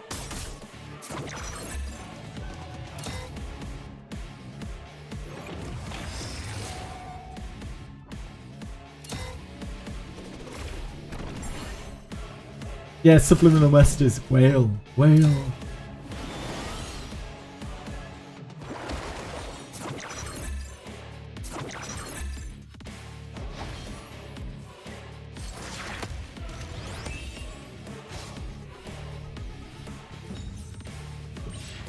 We did it.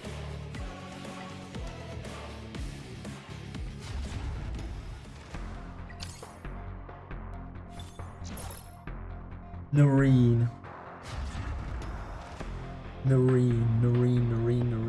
Noreen was Heinrich.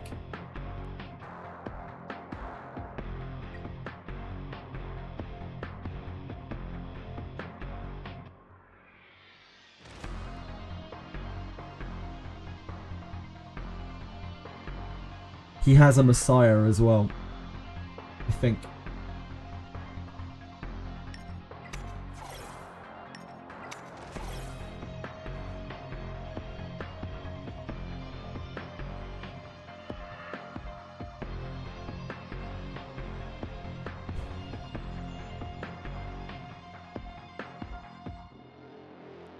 Bet. Yep, bet. Very problematic. We're dead.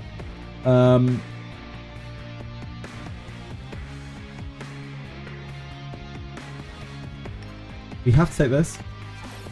We're not dead. We're not dead. I think we take the Holden.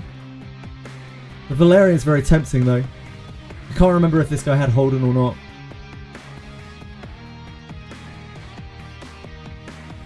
I think we take the Valerian.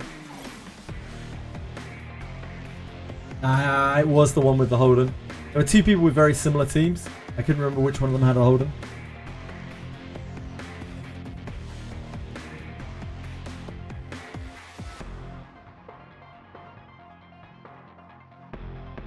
God, that is an absolutely awful lineup. Patrick, thank you so much for following. I appreciate it. Hope you're having a good day. We take this. And pray. And pray for the best. We take the hard CC.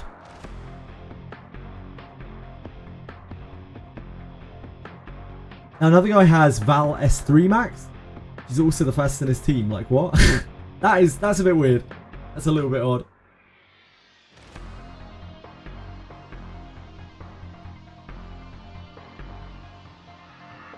He should take my Sanya. Yeah. Oh, he didn't. Oh, he took my Messiah? Oh, damn. I mean, that's the best we could have hoped for. We're still at a massive disadvantage here.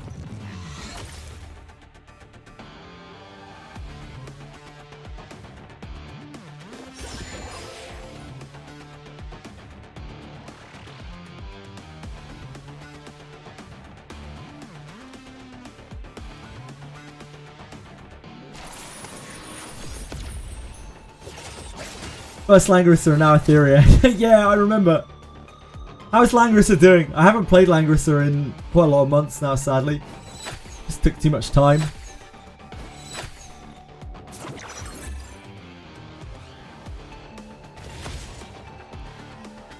Ooh, okay. Oh, that means he doesn't have it for Hoyin. Now hold on a second.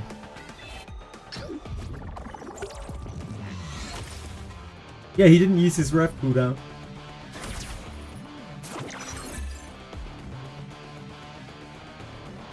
Big resist from the V-Man. What's going on? Like, why are we spreading so much damage here?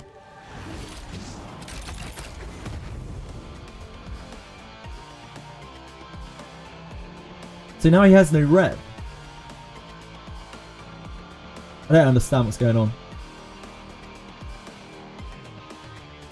He has no rev and he has no cooldown reset, but... Really? Why? Huh?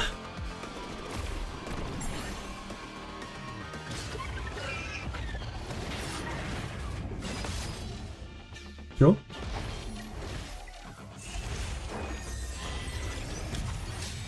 I'm so confused as to what's going on in this game. Like, he can still win because Kazuro is an absolute fucking monster.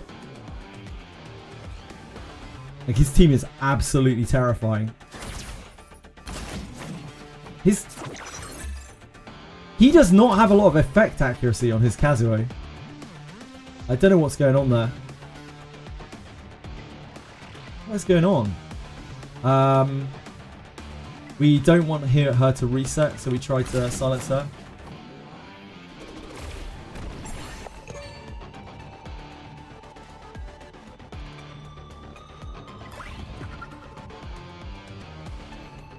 We could try for the slumber.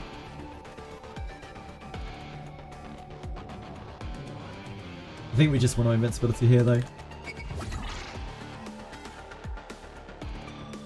Try to buy her time to get her skill reset. Just use Hein plus Freya Rosa, my Hein Lap Rosa, and kill the enemy before she could move. Classic.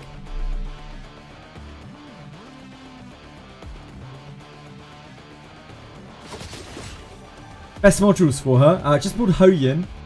No, she has to be 445 before she is anywhere near usable. Anubis. She is so lattice hungry. Yeah, 445 before she's anywhere near useful.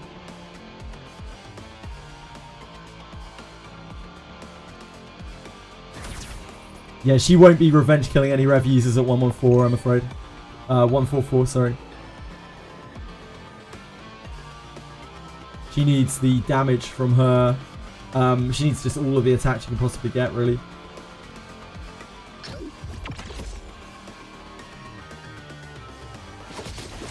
So he needs to lock Sanya. Permanently lock Sanya.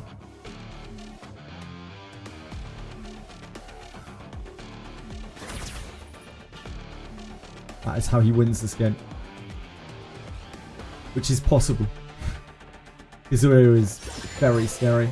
Yep, that's the scariest thing you could do. We have to kill one of these two characters, or we almost instantly lose. This is tempting. I worry that she's on massive HP bonus modules. We're attacked down right now. We have our White Fang. Maybe we just go for this. Ah, no. Like, it's just that her effect accuracy seems really low.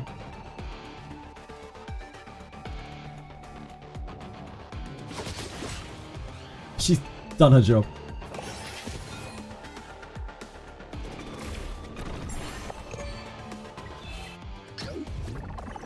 What are the ideal modules for her? I think Fury Harvest, Fury Edge is her best. She just needs to really do as much damage as she humanly can. Harvest is really good on her because you're almost always attacking someone with a single hit above 50% HP. So that is like the most effective damage on her by a really long way. Uratagi, I'm really sorry. Thank you for following. I appreciate it.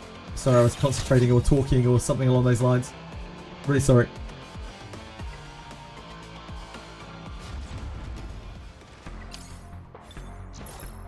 Narine. So he has a Mio, but he has a Heinrich. Which of those is which he locks commonly in the third slot? His other main DPS is a Messiah. He also uses Kazuo a lot. I think Mio is worse for us.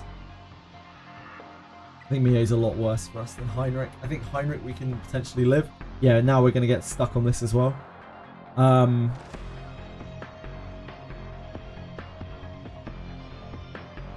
think we take the Messiah and the Yeli.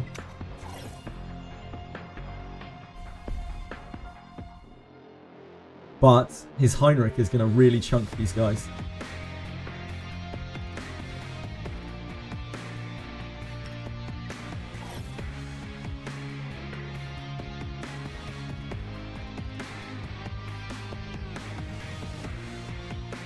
I think we take the Holden. Oh god. This is a much stronger draft from him. It's pure damage.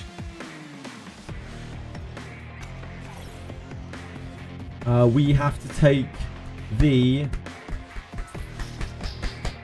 Unfortunately, this is all that PvP comes down to, inevitably. Like, when someone drafts like this, I can't win. The Freya is lower stars. Rosa probably does the most damage. She is like a third pick. I think it's the Rosa. They're all really bad. We just die instantly. There's nothing we can do. But like, who knows?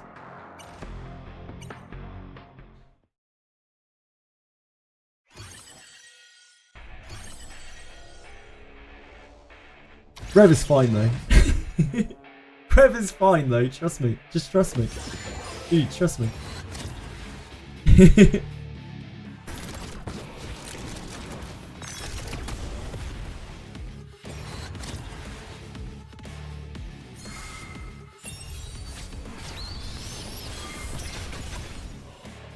Unfortunately, this guy just has like 6 Revers built.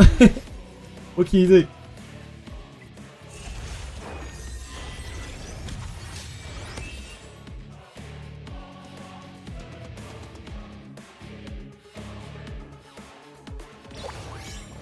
Find strategies to counteract it. Yeah, having about 60 more bans would be the primary way.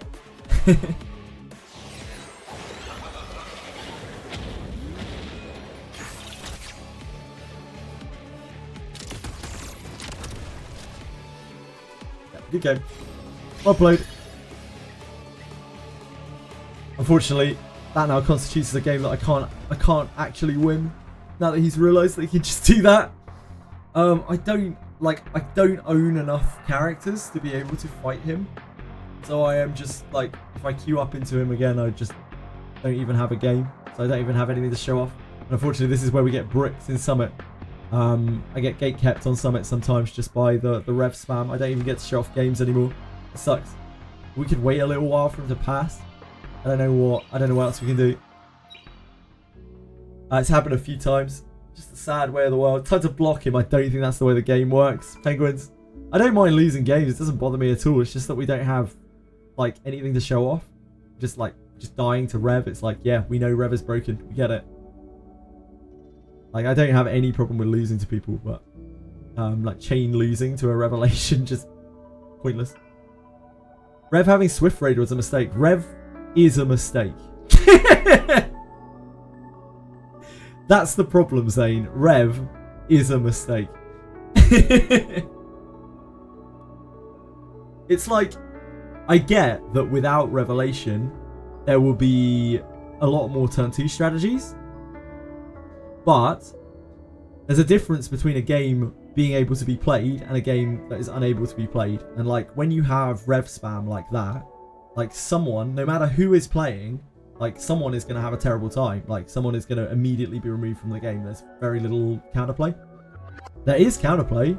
Yeah, it just takes like really, really, really deep investiture into certain characters and certain shells.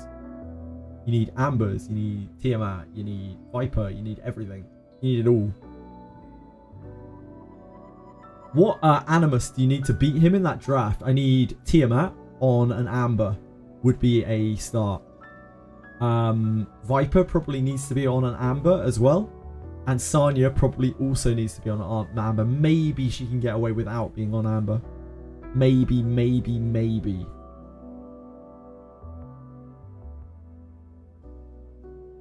Rev isn't fun. I don't believe that, Asahe. I believe a lot of people do have a great deal of fun with their revs. And no shame against them at all. If that's what they enjoy in the game, more power to them. I just don't enjoy that kind of level of uninteractivity. So I always, in every game that I always play, I always lean away from like very fast kills, no matter if it's like a trading card game or like a MMO PvP class or anything like that. I'm always about sustained damage because I like interactivity in my games. I like a bit of back and forth. I like a game. That's what I enjoy the most. And as soon as you play something that's fast, then you are actively kind of working against that, especially when the thing that you are using is so powerful, is so like game defining, I guess you could say, meta defining. You think Rev will slowly lose power as we build better and tankier units? You realise that Rev does percentage true damage, right, Nadosa? You are aware of this. It does unmitigatable damage that scales off of your HP.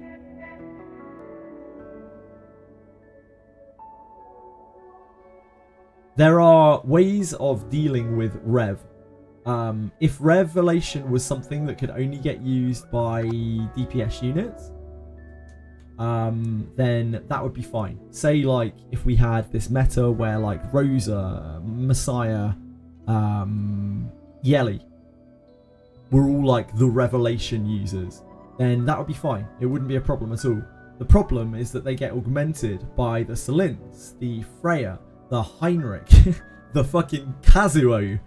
All of these are also extremely good Rev users, just because they hit loads of times. And because of that, it makes there no counterplay to that many Revs. Like if you just draft that many Revs, the person who's fastest will win the game. Not entirely Zane, but like the Revelation portion of the character certainly doesn't get any worse. Revelation, in fact, kind of gets better, like you're saying. You get less one-shots because the rest of the damage is mitigated unless it's Messiah. Then it's not really that mitigated. But it's fine. It's just the way the game is right now. And there isn't much point in complaining about it because there isn't anything any of us can do about it. It's just like, it is what it is. We can't fight it. I can't fight it. Just have to wait or chill. Would I enjoy a game mechanic that forced longevity in fights? No, I wouldn't want people to play that way either. I want there to be a balance where like teams that go fast can win and teams that go slow can win. And I think there already is that kind of balance. But the balance that Revelation achieves forces you to have extremely focused and built units if you want to be able to survive. Whereas the Revelation portion of it is you just slap Revelation on a unit, you give the unit 100% crit and they deal infinite damage.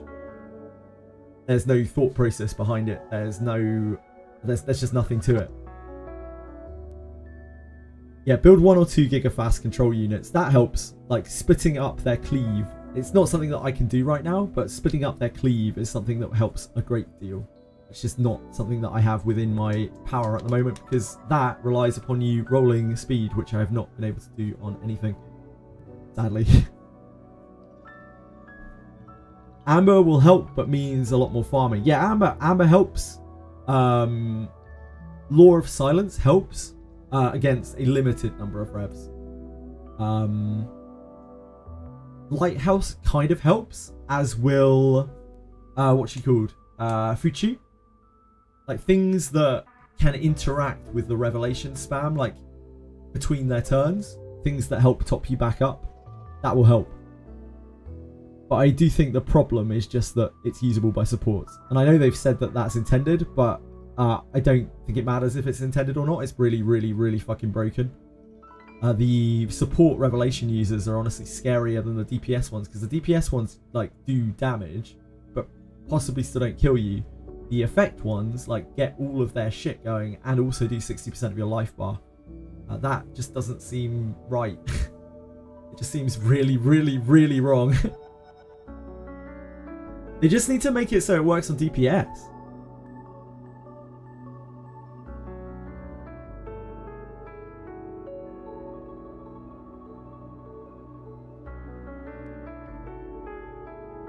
Judging correctly into a Ramocha or a Messiah, you get cleave without them even having rev. Yeah, absolutely, absolutely. I don't think they need to like. They're not gonna nerf it anyway. They might nerf it now that we know that the seasons are gonna be faster. Because they said in the dev video, the roundtable video earlier, that the seasons are only going to be, what did they say? 2 months long? 8 weeks long? Which means that this season will probably actually be over. Assuming they implement it, this season will probably be over in another, like, I don't know, 26 days? Something like that? Rather than or 25 days. They're probably going to shave like 50 days off of this, assuming that they implement that early. And I fully expect to see some changes after that, like after the end of the season. Right now, even whether you think like Rev is broken or not, when you look at the tournament scene and you see like people deploy Revs and murder the other side, and sometimes like 2 Revs going up against each other, quite often 2 Rev spams going up against each other, and one of them just wins because one's faster than the other. that is really, really, really bad gameplay to showcase your game. So I can't imagine they're going to want to keep that in quite its current state if they intend to like publicize their PvP. If they intend to like broadcast their PvP and expect people to actually watch it and take it seriously. Because nobody wants to watch that. Like, nobody wants to watch that at all. It's like, oh yeah, that goes faster. They've won. It's kind of dumb. Thankfully, there are measures to get around it for the most geared players in the game, the smartest, the most turned on players in the game. Turned on, switched on, the most switched on players in the game. Just forget I said the last thing. Sorry about that.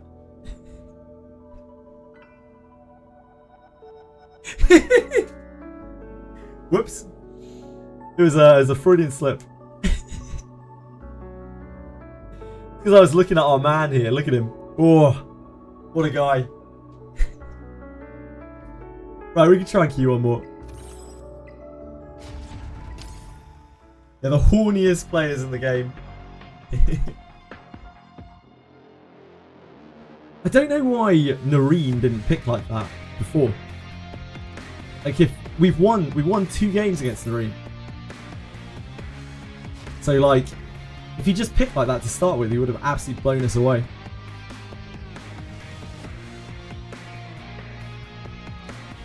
We don't know how Johnny Rokes is playing. Ooh, okay, so we got a cleaver. We got a cleaver or someone who's missing Tiamat. I'm gonna take the Messiah here, I think.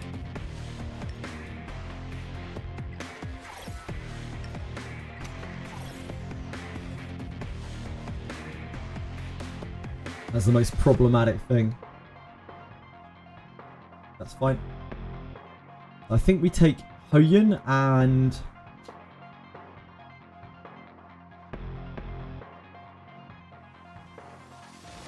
I think we've played Johnny Rokes before.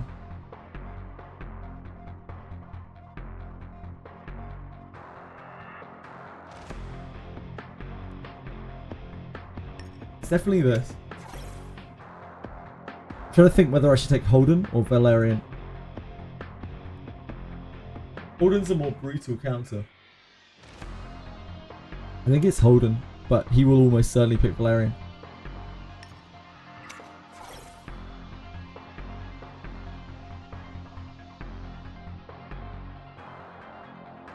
Yep.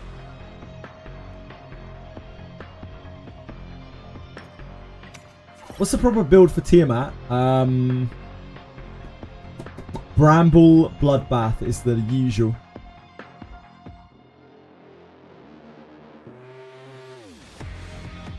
I think this has to be Kazuo. Despite the fact that Valerian stops my counter kill.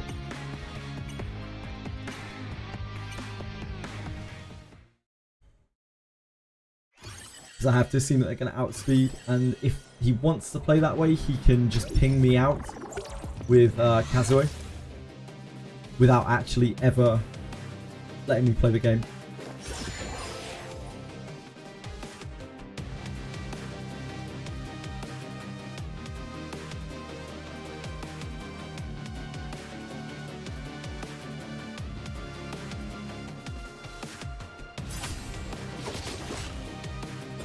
Silence on the Messiah and on the Holden. This is going towards the...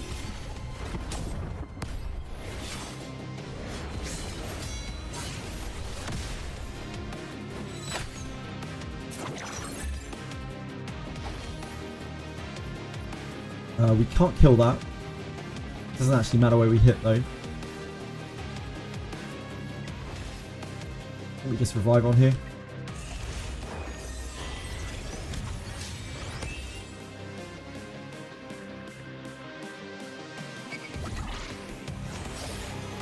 Let's go.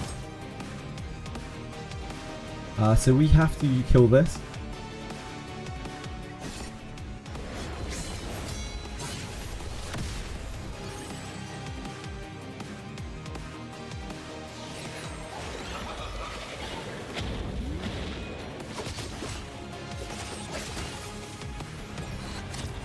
Unfortunately, we are dead.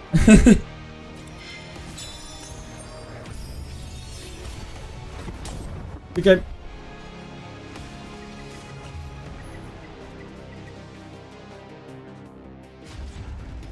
Our only hope was hoping that we moved up above the Yelly there. We must have been short 1 gigabyte stack.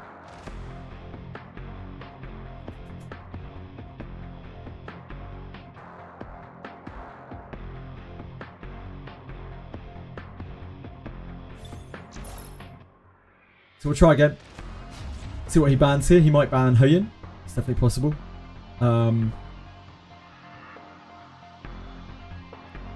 What should we ban? He didn't seem too hellbent on like CC or anything there. We might be able to get away with not Mio.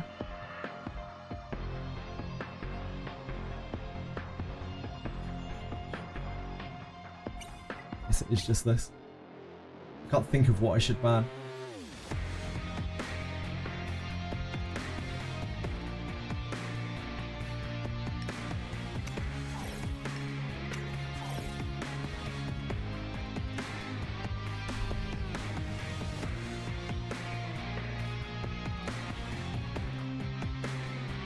See what he has.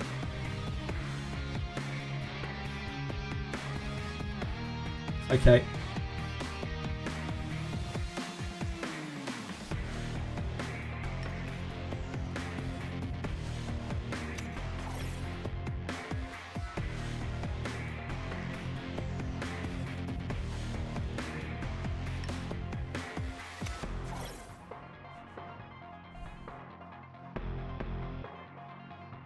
The Viper probably won't save him. Yeah, he doesn't have a Holden.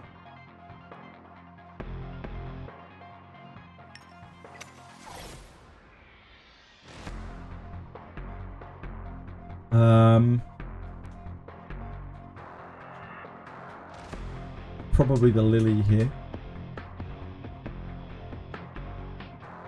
Probably the Lily.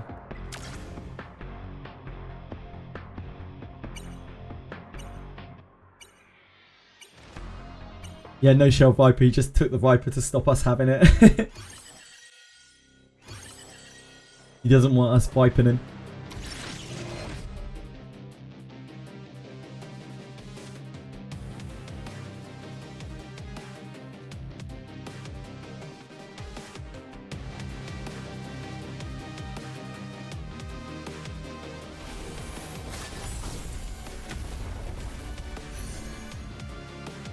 Moving out the Viper to take off the Void.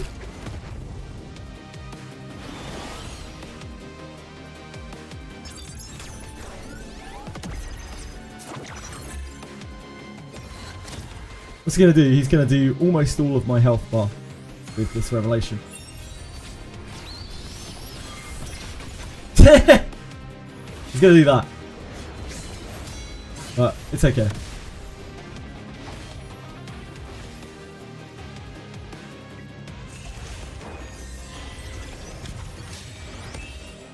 He already used his reset. And that is my problem with this.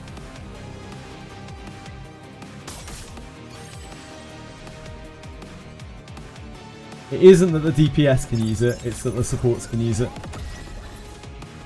DPS should be able to use DPS. They can even use percentage health damage. I think it's fair. But supports shouldn't be able to. In my opinion.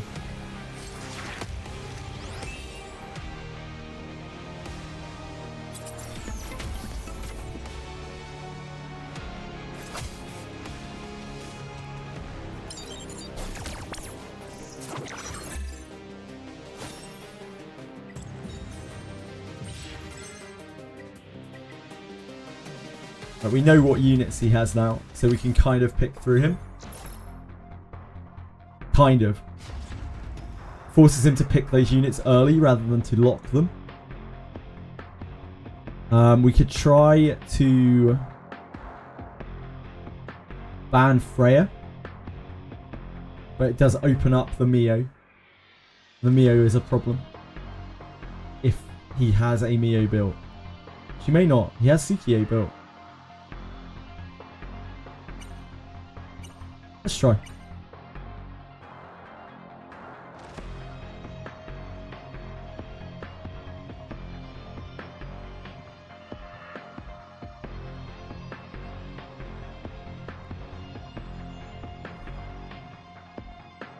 I am taking one of his 2.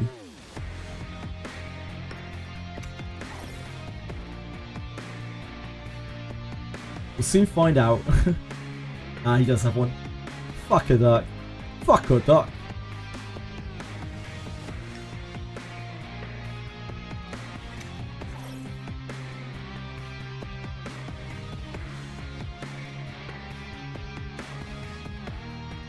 Nothing else really that scary there. I think we're just on Sanya.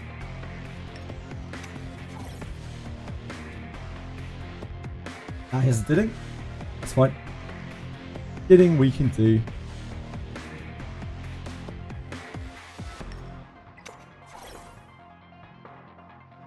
We have our Sanya locked, and I'm not sure keeping our Valerian alive is really going to help against this White Fang Didding.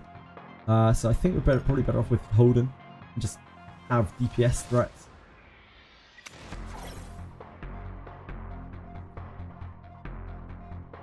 Val doesn't do that much here.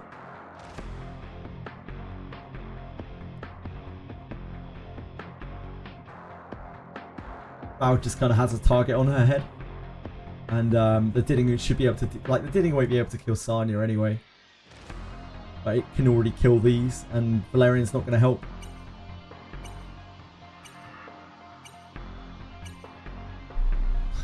Now this is hard because, like, I think we ban the Lily. As rough as it is, I think we ban the Lily. Because the Lily resets hard CC. Mio's freeze can miss. I think I'd rather take the repeated CC than have the speed malice of Lily on us constantly.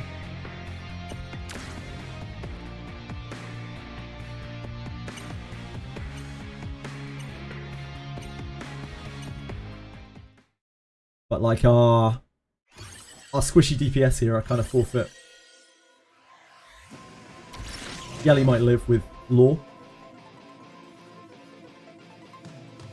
We don't have Bulwark on right now. We have Bloodbath on. Our Sanya isn't going to resist anything.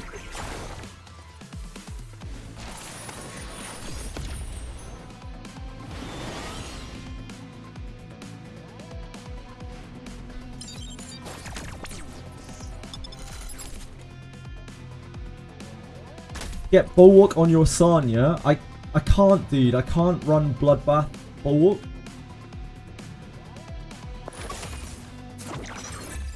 Not on a Gigabyte. Do we want to use Revive? I have a Bulwark set, but it's not on at the moment because we need the Bloodbath more.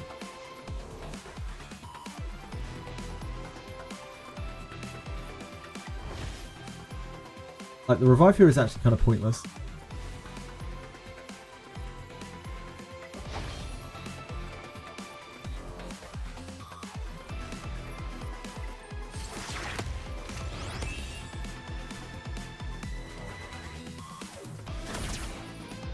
Better to threaten the Revive being up.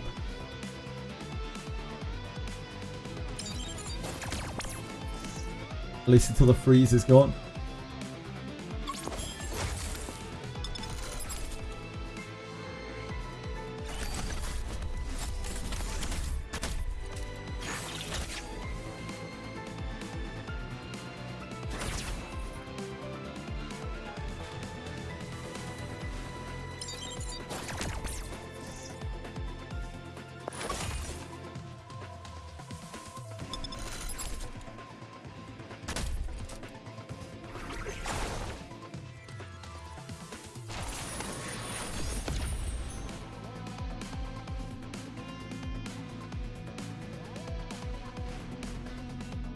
Nice Bloodbath.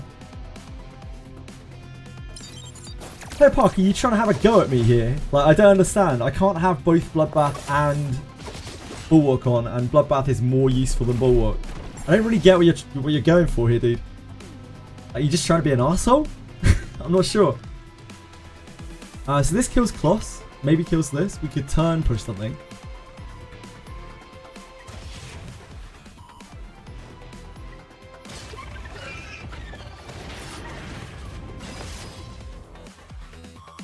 I think that's still better. I think that has more chance of us getting there. Resist there. Just do what? Sorry.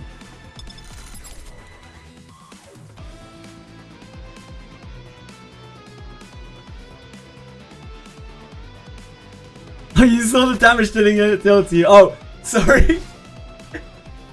Text is so hard sometimes, man. I really apologize. I really do. Text is so hard. I just read that really sarcastically. I don't know why. My major apologies to you, sir.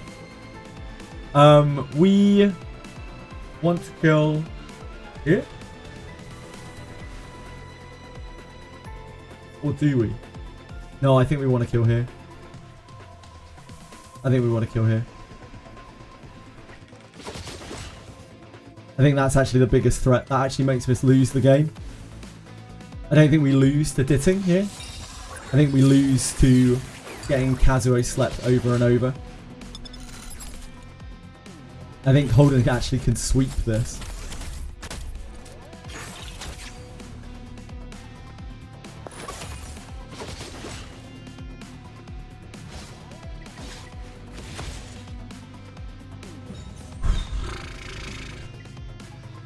Tough games. Yeah, really sorry, Player Park.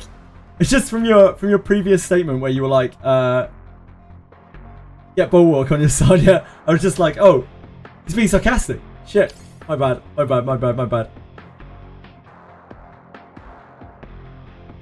I'm a smooth brain. I think that was the right play. I think we had to kill the Kazuo there. Otherwise, the Kazuo locks us forever. Kazuo has the ability to like lock down an entire like team, let alone 2 people. I don't even know how we got out of that. Did we resist a Kazuo? We must have. Must have resisted the slumber.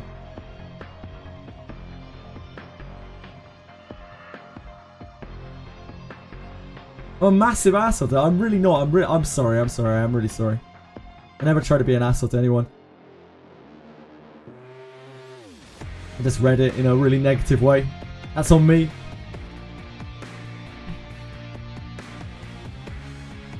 So Bulwark stopped many things on your side. It worked real. Yeah, it was good. But like most of the things I'm running into now, as of like the revelation change, most of the things are killing me. Like they're not CCing me. So I had to switch it back over. I am a toxic streamer. I'm just a toxic individual. I'm sorry. I'm poison. I'm poison in your veins. We have not played this person before.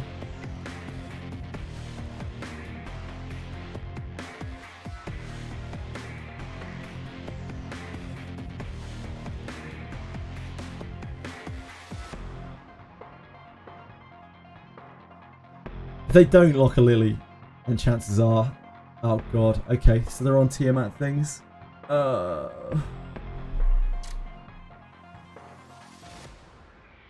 So we need to take Sanya Viper.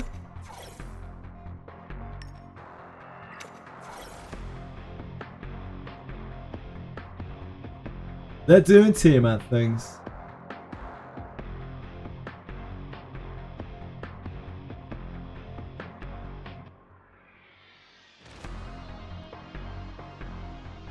This is especially bad because, like, generally these players have Holden built. Because I kind of need to take the whole... Ooh, oh, never mind. Hold on a second. Hold up here. Hold up a second. Hold up.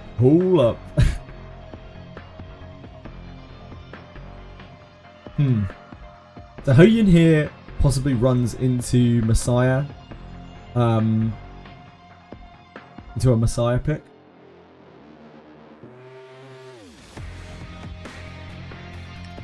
But I think that's the best that we've actually got available to us. We could take the Messiah, but the Messiah is going to die instantly.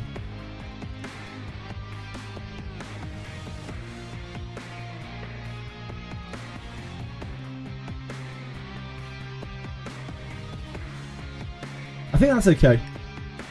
I think it's okay if the Messiah dies instantly.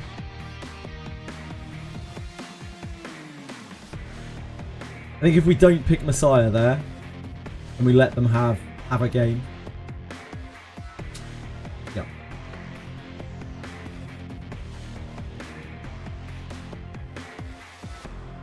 We're banning this.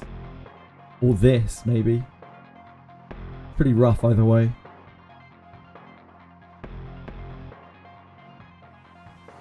I think this might be Kazuo.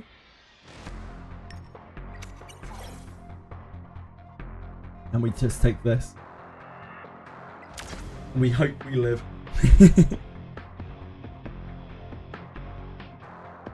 This Lily is going to be lightning fast, no doubt. Probably going to be like a 340 speed Lily.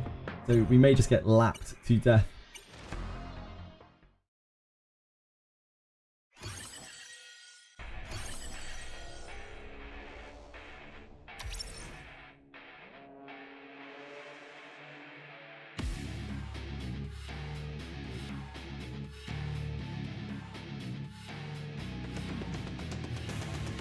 One, two.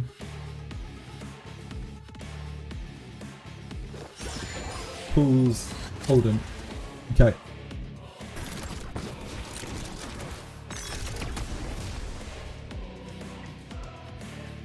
No block.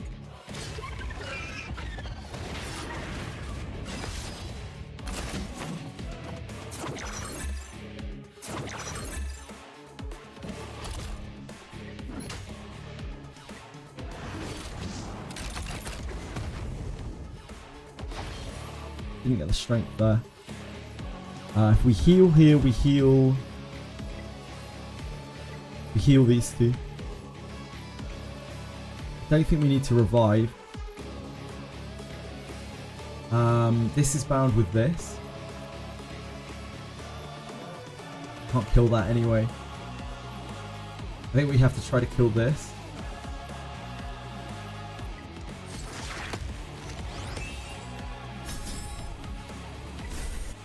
There's a chance that Messiah might be able to kill this because of his typing. No, not quite.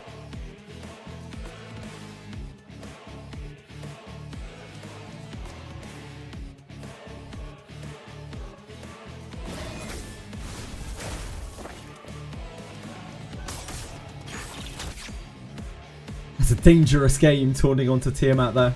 It takes a lot of her health to do that. And they do not have a sustain.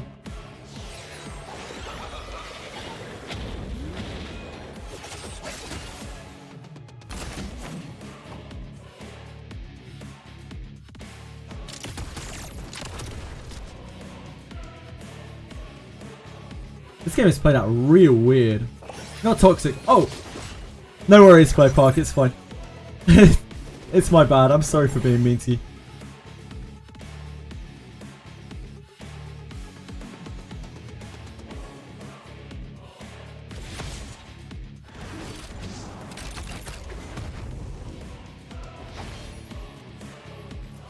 Is there any point in tapping this? I don't think there is. We don't want to hit this because it'll bramble. We don't want to hit this because it'll counter-attack. There's no point in hitting this. We're not going to kill it.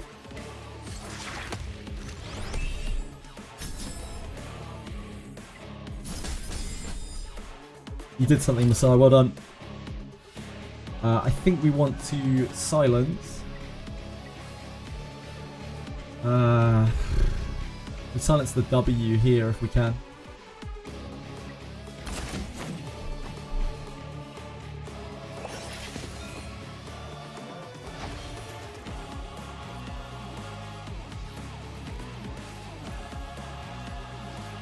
If we res her, we will instantly heal her. That's okay.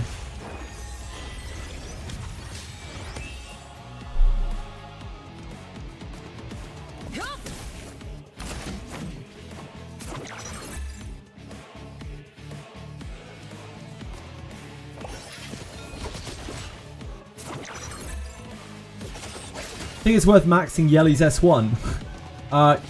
Yeah. Yeah, what a visit. Worth maxing everything on Yeli. She's fantastic.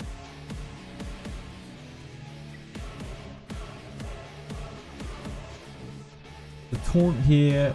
We probably need to silence the Lily again. If we can. There's no way that kills here. I think we try to kill here.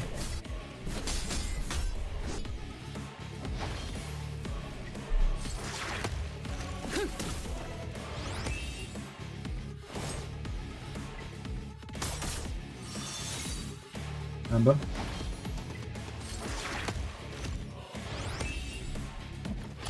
The wound blocked the regen from Amber there. Absolutely huge. You mean the last ladders? Depends what you're using her for, what up is it? Yeah, it depends what you're using her for. It's an extra 10% to remove a buff. That comes up in PvE quite a lot. It comes up in PvP a tiny bit. Yeah, it depends what you're doing with her. 3 more wins. I wasn't even looking at that player park. Look at what rank we are. It's I don't have high hopes because like everyone around us is so dangerous. Like all of these players are absolute monsters. So I think we would have to get quite lucky to make it up there.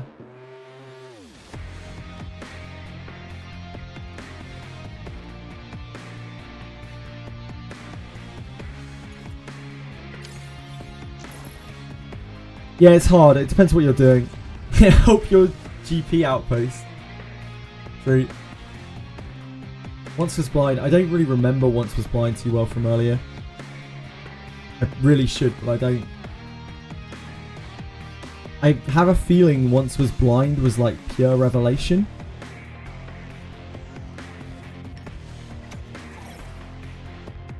But I'm probably mixing people up. This is a heavy carry.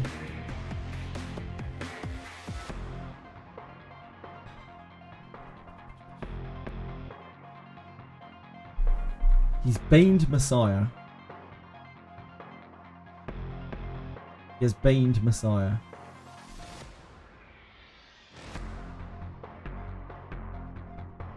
I kind of want to take Yelly.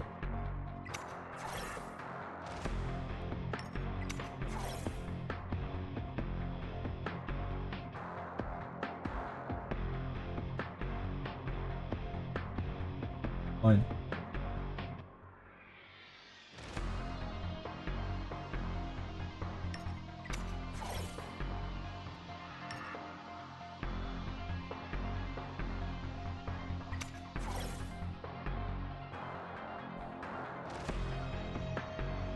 Ugh. Ugh. Oh, it was this guy. Yep, now it's all coming back to me. Now it's all coming back to me.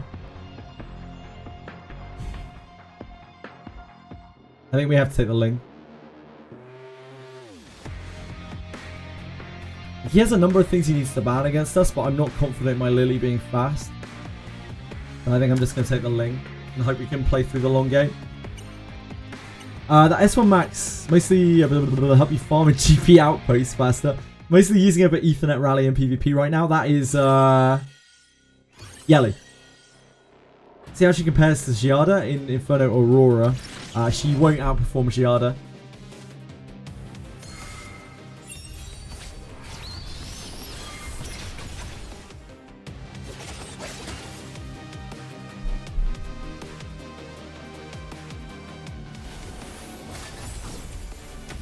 She almost certainly will not outperform Giada. Like, Giada seems very solid on Aurora.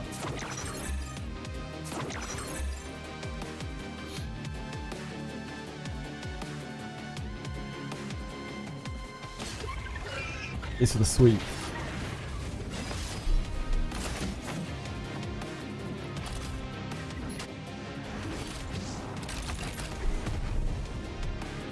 Didn't go for the push there.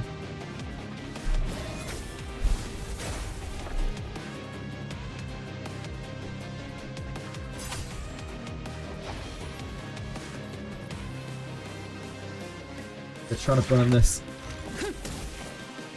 You don't mind the counter attack.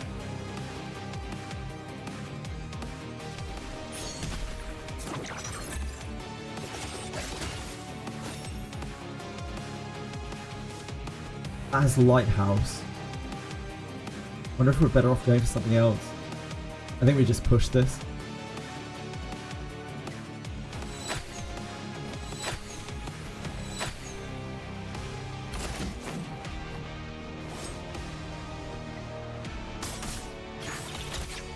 Quite.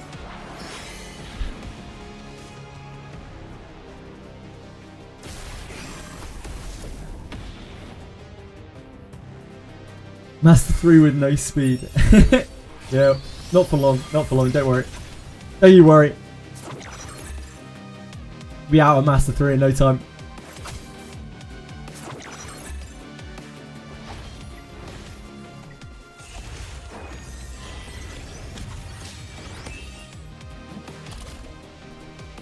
Silence. I think it's probably Holden. So he can't do his push.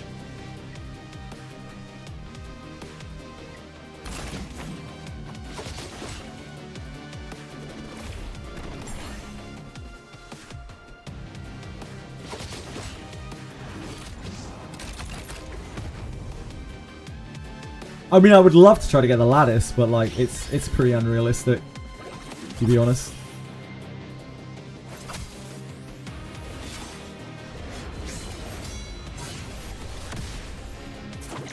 Very close.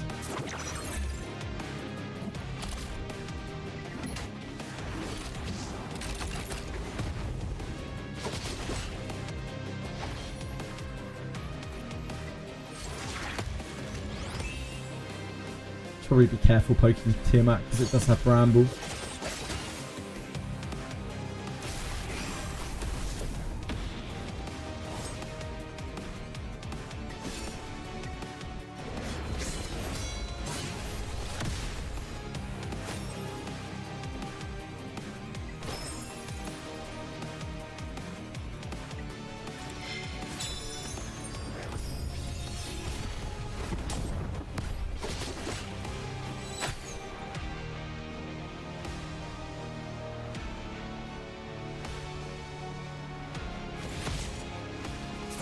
That's okay. She did a pretty good job, I'd say. All things considered.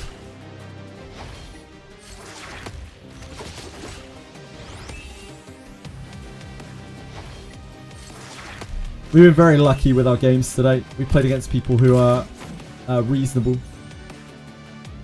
Of a reasonable level. What counters Hoyin? Holden? Messiah. But they are... Like, Messiah is a pretty hard counter for her. Lily is like a soft counter to her. Holden is like a... He's a counter to her, but he doesn't actually like completely deal with her by himself. Messiah is the only one that really, really counters her. Wants to find again.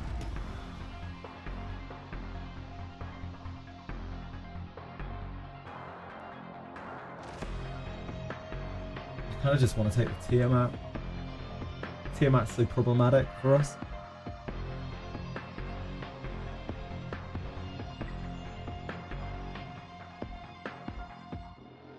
Rengo team, sure, no problem.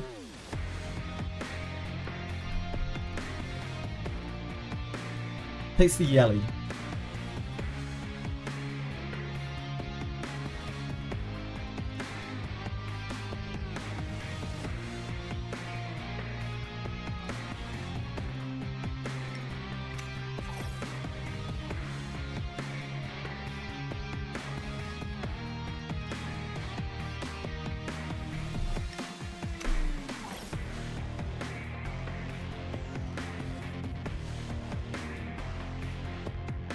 Okay, so no Messiah lock or anything here.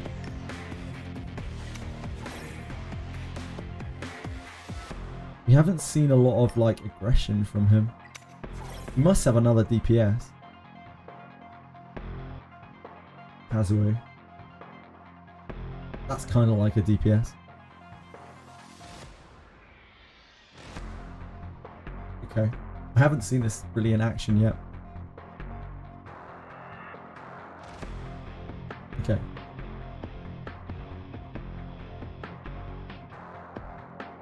Okay.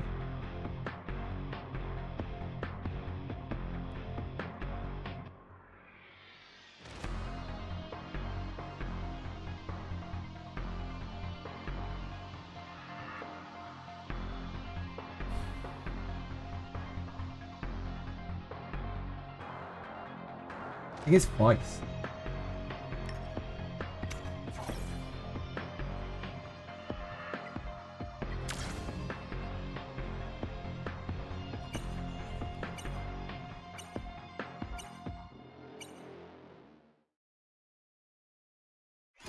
The Kazuo is problematic, for sure.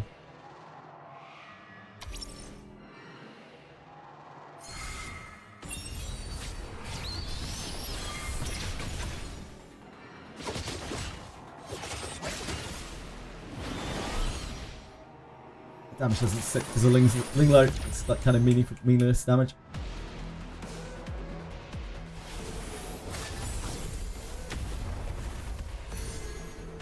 There's no like Lily here to push ridiculous Kazuo in.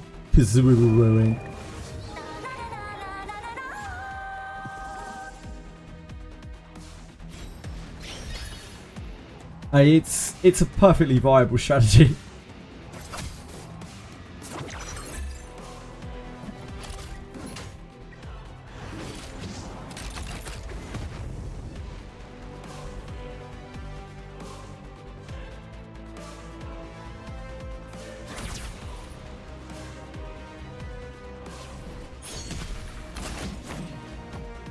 No silence there, sadly.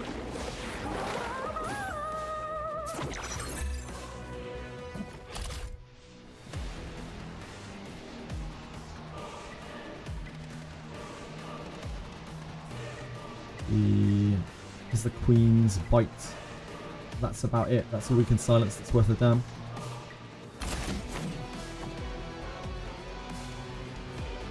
Can pop the Alacurne.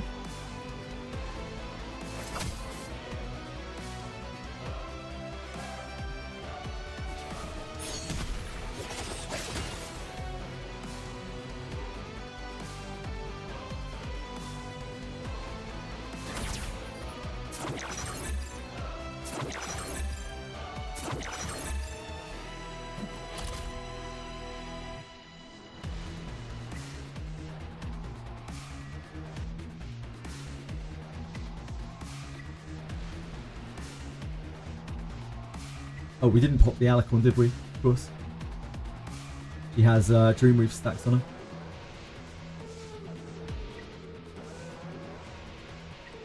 I guess we just keep working on this. It's the only like mark that we can actually kind of leave with any kind of silence right now. Everything else just gets healed up by Link.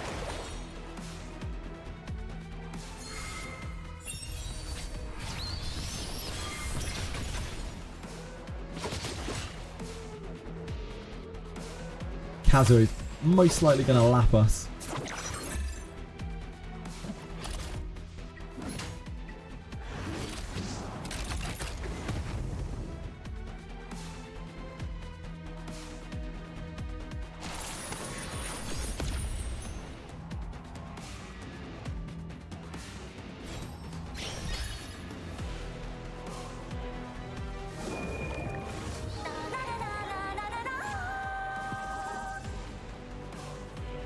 Trying to get a miracle resistance against Kazuo is very, very hard.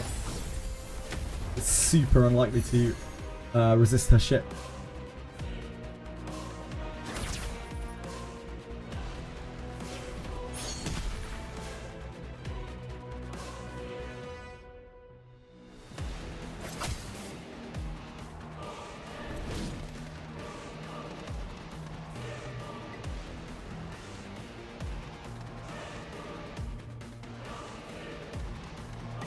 Probably has to be here.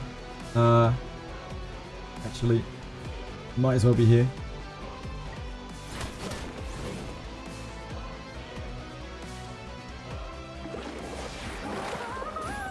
Something beyond very dirty in Wizardry? I don't think so. Attempts.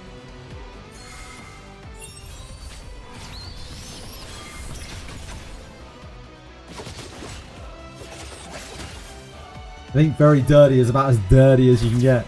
Dead dirty, one might say.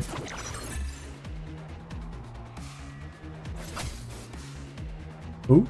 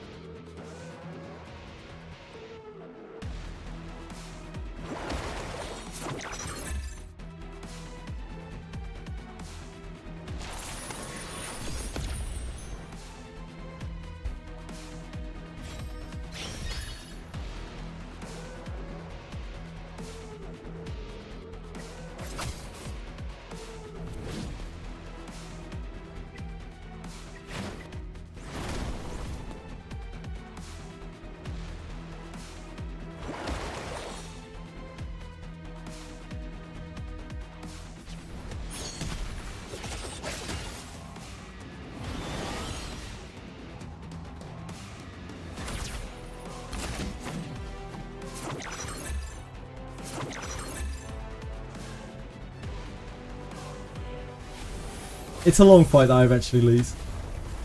Unless we get a miracle resist, which is unlikely.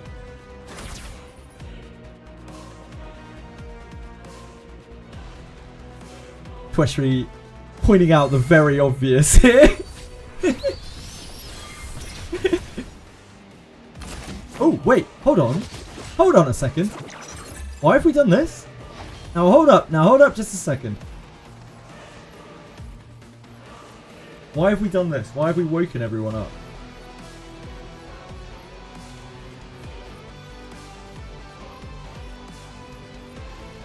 I guess maybe it just doesn't matter.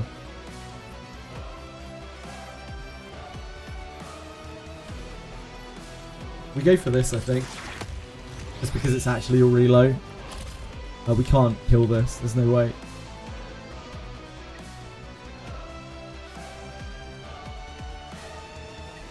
I think we just probably hit this. We try to push a bit of damage.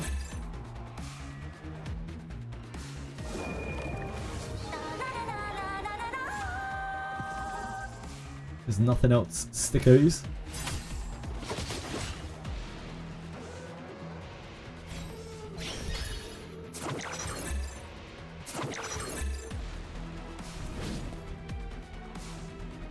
We can't land any taunt.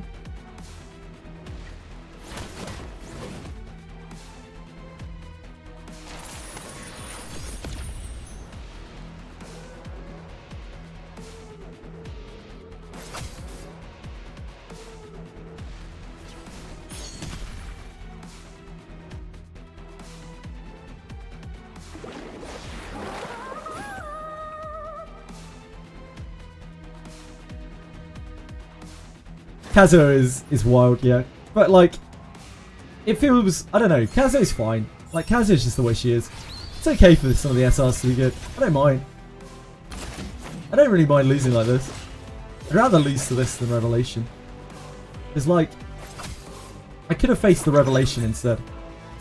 And this is a fair match, you know? Because like, he has Revelation DPSs. Not, if this Freya was Revelation, we would have been dead like 8 years ago. It all would have been just very, very sad. Like, it's okay to lose like this. Thanks for the game. Well played, well played.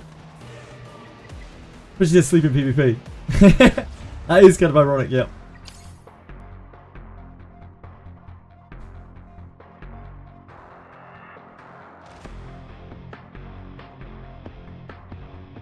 Our alternative was to take the death by Yelly, which might have been better.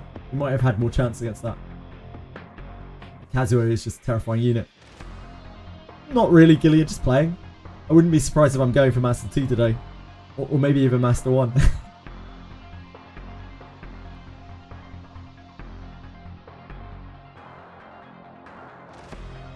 My chances of getting to Mythic, I have to get very blessed with my opponents. I don't think it's really that possible. Ending the stream until Mythic. I'm gonna die. Why do you want to see me dead, Gijix? Can you tell me that? Why do you wish that upon me? No hay. Recognize the name, but it's not recent.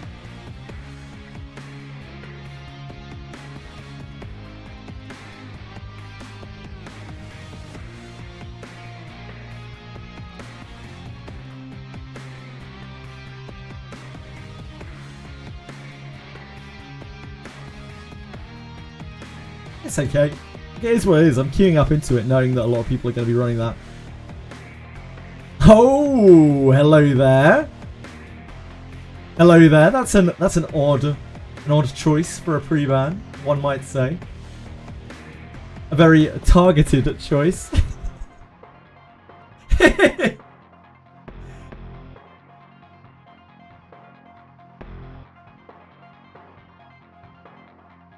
A very interesting choice. Yes, certainly. Right. Well, this smells like Tiamat, and I don't have an answer to it. So we're probably dead.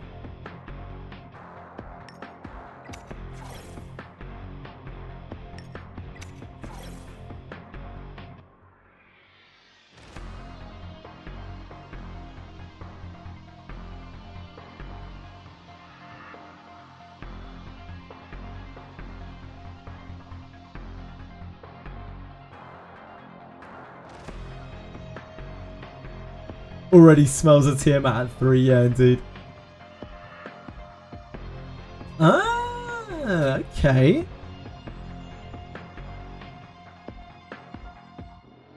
Okay.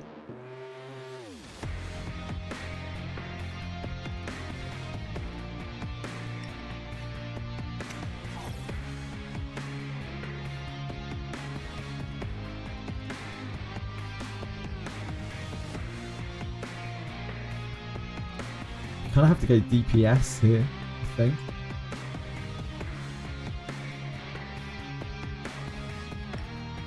Probably take that.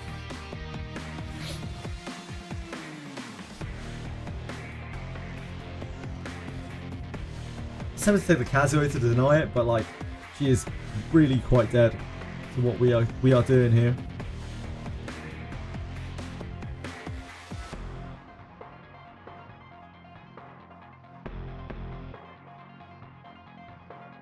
Freya, a non-revelation Freya, a good, honest woman. A good, fine, honest woman. Freya, everyone.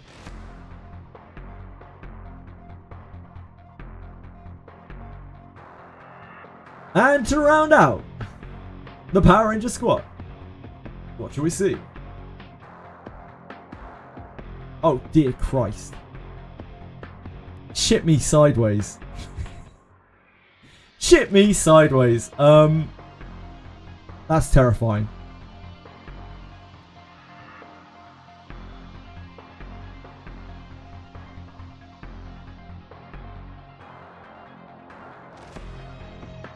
I think we take this. And then we ban the Ling.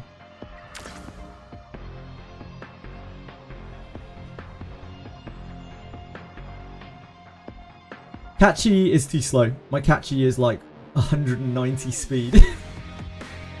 He's not ready for this. He's not ready for the big leagues.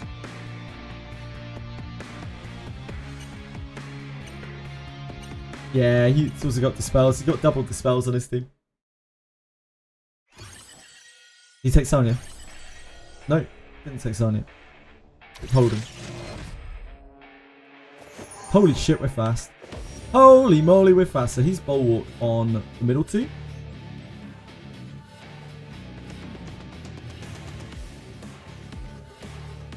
This will not speed boost us far enough, I believe.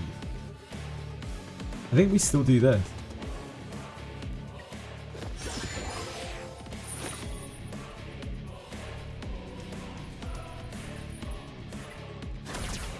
Oh, you motherfucker. That's so unfortunate. Maybe she's on big effect res.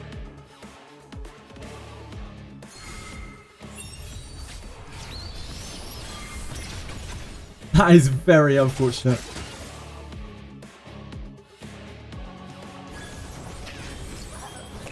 Yeah, probably insight.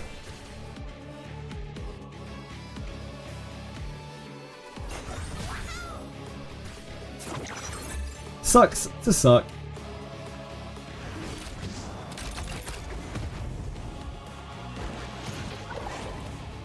Didn't strip the void.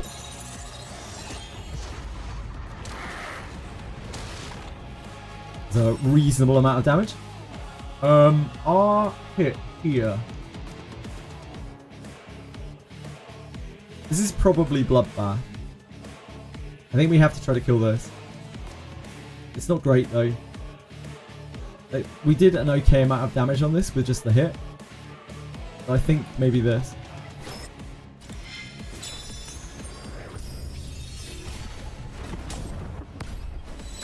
Yeah, they're both Bloodbath.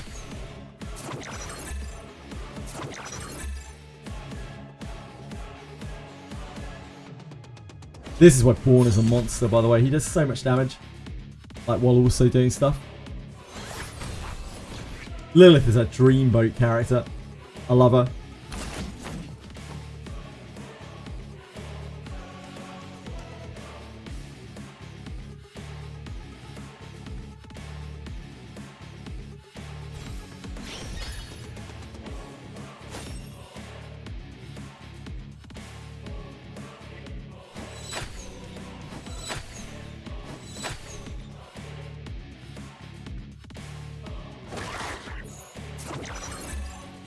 Good game, good game, good game.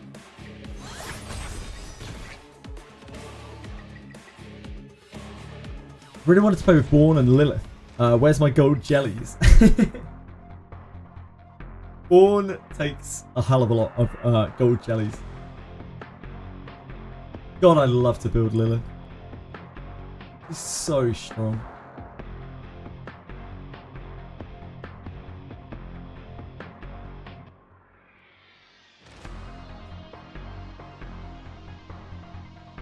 Bloodbath. Maybe Strive. Probably not. I don't know. Maybe just Speed. Bloodbath something.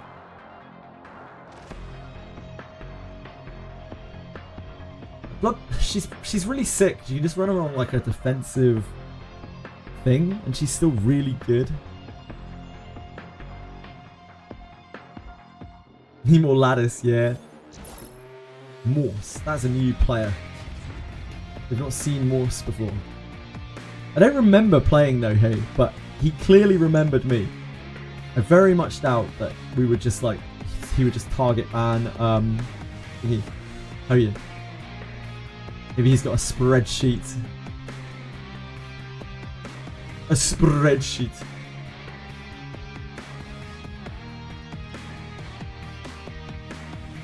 Yeah, if you're using a thing for that, maybe Bulwark Bloodbath.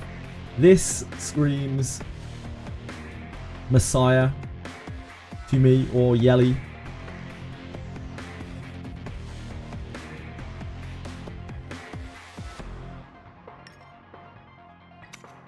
The Messiah is the most problematic thing, I think. That is a revelation, Freya. Ah.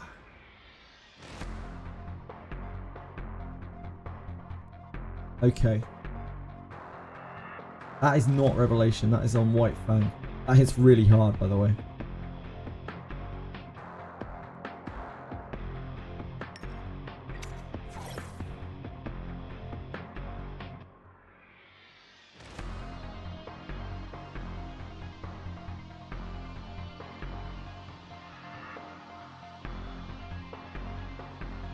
It's less likely that they have Sanya built and Viper.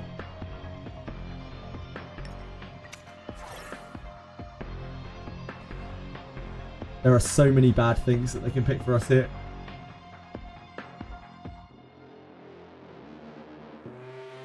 Yeah, Rin's gonna hit like a train. She always does. Beyonce. Honestly, not the scariest thing they could pick. That's fine.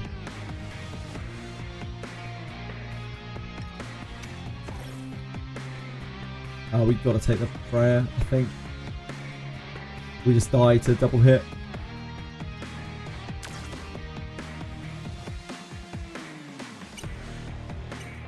We maybe die to double hit anyway. It would be triple hit, in fact.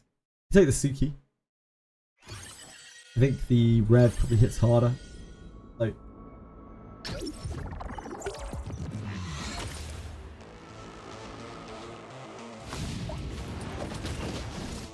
Yeah.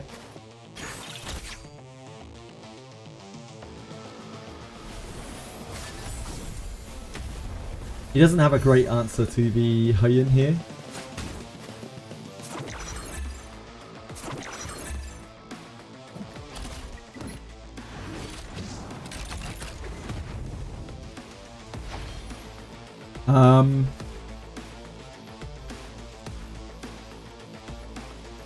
I don't think we revive.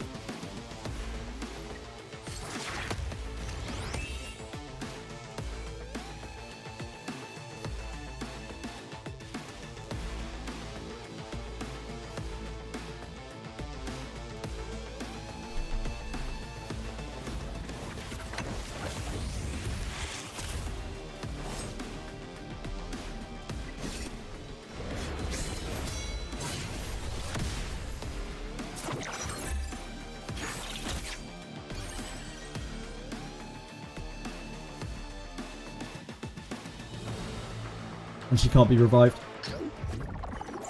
by Beontin.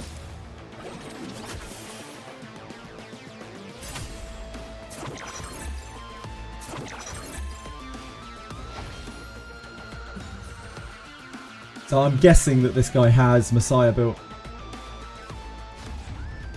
And Messiah is probably like his main carry. Betla. This is a new player.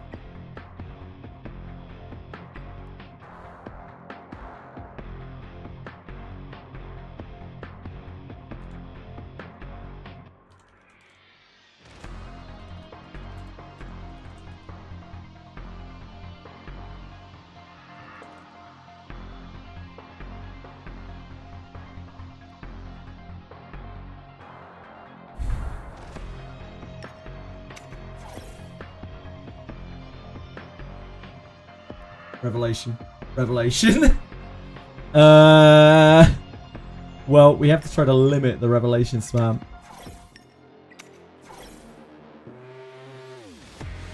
You only, if you ever only to pick between Tia, Bjorn, Born, or Lilith, which one you want? Tiamat.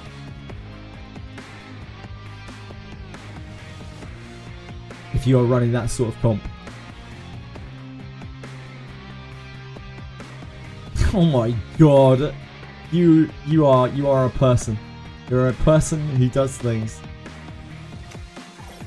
It's absolutely disgusting. I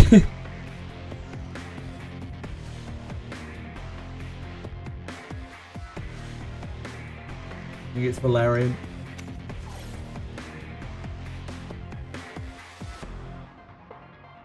Because otherwise you can get countered.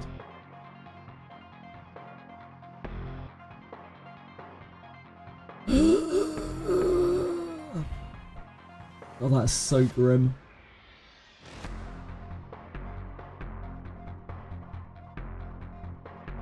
It has to be this, I think.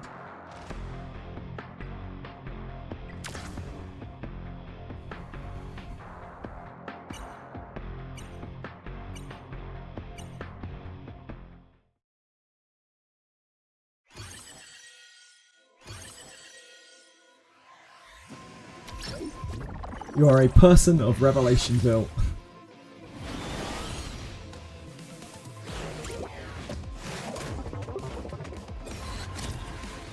Yeah, Jacques is absolutely crazy.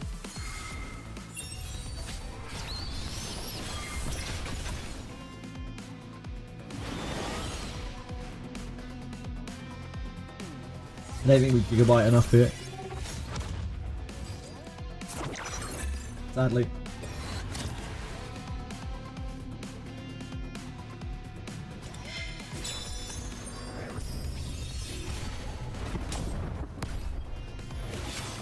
This needs to kill. Oh, it just missed. That is bad news.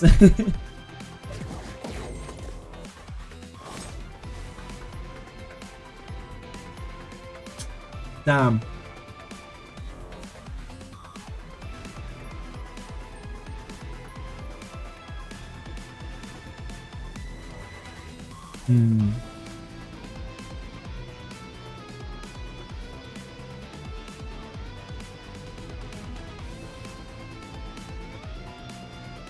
It has to be this, I think. We hope we realize Sanya. Nope. Good game, good game.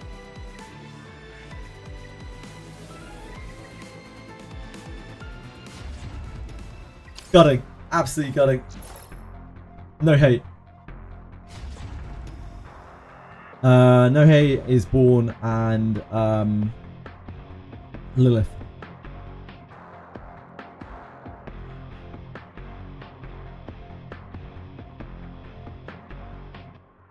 He's gonna ban my Hoyin.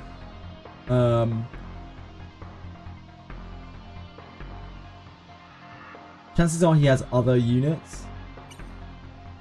I think the Lilith is honestly worse for me. He probably has like Neo as well, but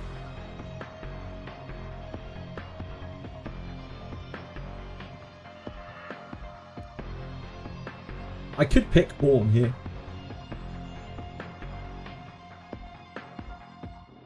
That is very bad for us.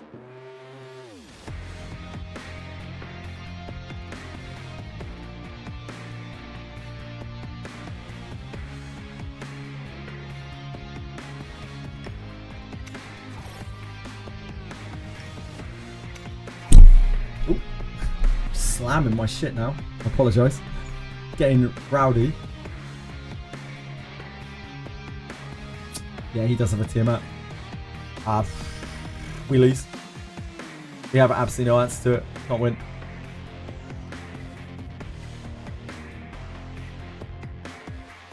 Sadly.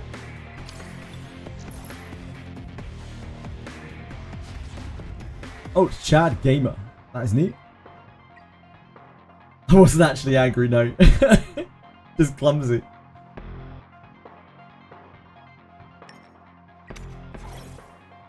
And CC.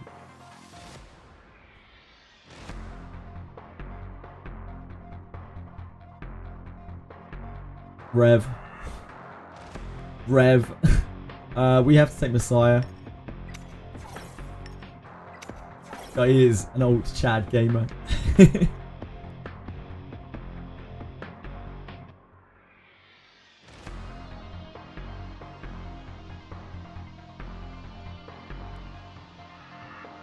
Veronica.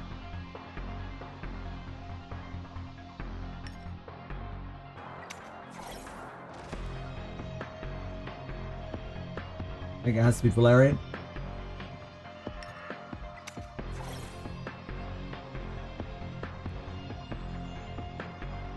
Your Lily auto. At some point she just decides, oh dear God. Why are you like this? I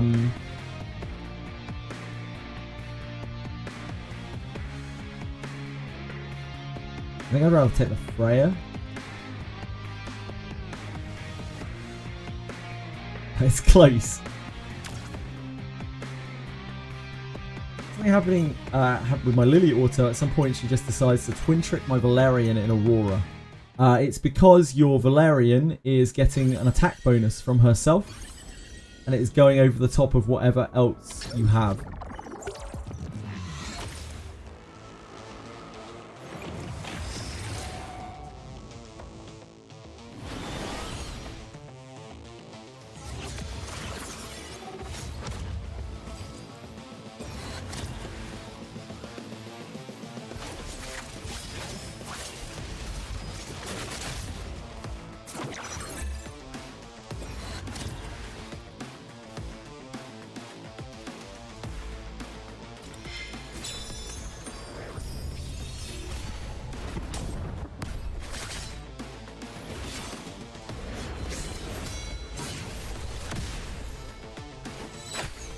Ugh.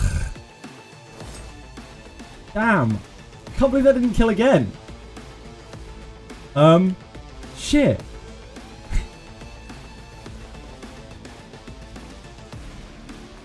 How's that possible? How's that living like that? Oh, does it have soul wood? Did you give soul wood? Is that why? No. Damn. It is soul wood. Oh, it was soul wood. Yeah, it was soul wood. Yeah, that's fine. It's because it wasn't there anymore. We'll just do this. We can't win anyway.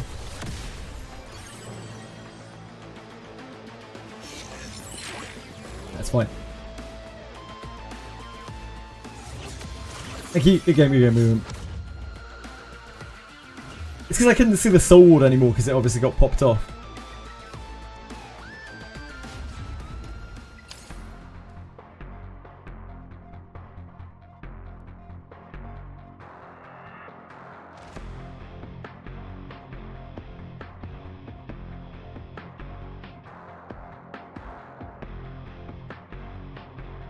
Yeah, Veronica's really great for it. She's also on type, but she has to be fast enough to cast it. Good game, man!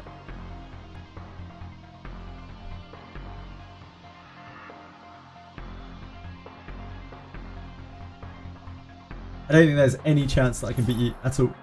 So if you want some free points, you can keep queuing up, I guess.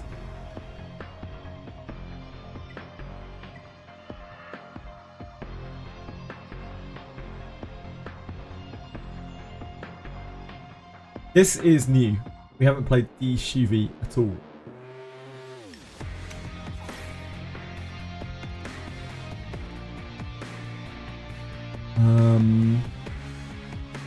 This is going to be Tiamat stuff. We don't have a Tiamat, so...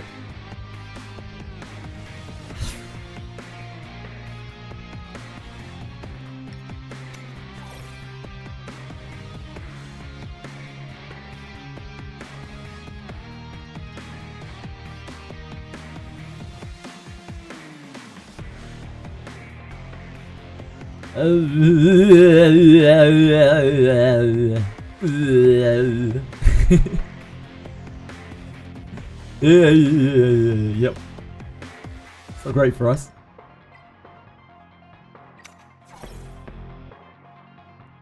Probably the Viper, but Holden is also an issue.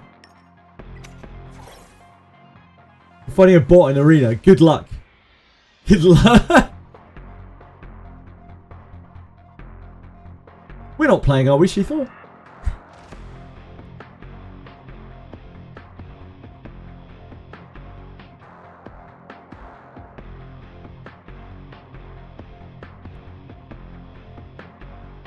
Oh, this guy he's just flaunting it in my face. He's like, look at all these units you don't own. Actually so rude.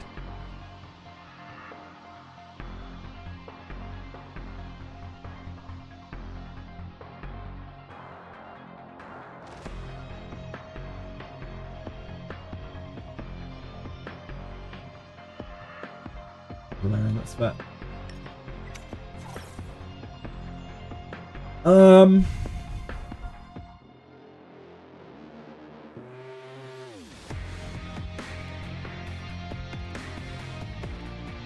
It's very hard because all of these completely fuck me in every single way.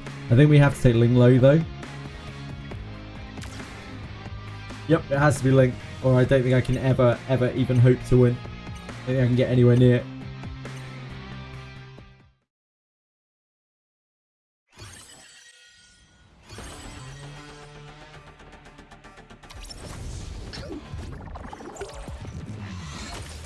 Yeah, of course we lost Sanya.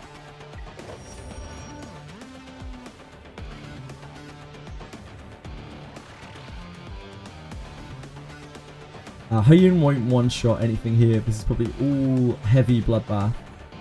So I think we go here. And we punt this. Oh, she's bulwark. I'm stupid. I picked the one thing on the team that was bulwark.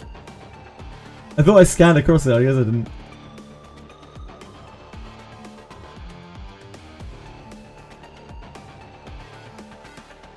My genius knows no bounds.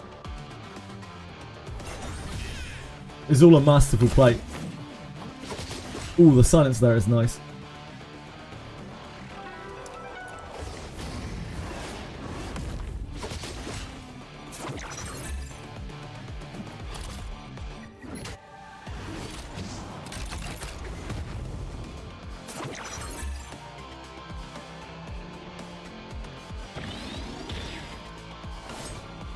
We just hope. I think.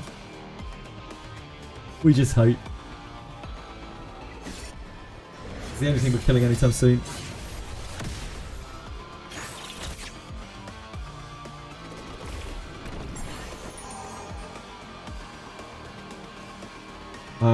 Pretty sure we AoE here to try to lock her out. We are linked with Holden right now. The AoE lands, then it stops her from bubbling again.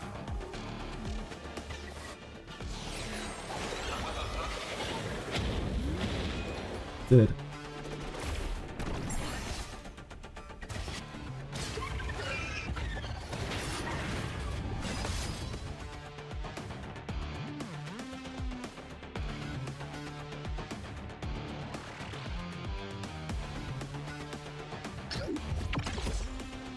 They get slumbered.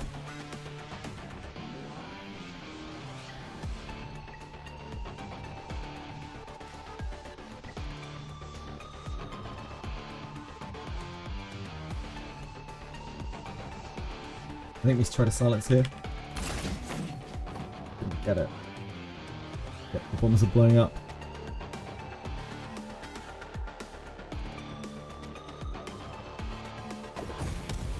Hoyin, what matrices have the best damage output? Harvest, Fury, I believe, as far as I'm aware.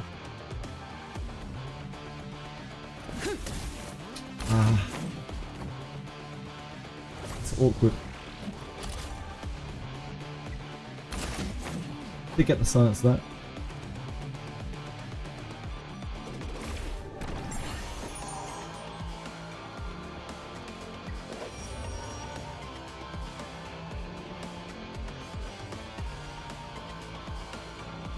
If we attack, is attacking better?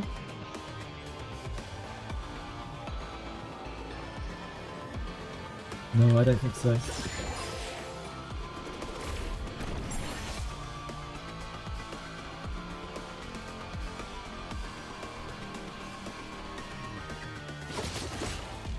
I think we have to try to kill the Valerian before she resets.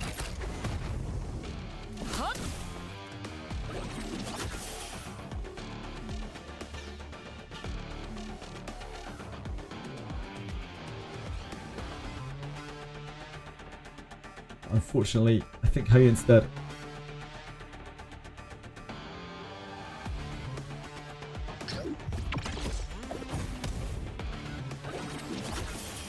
Yep, Hoyin's very dead.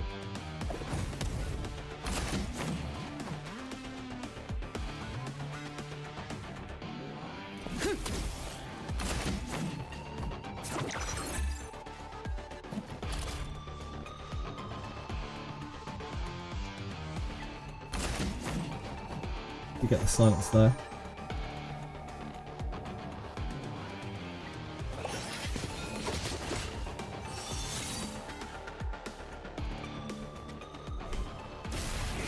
There's very little we can do to it. She's about to transform anyway. So we might as well just push her. We can turn meter here. Now that she's reset. We just dispel. It's very hard for us to kill through this.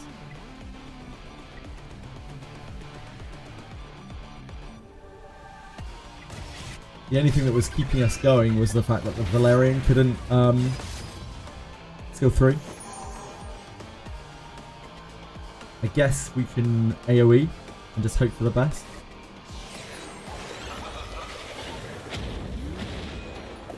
Didn't get the cooldown increase there, so this is the last turn that we get to not get fucked by Valerian.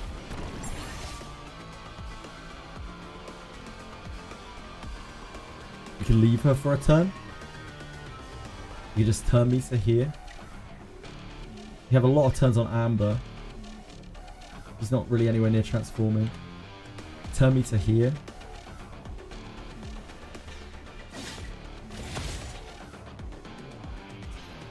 So close.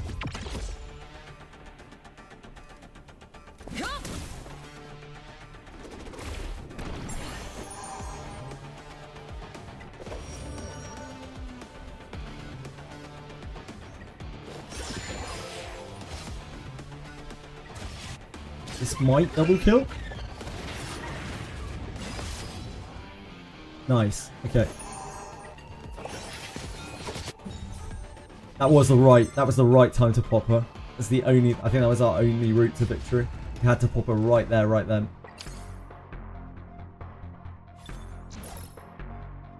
No. Well, there is not a lot we can do against this guy, unfortunately. He's just on like heavy, super duper rev spam. I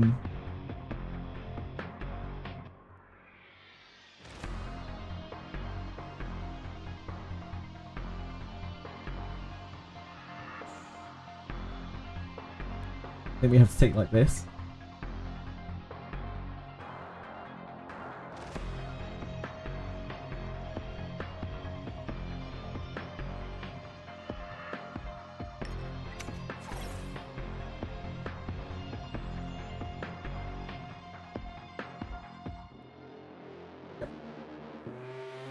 And we just have no gain, really. Because there's the Freya as well. At the very least, that we know of.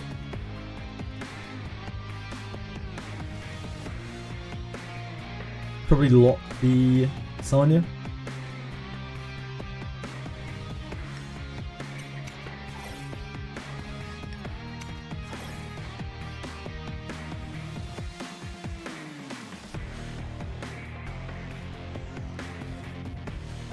The Messiah's not Rev, but like, he is as scary as.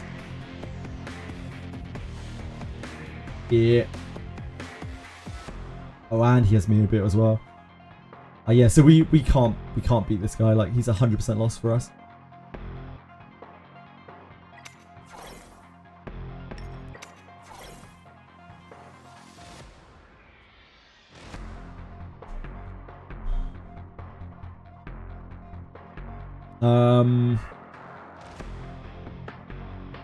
This, I guess.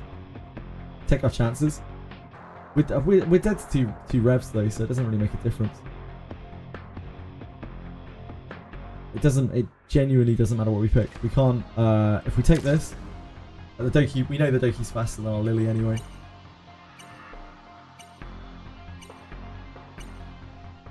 And Veronica. I'd love to. If only.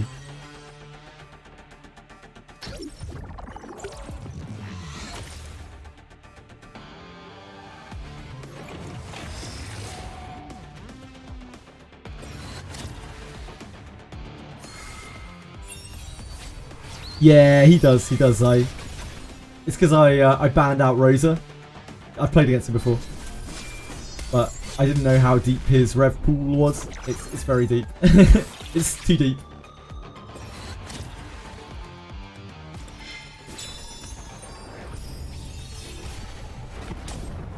Good game. So unfortunately, I can't keep queuing up if this guy is queuing up because there's no game. Unfortunately, when people are that heavy on a rev spam, I can't even play a game against them, so I can't like showcase anything. I can't like play around. So we just chill for a while, I guess.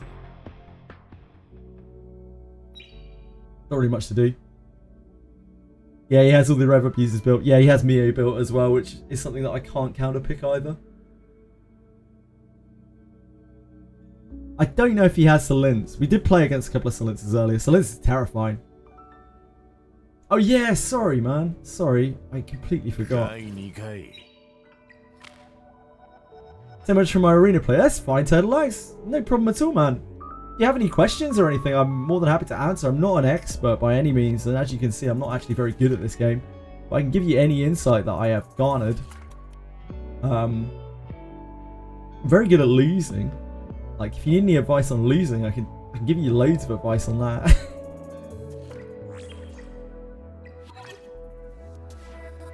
Right, this is my Rengo. This is like 100% clear. This is either very close to or 100% clear.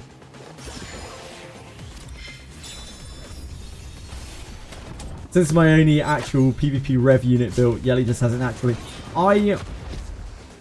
I do not have a problem with Revelation on DPS units. I have a huge problem with Revelation on support units. I think it's like it's annoying that the devs even came out and said this is intended, because it's so bogus. It's like absolutely crazy. How do you get more efficient at losing? Don't build Revelations. Don't build Revelations and also miss all of the crucial units for turn 2. So like, ideally don't conform to any kind of meta. That would be my greatest advice to you, Bonschlong. The reason I ask is because I have Fury Harvest, Fury Edge, Law of Silence, but not even close for White Fang. I think Law of Silence is perfectly fine. If you're PvPing like alone, if you're PvPing against regular people, your Law of Silence will be absolutely fine away. It will help you out a lot sometimes, but Law of Silence unfortunately doesn't do anything against like real heavy Revelation spam. No, it's not essential to this clear whatsoever. What a pity. The characters that are essential for this clear are right here.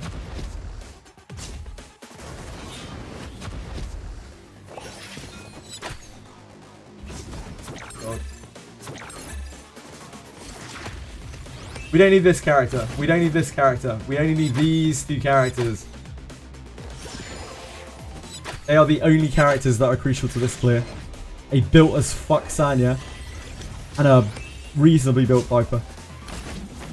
You need a DPS which can do an amount of damage, but it probably doesn't need to do quite as much damage as the Shelly does. It can be probably quite a bit less.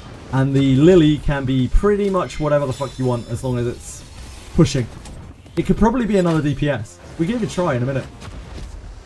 Let's try some other things. Hello, Chili. Yeah, it helps that I have 4 different affinities as well.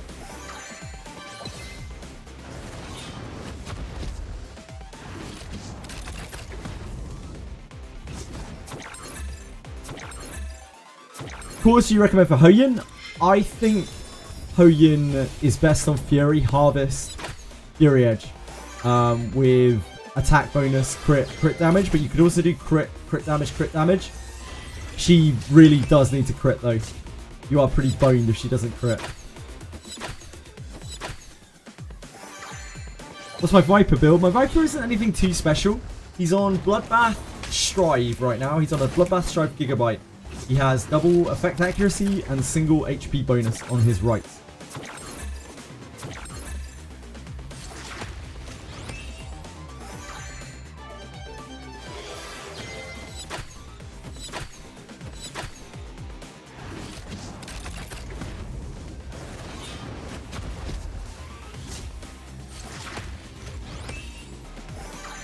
What's also nice about Count, it gives you 1200 flat attack.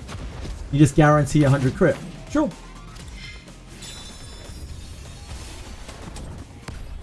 I've seen people use Count on her. I've seen people use Law of Silence on her as well. I think most shells are viable on her. White Fang is all that I have available to me for her. But it's pretty good anyway because it kills through Valerian, which is quite a big deal in PvP.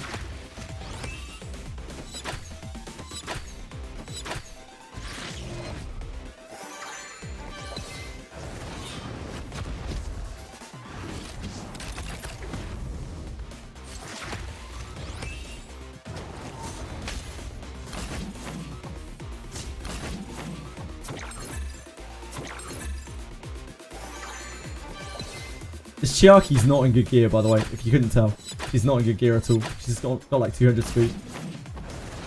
But she's still really good.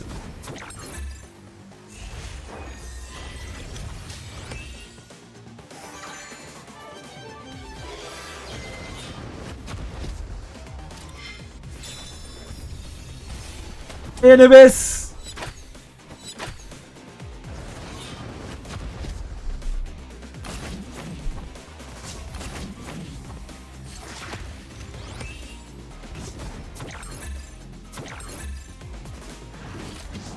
We got a bit unlucky here with typing, but it's still probably a clear.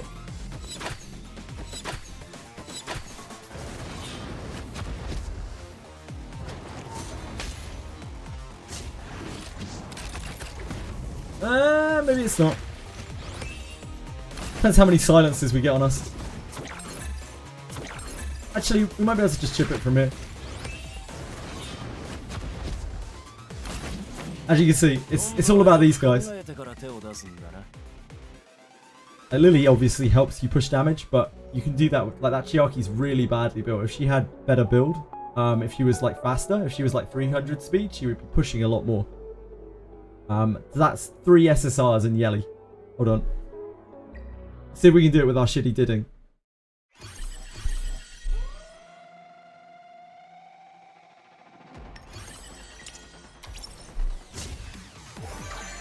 No, extremely shitty didding.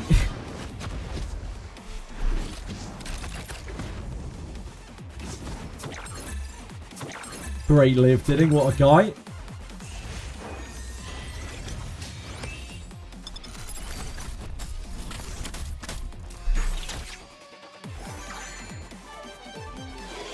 Goodbye didding. Goodbye didding. It's much harder with didding, of course, because like didding suffers a lot more from the silence.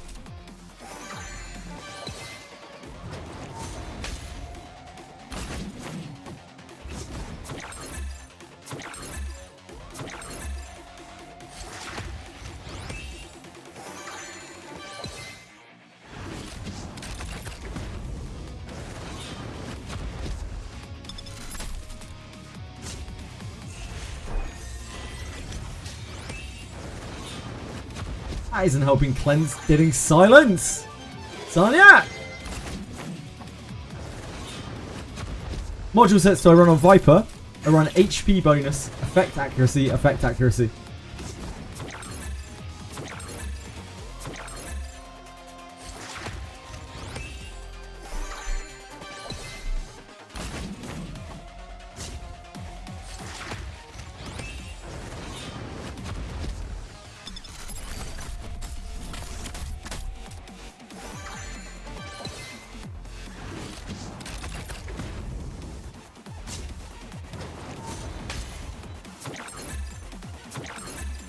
Matrices, he is on Bloodbath Strive right now.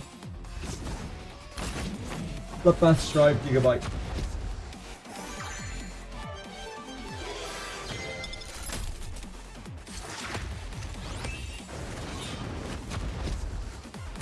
I don't think we're gonna have enough damage here because my didding's too badly built. We're gonna get 2 stacked pretty quickly. Yeah. So yeah, you need damage, and I think like a properly built didding could probably get that, but like mine is really, really shoddy. Sadly, my didding is not it. See if we can do it with this.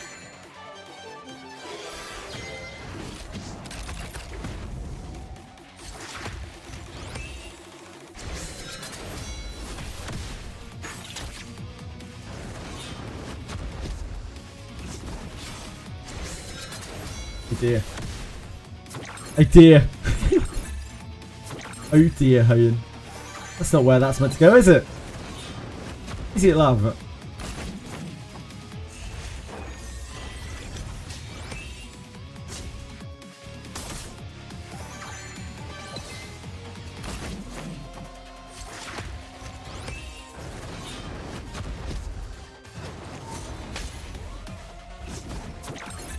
Never tried Strive before. It's decent. It's decent enough. I would probably use something else if I had the opportunity, but I don't really know what.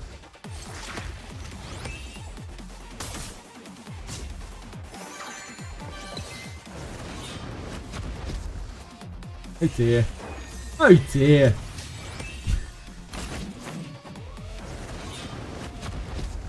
Okay. Yeah, I guess you can't do this either. It's pretty crucial to have enough damage that you can actually pump.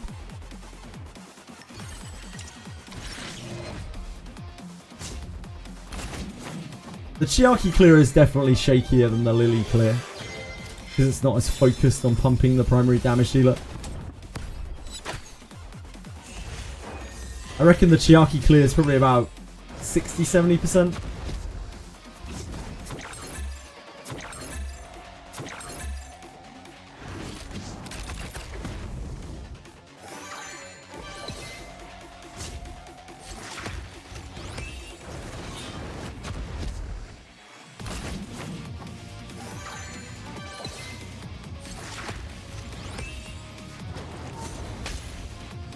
cute. You're being very cute, aren't you? You're being very cute. How do you do it?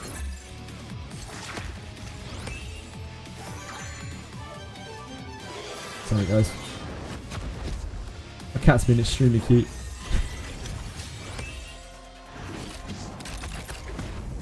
Strive is just solid. It's a solid matrix. You don't really notice it. It's not flashy, but it's pretty good.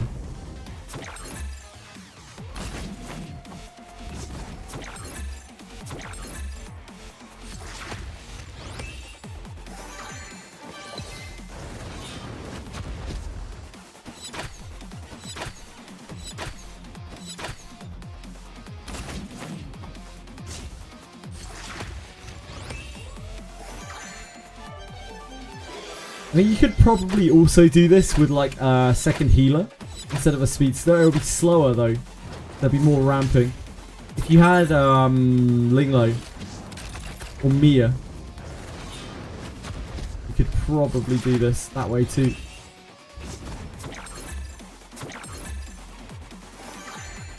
Valerian might work.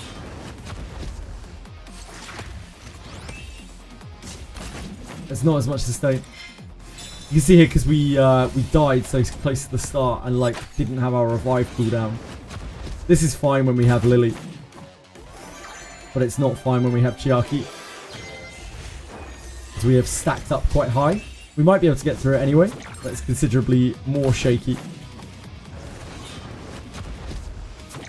Sun is very crucial to a lot of stuff. You can work around it by just like massively outgearing. Sanya like lets you punch upwards, as does Viper. Both very good at that.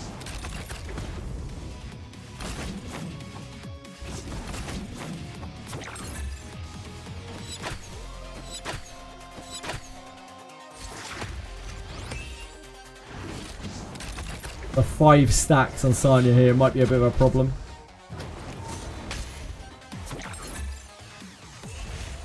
We shall see.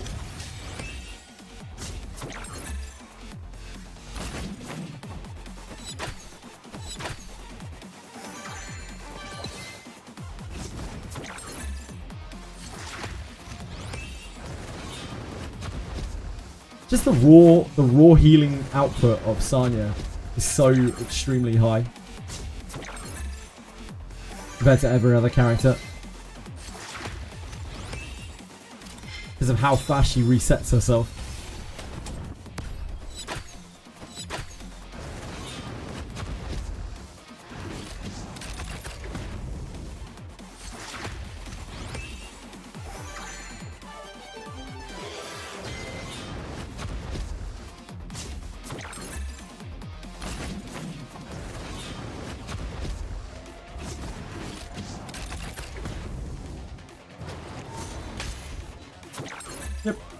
Still get there, even with that really scuffed start. But the Chiaki clear seems fine. It won't be as good as a Lily clear, but it's not bad. So you really don't need Lily for this, if people are like really worried about Lily. I'm sure if we look on here, it's going to be Lily,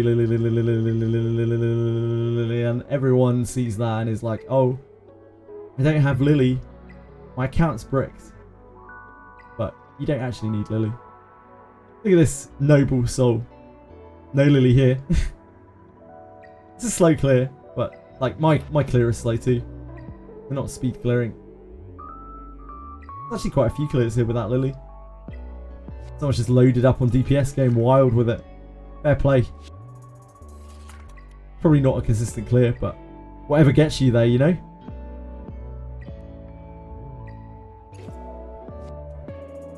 Yeah, you have to add a minute to the clear time, which of course makes it sketchier, which means that you need shit like Sanya. Imagine you could do it with Val, Ling, Rosa, Chiaki. Probably, yeah. Probably. Sanya is very good for this type of long clear because she can recover it from like for auto farming. She can recover it. I found this out very early when I was doing like Hell Doki. I was like, oh wait, if we use Sanya, then we don't die to a random death. We can actually recover the run.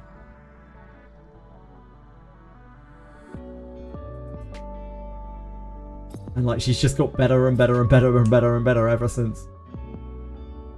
Still not dropping any effect accuracy shift repetitions. Let me show you some of the effect rush swift accuracy that I have. So, we got these. They're alright. They're not the worst things you've ever seen in your entire life. That's the highest quality of my effect accuracy pieces. These are the effect accuracy pieces my Shadow Sanya's using. Where's my Kazuo?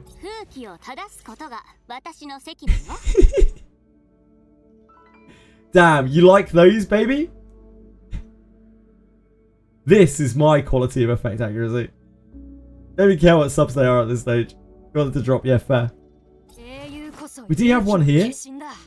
Yeah, we have one here too. So we have like 6. These are the ones. This is my Colossus.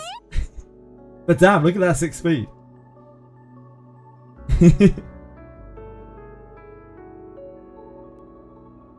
Trying to build an Inferno Hoyan team. I have Lily, Shadow Sanya, Salins.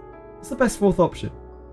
My Inferno looks like this, if this helps too.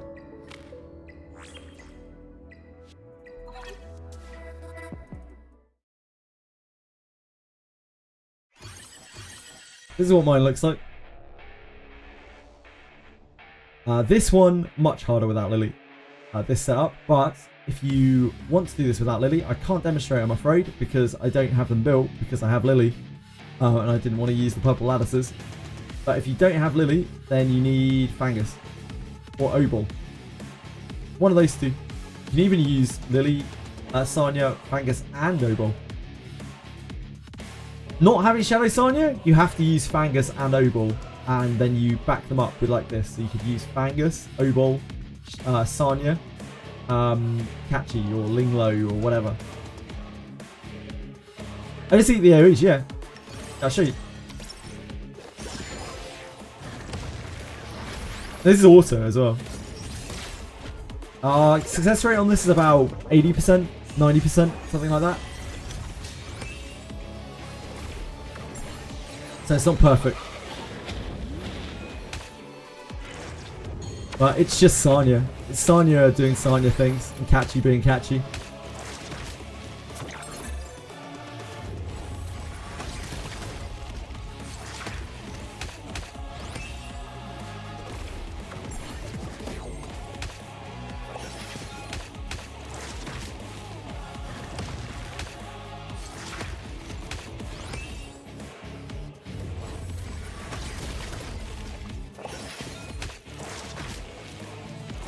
It's so nice to get silenced on Shadow Sanya.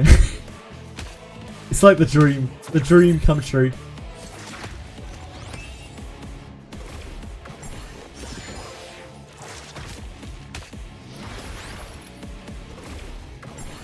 And you can see, like, already we're really far ahead. We've basically got it dead already.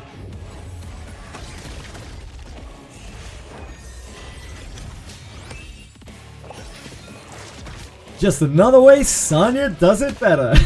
Well, maybe not better, differently.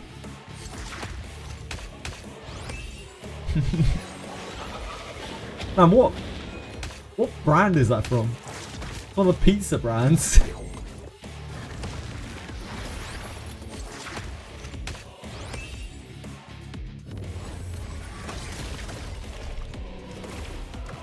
Hello, Chili. We're killing Shadow Flame Hoyan. She's not scratching us.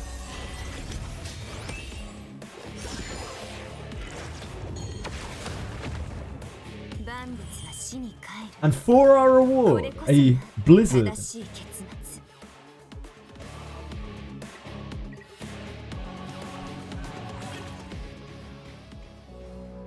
Yeah, that is how my Furnicle goes.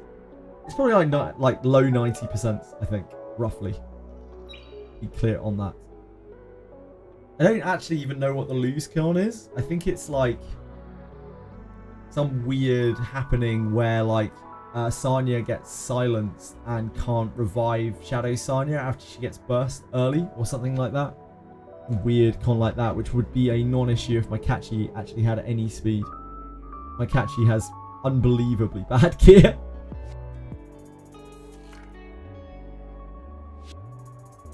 Maybe we'll get some sick gear this weekend. Be rolling in big money.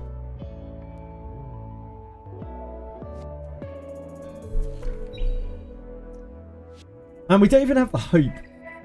We don't even have the hope of like off-bannering Tiamat or something, do we? We can't even off-banner Tiamat. I guess our biggest hope of getting Tiamat and or Lilith and or Rahu is like free summons or SR summons. Yeah, indeed. Now wait for the rerun, GJX. Most gamblers quit right before they win. True. You never know. Yeah, I am a quitter. I'm a very bad gambler. I just refuse to do it most of the time. People laugh at the way I play gacha games. Like, in gacha games, I will only ever pull on a banner if I am going to keep pulling until I get what I want. Or I have like odds-on chances of going for something, and I'm aware of the risk going into it. I'm a bad gambler.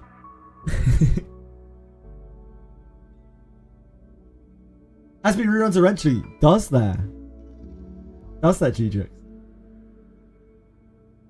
Are you sure? Would you stake your life on that? Yeah, just win. Something else that's very important to understand about gachas, of course, is that either you win or you lose. And the odds don't really matter that much. It's always just 50-50. That's what I've learned. It's what my good friends in chat have taught me over the last almost year now of playing gacha games. Bet we get a banner with 3 RGBs on rate up at once, but not for singular characters. You know what, GJX? If we got that, like, I'd still fucking take that. And I'm not sure they're even going to run that. I get the feeling. But, you know, who knows? It's early days, right? It's early days. The game's only been out for a month. Give it another 1 or 2. Maybe. Just got to Abyss 3. Finished the first floor. I feel like I might be undergeared. I wanted to know if there's a primer. A primer, he says. There's like no information in this game. If it is not on Fast Thoughts, if it's not on this, if it's not on there, it's not published anywhere. Your best bet is to ask me. There is a guide on there for Abyss 1. I assume you've already looked at Fast Thoughts. Like, everyone already knows that Fast Thoughts exist. But just in the off chance that you haven't, take a look on there. I think it has a farm route, if nothing else, on floor 1.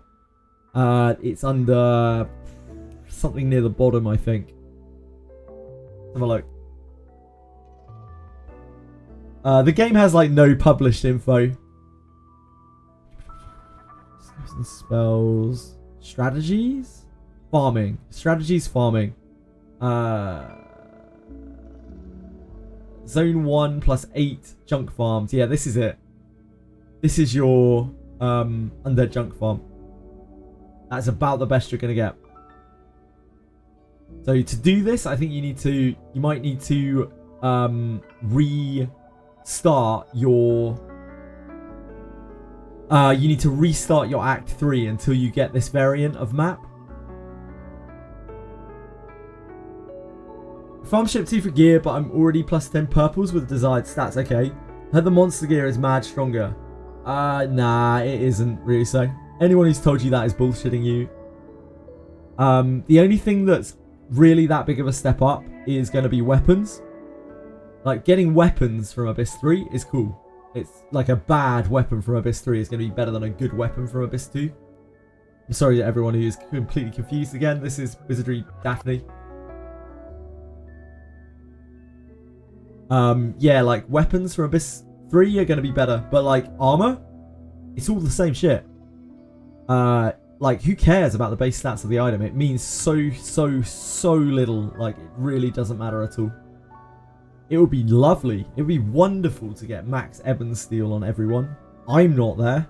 I've played for 1,500 hours and I'm not even close. Finding good pieces of ebon steel is obscenely hard. You will be in your iron and your steel forever. But possibly actually forever. So don't feel bad. And don't feel like you need ebon steel. You really, really, really, really, really don't. Don't sweat it.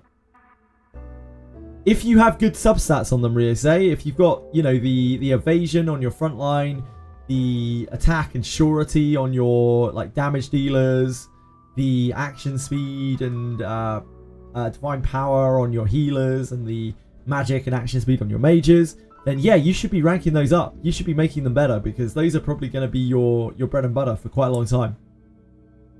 If you don't have ebon steel armor, you don't even play the game. Yeah, just don't sweat it.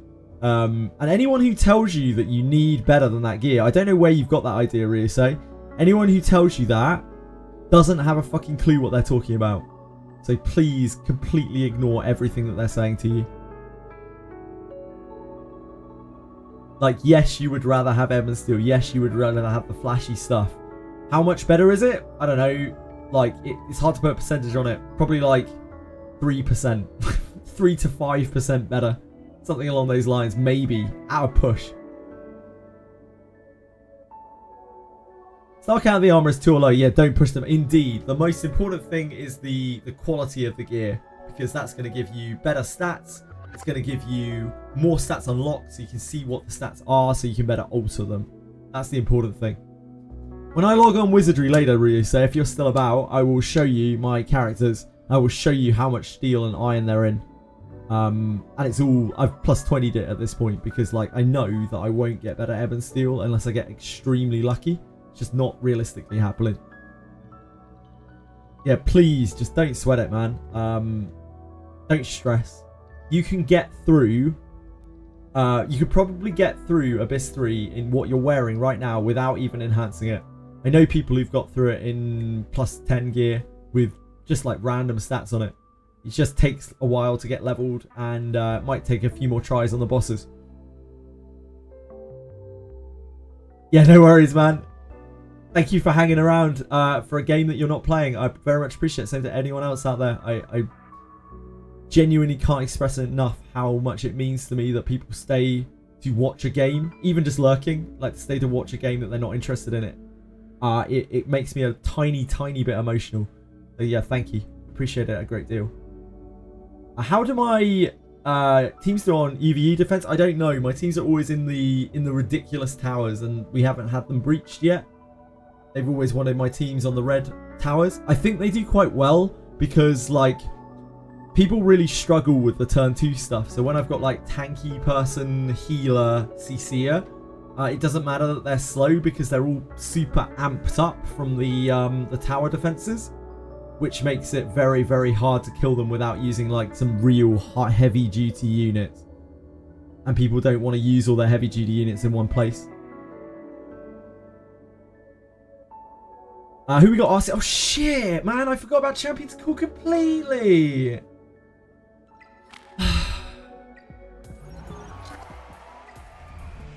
My prediction here is RCS. I think RCS outgrinds them. Thank you for reminding me. Of course, Doki. Doki slammed the Union. Oh, man. This team did make it through. I actually want to see this match. I want to see how the AI plays out on this. Because I thought this one was going to be a close one. Oh, man. Does Yang just kill her? No. Of course not. He has his attack buff. Yeah, so... Oh, she does resist. She does resist. That's why. So we figured out the resist on this was about, with the effect accuracy versus effect res, was about 70% in Kazuo's favour. How much damage does this deal? Oh, that actually deals absolutely no damage as well. With all the debuffs. Yeah, I should have really thought about this more. This is why I didn't want to bet on this match. There are too many like variable factors going on.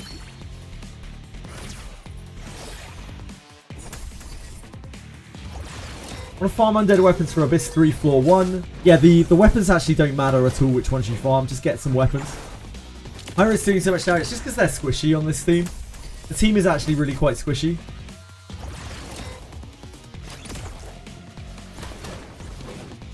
So to have a chance of winning there, this team needed to be able to land the CC on Doki to start with. But I think even if they landed it, after having watched that, I think they would have failed. I think they would have lost.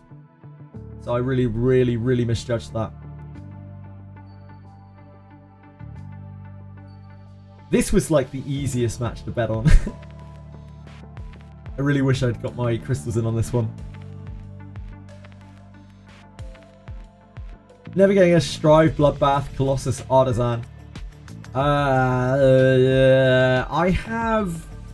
don't have that either, if it makes you feel any better, Cat Wafer. I have like no Bloodbath Artisans at all. We were looking through earlier. We just have a Swift Rush Bloodbath one, which is maybe fine, but not for any of the units that I have built right now. We've been looking for a number of Artisans. You always make 2 million gold in items for ship 2. Yeah, it's a real hotspot for gold. Shinobi Junk is disgusting. I have like 1k junk from Ninja. It's like we've opened the stop gates for Wizardry here. And only 3 of them are Shinobi Fey junk. That's very standard, Raraki. I've had entire days where I've had 0 Fey junk.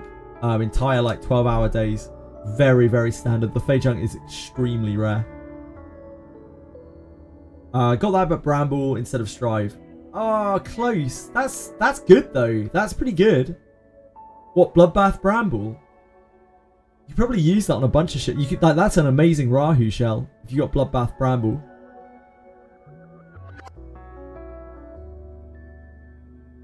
I haven't gotten a single 3 to 5 surety stone. Oh, Aratems. You will. I believe in you. Right. What do we do now? My brain is completely fried from from Summit.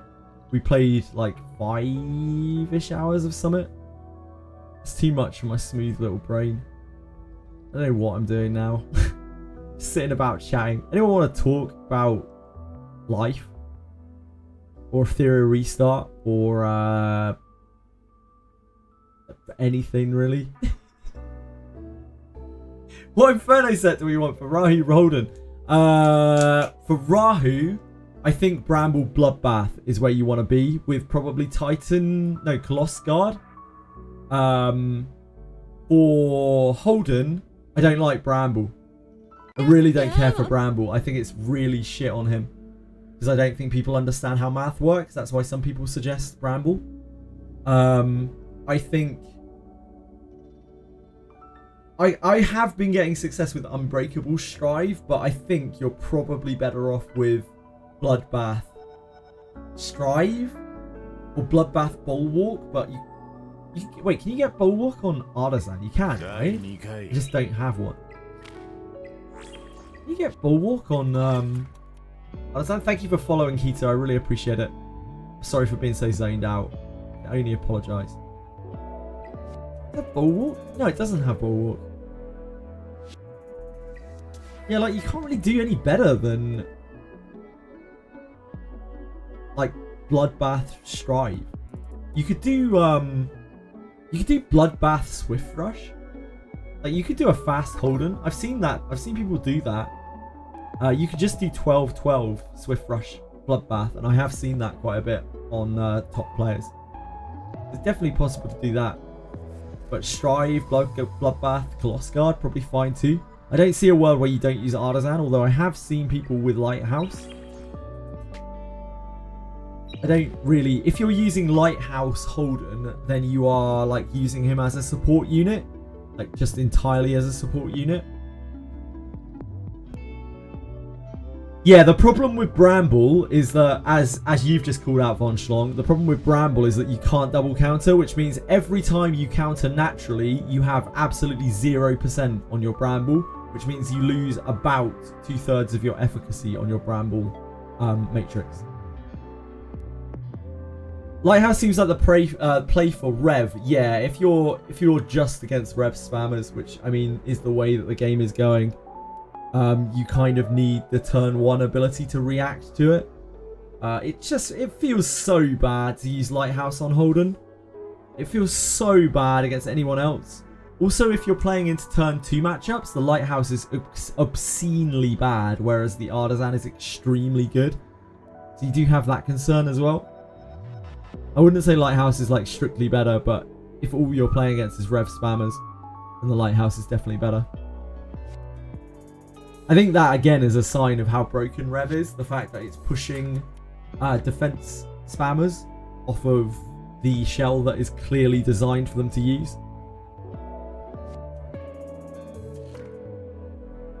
Yeah, the counter odds end up being multiplicative. What a pizzy. So if you have I think on average you have like a 65% chance. So just for simplicity, depending on your gear. So just for simplicity, we're going to say 2/3 of the time you counterattack naturally with Holden. That means that 66% of the time, fuck me, Aratems, great timing. 66% of the time, you don't get any effect out of your Bramble because your Bramble has 0% chance to proc because your natural counterattack is proccing. So even though you can say, you know, like the Bramble, it's nice to always be able to counterattack, your Bramble is only 20% of the remaining 33%, which is about, you know, we'll say like 7%, round up to 7%. So instead of your Bramble saying you counterattack 20% of the time, it says you counterattack 7% of the time. Hopefully that makes sense.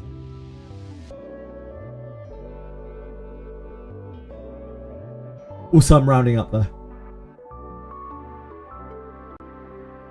Bramble is for gamblers, yeah, but you have to be like a bad gambler. You have to be bad at gambling to want Bramble on Holden. Now, Bramble on Rahu and Tiamat, mwah.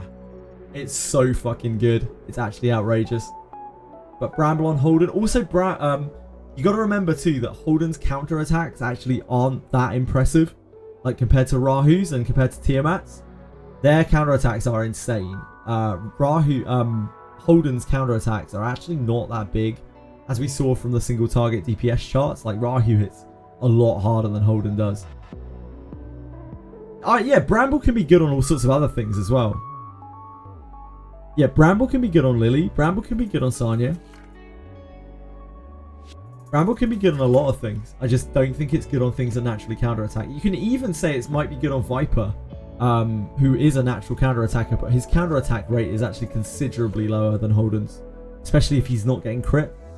Like, having Bramble to silence the supports that are hitting your Viper is pretty good.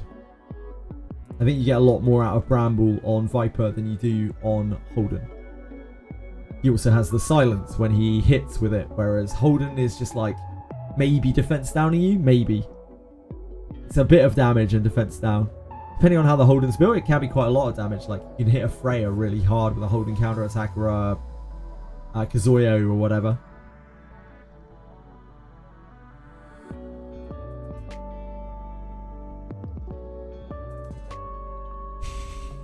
Stop what? Stop yapping. Just stop yapping for half an hour. I have built my Twitch audience, I think, on just yapping endlessly at this point. I don't know why anyone else would come to watch, because it isn't for my fucking stellar gameplay, and it isn't for my incredible charisma, that's for sure. I think it's just because I'm online and I talk a lot, and I like to talk to people in chat. Saw the Samurai trailer. How dare you interrupt my Twitch Prime ad? That's the only way I can combat it, Aratem, is just to talk over it. It's the only way I can make it go away. Close to the promised land on my Alicorn. Dude, I have some cracked Alicorns. We farmed Nico Nana for so long. I actually have some real crackoed Alicorns. But, like, Alicorn is a bit of a weird shell. At the moment. Because it doesn't really do anything against Bloodbath. Against, you know what the fuck I'm talking about. Revelation. But, yeah, we've got a Wellspring Bloodbath. We've got a Bramble Bloodbath. We've got a Swift Rush Bloodbath. We've got another Bramble Bloodbath. We've got a Strive Bloodbath. We've got another Bramble Bloodbath. We've got a God knows what else. Another Wellspring Bloodbath. Got some other things that aren't Bloodbath. Strive Bloodbath. We've got another Swift Rush Bloodbath. We have about 1 million of these fucking things. So yeah, if I'm ever really pushed and need a Bloodbath shell, we got it covered with Alicorns at least. But they're just a bit of a weird shell right now. I think Alicorn will be absolutely fantastic if Rev gets nerfed. It will suddenly become like absolutely incredible. What on earth is this? We're getting leaks, more leaks. No, this is the same video.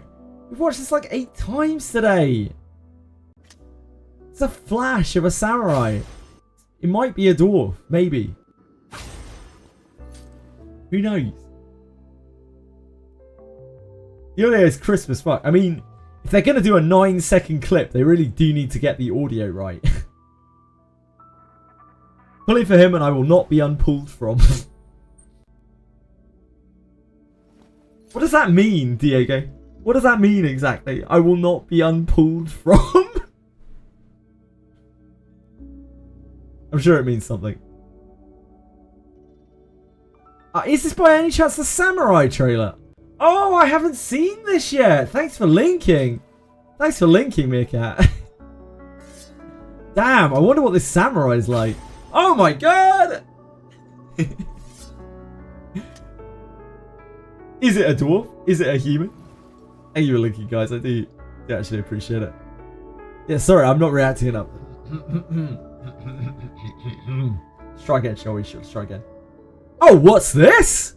Wizardry trailer, Daphne? Variance Daphne trailer? Oh my god! Today? Really? Seriously? Wait, is this this week, guys? Is this week? Oh my god! Really? Oh my god. Oh my god, I'm so hyped. Oh! Are you serious this week? No way! Oh my god! Was that alright? Was that okay? Did I scream enough? Come, wet my blade. Sorry, please. Okay, yeah, I will. Apologise to everyone. See, I can do it. I just don't. What are your thoughts on the new ER characters in terms of skills and usage? What's he called? Nahor. He is like a weird kind of Mio thing. He doesn't do the same thing as Mio, but he's like a hybrid CC'er and buff stripper as opposed to a CC'er and speedster. He can probably be multi-purpose in quite a few things in PvE, like anything that has ads, he's probably quite good at blocking. He's going to be okay in PvP as well, to use in all of the other places that you use all the other CC'ers. He's got some utility in his kit. I think he's alright, but he's nothing really that new or special. He's just a different combination of abilities together. It's the only combination of like buff strip and CC to my knowledge. He looks like an adult Mia. He does a bit, doesn't he, Sheethor?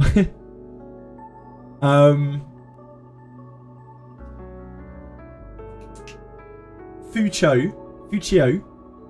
She is different. I don't really know what to expect. I need to see some gameplay of her to really understand exactly how her abilities are going to function in a real kind of environment. She's definitely new. She's the more interesting of the two units because she does something that isn't in the game already. Not just like a combination of abilities together. She actually does something that's not in the game really right now, which is like reactive healing and reactive turn push and stuff. It's like she's a walking... For a day on JJ's stream and Samurai got announced, fuck you Drecom and not advertising your gems anymore, Momoy. Thank you for that. She's like reactive healing and turn push. She's like a little bit of a mini lighthouse, which is constantly ongoing. And I think that is interesting. That's probably going to make more of a splash unless it turns out to be very weak, in which case it won't. And to really know that, we're going to have to see the numbers in action. Like, will it actually make any difference to getting revved? Will it actually make any difference to, you know, constant pushback and that kind of thing? Is it going to be enough? Like, almost like a reverse speedster. So yeah, we'll just wait and see on that one. I wish I had more information for you. I'm sorry. Have I seen this yet? I wonder what this could be. Oh my... No. Yes, I have seen that already, Velmo. What is this? Oh, you fucking clipped it. Great. Thanks for that. Another nuclear clip for the collection. I'm flattered. I missed for a fucking day on JJ's stream. I'm sorry, Akira. And Samurai got announced. Fuck you, Dricom. I'm not advertising your gems anymore. Who is, though? Someone's got to fight the good fight, Akira. Damn you, Japan. Curse you, John Dricom. Better porn acting for Samurai. Hey, look. I did a better job acting there than Chris did on the round table stream. Like, surely we can agree on that. Secret sponsorship against again, like Dricom. Like XD, you mean? Yeah, maybe.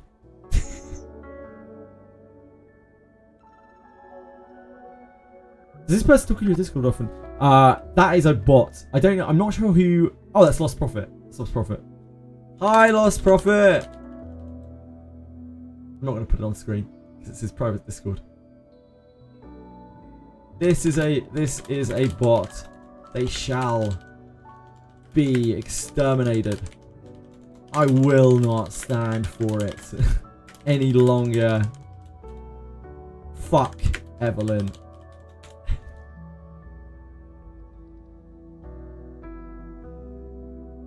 Lost Prophet, do me a solid, reporting me a bot for me. I won't look at his message for a second while we put this up. Evelyn, where are you? You're not going to be on there, are you? Evelyn. Evelyn. Profile. She likes jamming 90s throwbacks. Mood. Keeping it chill. Status. Don't call me. I'll call you. Tell you what, Evelyn. Nobody's going to be calling you from this server anymore. See you later. Get out of here. Show profile. You blocked Evelyn, so just making sure they won't be notified and will still be blocked.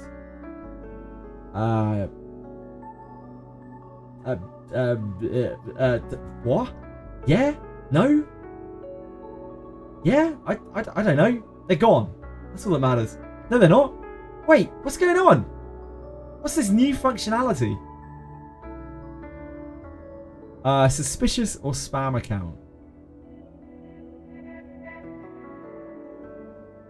Oh shit, sorry. Not meant to show that. Just wanted to make sure. I was not expecting a random DM on someone from your Discord. They are scum. Evelyn is a known criminal.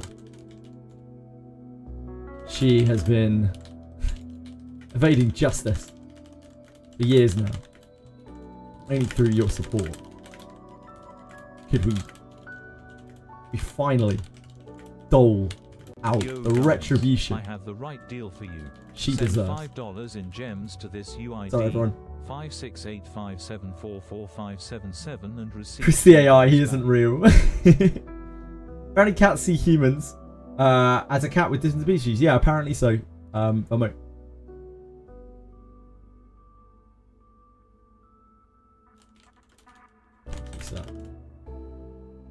I got a random message from Sydney. Sydney one? Yep, absolutely. If you've heard any spam messages from anyone on the Discord, which I'm not surprised by, I just don't want to instantly ban things that look like bots just on the off chance that they're not, because it's really, really rude. So if you get any spam messages on the Discord, just post in like support or something, and I will kick the shit out of them. Or one of the mods will. Or just tell me here. I will do that too. Who was it? Sorry? Sydney. Like, chances are, all of these people with non-verified stuff, they're all bots. Almost certainly. But you can never be too careful, and I don't want to ban anyone who's legitimately a person just trying to survive out there.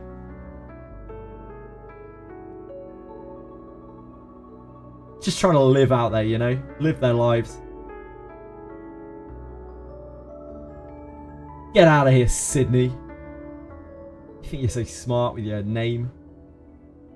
I know Wishing is an actual person. I just don't know who they are. I really wish I did know who Wishing is. Wishing actually types and talks in Wizardry. And I just have no idea who they are. Is anyone out there wishing? While we're on the subject. Anyone out there wishing?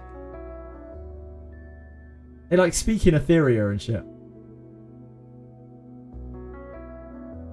Which scammer am I addressing?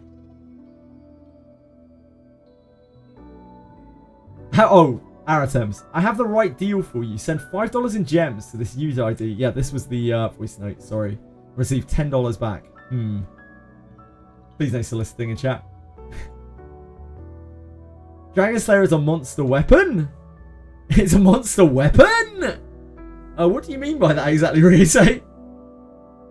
Aratems didn't scam you. If you got scammed by Aratems, you deserve it. I actually like Wizardry. It seems like an interesting game. Reminds me of a Gacha Might and Magic. It is a bit like that, yeah. So the Might and Magic series was inspired by Wizardry. That's where Might and Magic came from. Wizardry was born in 1988. And Might and Magic was... the first Might and Magic was made very shortly after that. So they have a lot of crossover. And I think a lot of fans share those. You might like the old Wizardry games as well if you're a Might and Magic fan. But aren't interested in a gacha perhaps. I can highly recommend them, but they are mostly very old now. There's more people joining just now, really? I'm pretty sure Ruraku is a real person. I love Ruraku. Ruraku is definitely a friend. Your weekly and daily gems. Yes, Drecom bought me again. Momoy bought. Ruraku. Sorry, I shouldn't really be doing this on stream at all. I should be entertaining or something, but like my brain is shut off after Summit Arena. I don't blame you all. I don't blame people for leaving. Thank you for being here. Thank you for chilling out and watching me play Summit. My brain's just like fallen to jelly. Who's Juge? I wonder who Juge is. Who could Juge be? Definite bot. Definite confirmed bot. Juge seems like the kind of person who wouldn't be able to pull what they want, perhaps, off of the general banner in Etheria.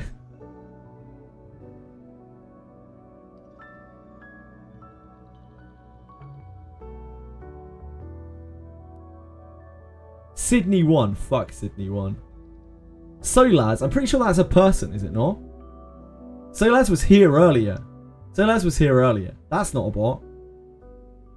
I'm not imagining that, right? Solaz is human. I'm pretty sure Solaz is human. Oh, Solaz is human as shit. Yeah, I'm Solaz. I just looked it up. He's human as shit.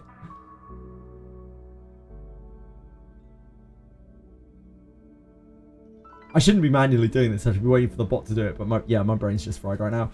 Right, okay. Peacefully is the type to pull the plug on someone and say revive nullification. Damn. Do we have anything else to do?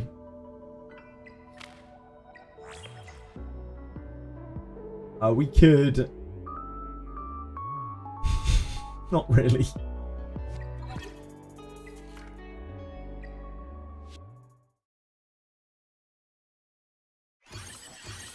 It's either a human or a dwarf, right? The dude. Felmo, what is the matter with you, dude? What is the matter with you?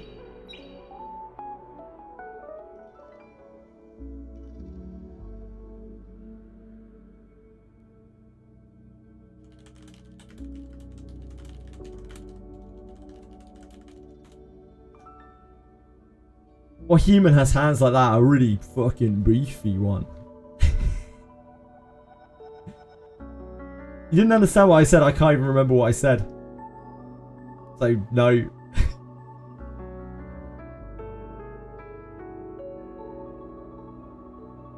So, no. Apparently not. Right. Okay. Let's do some wizardry. I can actually sort of concentrate on that. We've got literally nothing to do on here. Wait. I take it back. We've got Champions. Cool. Yeah, of course we won. Of course we won. We're the best. Ooh. This is a yikes, though.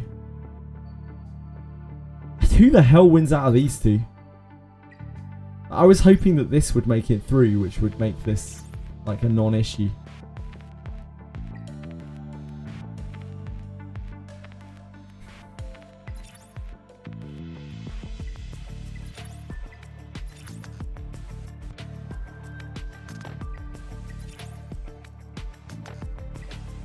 I think this beats this. I'm gonna forget to I'm gonna forget to place my bet on this. Who wins? Who wins?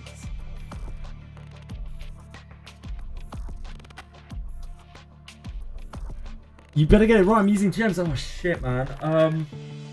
There's a lot of pressure. There's a lot of pressure for an old man.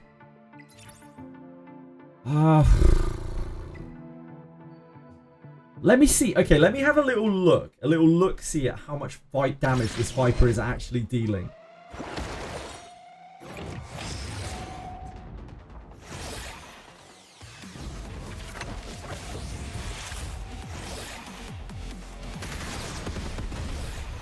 Viper, we need to see the kind of beats that you're putting down here.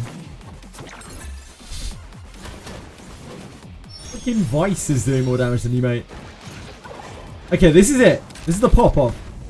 Okay. Oh, that was on advantage. It's not a great amount of damage, is it? It was against a 19k HP with advantage. It did like 70% of his life, maybe, with everything up.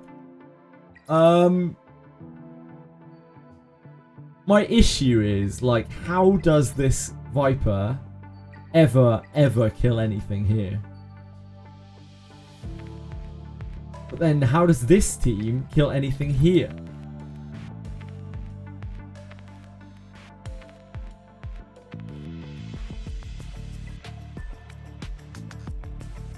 How do you decide who wins in that slapping match?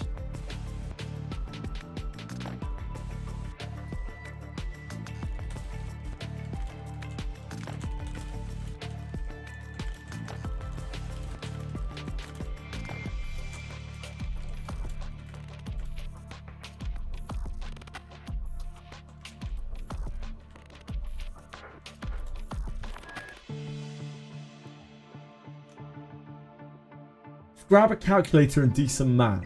I don't think a calculator helps us here. We have to like mentally play out the entire game, factoring in every 20 moves you're getting a 20% damage increase, which I don't think is humanly possible. Not for me, at least. This has speed. This has no speed.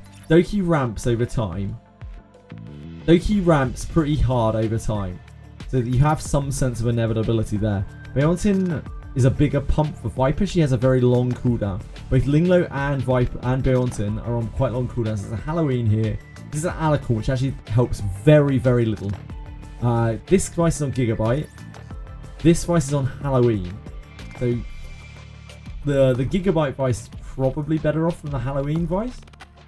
Heinrich's on Dark Moon, which means he has, despite his effect accuracy not being that high, he should have reasonable locks on his debuffs.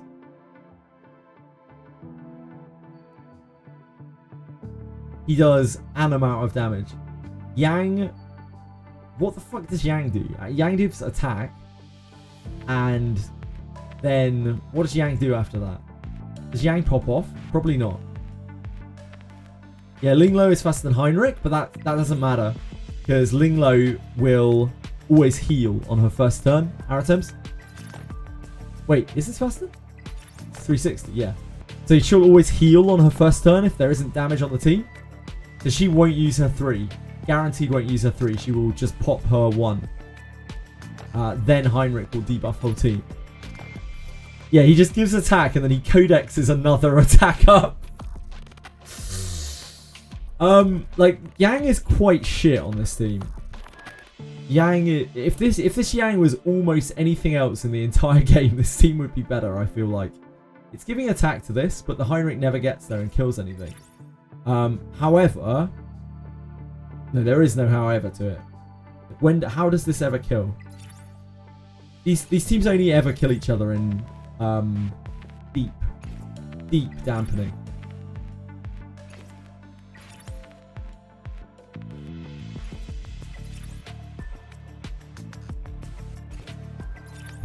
The Vice does special damage to Heinrich.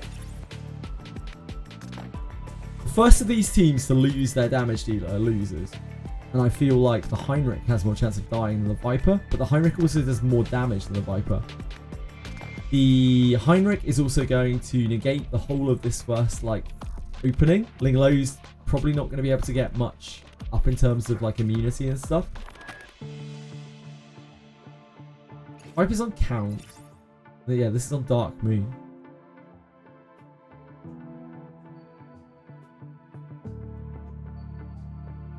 Codex Yang is actually awful. Codex Yang is kind of irredeemable in how bad it is.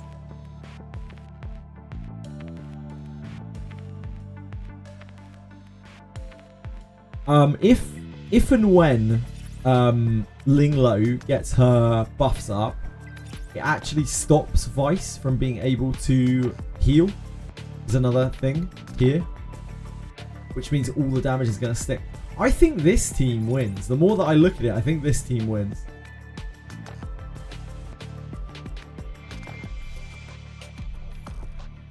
But there's definitely a chance that Viper just gets heal blocked by Heinrich immediately and dies.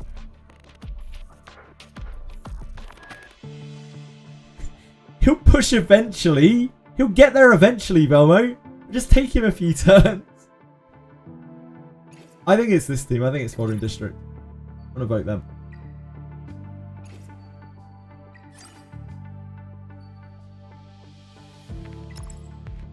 This fight will take 20 minutes. Yeah, it will. You're right. I believe in Foldering District. You think Viper kills him turn 1? We know that he doesn't. We know that he doesn't because we've seen this. This class is 19k HP. He is as feeble as he could possibly be. He has full Beontin buffs.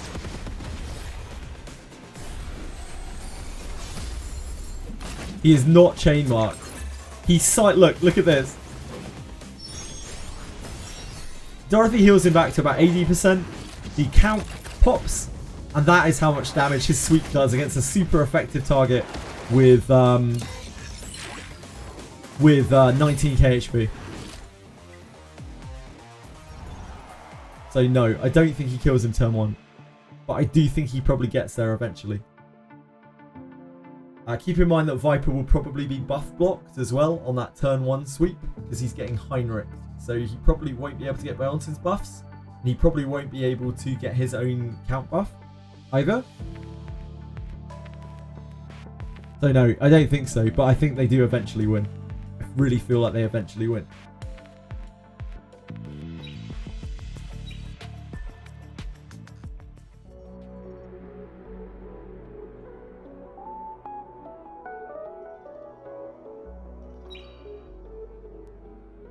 Right, it's Wizardry time.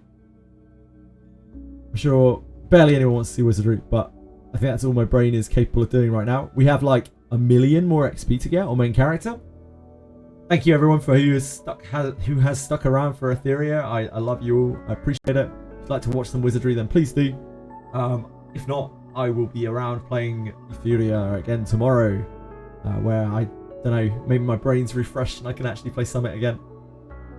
Yeah, I think we only need about 1 mil. Not maybe Aratems? I don't think I've actually spent that much time on it, to be honest. Adventuring is so fun.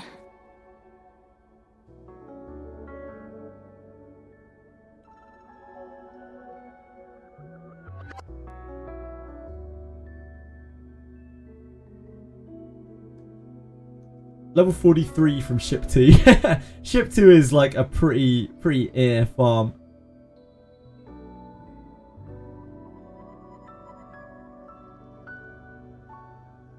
Right, I need to do a title or something, don't I? Yeah, we have Samurai this week.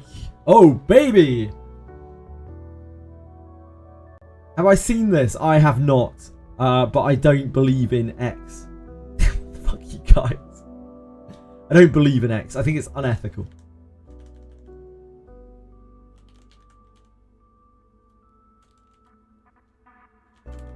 Ooh, yeah, that's a good word, isn't it? Ethical. That's a nice buzzword.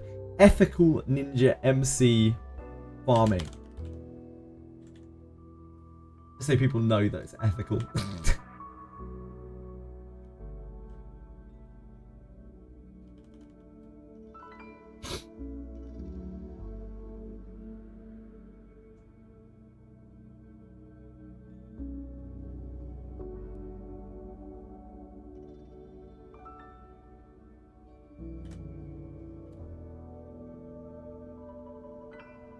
Samurai this week! Exclamation mark.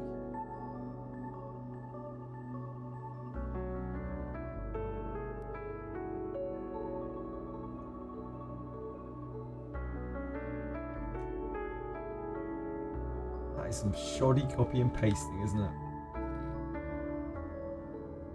Oh boy. Summit Arena really poops me out, it turns out.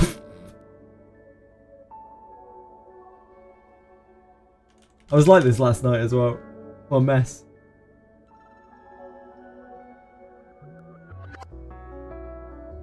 Right, okay, we're set up. Let's meet this. We've got our results. We got one shell. It's an amber. It's bramble and 2 dots of time weave. Holy moly.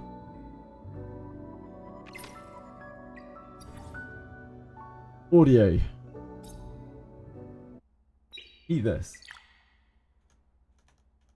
Tab into Wizardry.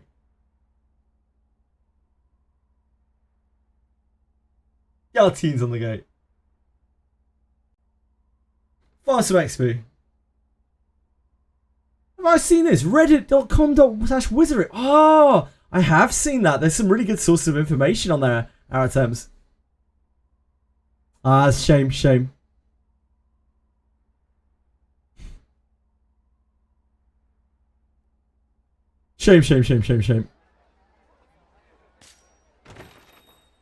Welcome to the Guild Tavern.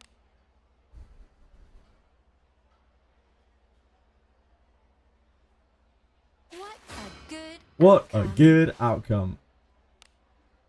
You're anything but a bot. Velmo, you're very special to me, mate.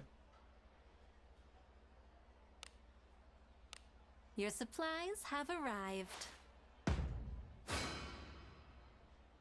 Come back again tomorrow. Jesus Christ, Velmo. You might actually get done for like spamming if you're not careful. Like Twitch will, Nightbot will flag you up. The requests are this way. Some special supplies have arrived for you. Ah, it's Twitter, not X. Nice. The requests are this way. Oh my. I shall pray for your success.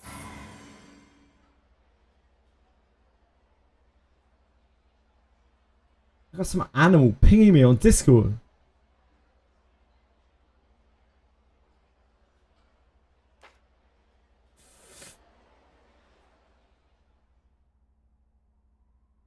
What is wrong with you guys?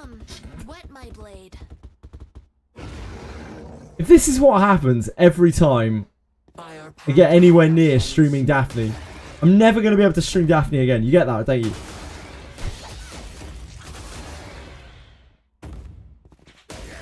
You got a diamond in RTA for the first time. Hey, look. Why? You win some, you lose some. You take the wins. You don't sweat the losses. And you'll get there again in no time. I believe in you, she thought. You got funny news again, Shadow Kitsumo. Talk me through it, dude. how content starved Wizardry people are. Yeah, I know. I'm really aware, and I'm not exaggerating in the slightest. Like, people are so desperate for any kind of Wizardry content that, like, every time I stream it, nobody has anything to talk about because the game has been stale for the last, like, 3 months. And so everyone just goes off onto complete tangents. So weak. Let's see which of us can take it down first. There is JoJo Bizarre Adventure coming that will be gacha and JRPG. I'm very happy for you, but I don't like JoJo's Bizarre Adventure. I'm really sorry. You can have a look at it all the same.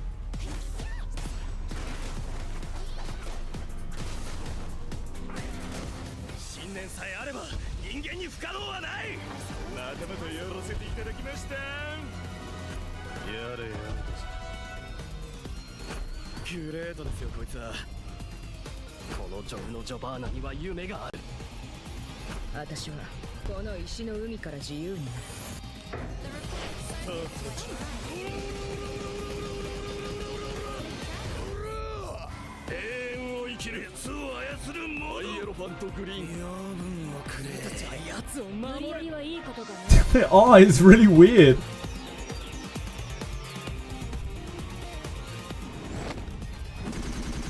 What kind of combat is this?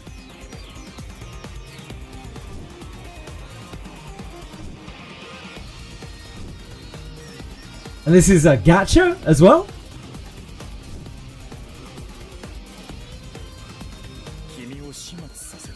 Is this a game that's going to get released in the West?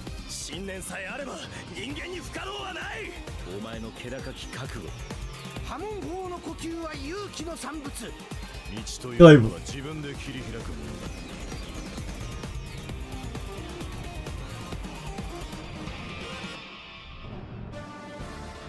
Oh, for all the JoJo fans out there, I hope you're very happy with that. It's not my sort of thing, unfortunately. I hope it looks good to you guys. I hope you have a great time with it. Hi, Wimmy! I did know that Samurai was coming.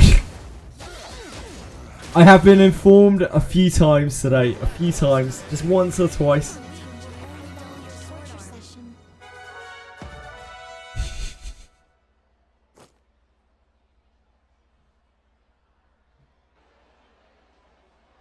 September. Damn. Oh, there's a Monster Memories playtest in September. Oh, makes September a good month. Come stay anytime. That was all of them, right? I'm not going mad. Welcome to the Guild Tavern. Yeah, that was all of them. Safe travels. I did know that. Yep. Looking for a rare jewel. What do you seek? Everything to your... Did you know that you can claim weekly gems from the web store? 50 gems a week. A huge part of free-to-play income. Roughly 83%. Don't miss out. Grab your 50 gems today.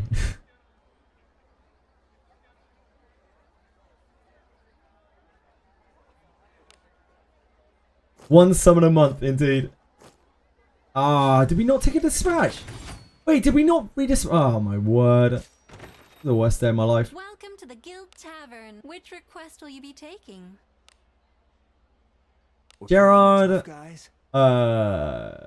Elise. Nominating me? Chloe. Emil. Do you have need of my strength? Elf Madge. Flute.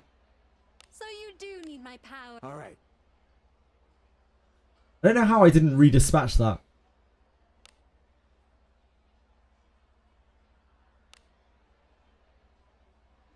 Why don't you level Shelly for Mage Stride? I can't be bothered. Fuck Shelly. Can't be bothered. I don't have characters that I want to put with her. Safe travels. My Shelly's getting inherited, so she doesn't deserve it. Be a waste of tags. We've got an elf mage and a flute leveled. What more could we possibly want?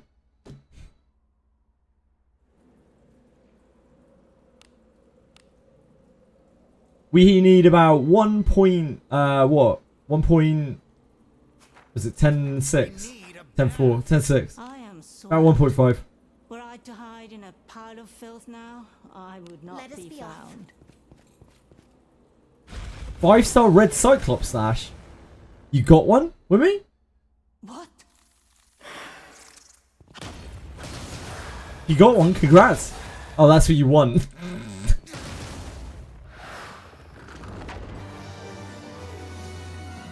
The greatest of 07s to you, sir. Onward. I don't know, was it? An enemy is there. You tell me, Aratums. They'll not escape. So cool.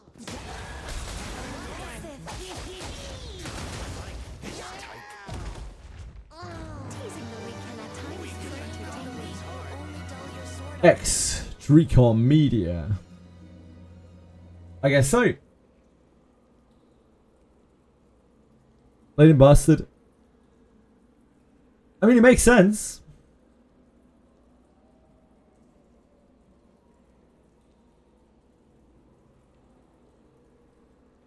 I think it's like a 1 in 100 drop with me. It feels that way. We killed hundreds and hundreds of Cyclopses and saw none. At one point.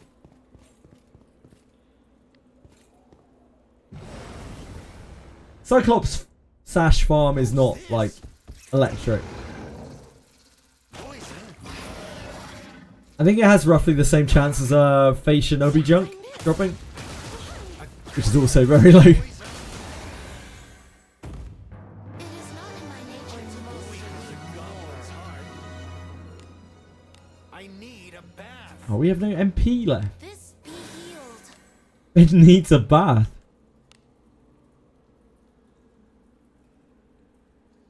Onward. You need 2. Who for? Who's using this mysterious sash? This bores me. Oh boy. Oh dude, it's gonna be a long day on Saturday, isn't it? It's gonna be a long ass stream on Saturday. We're gonna have to reset our stamina like before stream, like we did last time. Onward.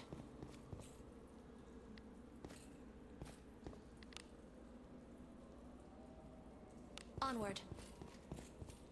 Ah, you need 2 kunais. Just get them. How many kunais have you got from this farm so far, Brim? Treasure. Do as you will with what's inside. Saturday is double drops on Etheria.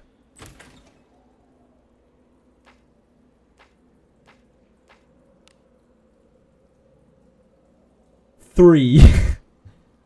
Did you have any before? Onward.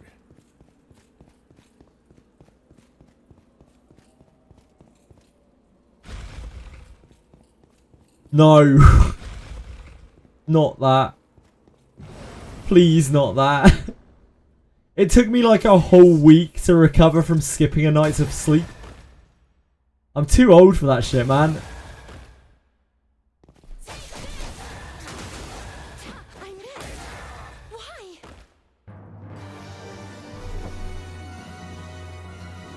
Yeah, I need to make sure that I have an Aurora clear set up for that day. For the day of Saturday.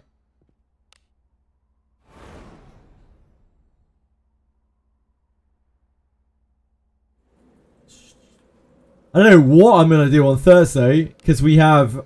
actually, I don't know for sure. Well, I guess I'll wait and see when the Samurai drop actually is. Onward. Because right now it's looking like big Etheria day, and obviously big Samurai day. So I have to look at how big the patches are.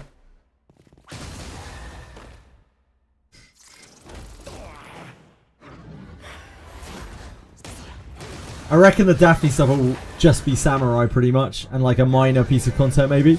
So we could probably knock that out first. This is a quick way to die. What is inside? I'd love to be surprised though. I would absolutely adore to be surprised. And then to drop, I don't know, something crazy. Onward. Abyss 7. Just skip like three abysses. Go straight to 7. Imagine they announce it for a different week. Oh my god, people would be so disappointed if they did that reveal this week and then they didn't actually launch it this week. It would be so fucking mad. Oh boy.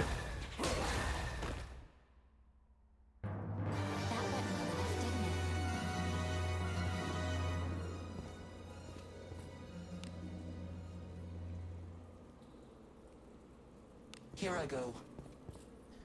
So now it's quieted down a bit and some people have peeked out of the chat. Did you guys notice I was getting stream sniped earlier when I was playing Etheria? That is actually incredibly flattering. Like, I can't actually tell you how happy that made me. Move now.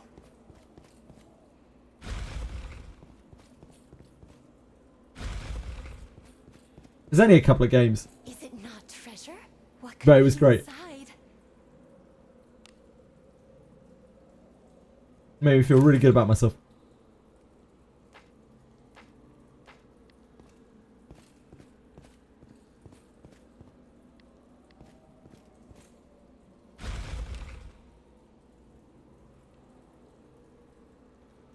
Infiltrating. Me and my crippling Burger King addiction. Yeah. Careless.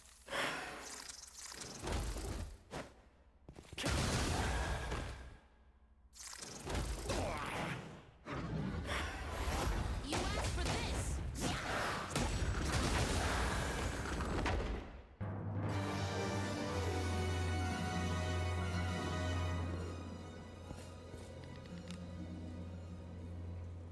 Move now.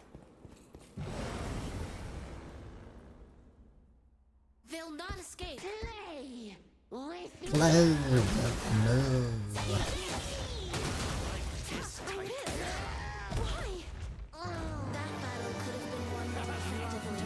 Chili cheese bites from Burger King are fucking delicious.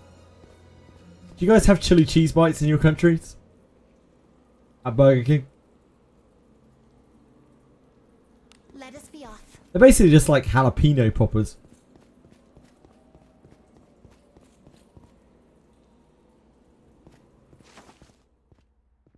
What on earth? Someone has literally been saving since the beginning of time.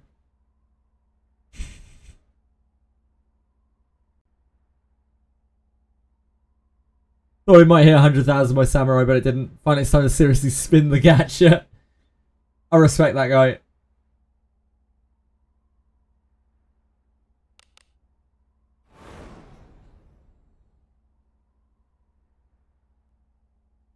No Burger King in your country, Brim. Imagine going for fast foods. I can't really anymore. I haven't eaten fast food in, don't know, Let us be off. 10 years? Probably. Hey, we've got some weaklings to kill. You look like a peasant with your 7.2k. Nah, you're good, Aritems. That's 30 pools. I mean, it's more. It's 35 pools. It's actually more than that. It's like 30. It's like 38 pools. 38 and a half pools. It's almost 40 pools. Kinda. Careless. How much did the guy have?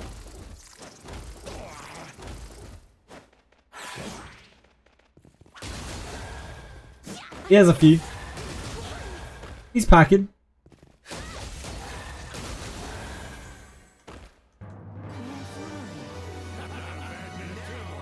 I'm hoping Samurai's going to be terrible tomorrow. So I can just blow my load all over Rene. Onward.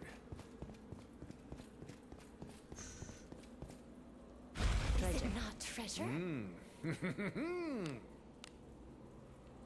What? Careful now. Good job.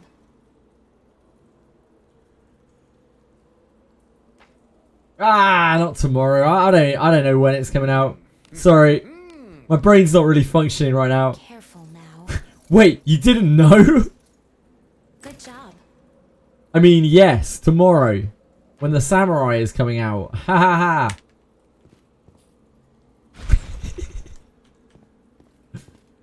Samurai. Oh, fuck, I've lost my mind. Move now.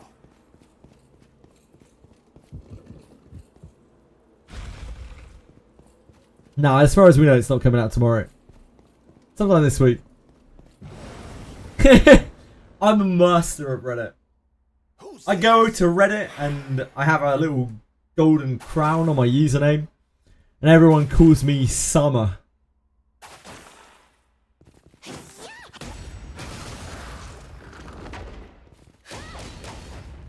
Yeah, I had that Yekaterina. My part as well.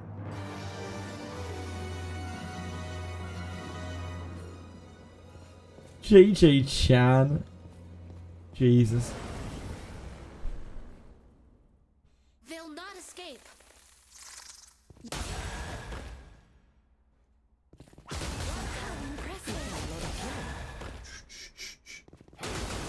The day after tomorrow is the Chaos Zero Nightmares trailer thingy. Where we get to find out exactly how far away the game is. Because, like, either there'll be a release date for it or there won't be and we're probably waiting till next year. Careful now. Good job. That's me, Wimmy. That's me. JJ Nissan.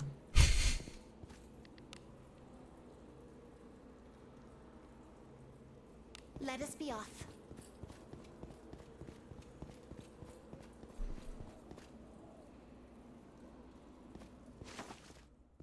You think Chaos Zero Dono walled your email? Yep. Smilegate are quite a large company. I think they dono wall a lot of their emails.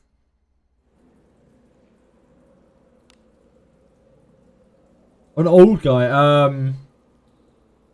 Oh man. I can't remember off the top of my head. It's on the tip of my tongue. Move now. An enemy is there. Nah. Careless. So cool. OG son. Yeah, OG son. Yeah, it's OG son.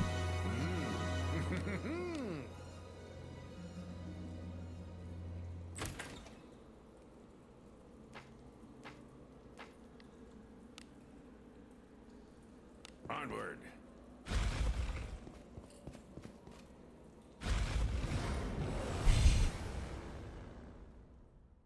We can take him.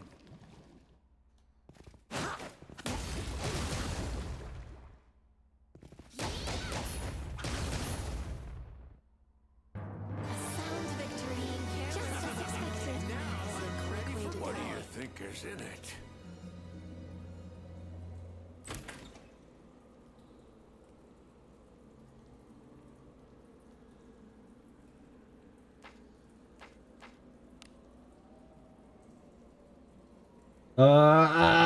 Infiltrating.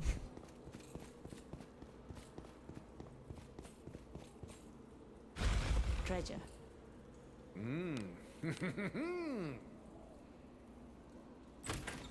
I need to stop playing Summit Arena for so many hours in a day. Actually has wrecked my brain again. There's treasure somewhere close. It's too much concentration. For too long. Careful now. Need other things. Good job. I'm cooked. Infiltrating. Why are you cooked, Kira? What? That Can't all be cooked. taken by surprise.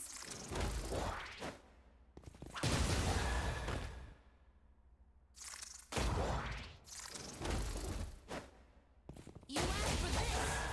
What's the state of Dokkan? Oh god. These days. Is it in good health? It's an old ass game now. What could be inside?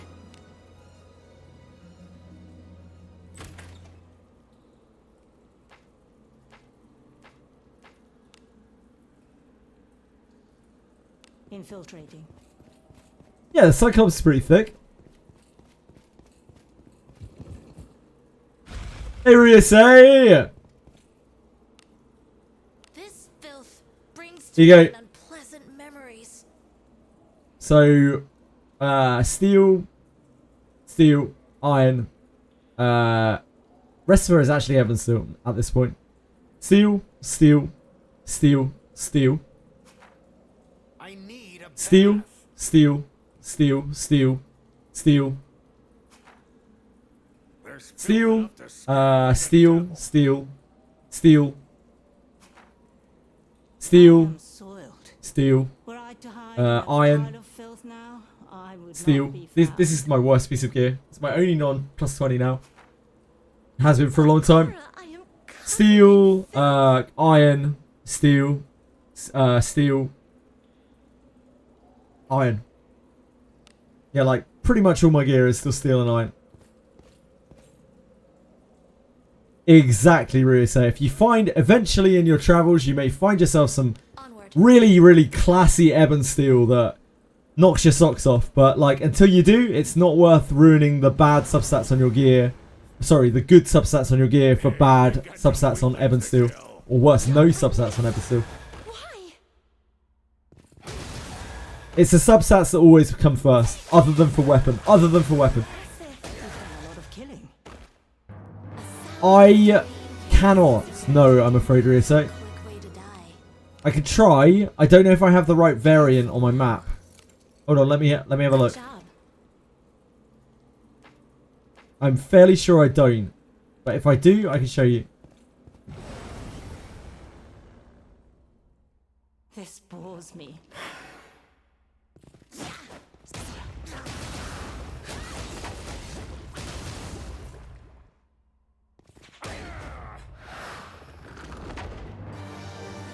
It's that faster thought spot, yeah. But if you don't have that variant, you have to reset for that variant. I don't think my brain can handle that right now. I think they've fixed the double click bug, by the way. I don't think it was documented, but I haven't had the double click bug in a while now. For all of this farm, I haven't had the double click bug. Yeah, it's a bad spot. It's a really bad spot. I don't like it, but it's about the best place that you can farm exorcism stuff without going into Lebican, which is much harder. I don't have my map revealed here either because we've reset recently.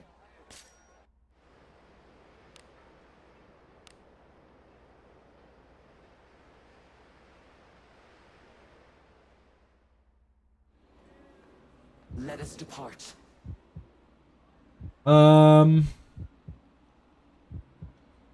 Is that the right layout? I know the last time we did this, we didn't have the right layout.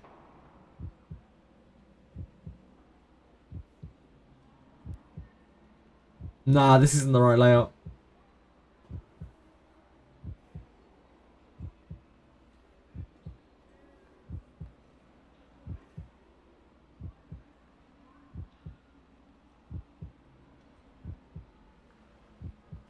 Nah, not the zone 8 farming, the zone 1 farming, Wimmy.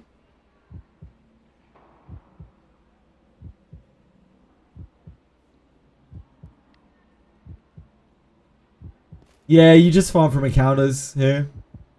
Like you can see there are 2 chests right here. What is this I sense? What do you think is inside? Careful now. Good job. But these are respawn chests, I think. An enemy. Treasure. I farmed on this floor a little bit when this first came out to level up my class swaps. Careful now. And it was okay. It's a lot of running around. You need to explore the whole map.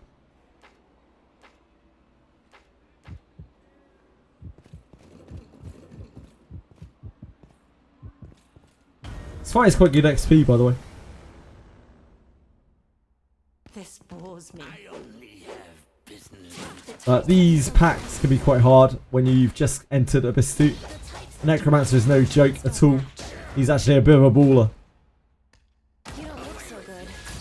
Yeah, the zone 1 farm. Oh dear god. Yeah, we're fucked. It might end this way. You still make use of me? Back Lana Veil was nice. Attack the enemy. servants. Yeah, she got Ben. I missed. Reno was like, what are you doing? And Ben was like, I'm Ben. I'm Ben. I'm Ben. I need a bath. Poor kid needs a bath. Can't blame him, can you? To mine unpleasant memory. Agora, I am. A god's mercy is upon you. What is it? Doesn't really do anything for us right now.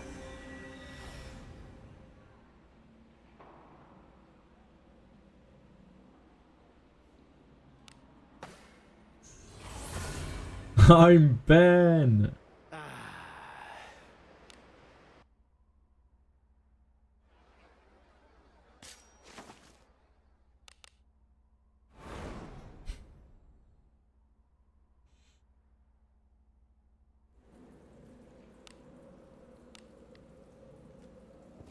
Something's here. Treasure, perhaps? Careful now. Good job. I sense enemies. Let us be off. An enemy is there. Where are you, fair enemy? Lurketh not. Hey, we've got some weaklings to kill. Come, face me. Wet my blade. Come, wet my blade.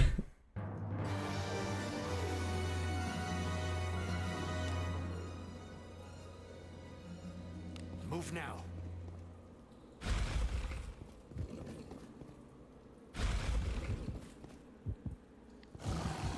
I see we've reached peak wizardry chat. We can take him. Great work, everyone.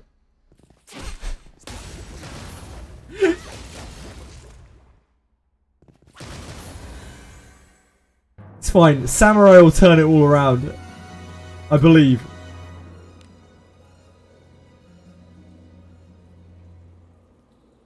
Onward.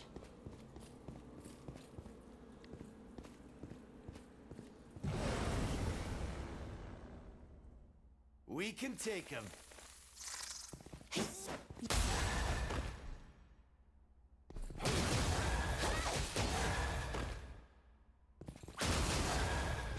No, I haven't level mage yet. Sivo. Mage is level 55. Might be good enough. That's a quick way to die.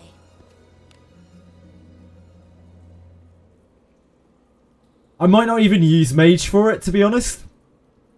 Like the more I think about it, there's not really much point in using mage. I'll just I use wanderer, and even if they're immune to physical, I'll just use moment of finality with a two-hander. Might as well. I have it. I might as well use it.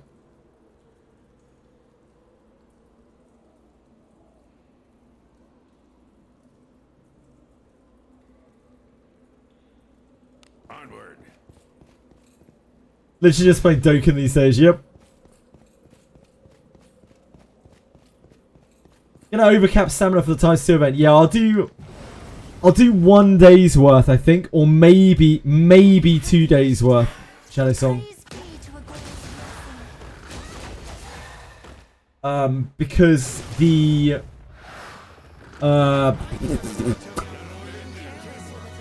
brain? Come in, brain. The Dazzler Pulse event ends 2 days before.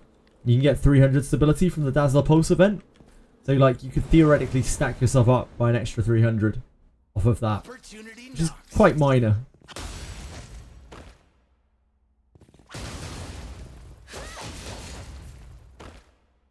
But still may be good. Yeah, so you actually get, like, the 300 back, sort of, by using the stamina there. And all of your stamina's, like, effectiveness goes up by 2 times, sort of. Kind of. But, at the same time, you could just use that stamina to farm shells. And, like, because there isn't a 2 times shell event, your shell, the value of your shell farming never goes down. So I'm not sure it really makes sense. But I'll definitely do the day before. Like 5 minutes before. I'll stack up stamina on Saturday morning. We can go at it.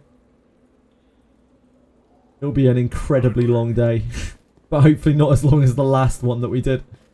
I don't know if I could face another 22-hour stream with a 2-hour break to go and take my cats to the vets into another like 15-hour stream. I think that was a little much, a little too spicy. Sorry, it was longer than that. It was an 18-hour stream. It's a 22-hour stream into an 18-hour stream with no sleep. Not my smartest move. We did get all of our stabilizers done though. We can take them. We had doubters. We had people coming in saying there's no way you're getting through that many stabilizers. We've done a lot of killing. So it was all worth it. What do you think is in it? Why is sleepy music on? This is Moonlight from the Pixelmon soundtrack. I like the song. Onward. Sarah, that's the opposite of what I just said, Sarah. It's like you're not even listening to me. What's all this?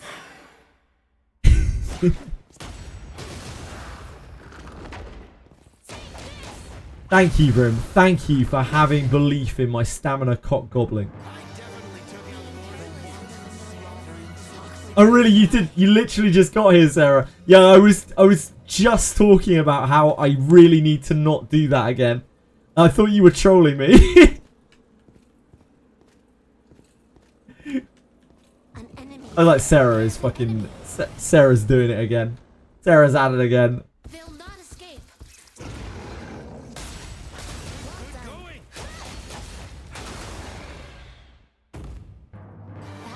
Oof.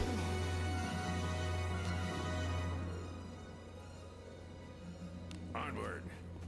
Surely we'll get it fast this time so I can auto farm. I actually can't, Sarah, because the thing that I want to farm is Aurora. My Aurora farm is awful. So I need to work on that before we get there. We have enough for Linglow's S1 now. So we'll probably have to use that if we want to have any kind of actual efficiency on Aurora. It's something that I should level anyway, so like it's not really a big deal.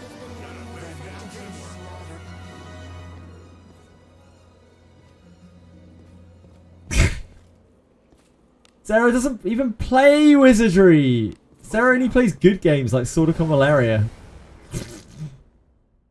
What?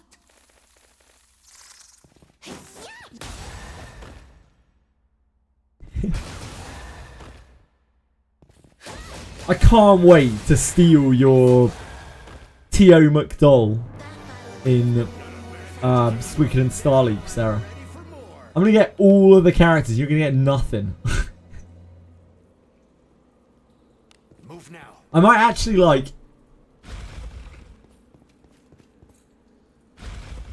I might play that game on like just the basic characters, and I'm gonna have a rule in that game. I'm gonna have a rule in that game for sure. I'm not sure what it's gonna be yet. Maybe I'll only pull for monster characters. So never. You get George Prime and Pessmog. Damn! Pessmog only appeared in Suikoden 2 though, and then disappeared forever. He's so limited. Move now.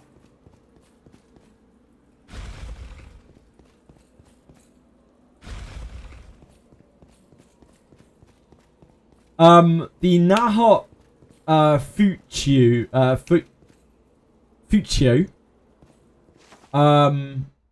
Yes, they are Etheria characters.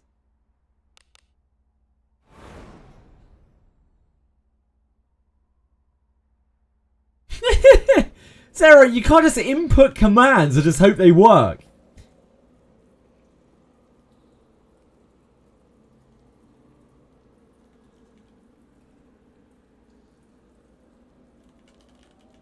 Speaking about Prime, Twitch Prime. If you have Amazon Prime, you also have a Twitch Prime sub. Maybe consider giving your Twitch Prime sub to JJ. Oh look, that one doesn't work either. It would make us very happy. Opportunity. Speaking of Prime, Twitch Prime. You have Amazon Prime, and I'm not going to continue reading that out. Really? Really, Penguins? I didn't think anything was confirmed for Starly. Careful now. Good job. I just told you they're ER characters. That's why it says ER next to them. I don't know how much clearer I can make that.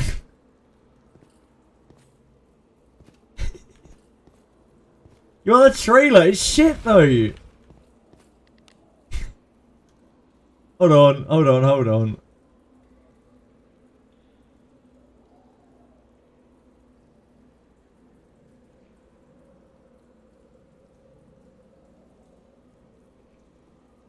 Hold the fucking phones. Did we get it in here? No, I didn't link it earlier, did I? I think it's here somewhere.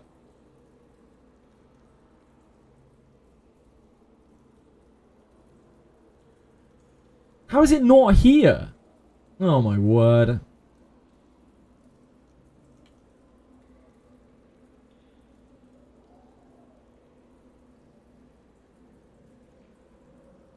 No trailer. Etheria. No, not that.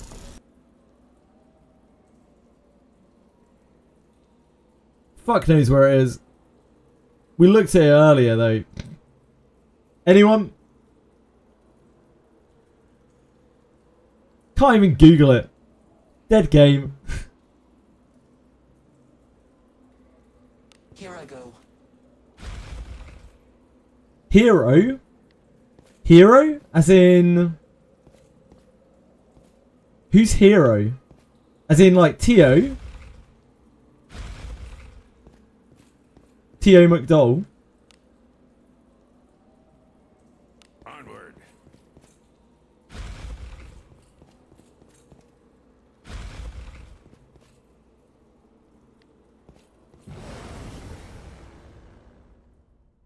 Inconceivable.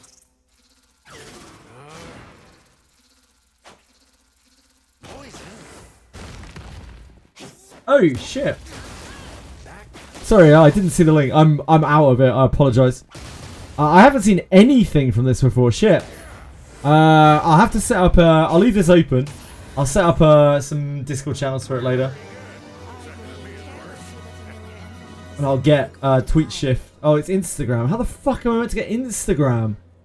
Who uses Instagram in this age? They don't have Twitter posts like a normal company.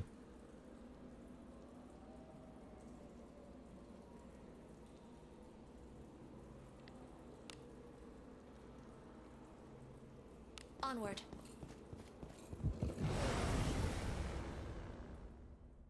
This bores me. All my devices are powered off right now. All my mental devices are powered off. Everything's a blur. What could be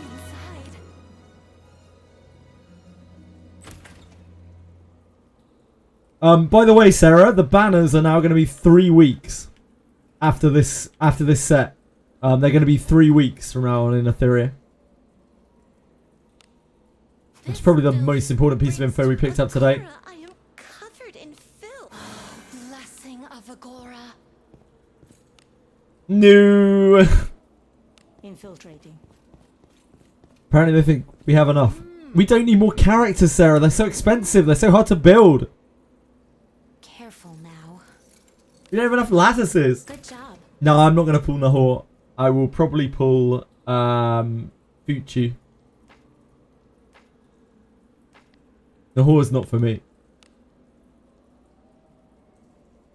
Move now. Is it not treasure? Fuck you. Careful now. It's close to fuck you. Not quite. Good job.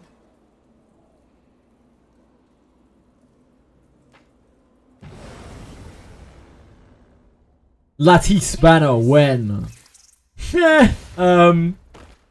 Never? I'll have to do my part as well.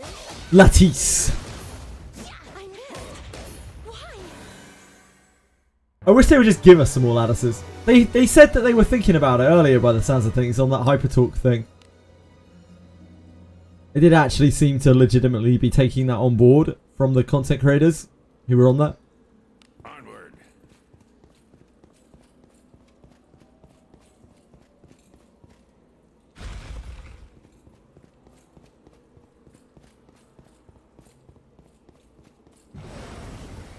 Can't wait to have Aruma's samurai class change and cast Latzalik Mermoi Copium Copium. That is some extreme copium. That's the kind of copium that you're probably injecting directly into your eyeballs. I'd be careful with that kind of concentrate of copium. You can kill a man. Or a woman. Or anything else. We cannot lose as long as we keep our wits about us.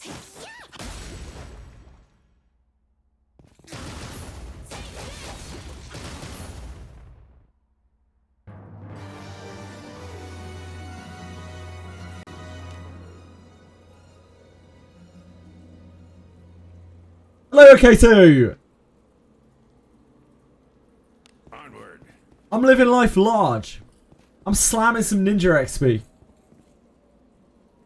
I'm getting hot and heavy in an underground cave. Yeah. Shine, thank you so much for following. I appreciate it a great deal. Do you play Wizardry? If you have any questions or anything, I would love to hear them. But there's no pressure, of course. Who's this?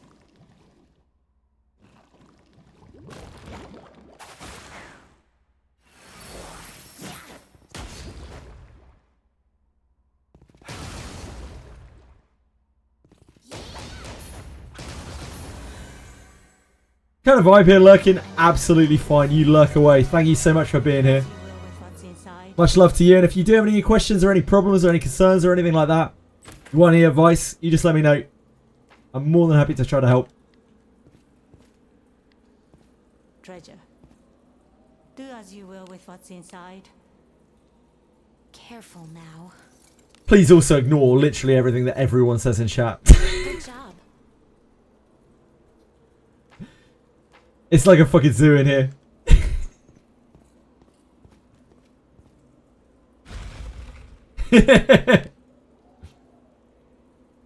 Onward.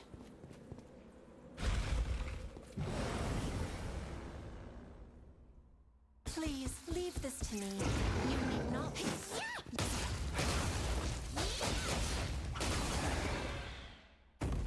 That battle could have been won more effectively.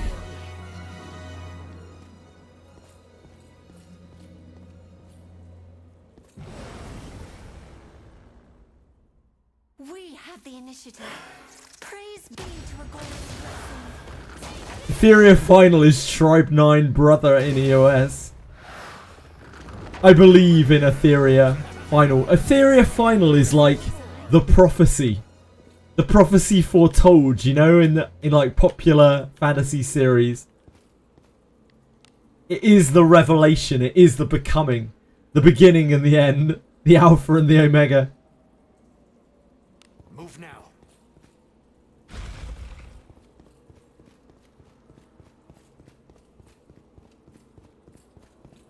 The revelation. Oh god. Oh no. Oh no. We can take him. Anything but that. Not the revelation.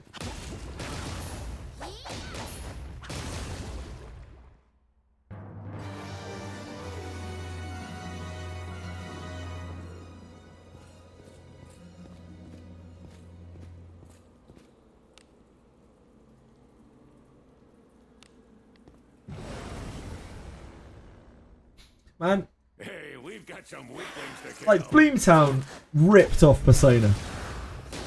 But it had a banging OST.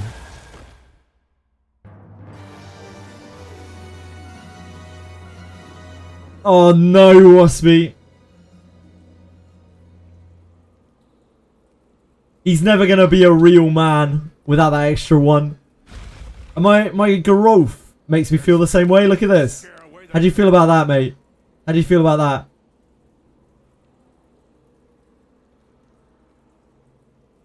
Isn't that the most disgusting thing you've ever seen in your life? Bloomtown, Vrim. Like 2D Persona. 2D Persona game.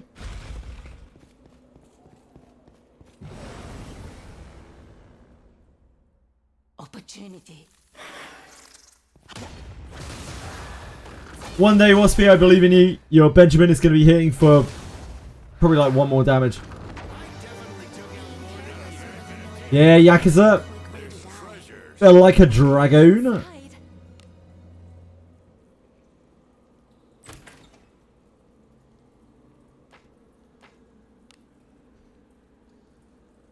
Infiltrating.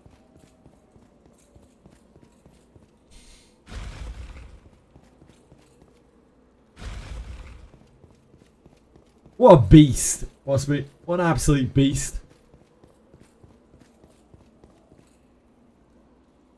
I genuinely can't imagine how broken Samurai would have to be whenever it comes out this week for me to actually replace Ben with him. Samurai would have to be so busted at what it's doing for it to be able to deal with the amount of raw damage that Ben kicks out. What could be inside? It would have to give some like insane levels of support or something to team, I think, because I don't think raw damage alone is enough to get it there. Infiltrating. Not with a reasonable number of samurais, at least. Maybe like a discipline 9 samurai, but that's not a thing. We cannot lose as long as we keep our wits about us. It'd have to do some real crazy stuff.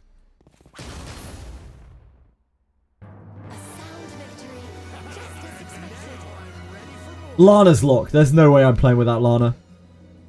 I'd rather not play the game than play without Lana. Like, the healing after battle is irreplaceable to me. I would never, not even once, think about it. Move now.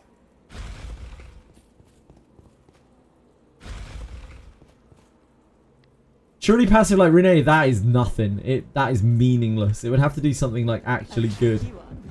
Renee's surety bonus is It really isn't that big of a deal at all.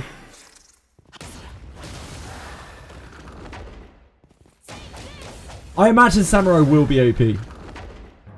Because it's a Japanese heritage. Samurai is a Japanese heritage. And like, this game's audience is largely Japanese. They're probably going to make Samurai real busted. But the question is how? Like, if it's just damage, then I don't really care. But if it's like, you know, actual functionality, then that's kind of different. We cannot lose as long as we keep our wits about us. We have a type advantage.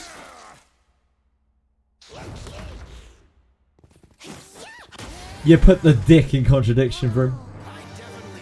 How are samurais like in other Wizardry games? They're like fighters, but not as good as fighters, with mage spells. Their gimmick is that they get Flurry. Flurry is a very low chance to proc, but it procs like 1 to 5 extra attacks. It's like a 2% chance to proc or something, or it goes up scaling on some sort of stat. That is very old samurais though. Samurais in the Eastern games have had a bunch of different things happening. Like some of them are more of the like Iajutsu strike like style samurai. Some have had key powers. So it's anyone's guess what the Wizardry samurai is going to be like. Might be one of those things. It might be none of those things. It might be all of those things. We just have no real idea. Might be something completely new. It could be like elemental chaser style combat, like in some of the Etheria Odyssey classes. where they like follow up with like an elemental strike, and that's how they merge together their magic. I assume it will have some kind of magic casting involved. I don't know exactly how it will use like MP or whatever. Maybe it won't even do that. Maybe it will have magic casting off of its SP. It's really anyone's guess. JJ has grown attached to Benjamin and the cult of Benjamin, and he will make whatever excuse to keep Benjamin.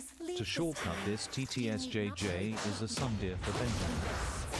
I'll tell you what I'll make any excuse to not do is to have to like discipline and inherit up another character because it is incredibly expensive in this game, and our gem income is absolutely terrible.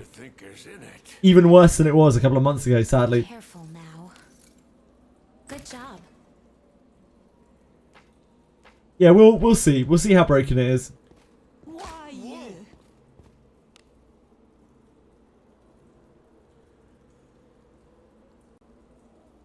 Onward. Need Abyss 4 to get more bugs. We might not have to wait until Abyss 4 to find some bugs, Mr. YK. Don't you worry about it.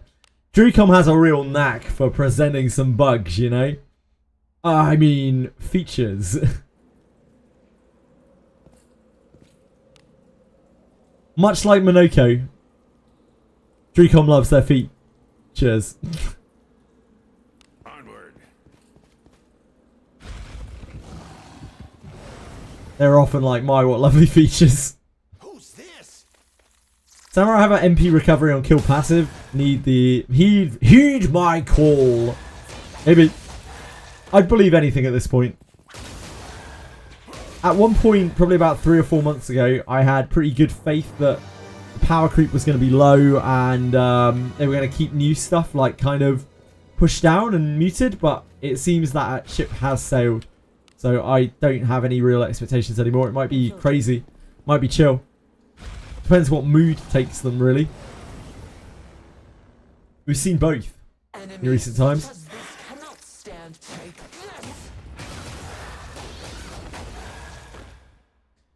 Feet, yes, feet. Features.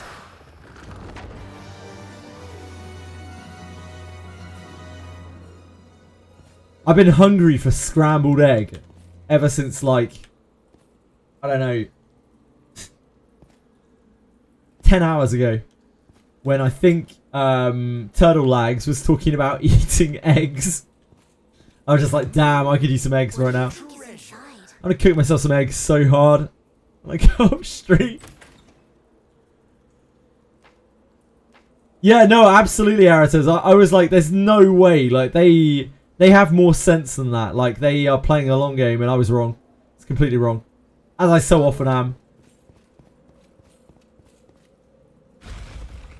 And like, I was very sure that they were gonna, they were really taking care with the gacha weapons, and they did that too at the same time. They made the Shelly staff at exactly the same time as they made Shelly. I was like bowled over. I was like, man, this is a bad sign. But since then, they've been kind of chill again. Apart from, you know, Raven Dagger, that was a kind of a bit of a... But Levana, I mean... Levana was fine.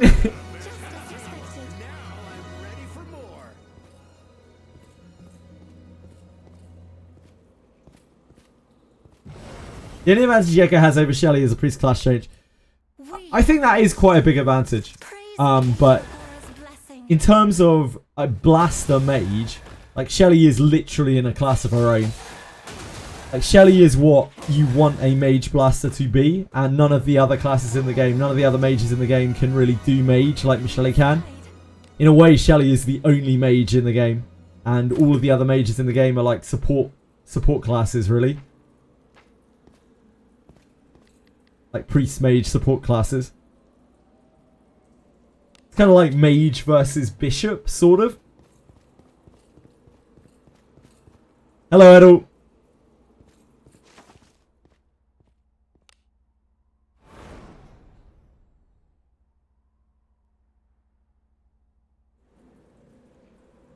The new Adam is probably the best support mage, but only if you're using Abenius or you're using light main character.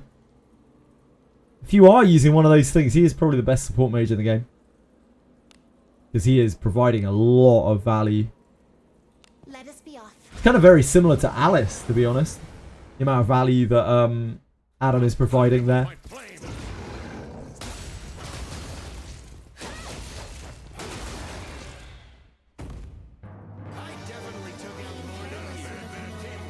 We have Bishop at home, pretty much. That's what Priest Mage is. It's like Bishop at home.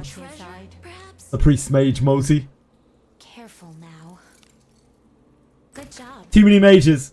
You're not a fan at all.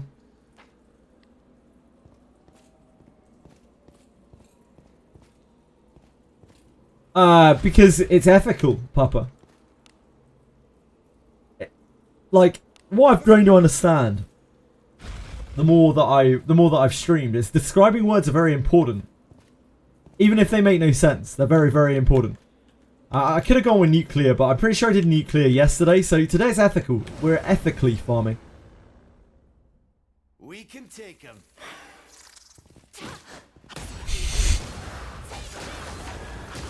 Oh, is there an unethical way? Oh, sure. You could take a covenant from Morgus. That would be very unethical. You can't just be making contracts with death gods. It's not right. Onward. Ethical farming sounds like a cancelable topic. True. The lines are grey. Yeah, this is the neon white soundtrack. Which you probably already know, okay? Though. Neon White has a banging soundtrack. We won't get pixies, we'll get fairies at some point, probably. Polyedel. Careful now. Edel Polia. Good job. It's a game that I'm very, very bad at, and I've played it very, very little, but the soundtrack is absolutely cracking.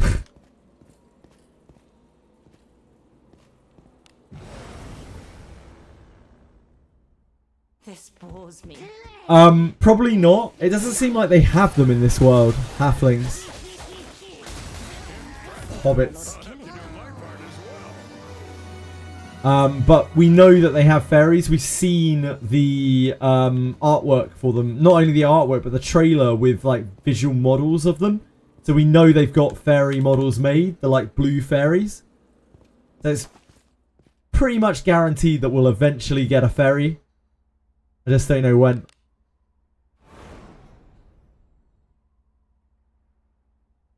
Wizardry had hobbits as a race back in the day, but they don't really do halflings or hobbits. Infiltrating.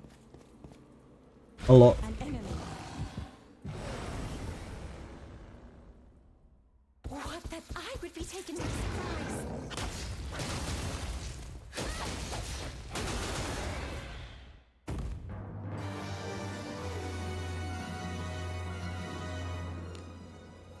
They're not really a popular race.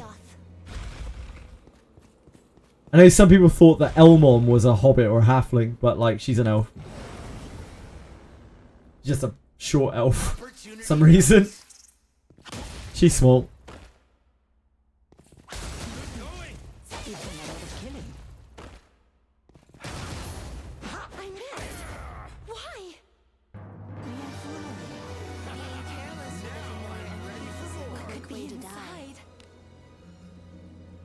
Careful now. Oh god. Good job. Just open the chest log. Just get the bar in the orange. It's just that simple. Onward.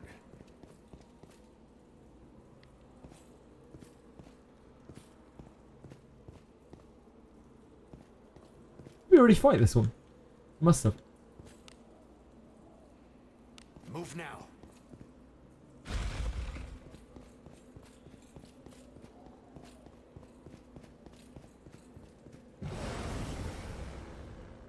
Elf fighter, no wonder she dies all the time.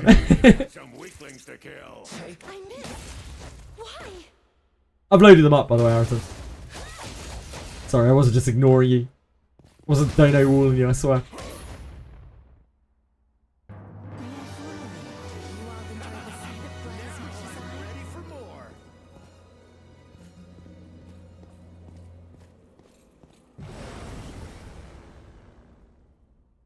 This bores me.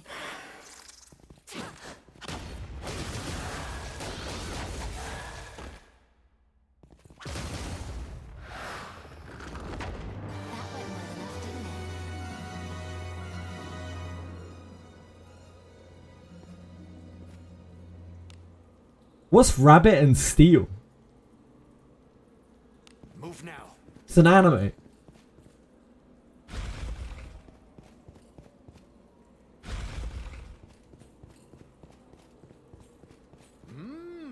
What could be inside? That's a game. Good job. Very good one. Shit, hold on. Let's have a look.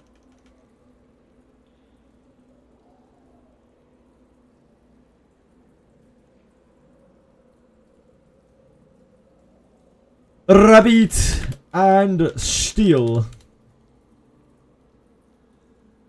Ah, it's a roguelite. Oh, I've seen this being played. I didn't know it was called this. Yeah, this looks cool. I've seen this before. This actually looks really cool. Hmm.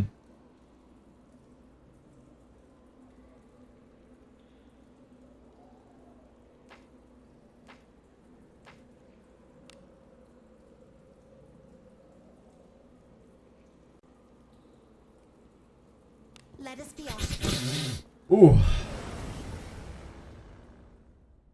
Careless.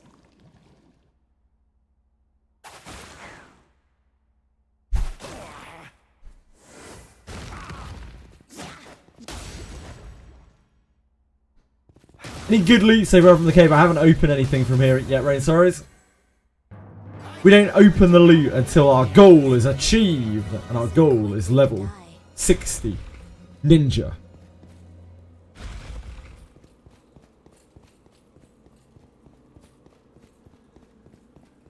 How about you? Any luck? Anyone get any good loot from here recently?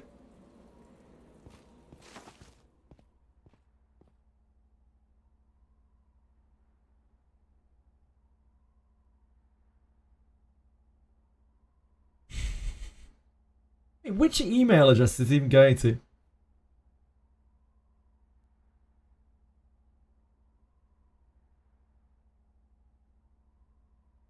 I must have just deleted this. I got another email from No Ping. I noticed you play Etheria Restart and have an amazing community. I'm personally inviting you to join No Ping's exclusive partner plan. Up to 30% commission while helping your viewers achieve peak gaming performance. There it is. We said the thing. Best league was a 2-star. Hey man, like, the 1-stars are by so far, the 1-star whites are by so far the most common. Anything that isn't a 1-star white is a miracle. Got some bop in Ebensteel. Yeah, I think the best thing about this place is just the Ebensteel drops seem to be pretty good. Good job. Oh my god. Oh, that clip. Infiltrating.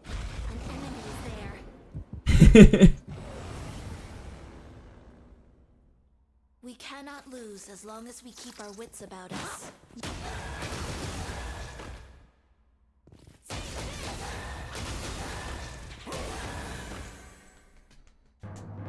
I'm so glad you were here to see that, Akira.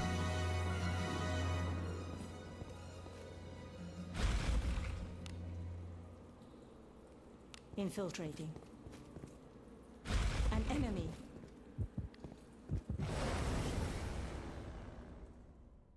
What, that I would be taken by Should put that clip on the Reddit. Oh my dear god.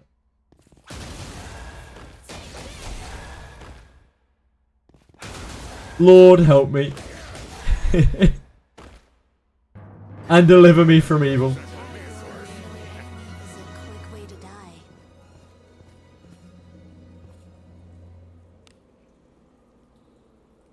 Like, Onward. I was just showing that, you know, if I wanted to put on fake enthusiasm, then it's not really very hard.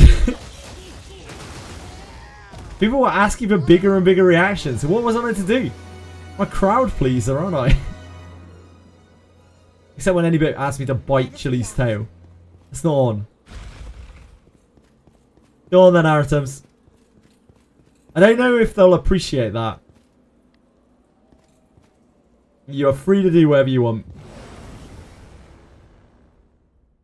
Hey, we've got some weaklings to kill. Rawr.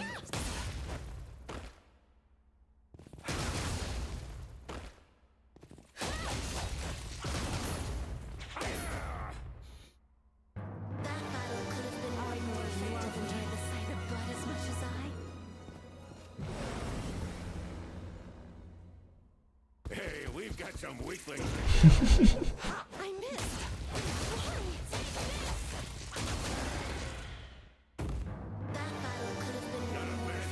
You like, you enjoyed the hype react, did you? Was it nuclear enough?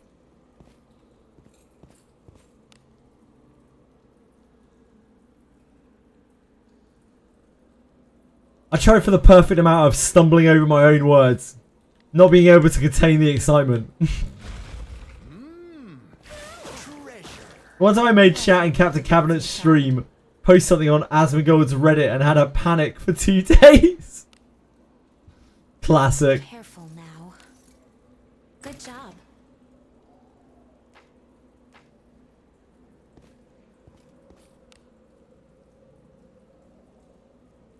Onward.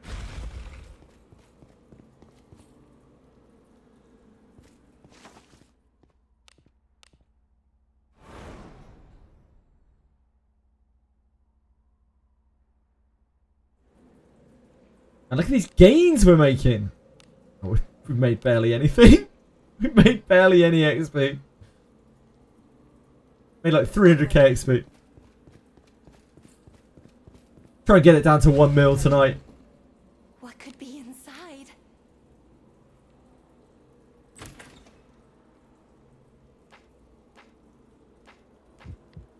God, I really hope there's like a dungeon or something. They actually make like a something. We can take Samurai launch. I hope we get some content. I'd really like some content.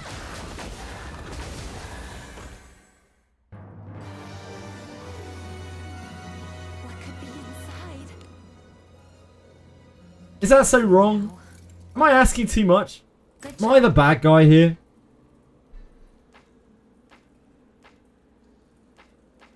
Is it not treasure? Collected and gaslit Cap into believing she played Repo before and refunding it while she never bought it to begin with. Ending up in a 5-hour Repo stream the same day. What the hell? Good job.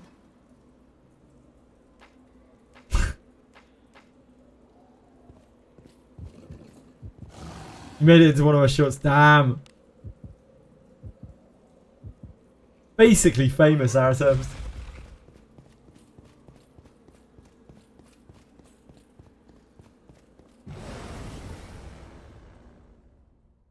This bores me. The only thing I know about cabinets is that she's... Oh, I didn't know at least one of those things. And it's definitely not my place to discuss that.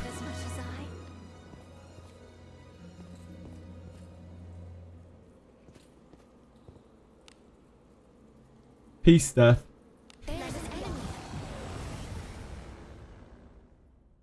This bores me.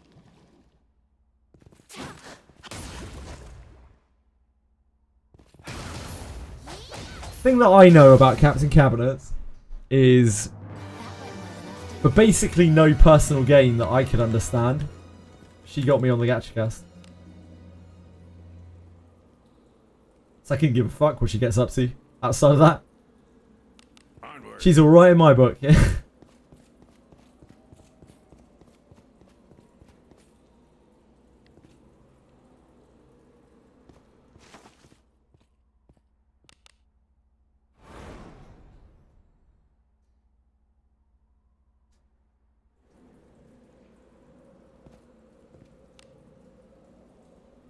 What have you found? Caps? Hold on. That is not the right browser. Whoops. Speaks in Comic Sans. Bro, what do you mean? How am I ever gonna tell a guy that I'm a VTuber for 10 hours a day? How am I ever gonna do that? Cap speaks in Comic Sans. Bro, what do you mean? Classic.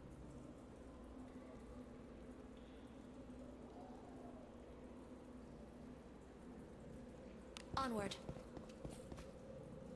An enemy. What was that emote? Wait, what was what emote, King Boot? What? Which emote? What? Huh? What year is it?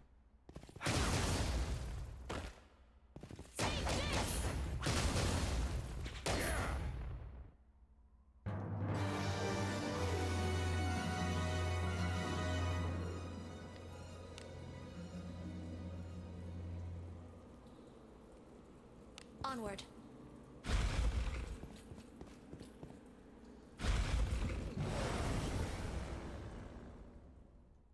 Opportunity knocks.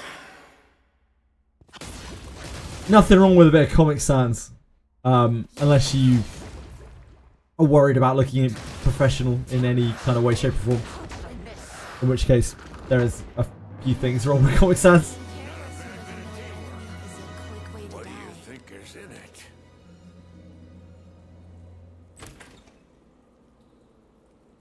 Hand stroking a techie off. Wait, what? Huh? What emote is this that you're talking about? Was it on the... How am I ever gonna... It's on this video. The hell are we talking about right tell a now? guy that I'm a VTuber for 10 hours a day. How am I ever gonna do that? Caps This? speaks in Oh, this. Comic Sans. Bro, what?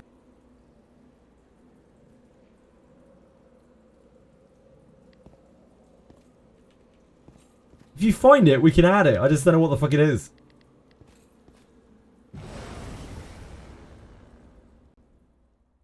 Opportunity. I'm glad you're having fun, Aratems. I'll find it. Kira, you're the chosen one. Venture forth. Tarry not.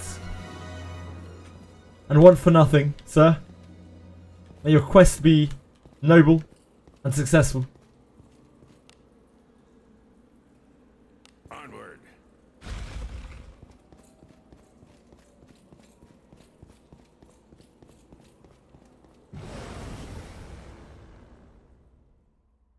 This bores me.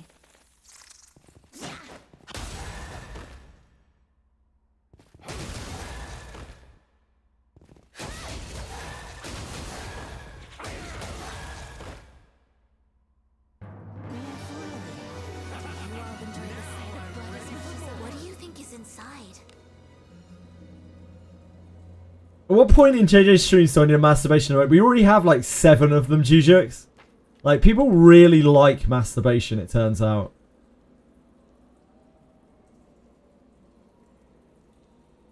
We have so many.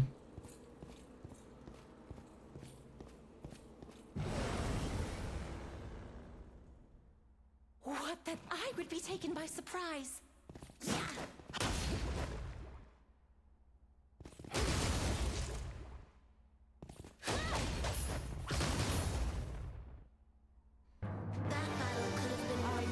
And the answer to your question, the actual answer to your question, Jujux, is literally every time we stream Wizardry.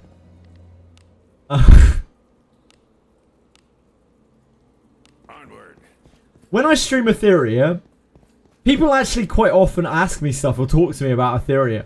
When I stream Wizardry, nobody has anything to talk about because Wizardry is in such a huge content drought and it has been forever. So, like, all that ever happens is GGFG. And that's why GGFG is a thing. Move now.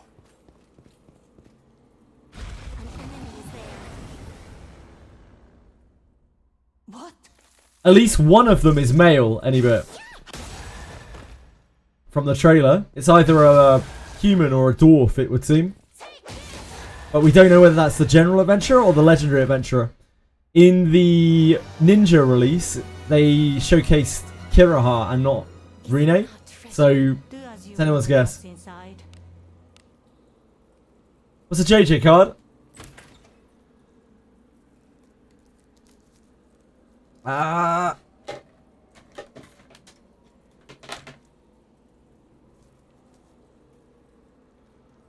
These are JJ cards.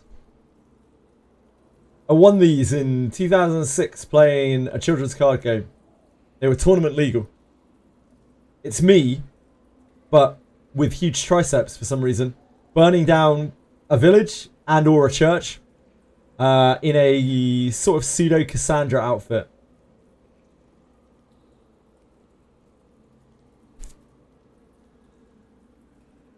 We have sent one of them off before.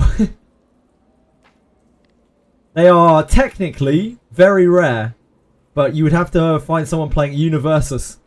I think it's called Universus now, which apparently people still do. Used to be called Universal Fighting System.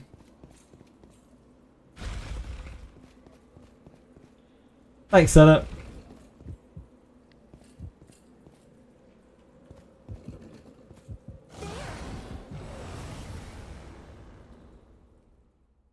We have the initiative. You better be careful there, Akira. You're playing with fire. Playing with head mod Senna. She's a loose cannon.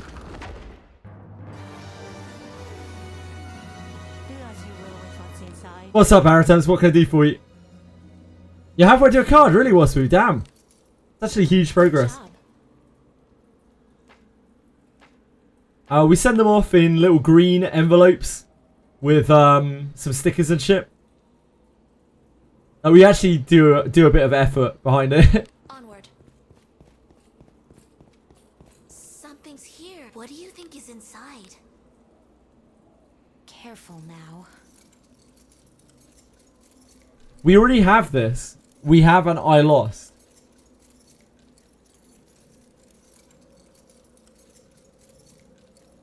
Yeah, this is our I lost. Yes, Waspi.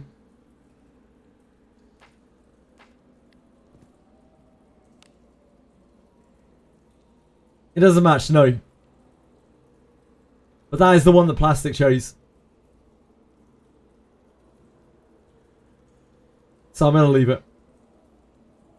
Whether or not Plastic seems to come around here anymore, like, I still respect, I'm thankful for the work that he did putting all those emotes together, because, like, I feel like people like emotes a lot. They like 7TV emotes a lot. I actually owe Plastic quite a bit for putting together all those things when I didn't even understand 7TV. We can take him. Recent drama? What recent drama? Any bit? What drama are we talking about?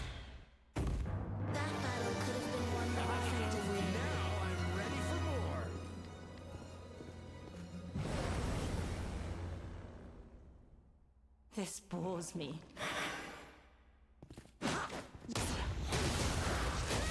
Pirate Software. I couldn't give the slightest of fucks about Pirate Software.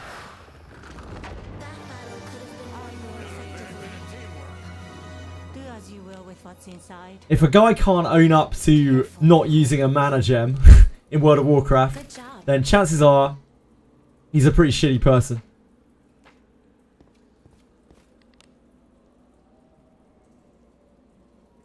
Onward.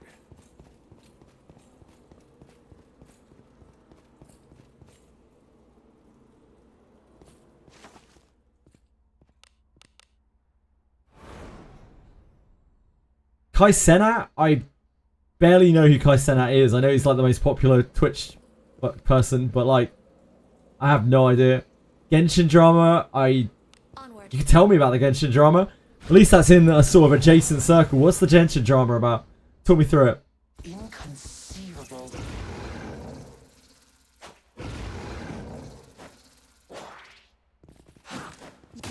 Ah, you're just spamming BS, okay. You could have made something up, any bit. Yeah, can you just make something up? Infiltrating. Genshin ZOS, hot damn, man. We knew the end was coming. Ah, pretty rough. Yeah, pretty rough. I'll Hoye's been burning out for a while now. I guess I'm not too surprised. You'd like Tony, I'm pulling ninja? Here you go. You mean samurai? What do you think is in it? Careful. Yeah, samurai. Good job.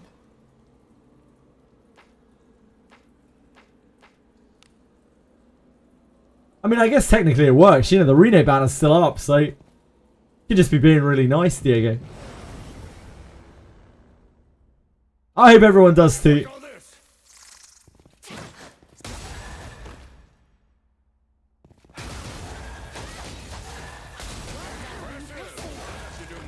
As well. I hope all your dreams come true, brave adventurers.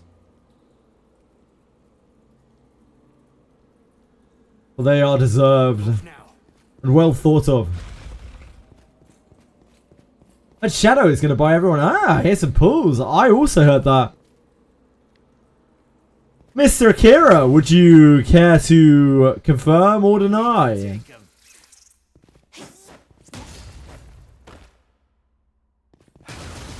Pulling 200 times in Wizardry to get a free Ebon Steel Dagger plus 20. Ugh.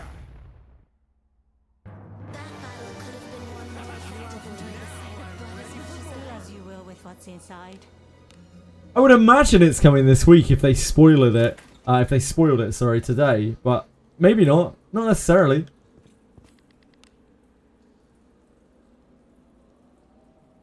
Let us be off. We never know until we know.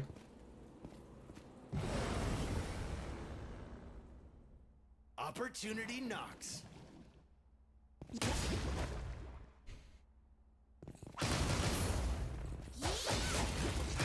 Yeah, I would imagine. I don't know. Usually Wizardry patch day is is Thursday, but not necessarily. Sometimes it's Wednesday. It's just like there's no consistency in this game.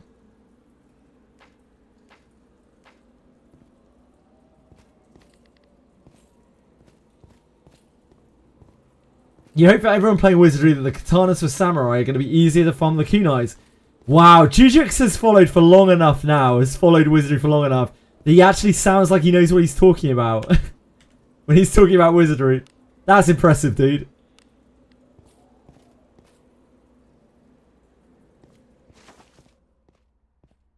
I hope everyone who's playing for Samurai gets cucks. Not cucked, but cucks. They hope, any bit hopes that we have like a plethora of cucks just turn up at our doors and interrupt our pulling.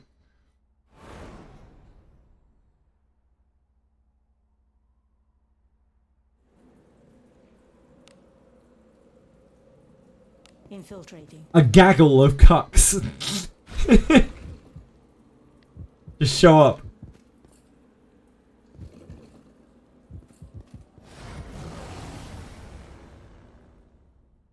This bores me. Every single bit of gacha like I have remaining. I believe in you, Aratabs.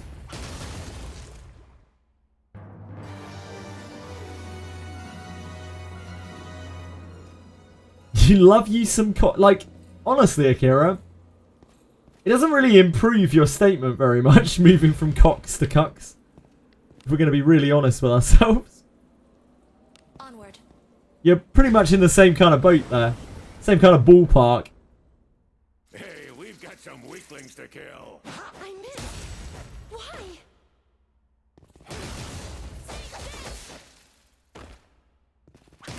I wield fate in my hands, and I force to make it obey on a whim! Got some movie villain vibe going on there. Aratem, you need to keep yourself in check, mate. You're gonna start summoning a dark god or something. Not lose as long as we keep our wits about us.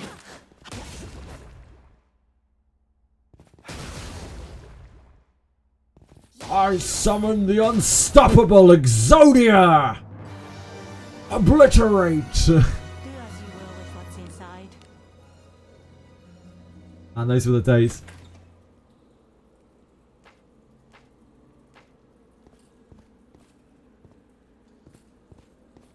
My deck has no useless cards, Kyber. My grandfather's deck has no useless cards, Kyber. It's my grandfather's deck has no useless cards. You missed the best bit.